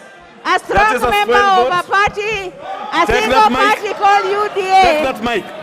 Jango I Patrick vote Kimani yes. Wainaina. Call the next member. Call the next member. Jango Patrick Kimani Wainaina.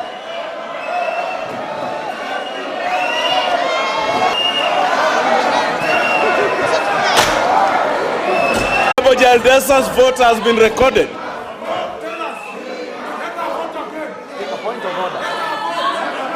The Honorable Jaldesa's vote has been recorded. Just return.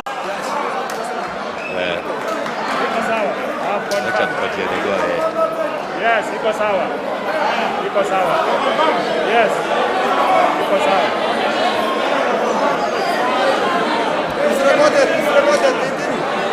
The next member, Jango Patrick Kimani Wainaina. Jango Patrick Kimani the member for Wainaina. Dagoretti South, you have been a very troublesome member today. Honorable members, return to your seats. The next member, Jango Patrick Kimani Wainaina. yes, the Honorable Jango.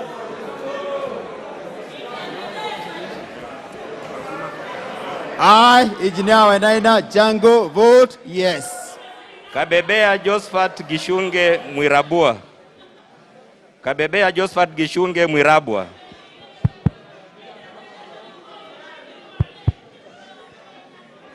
Hi. Honorable Kabeabea, Member of Parliament, Tigania East, on behalf of the Asela movement, reminding all Aselas that one of us has been seriously injured and is profusely bleeding. And an attack on one of us is an attack on against all of us. Therefore, I vote. Therefore, I vote. Therefore, I vote. One of us is bleeding. And an attack on one of us is an attack against all of us, all Aselas in the world. So therefore, I vote yes. Kajwang Francis Tom Joseph. Kajwang Francis Tom Joseph.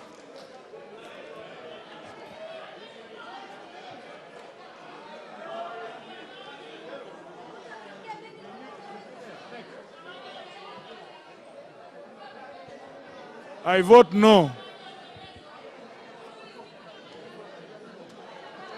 Kaluma George Peter Opondo. I vote no. Kamanda Maina.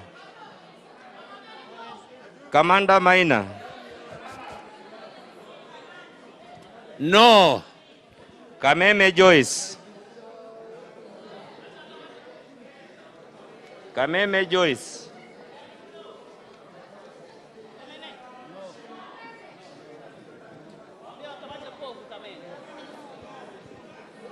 I vote no. Kamket Kasait William. Kamket Kasait William.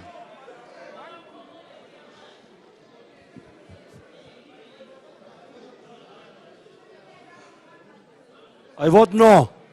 Kamuren Charles. Kamuren Charles, I vote yes. Kanchori Elijah Memusi. Kanchori Elijah Memusi.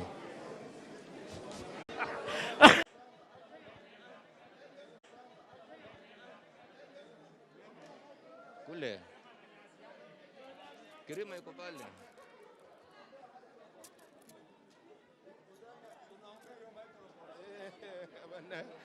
I, Moses Krema, MP Central Imenti, on behalf of my people of Central Imenti, and the 2010 Constitution, which I did a sacrifice so much for, I hereby vote yes. Kisang William Kipkemoi. Kisang William Kipkemoi.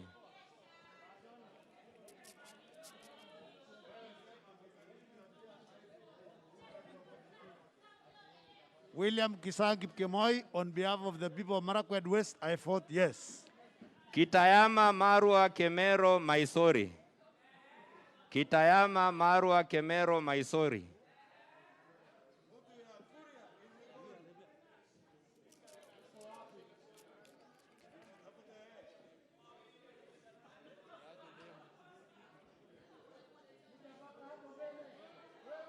Mimi.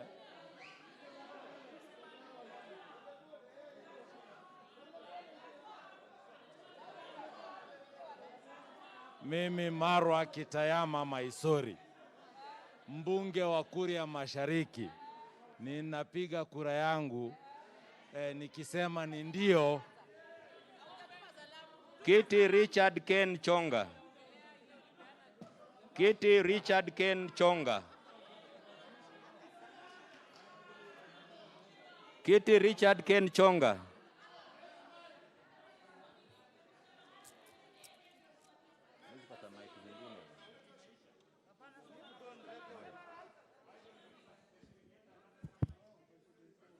Ken Chonga, nasema no. Kivai Ernest Ogesi. Kivai Ernest Ogesi.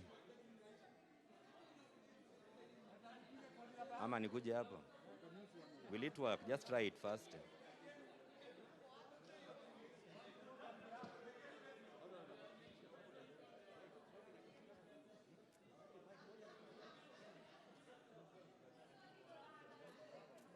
Can it work?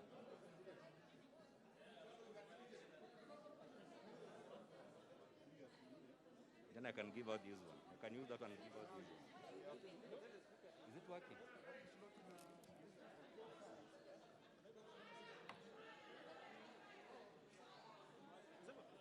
Kama itafanya bila. Sawa. Kuja hapa. Ni sawa. Kaka amekuja upande yetu sasa. Umeisha. Sorry for displacing. It's okay.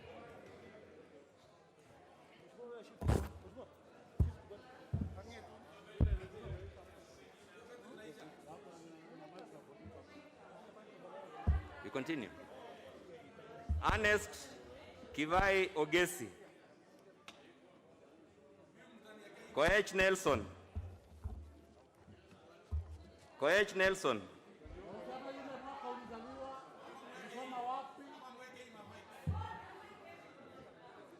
Nelson Koech, I vote yes.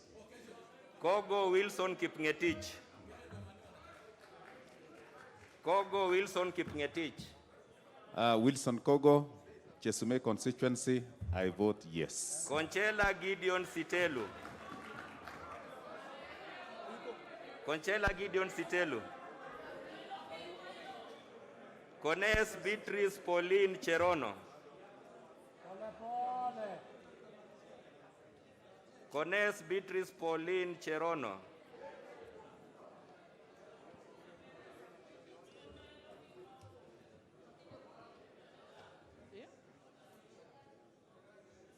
Cones Beatrice Cherono, on behalf of the great people of Bomet East, I vote yes. Okay. Correre Sara Pauleta. Korir Generali Nixon Kiprotich. Koros Kipsengeret.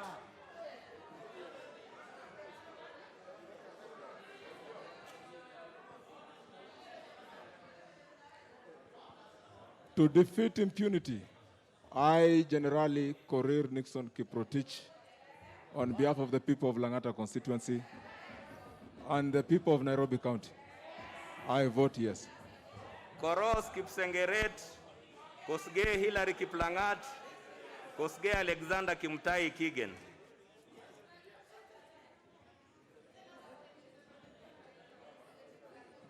Kwa niaba ya Mheshimiwa Kipsengeret Koros ambaye aliumizwa, ambaye ni mbunge wa Soin, mimi napiga kura yake ya yes. Kosge Hilary Kiplangat, Kosge Alexander Kimtai Kigen. The Honorable Hilary, we are out of order. I told you, Mr. Chairman, that's not the way it is done. Just release that mic. Hillary Kosgei, MP for Kipkelian West, vote yes. Kosgei Alexander Kimtai Kigen, Kositani Caleb Kipkemei, Kosgei Gideon Kimtai.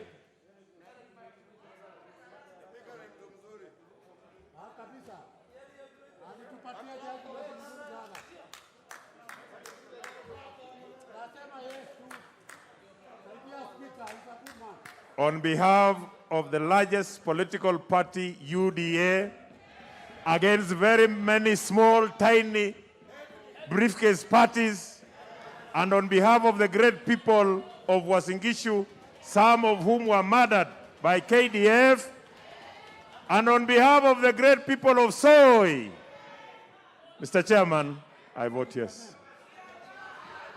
Kosgei Gideon Kimtai, Kosgei Dominic Kipkoech, Koi John Waluke. Kosgei Gideon Kimtai. Yuko. Order. I need to be heard in silence. Gideon Kosgei, I vote yes.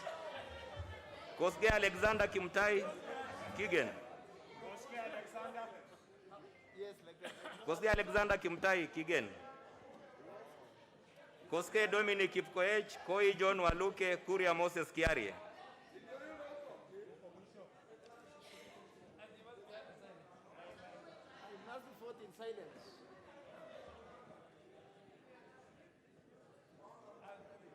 Chairman, I, Kosgei Dominic Kipkoech, Member of Parliament for Sotik, and on behalf of the people of Bomet, the Hustler Nation. Chairman, I vote yes. Koi John Waluke, Kuria Moses Kiarie.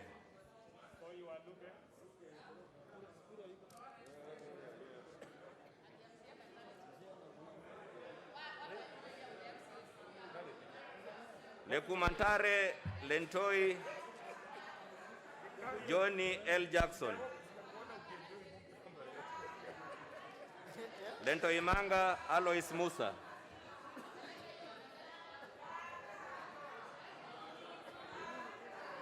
I am voting no. Lentoi Manga, Alois Musa.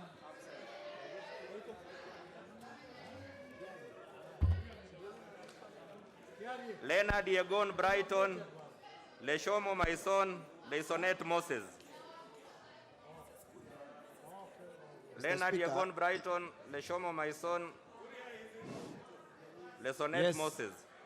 On behalf of the great people of Konoin, 80% of them are farmers, tea farmers.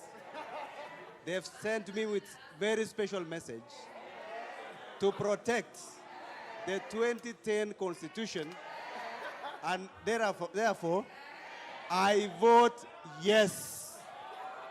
Leshomo Maison, Leisonet Moses K. Lesuda Josephine Naisula. Thank you, Mr. Speaker. Mr. Speaker, Mr. Chairman,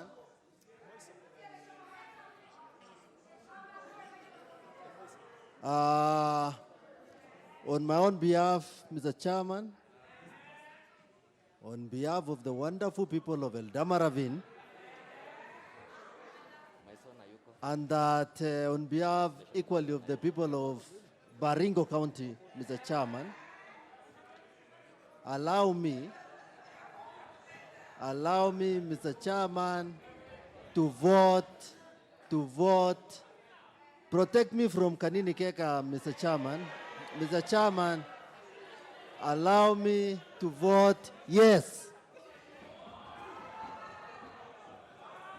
Leshomo Maison, Lesuda Josephine Naisula. Maison Leshomo, nitapiga no, na ningependa kusema ile anadikiria nione.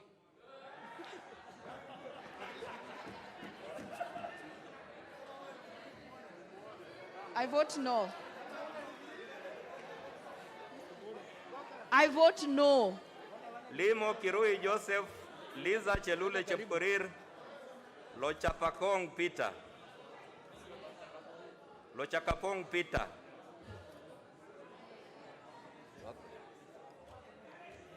Asante bwana mwenyekiti. Mimi ni Liza Chepkorir Chelule na ninapiga kura kwa niaba ya Kuresoi South Constituency. Ninapiga kura kwa niaba ya Kuresoi North Constituency. Napiga kura kwa niaba ya Molo Constituency. Napiga kura kwa niaba ya Njoro Constituency. Napiga kura kwa niaba ya Rongai Constituency. Napiga kura kwa niaba ya Nakuru West Constituency. Ninapiga kura kwa niaba ya Nakuru Town East Constituency. Napiga kura kwa niaba ya Bahati Constituency. Napiga kura kwa niaba ya Gilgil Constituency. Napiga kura kwa niaba ya Naivasha Constituency. Nyingine gani? Napiga kura kwa niaba ya Subukia Constituency. Na ninapiga kura kwa niaba ya kijiji yangu mahali ninatoka, Kiptenden Village. Na ninapiga nikisema yes. Kura yangu ni yes. Limo Kirui Joseph. Asante sana. Lochakapong Peter. Limo Kirui Joseph. Lochakapong Peter.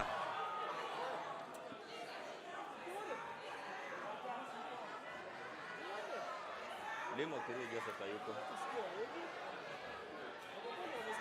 Angalia huko. Wako. Haya chairman. Nimeitwa. Chairman. Order chairman. Chairman, napiga kura kwa niaba ya watu wa Kipkelion constituency. Nikisema napiga yes. Lochakapong Peter, Lomorukai Jeremiah Ekamais. Lomunokol Mark. Lochakapong Peter, Lomorukai Jeremiah Ekamais. Lomonukol Mark. Honorable Chair, I, Peter Lochakapong, Member of Parliament for Sigor constituency in West Pokot County, on behalf of the hustlers of West Pokot, I vote yes. Lomorukai Jeremiah Ekamais. Lomonukol Mark. Luyai Kalebamisi.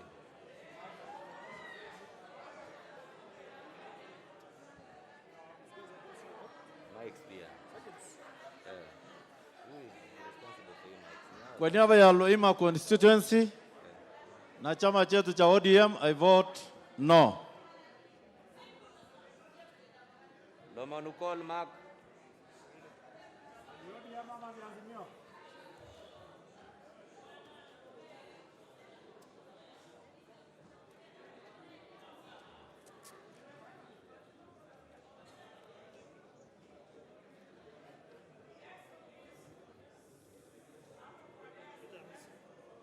Luyai Kalebamisi. Mbaya Justus Gesito Mugali. On behalf of the people of Kachaliba, I take this time to apologize for supporting BBI previously. And I also take time to redeem my image. And I vote yes. Luyai Kalebamisi. Mbaya Justus Gesito Mugali. Yes, I, Justus Kizito Mugali, Member of Parliament for Shinelu, I vote no. Luyai Kalebamisi. Yuko. I vote no. Maanzo Daniel Kitonga, Mabonga Moses Wekesa Mwambu, Manje Joseph Watigo.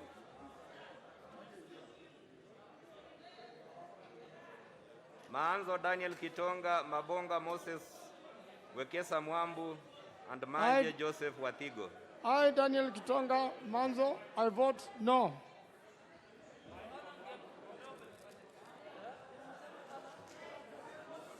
Mabonga Moses Wekesa Mwambu. Mwambu Mabonga. in defense of the Constitution. I vote yes. Manje Joseph Watigo, Maoka Richard Maore, Mariru Patrick Kariuki. Joseph Manje, I vote no. Maoka Richard Maore. I vote no. Mariru Patrick Kariuki. Maritim Silvanus Masadia Alfred Agoi.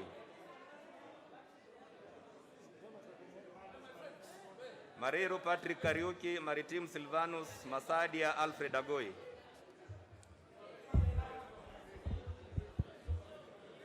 To protect the Constitution, I, people of Ainamoi constituency, people of Kericho County, including but not limited to Soin Sigawet, whose member of parliament has been mishandled and injured by one certified bully, I vote yes. Masadia Alfred Agoi. Masara Peter Francis.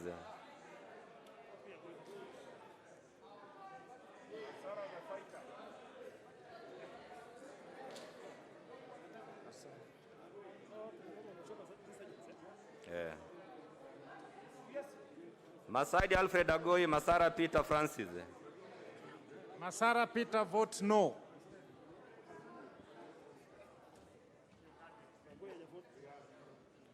Mawade Julius Musili, Mbai Nimrod Mbiduka. Mawade Julius Musili, Mbai Nimrod Mbiduka. Wako. I vote no. Mbai Nimrod Mbiduka.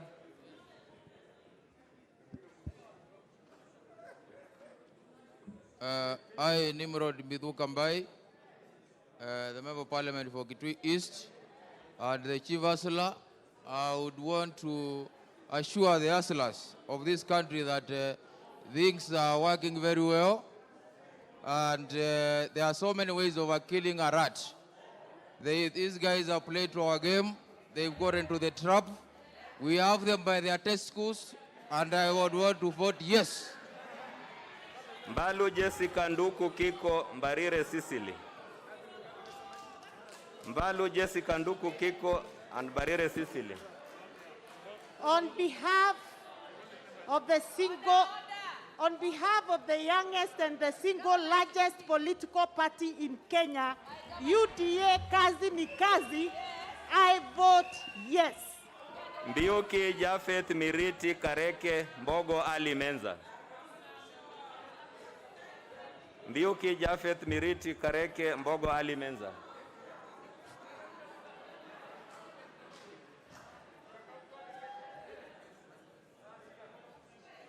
Asante sana.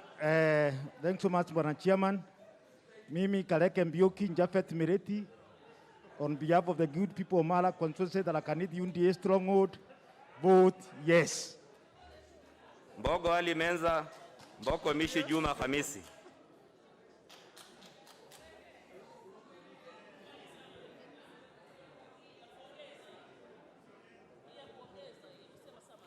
Menza yuko.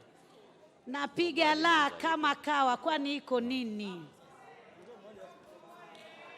Mboni David Mwalika, Mbui Robert. Mboni David Mwalika and Mbui Robert. I vote no. Mwalika amepigwa. Mwalika. Mboni David Mwalika. Milemba Jeremiah Wamboko Mishra Swarup Ranjan. Milemba Jeremiah Wamboko Mishra Swarup Ranjan. Mizigi Lydia Haika Mnene Mlolwa Jonas Mwagogo.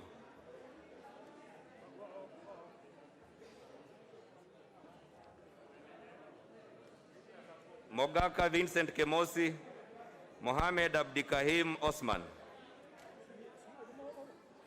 Mogaka Vincent Kemosi Mohamed Abdikahim Osman.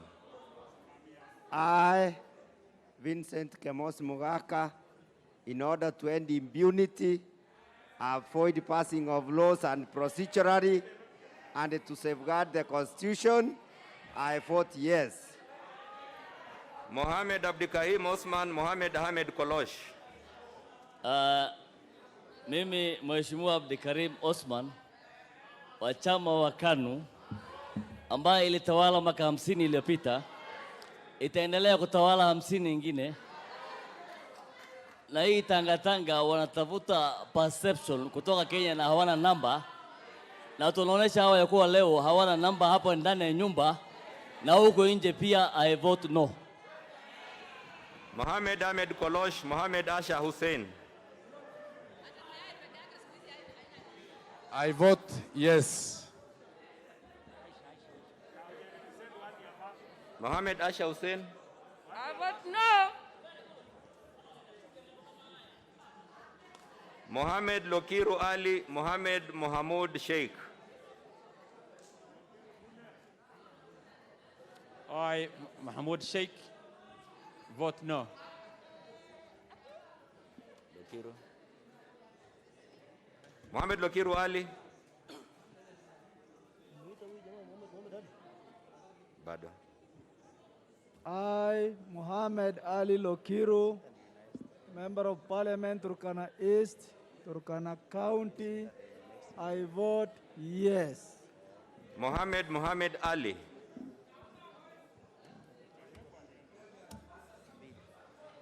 Moi Kipruto Momanyi Ben George Orori.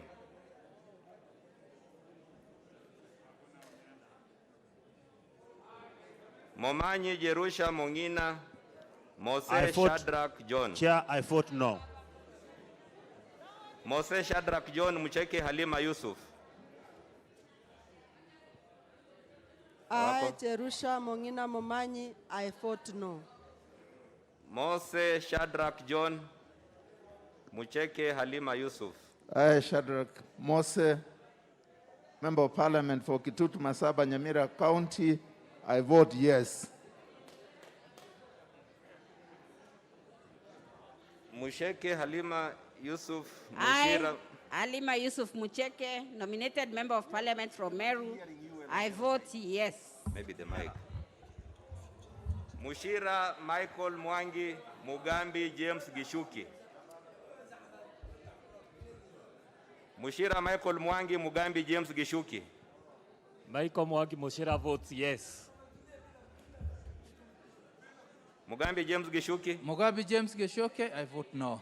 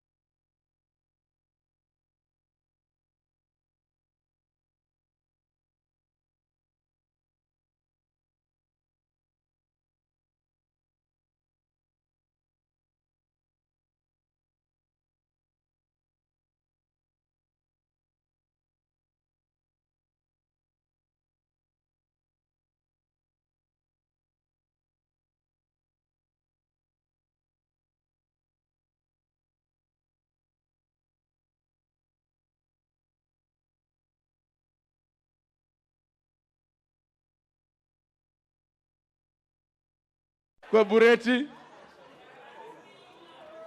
And on this,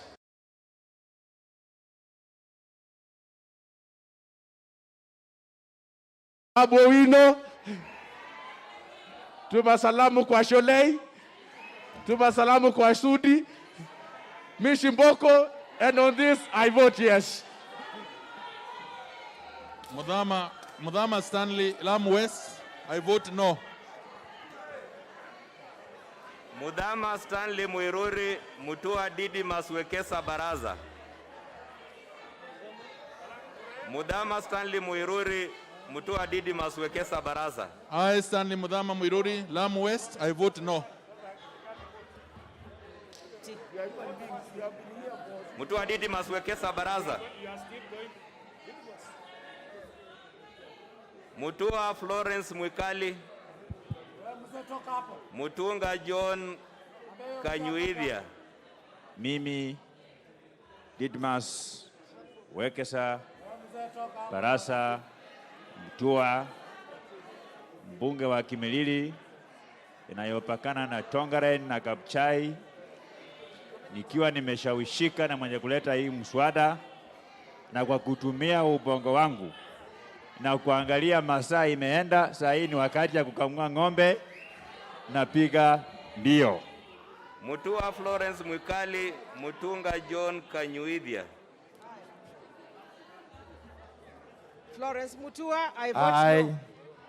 Dr. John Kanyuithia Mutunga, in due recognition of the importance of this particular clause and the fact that the coalition of small parties does not seem to realize, I hereby vote. I actually wanted to vote on behalf of the Hustler movement and the poor Kenyans who are being molested by these people. I vote yes. Mutua Florence Mwikali, Muturi Geoffrey Kingangi. Florence Mutua, I vote no. Muturi Geoffrey Kingangi, Mwadime Andrew.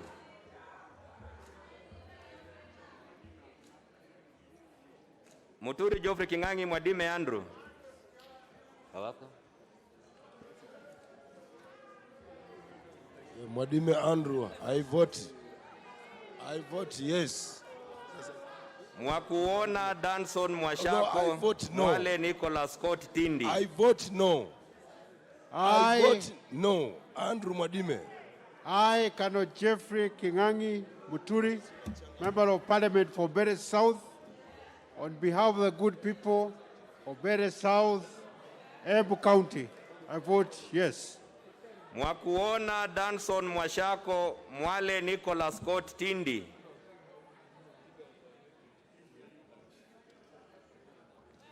Mwakuona Danson Mwashako? Danson Mwashako, I vote no.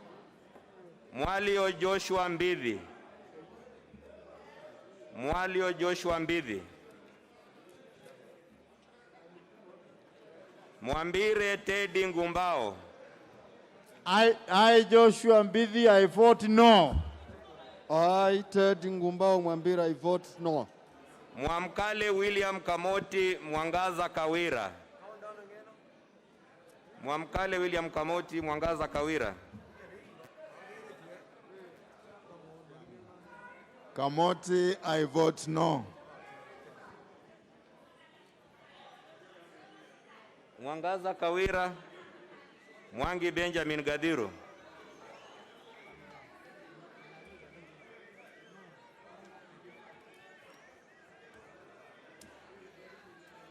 Mwangi Benjamin Gadiro. Mwangi James Gishui. Yuko. I, Benjamin Gadiro Mwangi, Member of Parliament, Embaka Central Constituency in Nairobi County. I vote yes. Pardon?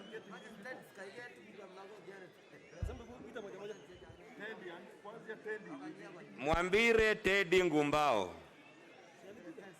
Ashapiga. Mwangi James Gishui. Mwangi James Gishui. Mwangi John Amburu.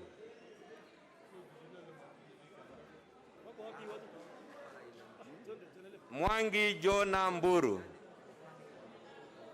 Mwaniki Ruth. Chair, Mwambire Ted Ngumbawa, I vote no. Mwangi James Gishui. Chair, Mwangi Jona Mburu, I vote no. Mwangi James Gishui. Ayuko. Mwaniki Ruth. Mwaniki Ruth.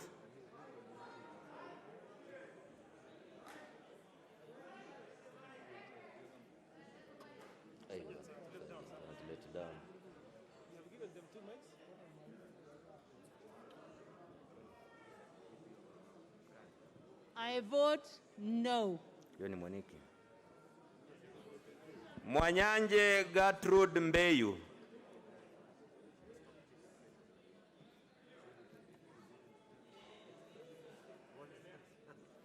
Mwashetani Khatib Abdalla.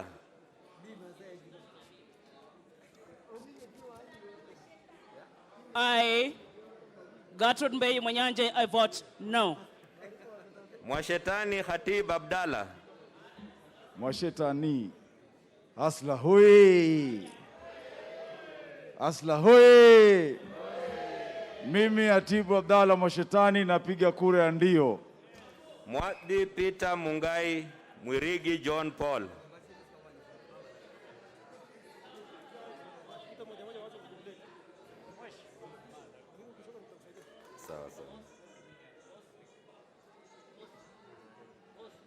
Thank you. Mimi. Clerk, please be systematic in your calling out. Okay. One by one. And we clearly hear the vote and then you move to the next. Okay. Mimi, John Paul Mwirigi, MP Igembe Kusini, napiga dio. Acha nimalize tu. Peter Mwadhi. Ndio anapiga. MP Limuru, I vote no. Nabulindo Peter Oscar.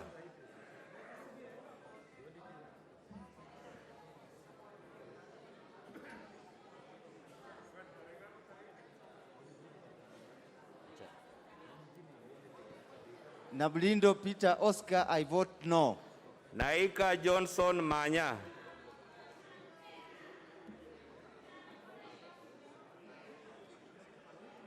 Naika Johnson Manya.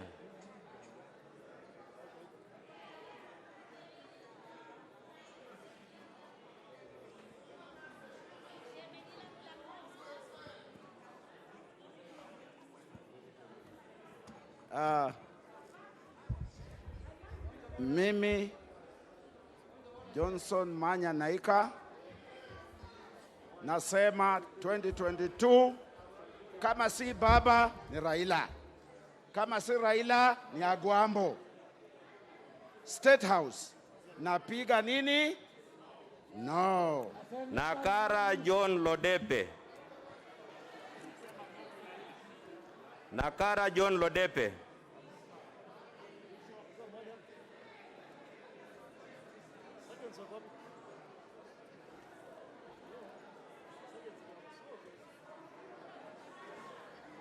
Yuko Lodepe.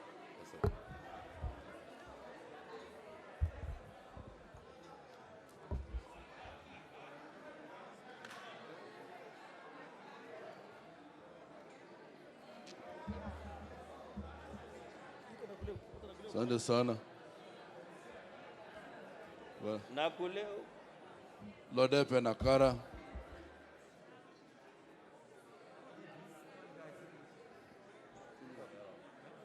Nakuleo Christopher Doe.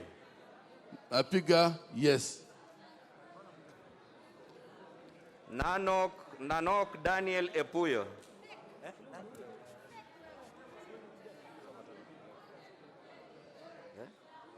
Asante Speaker, kwa niaba ya watu wa Turkana Kaskazini, akaunti ya Turkana na watu wa Hustler Nation na kupinga impunity, dictatorship, intimidation ambayo imeendelea hapa, napiga yes. Nakuleo Christopher Doe. Nanok Daniel Epuyo. Nanok Daniel Epuyo.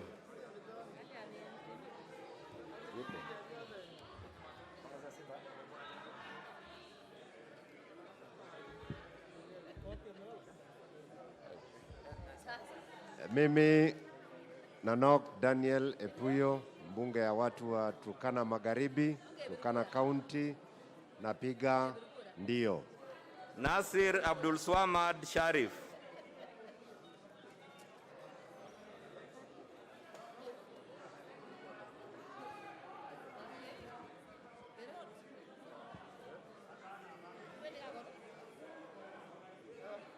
Mimi Abdul Swamad Sharif Nasir napiga kura no. Ndirangu Isaac Waihenya.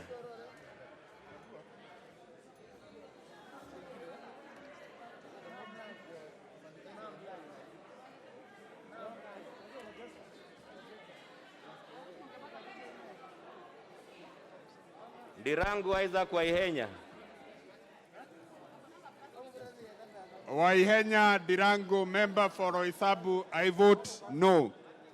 Ndungu George Koimburi.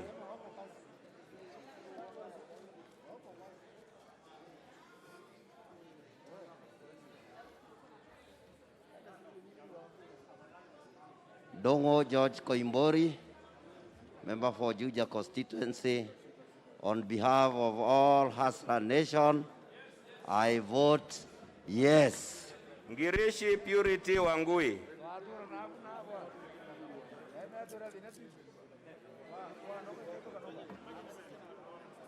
Ngongo Mbadi John. Ngugi Joseph Nduati.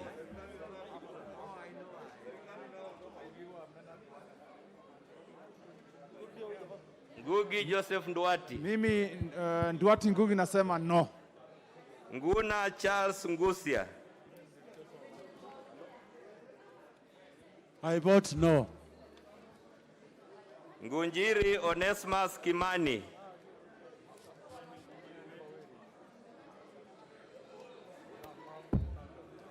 Madam Chair, ningetaka kukujulisha mmoja wetu aliyeumizwa ako kwa theater akifanya operation ya macho, kwa sababu hiyo chupa iliingia ndani ya macho. It is too sad. Ningeuliza watu ya UDA wasimame ili tumuombe. Watu ya UDA stand, kwa sababu ameumizwa macho na sasa anafanya operation. It is a shame. It is a shame. Ile kitu ningeomba kabla sijapiga kura yangu, ningesema tuombe. Mwenyezi Mungu tunakuomba kwa mmoja wetu aliyeumizwa, umsaidie ili macho yake ionekane tena, kwa sababu ikosa kuonekana tutaenda kwa Biblia ya zamani ile inasema ai.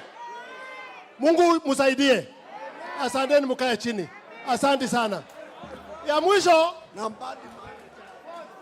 mwisho ningetaka kusema, Madam Chair, usijali watu ya UDA. Hii ni vyama sita against one party. Kwa hivyo Deputy President pahali aliko anjue yeye ni ndume. Wanaume sita wanapigana na mtu mmoja. Tuko pamoja na tutanyorosha nyinyi kwa ground. Mungu awabariki sisi.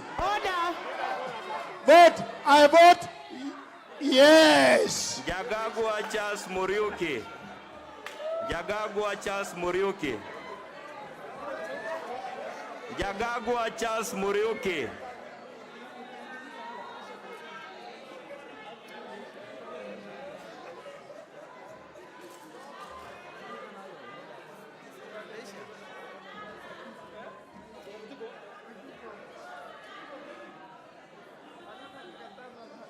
Madam Chair, mimi Muriuki Njagagwa mimi Muriuki Njagagwa, mbunge wa Mbeere Kaskazini, napiga kura ya kusema yes. Njiru Eric Mushangi. Njiru Eric Mushangi.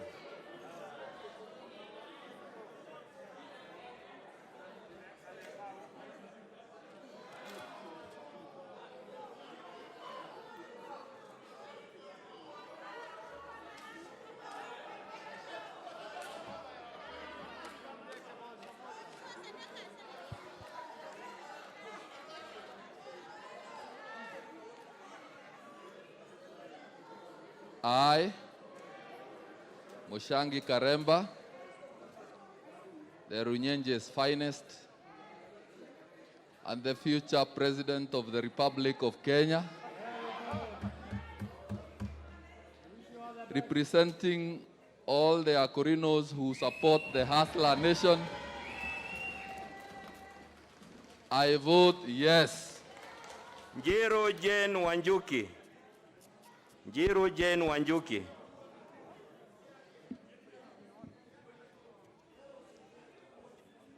Jane Jiro, vote no. Njomo Jude Kangede. Njomo Jude Kangede.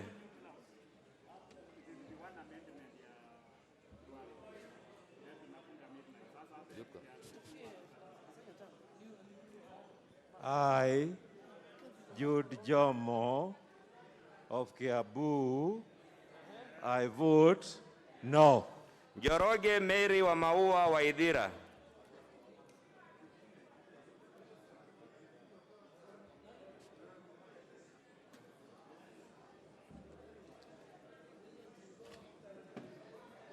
Mary wa Maua, I vote no. Nur Sophia Abdi.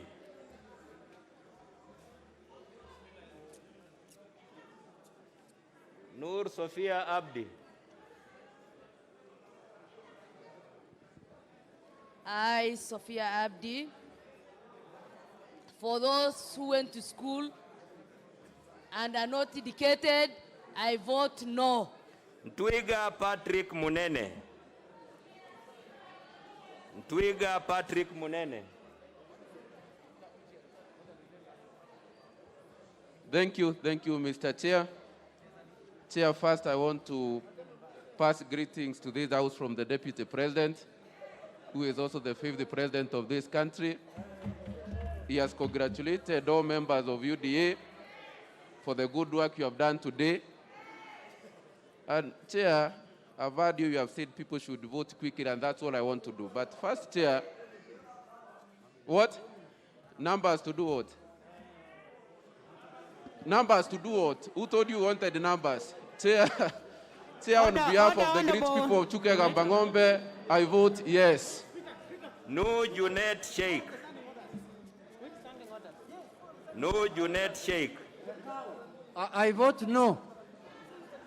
Nyaga Beatrice Nkada. Nyaga Beatrice Nkada.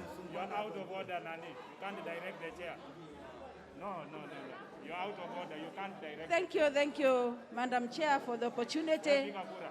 I'm here to vote on behalf of the people of Mara constituency, Chukaigambangombe constituency, and the Tharaka constituency, and the whole of Tharaka-Nithi County, and the whole of the Asra nation of this country. So I vote. It's going off. Oh, sorry. So I vote yes. Nyaga John Mushiri. Nyaga John Mushiri.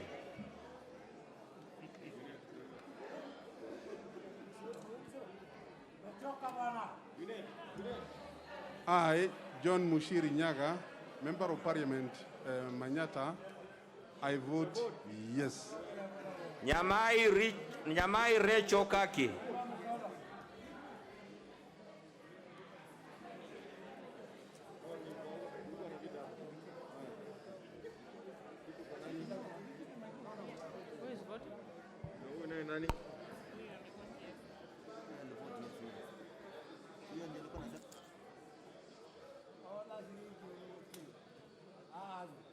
I vote no.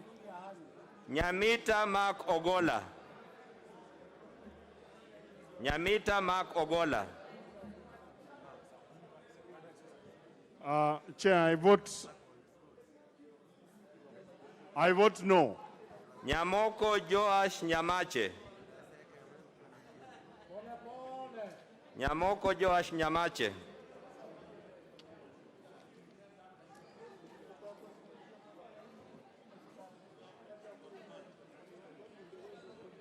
I, Joash Nyamache Nyamoko, I vote yes. Nyenze Edith Vethi. Nyenze Edith Vethi.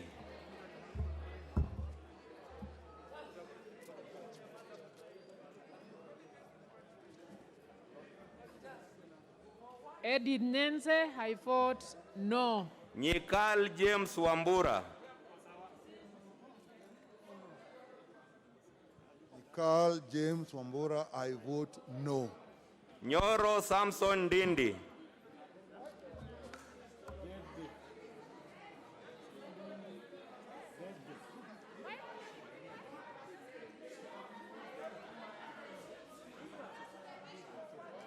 I, Dede Nyoro from Kiharu, on behalf of the entire UDA fraternity, the largest party in this country, and the entire Hustler Nation, and against the state capture by a few in this country, and against masters of violence, I vote yes. Haunehega, hauneha horeru. Zamba Tadeus Kitua. Order, members, honorable members. Members, let us observe some decorum. You are out of order, members. Order. You only converse in the acceptable parliamentary language.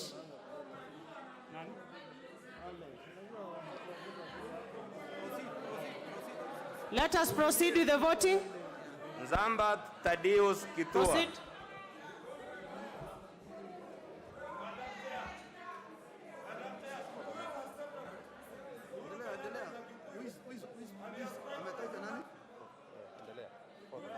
Zengu Paul Musimi.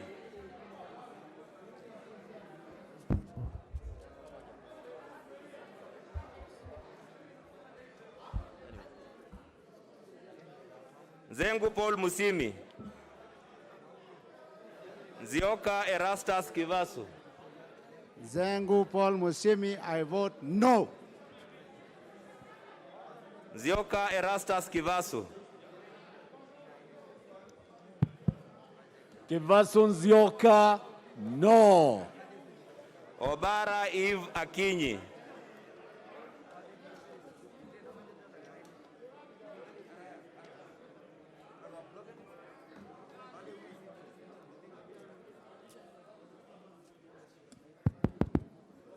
Chair, Zambia engineer TK Kilome, I vote no.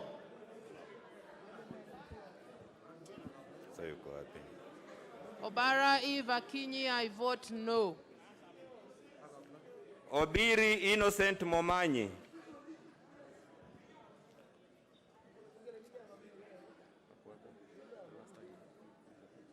Obo Ruweida Mohammed.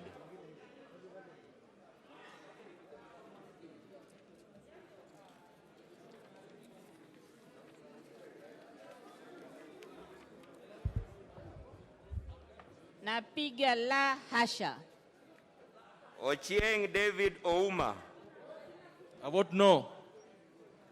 Ochieng Pamela Awor. I vote no. Odanga Geoffrey Makoha. I vote no. Odege Tom Mboya.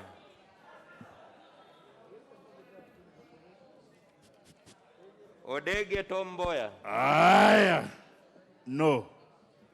Odhiambo Elisha Ochieng.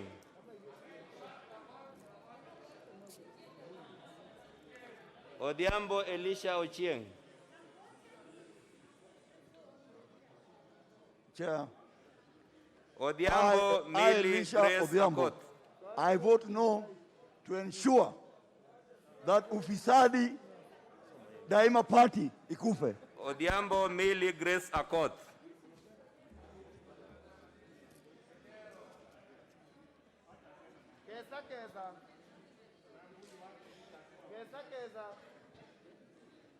Chair, slow, patient, and sure won the race. Members stay put, be patient, cheer those learning to be in opposition.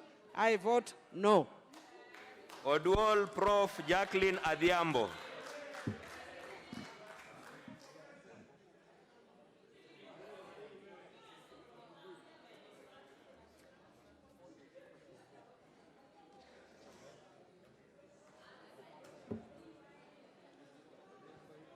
I vote no.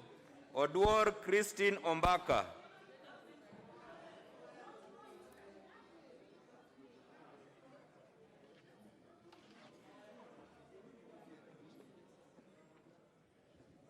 Oduor Christine Ombaka, I vote no.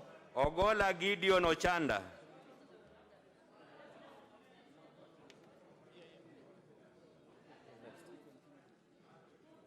Ogutu Zadok Abel. Next. I vote no. Oimeke Robert Pavel Obuoto. Oimeke Robert Pavel Obuoto. Okelo Jared Odoyo.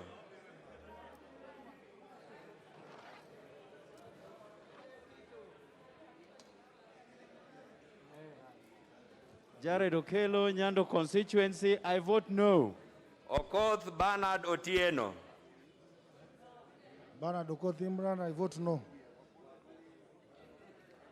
Okwome Andrew Adipo.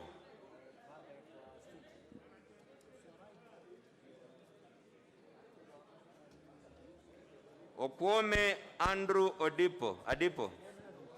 Yes, I strongly vote no.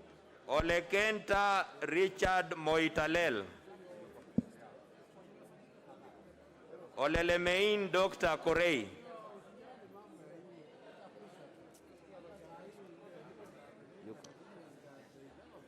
Olelemein Dr. Korei.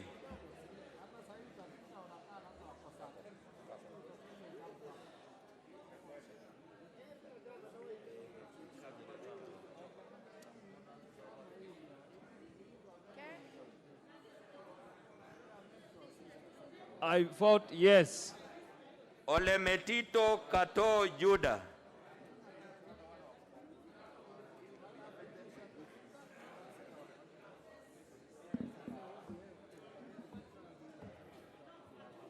I vote yes. Ole Sankok David.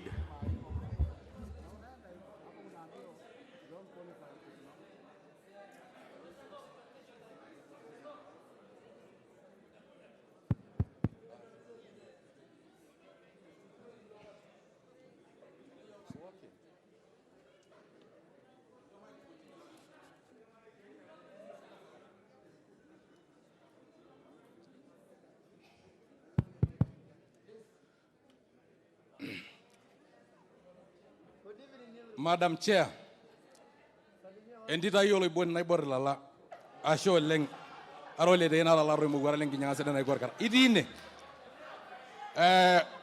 Chair. Order, Honorable Chair. Sankok. Honorable Sankok. I withdraw. Yeah, just please stick to the parliamentary Yes, language. yes, Chair. I do withdraw. Chair, I represent 6.5 million Kenyans with disabilities in this National Assembly. And as I represent them, all of them are hustlers. And they had sent me on how I should vote. And Honorable Chair, to protect my crutches from Azimio la Mawe, Azimio la Utapeli, Azimio la Uchawi na Uganga, and to protect all persons with disabilities, Honorable Chair, I vote a big yes. Oluoch Anthony Tom. Oluoch Anthony Tom. Oluoch Anthony Tom.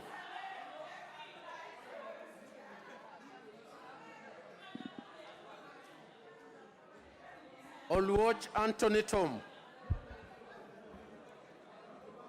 Obaki Ezekiel Machogu. Madam Chair, Anthony Oluoch napiga la.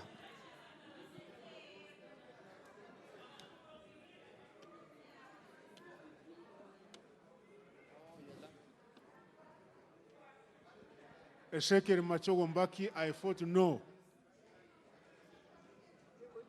Omulele Christopher.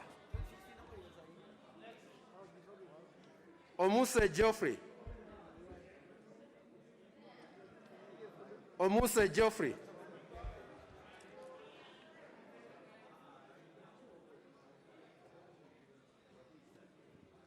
Geoffrey Omuse, I vote no. Omwera George Aladwa.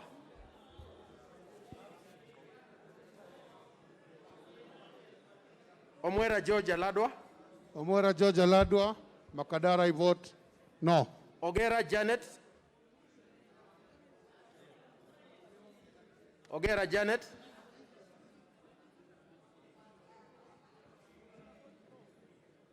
I vote no. Onyengo Silvana Zosoro. Onyengo Silvana Zosoro.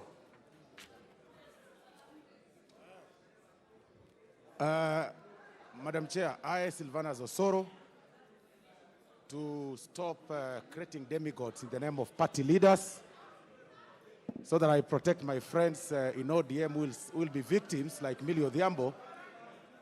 I vote yes. Akikuja untapiga tu kawaida. Onyonga Richard Momoima. I vote yes. Onyonga Richard Momoima.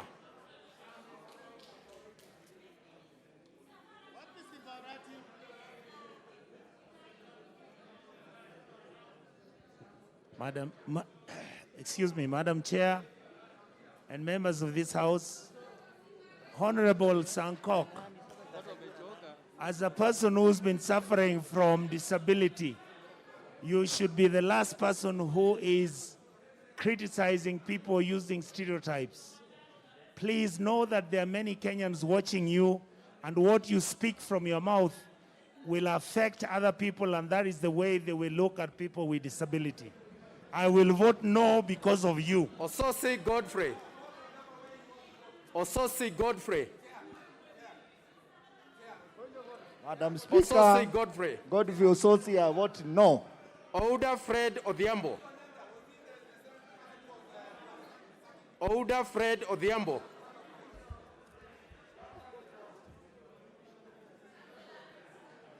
Oudo Dr. Wilbert Ojiambo. Here. To be very honest, this Uda team is just a group of clowns. Ojiambo. To be very honest, Mr. Speaker, this is a group of clowns. And I'm voting no for the sake of some clowns like Sankok. Chair, Dr. Jambo Undo Mpifunyula, I vote no. Owino John Water. Owino John Water. I vote no. Owino Martin Peters. Owino Martin Peters. Martin Peters, Owino Wood Chief, Ndewa votes no. Owo Joshua Aduma. Owo Joshua Oduma. Aduma. Mr. Speaker, I vote no. Oyo James Onyango. Oyo James Onyango.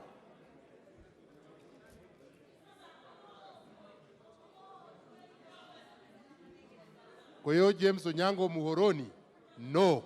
Oyula Joseph Maero.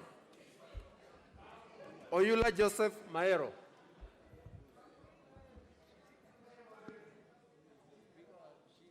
Oyula Joseph Maero, I vote no. Pasaris Esther Mudhoni Rosana. Pasaris Esther Mudhoni Rosana.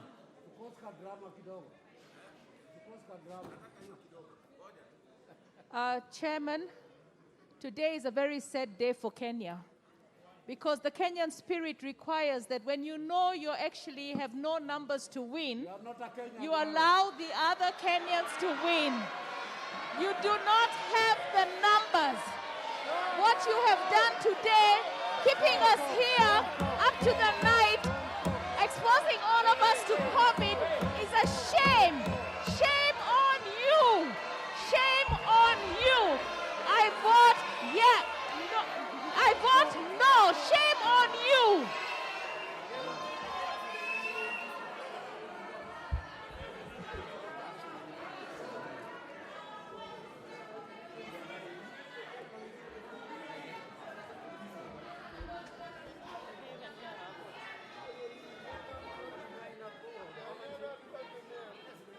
Kosing David Losiakou. Kosing David Losiakou.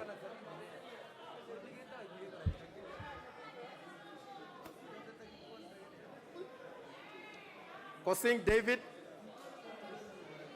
Kosing David. I vote no.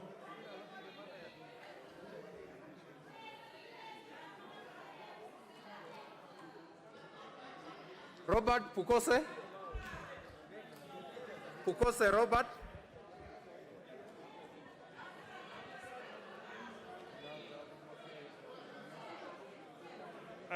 Madam Chair, mic here, hello, testing. It's on. Madam Chair, I, Dr. Robert Pukose, Consultant General Surgeon, Member of Parliament, Endebess constituency, and the Chief Agent of UDA, who confirms that it is a one-man army against 6 men. Therefore, you have numbers, and the Hustler team will sleep today. Very happy team. Let's soldier on. I fought yes. Salim Veso Abdallah. Yes. Salim Veso Abdallah Bada. Faisal Badir, I vote yes. Raso Dido Ali. Raso Dido Ali.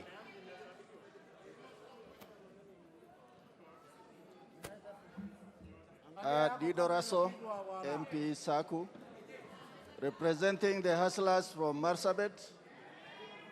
On behalf of the hustlers of Kenya, many of you included, I vote yes. Ridikiri Mugabi Muridhanwa. Ridikiri Mugabi Muridhania.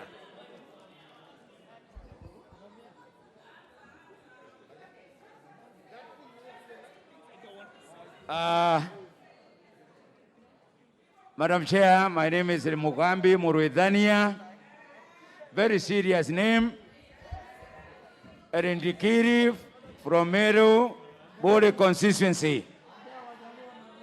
I want to dedicate my vote to the people of Ori and also my schoolmate who is in hospital, having been beaten by state nationalists. My schoolmate, Mr. Dennis Itumbi.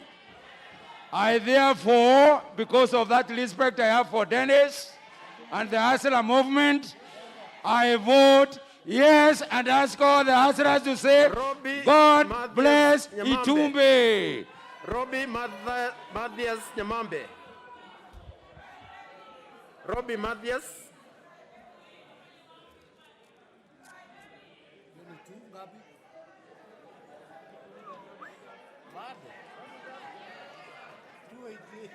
Robbie Mathias.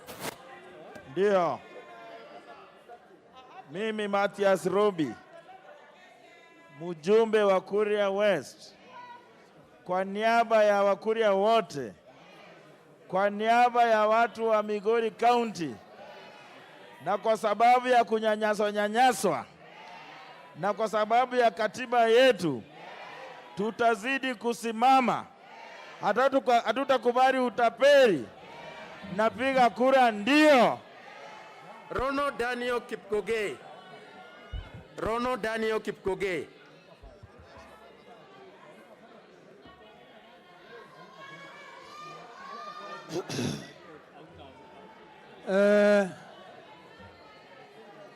I, Daniel Rono, MP KO South, on behalf of the county of Elgeyo Marakwet and the good people of KO South, and also on behalf of the hustlers of Elgeyo Marakwet County, who belong to UDA. UDA? Kazi ni kazi? UDA? Kazi ni kazi? who belong to the Asla Nation, I, Daniel Rono, vote yes. Order, members. Order. Order, members.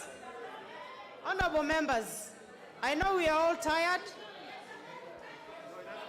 Let us do... You're out of order, Honorable Kioni. You cannot direct what I'm doing. Out of order. Honorable members, let us stick to voting. Let us stick to voting. We are all tired. Let us stick to voting so that we finish the business of the day. Kindly, members. And we avoid sideshows. Honorable members. Continue calling out the names. Sambu Bernard Alfred Wekesa. Serem Connelly. Serem Connelly.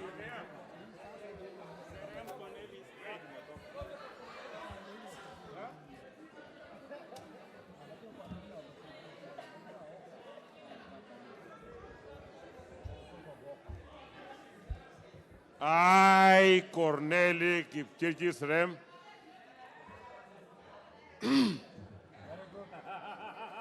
I vote yes on behalf of the great people of our Serem Joshua constituents. Kutunyi. Serem Joshua Kutunyi.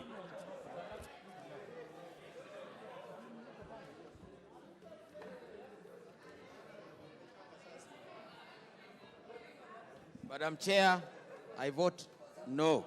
Seronei Sami Kipkoril. Seronei Sami Kipkoril.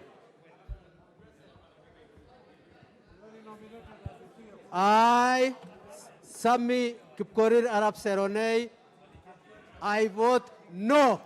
Shaban Naomi Namsi. Shaban Naomi Namsi.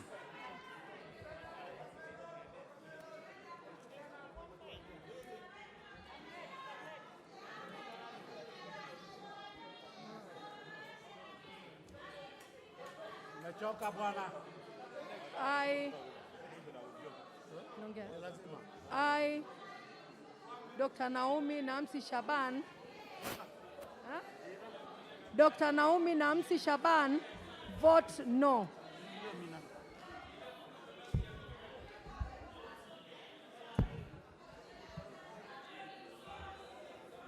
Shamala Jennifer. I vote no. Shimbwa Omar Mwinyi. Shimbwa Omar Mwinyi.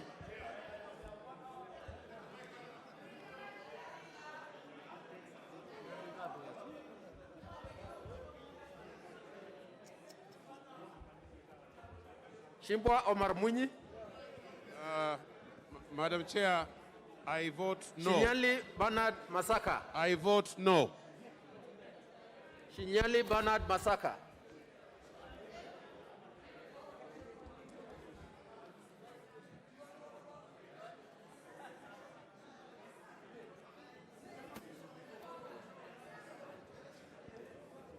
I, Shinali Bernard Masaka, I vote no. Sholei Gladys Boss. Sholei Gladys Boss.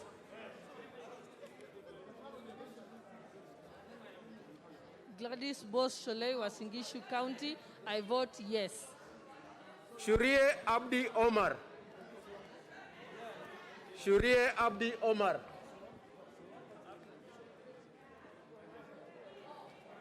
I vote no. Simiyu David Eseli. Simiyu David Eseli.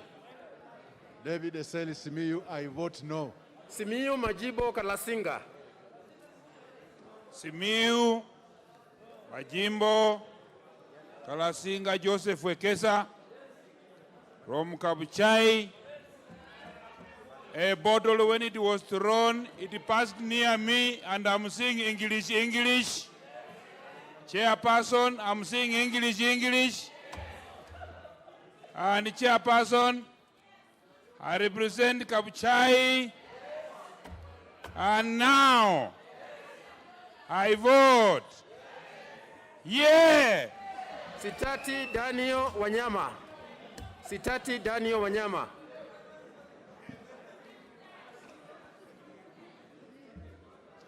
Sitienei Janet Jepkeboy. Sitienei Janet Jepkeboy.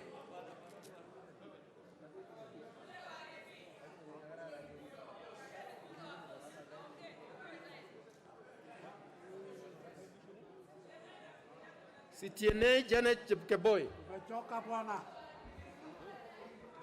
We are tired.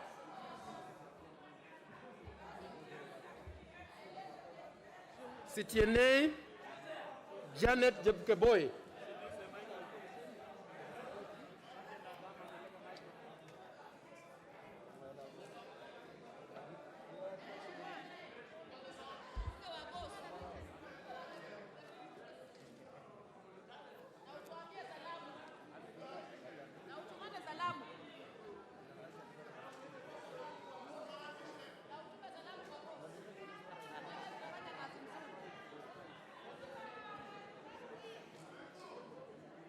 I, Janet Sitienei Rotich, on behalf of Asla Nation Ngenyilel, on behalf of Asla Nation Tapsagoi, on behalf of Asla Nation Kamagut, on behalf of Asla Nation Kiblombe, where the careless killings took place, on behalf of Asla Nation Uruma,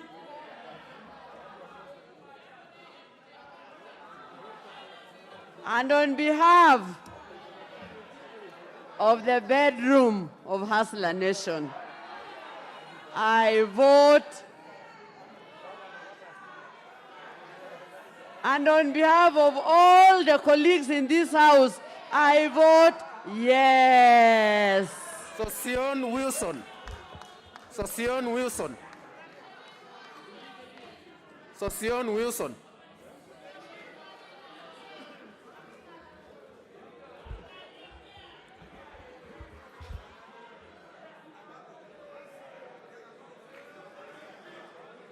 Of course, I'll go on voting with my full conscience. I vote yes. Sudi Oscar Kipchumba. Sudi Oscar Kipchumba.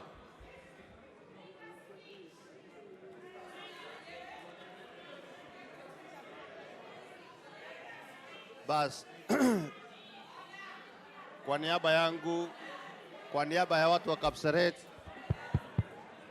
kwa niaba ya kaunti ya Uasin Gishu, kwa niaba ya wakarabati wote wa Kenya, kwa niaba ya watu wa Bonde la Ufa, ninapiga nikisema yes. Sunguya George Risa. Sunguya George Risa.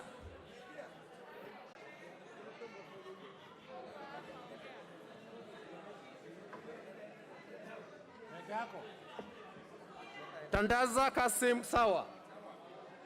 I, Sunkuya George Risa, on behalf of the people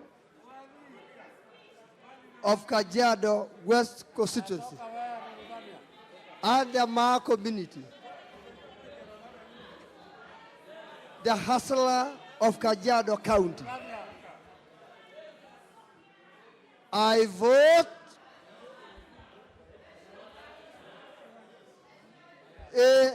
yes. Tandaza Kasim Sawa.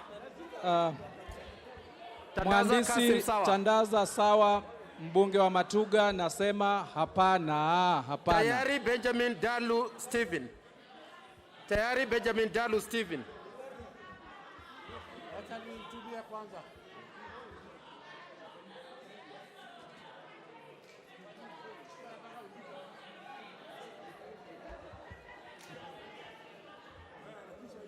Tayari Benjamin Dalu. Mimi Benjamin Dalu tayari, kwa sababu walijiapisha na mimi nimejiapisha. This session is adjourned. Mtoke nyote. Na kwa sababu niko tayari na mimi mwenyewe ni tayari, na kwa sababu Rosa yuko pale, nasema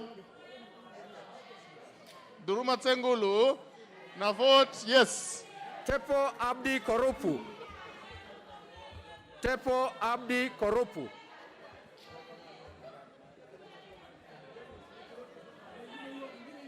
Teya Janet Marania. Madam Chair,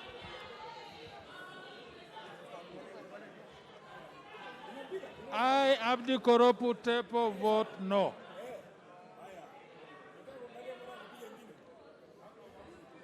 Teya Janet Marania.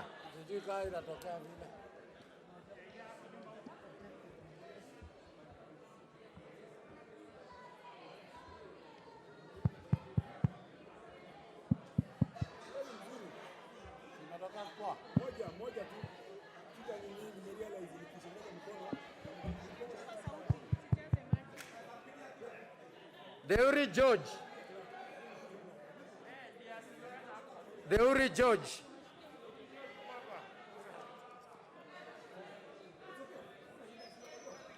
I vote yes. Dhuku Zachary Kwenya. Tiren Silas Kipkoech. Tiren Silas Kipkoech.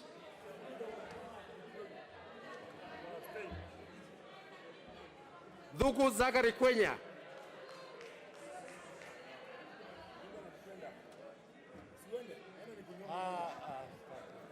Silas Tiren, no. Dhuku Zachary Kwenya. I vote yes. Tiren Silas Kipkoech.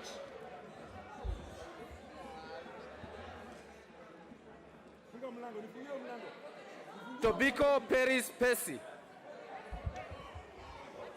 Tobiko Peris Pesi.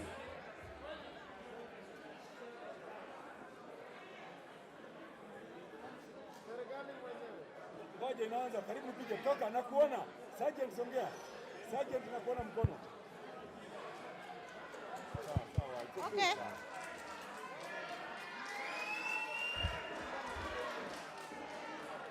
Zoom in. One, zoom in. One, let me zoom in.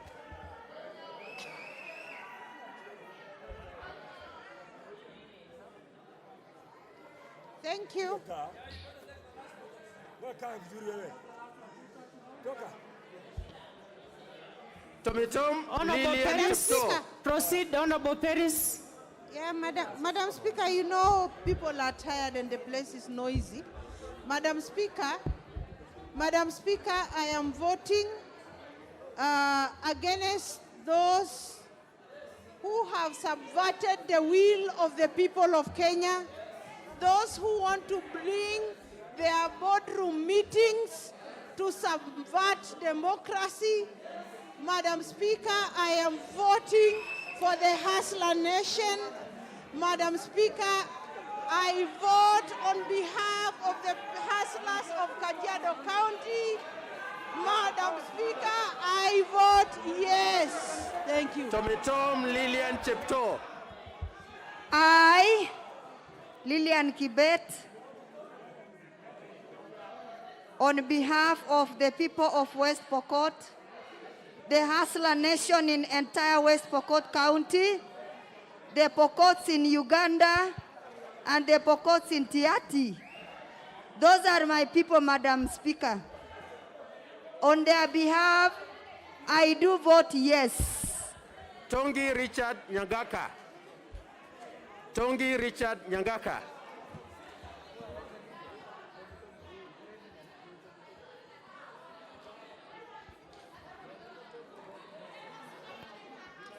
Tongi Richard Nyangaka.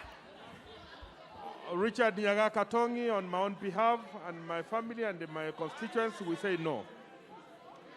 Tongoyo Gabriel Kosho. Tongoyo Gabriel Koshao. Gabriel Tongoyo, MP for Narok West constituency. We are voting what? Tonui Ronald. I vote yes. Tonui Ronald Kiprotich. Tonui Ronald Kiprotich.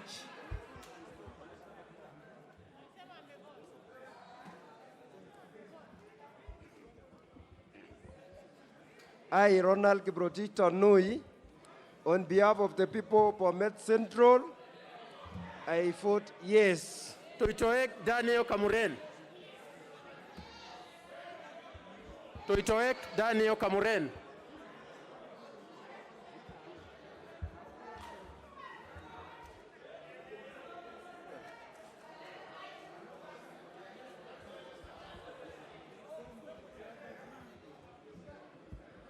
Yes, my name is Dr. Tuitaek. On behalf of all the political parties which were not given a chance to present in this particular bill, and also on behalf of the Hustlers and the people of Mogotio, I vote yes. Tum Tekla Chebet. Tum Tekla Chebet.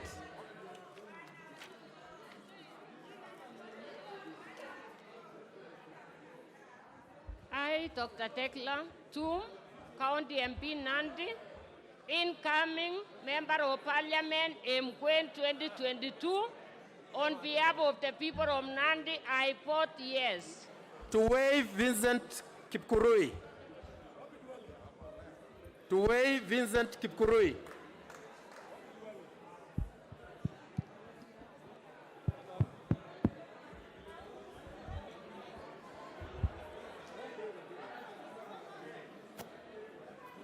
Florence Mutua, I vote no.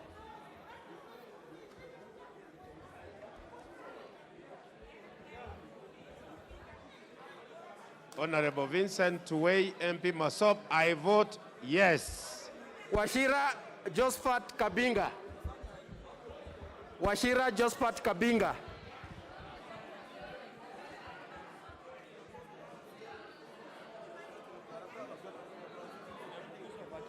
Washira Josephat Kabinga. Washira Rahab Mukami.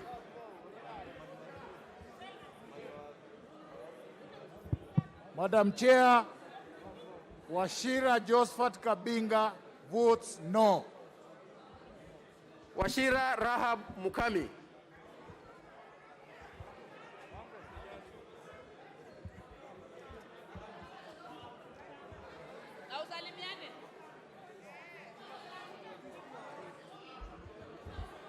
I, Rahab Mukami Maendeleo Mashinani, on behalf of Mokoroine constituency, Odhaya constituency, Nyeri Town constituency, Teto constituency, Kieni constituency, and Madera constituency, I say yes.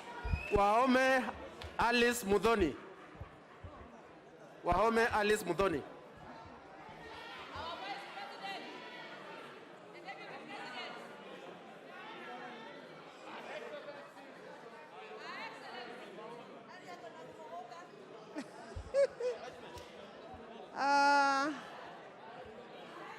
I, Alice Mudhoni Wahome, Member of Parliament for Kandara constituency,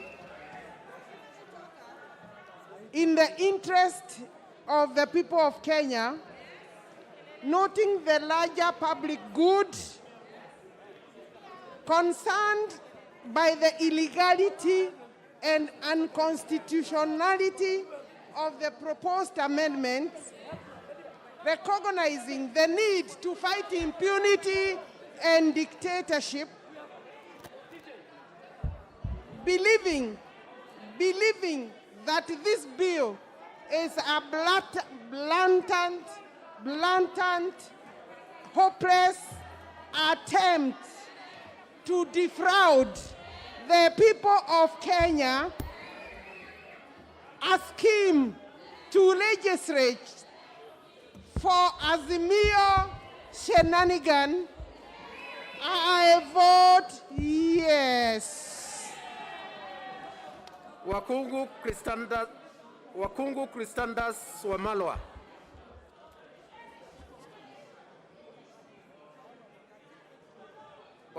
Wakungu Chrysandat Wamalwa.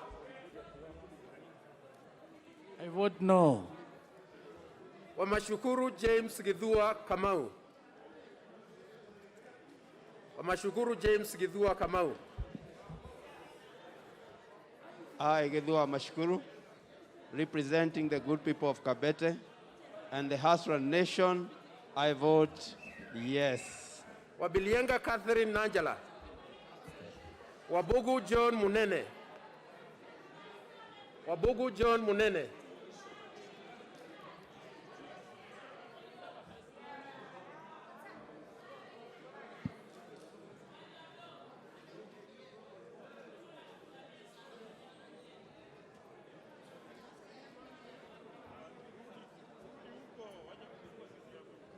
Wabogo John Munene, I vote no. Wabugu Martin Derek Gujiri. Wabugu Martin Derek Gujiri. I vote no. Wamuchomba Gadhoni.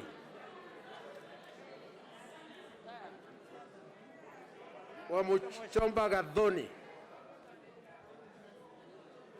Madam Speaker, I, Gadhoni Wamuchomba, the one and only from Kiambu County, the greatest county in Kenya, representing the people of Juja constituency, representing the 2 million voters of the great county of Kiambu, representing the Hustler Nation from Lari constituency, from Kiambu Town constituency, from Gatondo North constituency, from Gatondo South constituency. I am here to proudly denounce the act of dictatorship in the political parties. I am here to stop the impunity against the poor people of Kenya. I am here to stop violence during elections against women and against men. I am here to say we are tired of impunity. And therefore, as I consult my people of Kiambu, I want to vote. And my vote represents 2 million people. And my vote is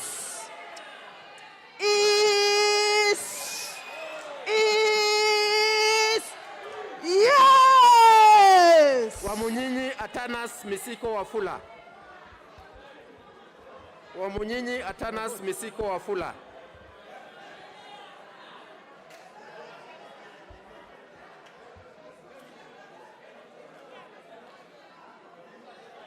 Wamunyinyi. Wamunyinyi, I vote no. Wadai James Opio. Wadai James Opio. Opio Wandai, I vote no. Wanga Gladys Atieno Nyasuna. Gladys Wanga, I vote no. Wagaya Christopher Aseka. Wagaya Christopher Aseka. I vote no. Wangwe Emmanuel. Wangwe Emmanuel. Wangwe Emmanuel, I vote no. Wanjala Rafael Bita Sauti. Wanjala Rafael Bita Sauti.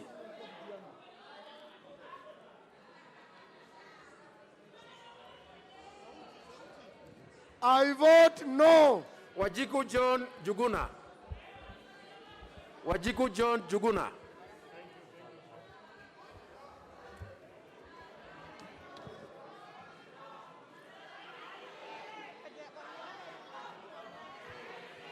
On my own behalf, and Madam Chair, on my own behalf, and that of great people of Kiamba, and the UDA party, and the Hustler Nation, I vote yes. Wajira Martha Wangari. Wanyama Janet Nagabo. Wanyama Janet Nagabo.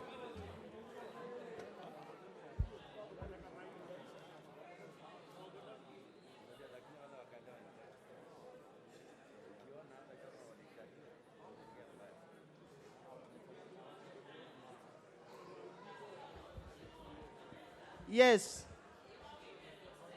Wanyonyi Ferdinand Kevin. Wanyonyi Ferdinand Kevin.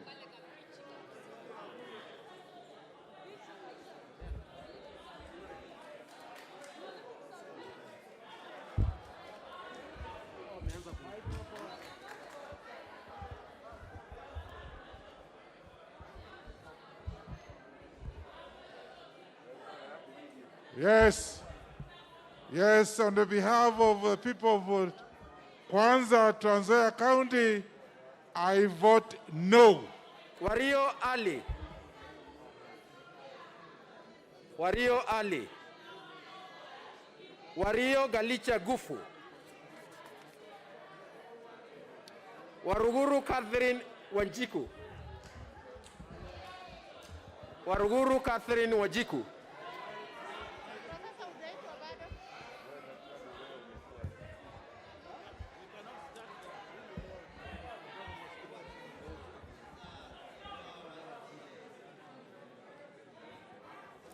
Mimi Simba wa kike kutoka kaunti ya Laikipia. Mama mpenda watu na mama mpenda haki. Kwa niaba ya watu ya Laikipia, wale ambao wameumizwa kwa sababu ya vita za kijamii, wale ambao wameuliwa na wale ambao wamefurushwa katika mashamba na hii serikali bila kuweza kupatiwa makao ya kukaa. Madam Speaker na Chair, nataka kupeana kura yangu niseme ndio, ndio, ndio mpaka mwisho wa dunia. Washiali Benjamin Jomo. Washiali Benjamin Jomo.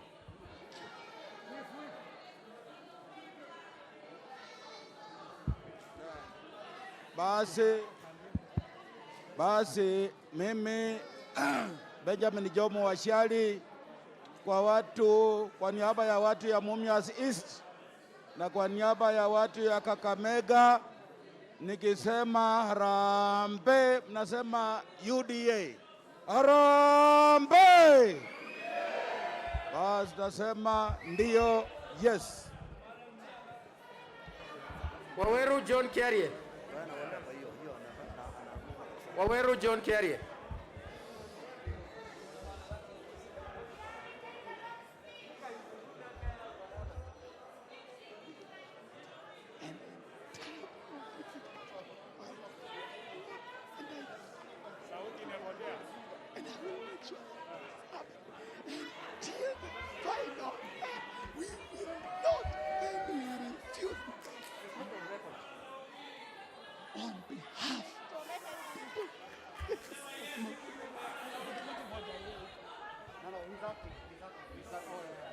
On behalf of the people.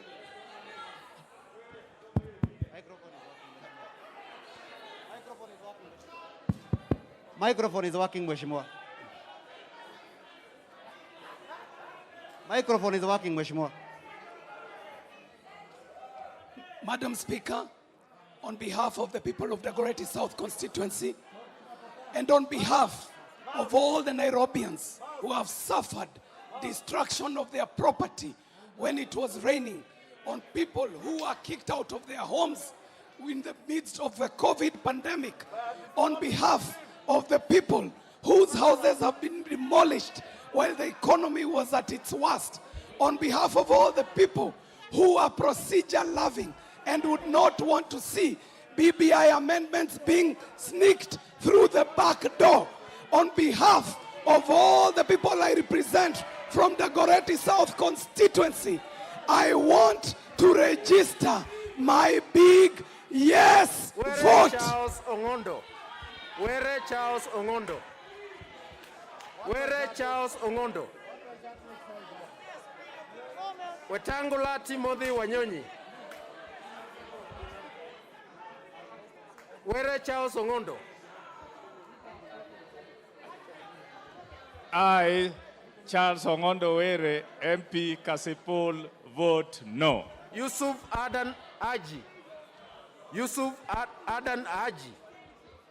I, Adan Haji Yusuf, MB Mandera West, vote a big no.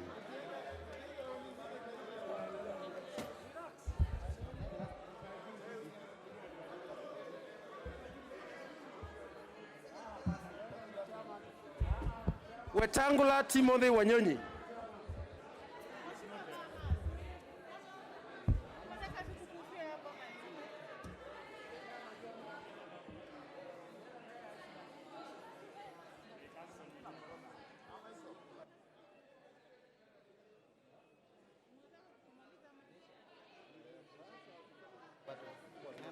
Honorable members, is there any member present here who has not voted? Any member present who has not voted?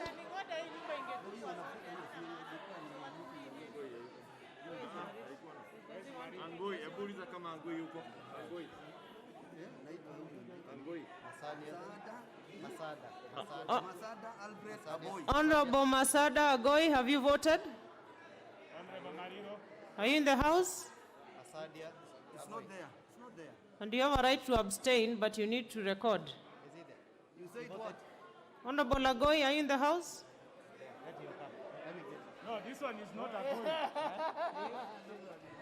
Alfred Akoi. Okay. Any other member? I, Peter Francis Masara, I vote no. But you already voted, Honorable Masara. You can't vote twice. You're talking about Honorable Agoi. They are different. They are different. This is Masala. This is Peter Francis Amefu. Lakini huyu acha vote. Hayupo. I know. Alitoka. Agoi is not there. Remember?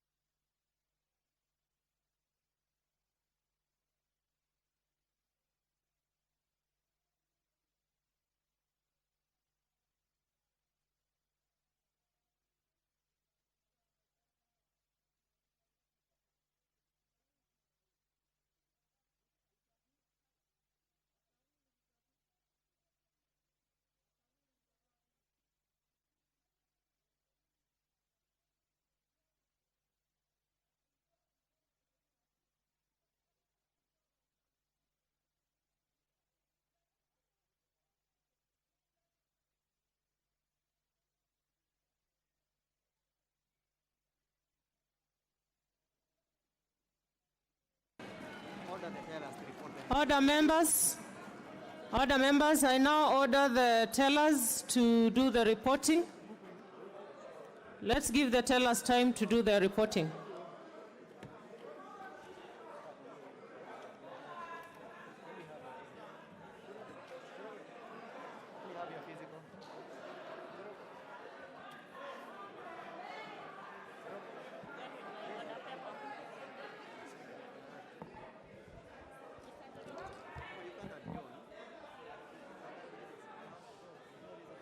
Mr. Chairman, Chairman,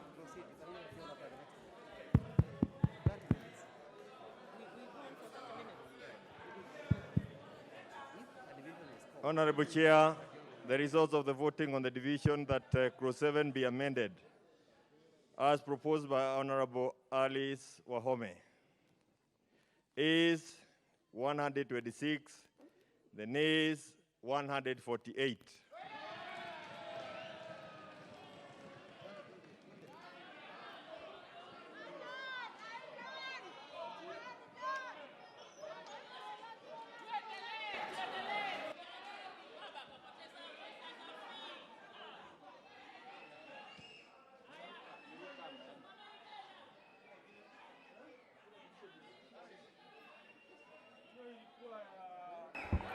Order members. Order, honorable members, please take your seats. Members, take your seats. Take your seats, honorable members. Order members, please take your seats, honorable members. I go on to report the voting on division, which is that Clause 7 be deleted as proposed by the Honorable Alice Wahome. The ayes, we have 126 votes, and the nays 148 votes, and therefore the nays have it.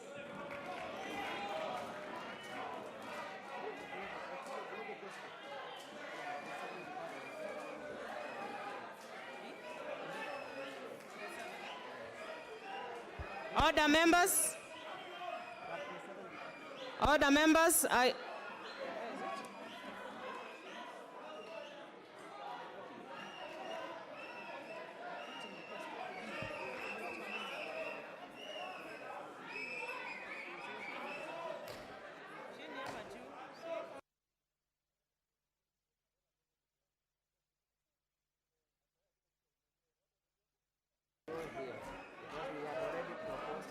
honorable members, order members, order honorable members.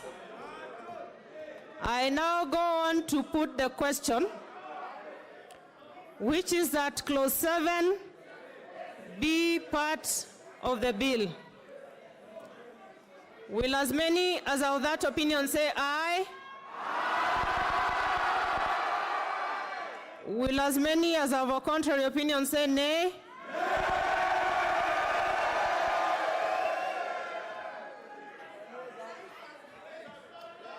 The ayes have it.